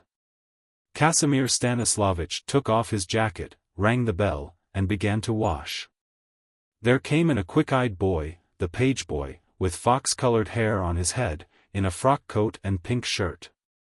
A loaf, samovar, and lemon, Kasimir Stanislavovitch said without looking at him. And tea and sugar, the boy asked with Moscow sharpness. And a minute later he rushed in with a boiling samovar in his hand, held out level with his shoulders. On the round table in front of the sofa he quickly put a tray with a glass and a battered brass slop basin, and thumped the samovar down on the tray. Kasimir Stanislavovitch, while the tea was drawing, mechanically opened the Moscow Daily, which the page boy had brought in with the samovar. His eye fell on a report that yesterday an unknown man had been picked up unconscious. The victim was taken to the hospital, he read, and threw the paper away. He felt very bad and unsteady. He got up and opened the window, it faced the yard, and a breath of freshness and of the city came to him. There came to him the melodious shouts of hawkers, the bells of horse trams humming behind the house opposite, the blended rap-tap of the cars, the musical drone of church bells. The city had long since started its huge, noisy life in that bright, jolly, almost spring day. Kasimir Stanislavovitch squeezed the lemon into a glass of tea and greedily drank the sour, muddy liquid, then he again went behind the screen. The Versailles was quiet. It was pleasant and peaceful. His eye wandered leisurely over the hotel notice on the wall, a stay of 3 hours is reckoned as a full day. A mouse scuttled in the chest of drawers, rolling about a piece of sugar left there by some visitor. Thus half asleep Kasimir Stanislavovitch lay for a long time behind the screen, until the sun had gone from the room and another freshness was wafted in from the window, the freshness of evening. Then he carefully got himself in order, he undid his bag, changed his underclothing, took out a cheap, but clean handkerchief, brushed his shiny frock coat, top hat, and overcoat. Took out of its torn pocket a crumpled Kiev newspaper of January 15th, and threw it away into the corner. Having dressed and combed his whiskers with a dyeing comb, he counted his money, there remained in his purse 4 rubles, 70 kopecks, and went out. Exactly at 6 o'clock he was outside a low, ancient, little church in the Molchanovka. Behind the church fence a spreading tree was just breaking into green. Children were playing there, the black stocking of one thin little girl, jumping over a rope, was continually coming down, and he sat there on a bench among perambulators with sleeping babies and nurses in Russian costumes. Sparrows prattled over all the tree. The air was soft, all but summer, even the dust smelt of summer, the sky above the sunset behind the houses melted into a gentle gold. And one felt that once more there was somewhere in the world joy, youth, happiness. In the church the chandeliers were already burning, and there stood the pulpit and in front of the pulpit was spread a little carpet. Kasimir Stanislavovitch cautiously took off his top hat, trying not to untidy his hair, and entered the church nervously. He went into a corner, but a corner from which he could see the couple to be married. He looked at the painted vault, raised his eyes to the cupola, and his every movement and every gasp echoed loudly through the silence. The church shone with gold, the candles sputtered expectantly. And now the priests and choir began to enter, crossing themselves with the carelessness which comes of habit, then old women, children, smart wedding guests, and worried stewards. A noise was heard in the porch, the crunching wheels of the carriage, and everyone turned their heads towards the entrance, and the hymn burst out, "Come, my dove." Kasimir Stanislavovitch became deadly pale, as his heart beat, and unconsciously he took a step forward. And close by him there passed, her veil touching him, and a breath of lily of the valley, she who did not know even of his existence in the world. She passed, bending her charming head, all flowers and transparent gauze, all snow-white and innocent, happy and timid, like a princess going to her first communion. Kasimir Stanislavovitch hardly saw the bridegroom who came to meet her, a rather small, broad-shouldered man with yellow, close-cropped hair. During the whole ceremony only one thing was before his eyes, the bent head, in the flowers and the veil, and the little hand trembling as it held a burning candle tied with a white ribbon in a bow. About 10 o'clock he was back again in the hotel. All his overcoat smelt of the spring air. After coming out of the church, he had seen, near the porch, the car lined with white satin, and its window reflecting the sunset. And behind the window there flashed on him for the last time the face of her who was being carried away from him forever. After that he had wandered about in little streets, and had come out on the Novinsky Boulevard. Now slowly and with trembling hands he took off his overcoat, put on the table a paper bag containing 2 green cucumbers which for some reason he had bought at a hawker's stall. They too smelt of spring even through the paper, and spring-like through the upper pane of the window the April moon shone silvery high up in the not yet darkened sky. Kasimir Stanislavovitch lit a candle, sadly illuminating his empty, casual home, and sat down on the sofa, feeling on his face the freshness of evening. Thus he sat for a long time. He did not ring the bell, gave no orders. Locked himself in. All this seemed suspicious to the porter who had seen him enter his room with his shuffling feet and taking the key out of the door in order to lock himself in from the inside. Several times the porter stole up on tiptoe to the door and looked through the keyhole. Kasimir Stanislavovitch was sitting on the sofa, trembling and wiping his face with a handkerchief. And weeping so bitterly, so copiously that the brown dye came off, and was smeared over his face.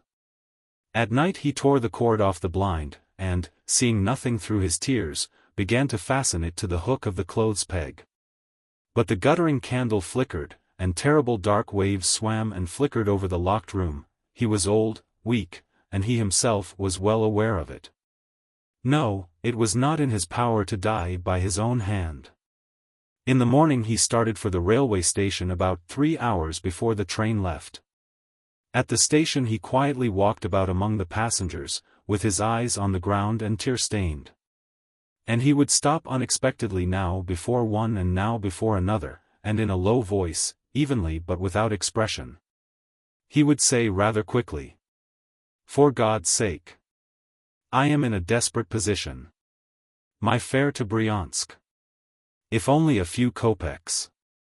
And some passengers, trying not to look at his top hat, at the worn velvet collar of his overcoat, at the dreadful face with the faded violet whiskers, hurriedly, and with confusion, gave him something.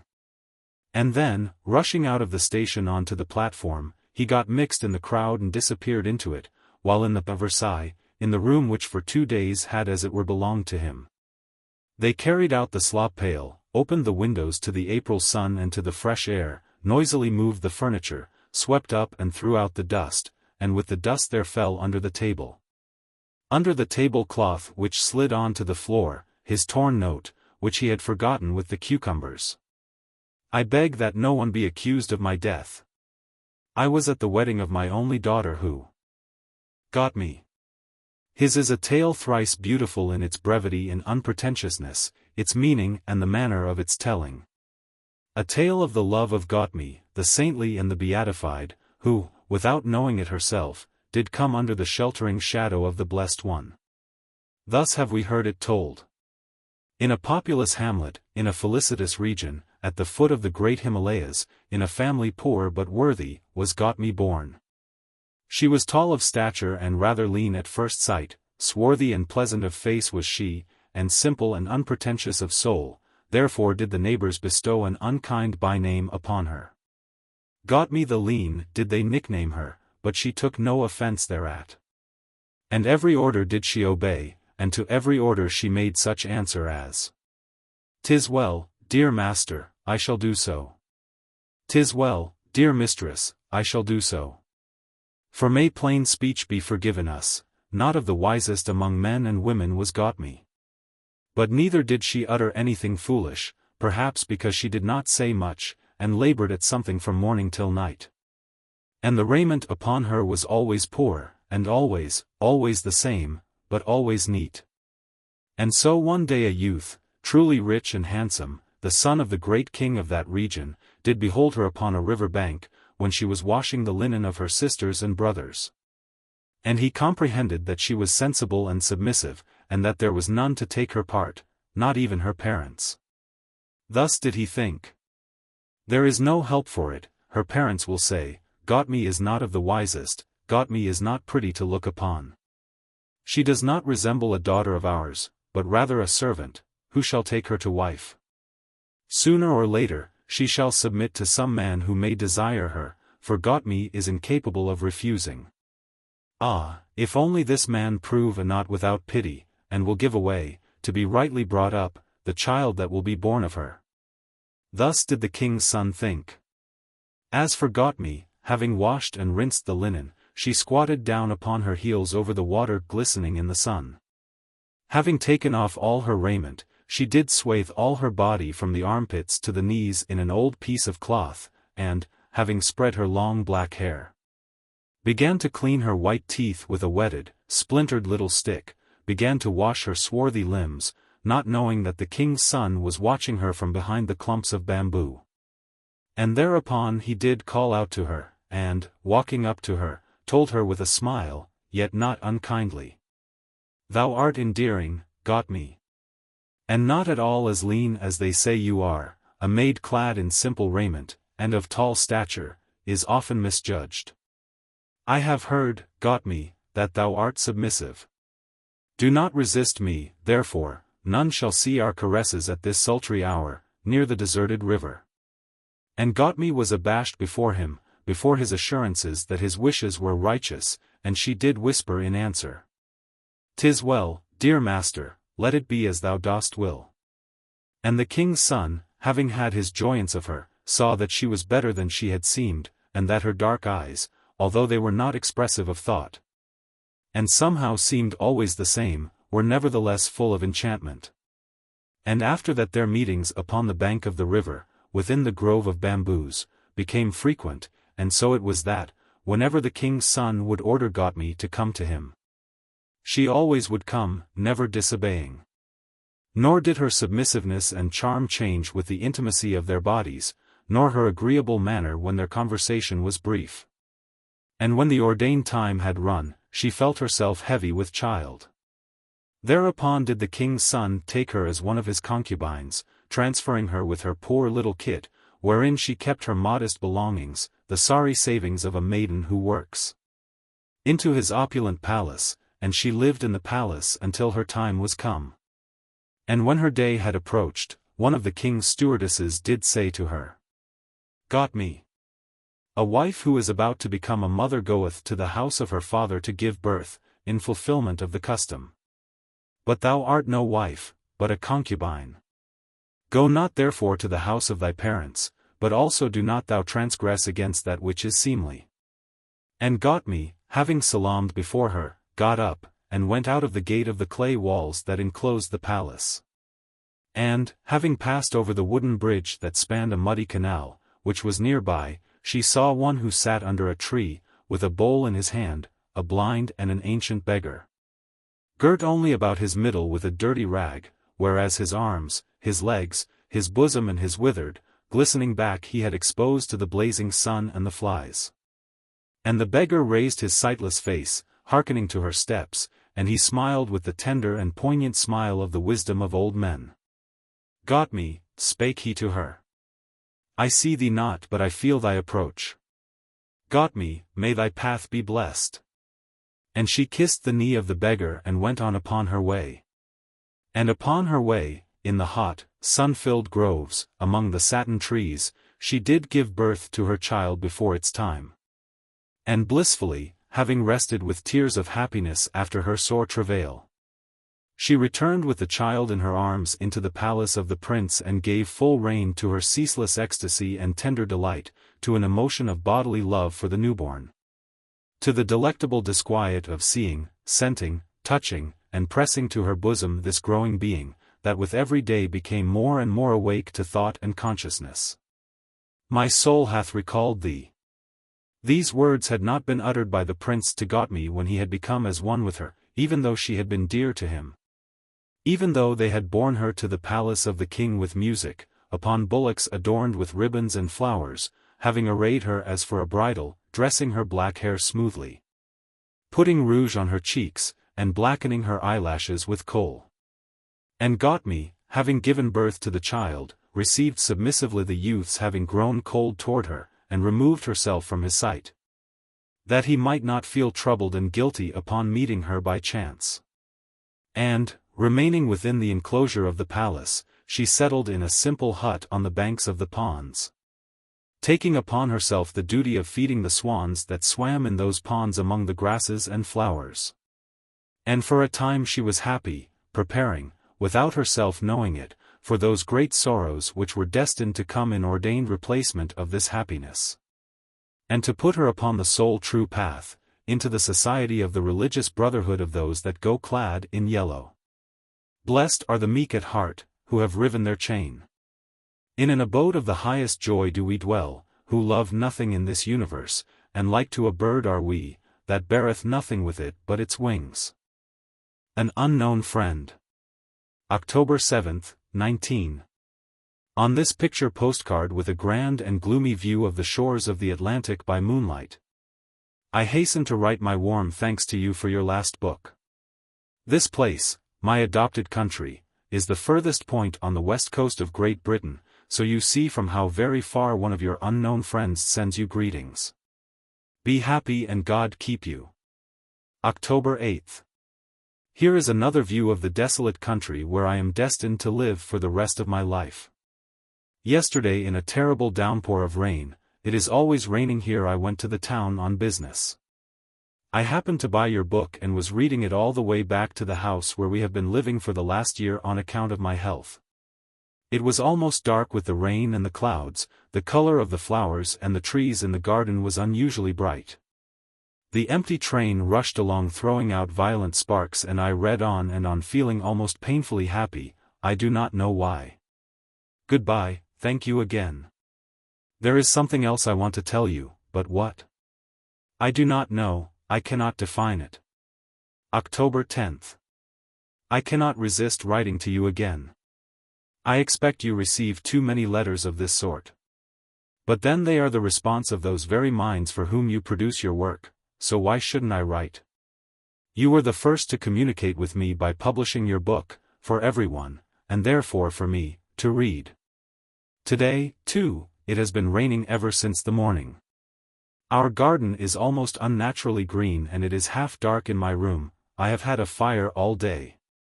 There is much I would like to tell you, but you know better than anyone how difficult, almost impossible, it is to express oneself. I am still under the impression of something insoluble, incomprehensible, but beautiful which I owe to you. Tell me, what is this feeling? What is it people experience when they surrender themselves to the influence of art? Is it the fascination of human skill and power? Is it the longing for personal happiness, a longing that is never extinguished in us and becomes particularly intense when something affects our senses, music, poetry, visual image, a scent? Or is it the joy of recognizing the divine beauty of the human soul, revealed to us by a few such as you, who remind one that this divine beauty does, after all, exist? It often happens to me to read something, even something horrible, and suddenly to say to myself, oh, how beautiful it is. What does this mean? Perhaps it means that life is beautiful, in spite of all. Goodbye, I will soon write to you again. I do not think there is anything improper in this, writing to authors is quite a recognized thing, isn't it? Besides, you need not read my letters, though, of course, should be grieved if you did not. At night. Forgive me, perhaps it doesn't sound nice to say it, but I cannot help telling you, I am no longer young, I have a daughter of 15 who looks quite grown up. But there was a time when I was not bad looking. I have not changed very much since then. I do not want you to imagine me different from what I am. October 11th. I wrote to you because I wanted to share with you the emotion which your talent caused me. It has the effect of melancholy and noble music. Why does one want to share things? I do not know, and you don't know either, but we both know quite well that this need of the human heart is ineradicable, that there is no life apart from it, and that there is a great mystery in this. You, too, you know, write solely because of this craving, and indeed you give yourself up to it completely. I have always read a great deal and kept diaries like all who are dissatisfied with life. I had read some of your things, too, but only a few, though, of course, your name was familiar to me. And then came this new book of yours. How strange it is. A hand far away writes something, a mind shows the tiniest glimpse of its hidden life, for what can words express, even your words? And suddenly space and time and difference in destinies seem to vanish, and your thoughts and feelings become mine, become common to us. Truly there is only one single soul in the world. Don't you understand then my impulse to write to you, to express something, to share something with you, to complain? Are not your books exactly the same thing as my letters to you? You, too, say things to someone, you send your lines to some unknown friend out there in the distance. You, too, complain for the most part, you know, for complaining, or in other words, asking for sympathy is the most essential characteristic of man. How much of it there is in songs, in prayers and poems, in declarations of love. Perhaps you will answer me, if only with 2 words. Do. October 13th. I am writing to you again in my bedroom at night. An absurd desire torments me to tell you something that it is so easy to call naive and that cannot in any case be expressed adequately. It really comes to very little, only that I feel very sad, very sorry for myself, and yet that I am happy in this sadness and in being sorry for myself. I am sad to think that I am in a foreign land, at the furthest edge of Western Europe, at a strange house in the midst of the autumn darkness and the sea mist that stretches right out to America.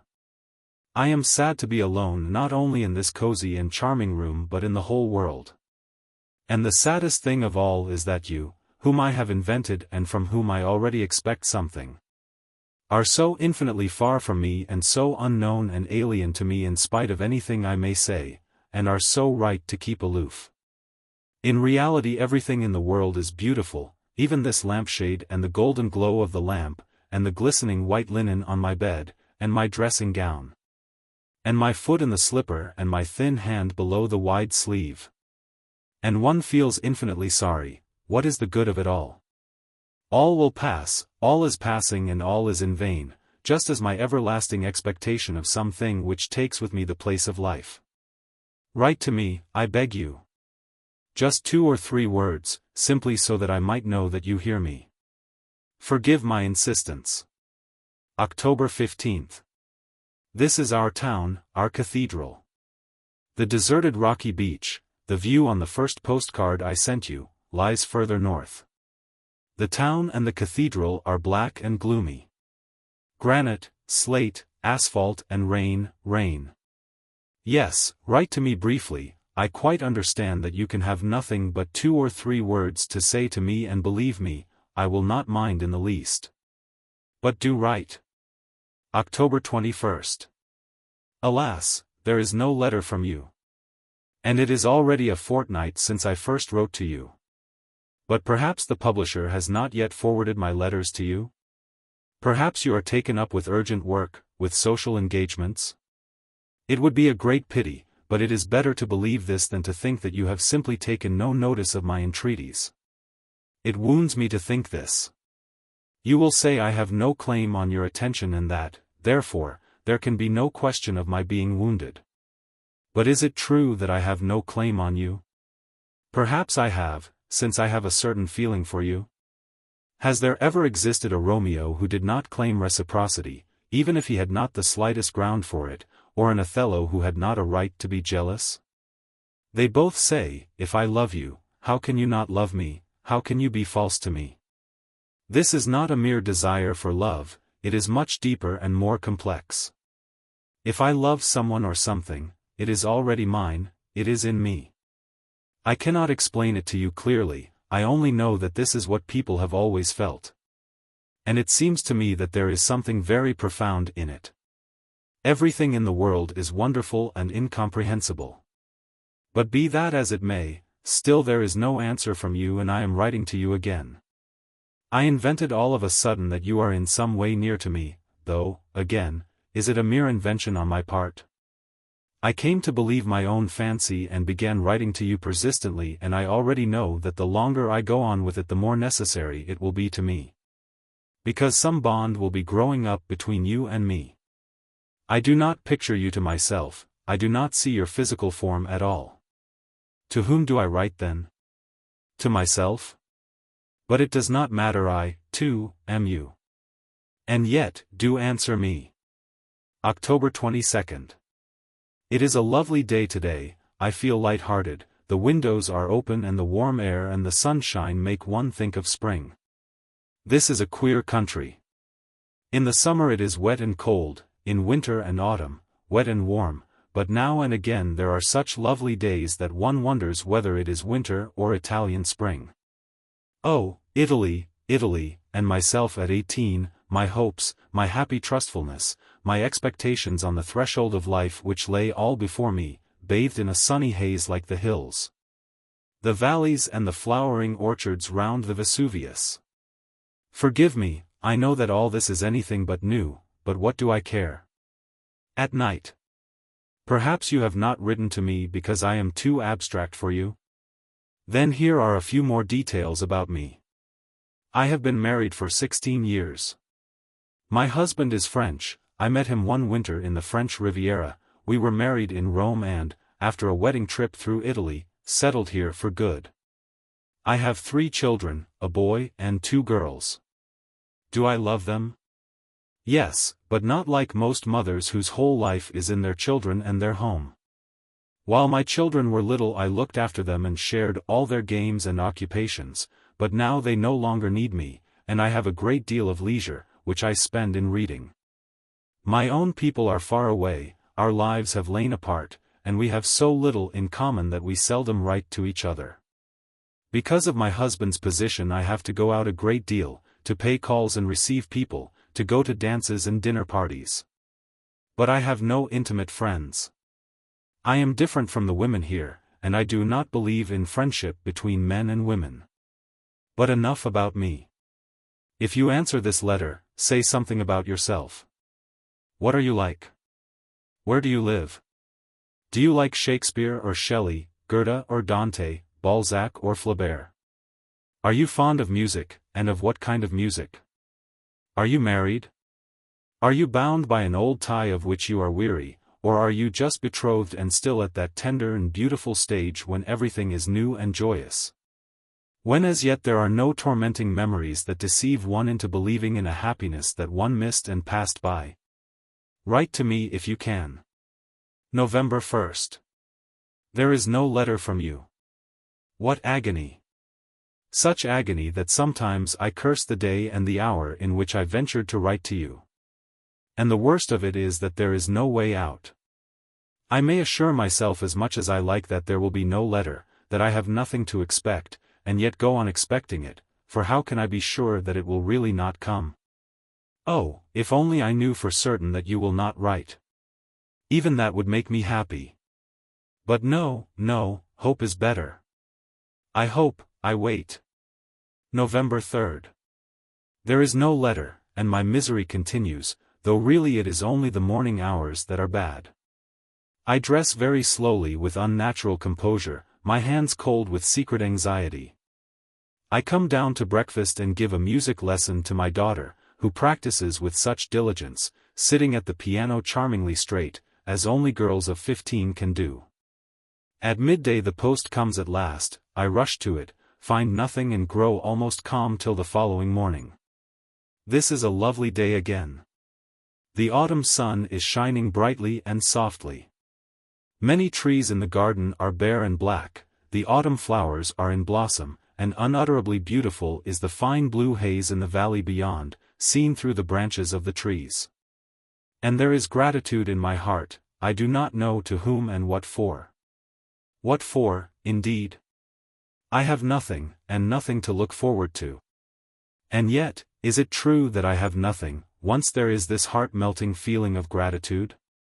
I am grateful to you, too, for having given me the chance to invent you. You will never know me, you will never meet me, but in this, too, there is much melancholy charm. And perhaps it is a good thing that you do not write to me, that you haven't written me a single word, and that I do not visualize you at all. Could I have written to you and felt about you as I do now if I had known you or had a letter from you? You would then certainly have been different, certainly have been a little worse, and I would not have felt so free in writing to you. It is growing cool, but I do not shut my window, I keep gazing at the blue mist over the hills and valleys beyond the garden. And that blue is painfully beautiful, painfully because one feels that one ought to do something with it, but what? I do not know. We know nothing. November 5th. This is like a diary, and yet it is not one, for I have a reader now, if only an imaginary one. What is it that impels you to write? A desire to tell a story or to express yourself, even indirectly? The second, of course.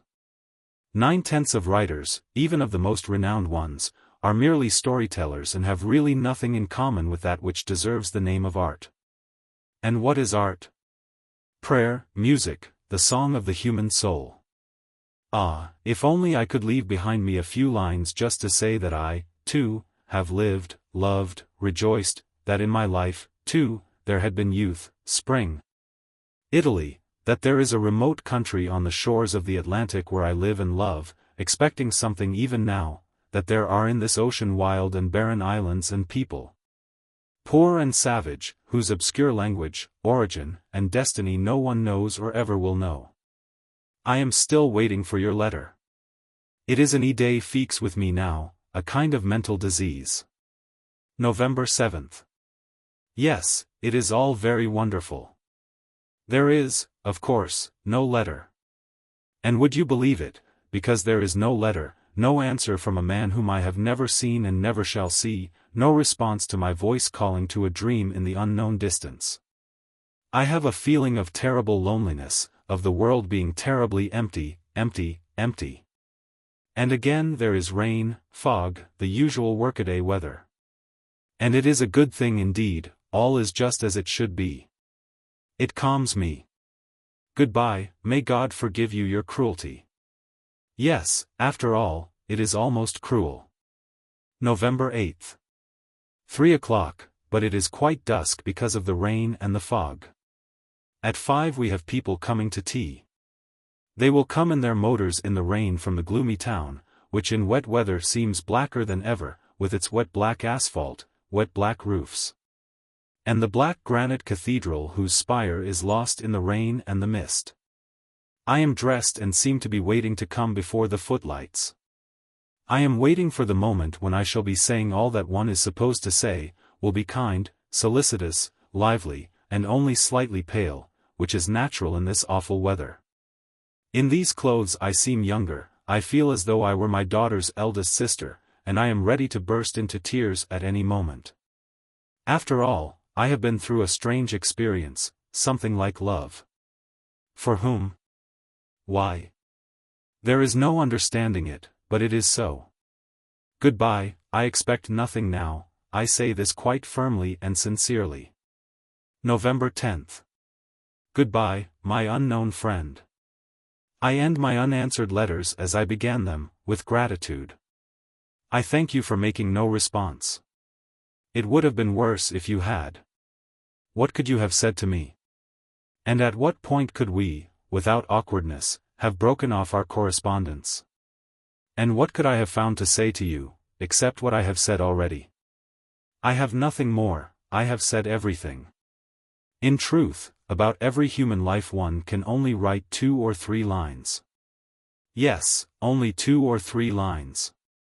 With a strange feeling, as though I had lost someone, I remain alone again, with my home, the misty ocean close by, that everyday life of autumn and winter. And I return again to my peaceful diary, though why I need it, or why you need to write, God alone knows.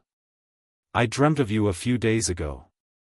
You were somehow strange and silent, and I could not see you in the dark corner of the room where you were sitting. And yet I did see you. But even in my sleep I wondered how I could dream of one I have never seen in my waking life.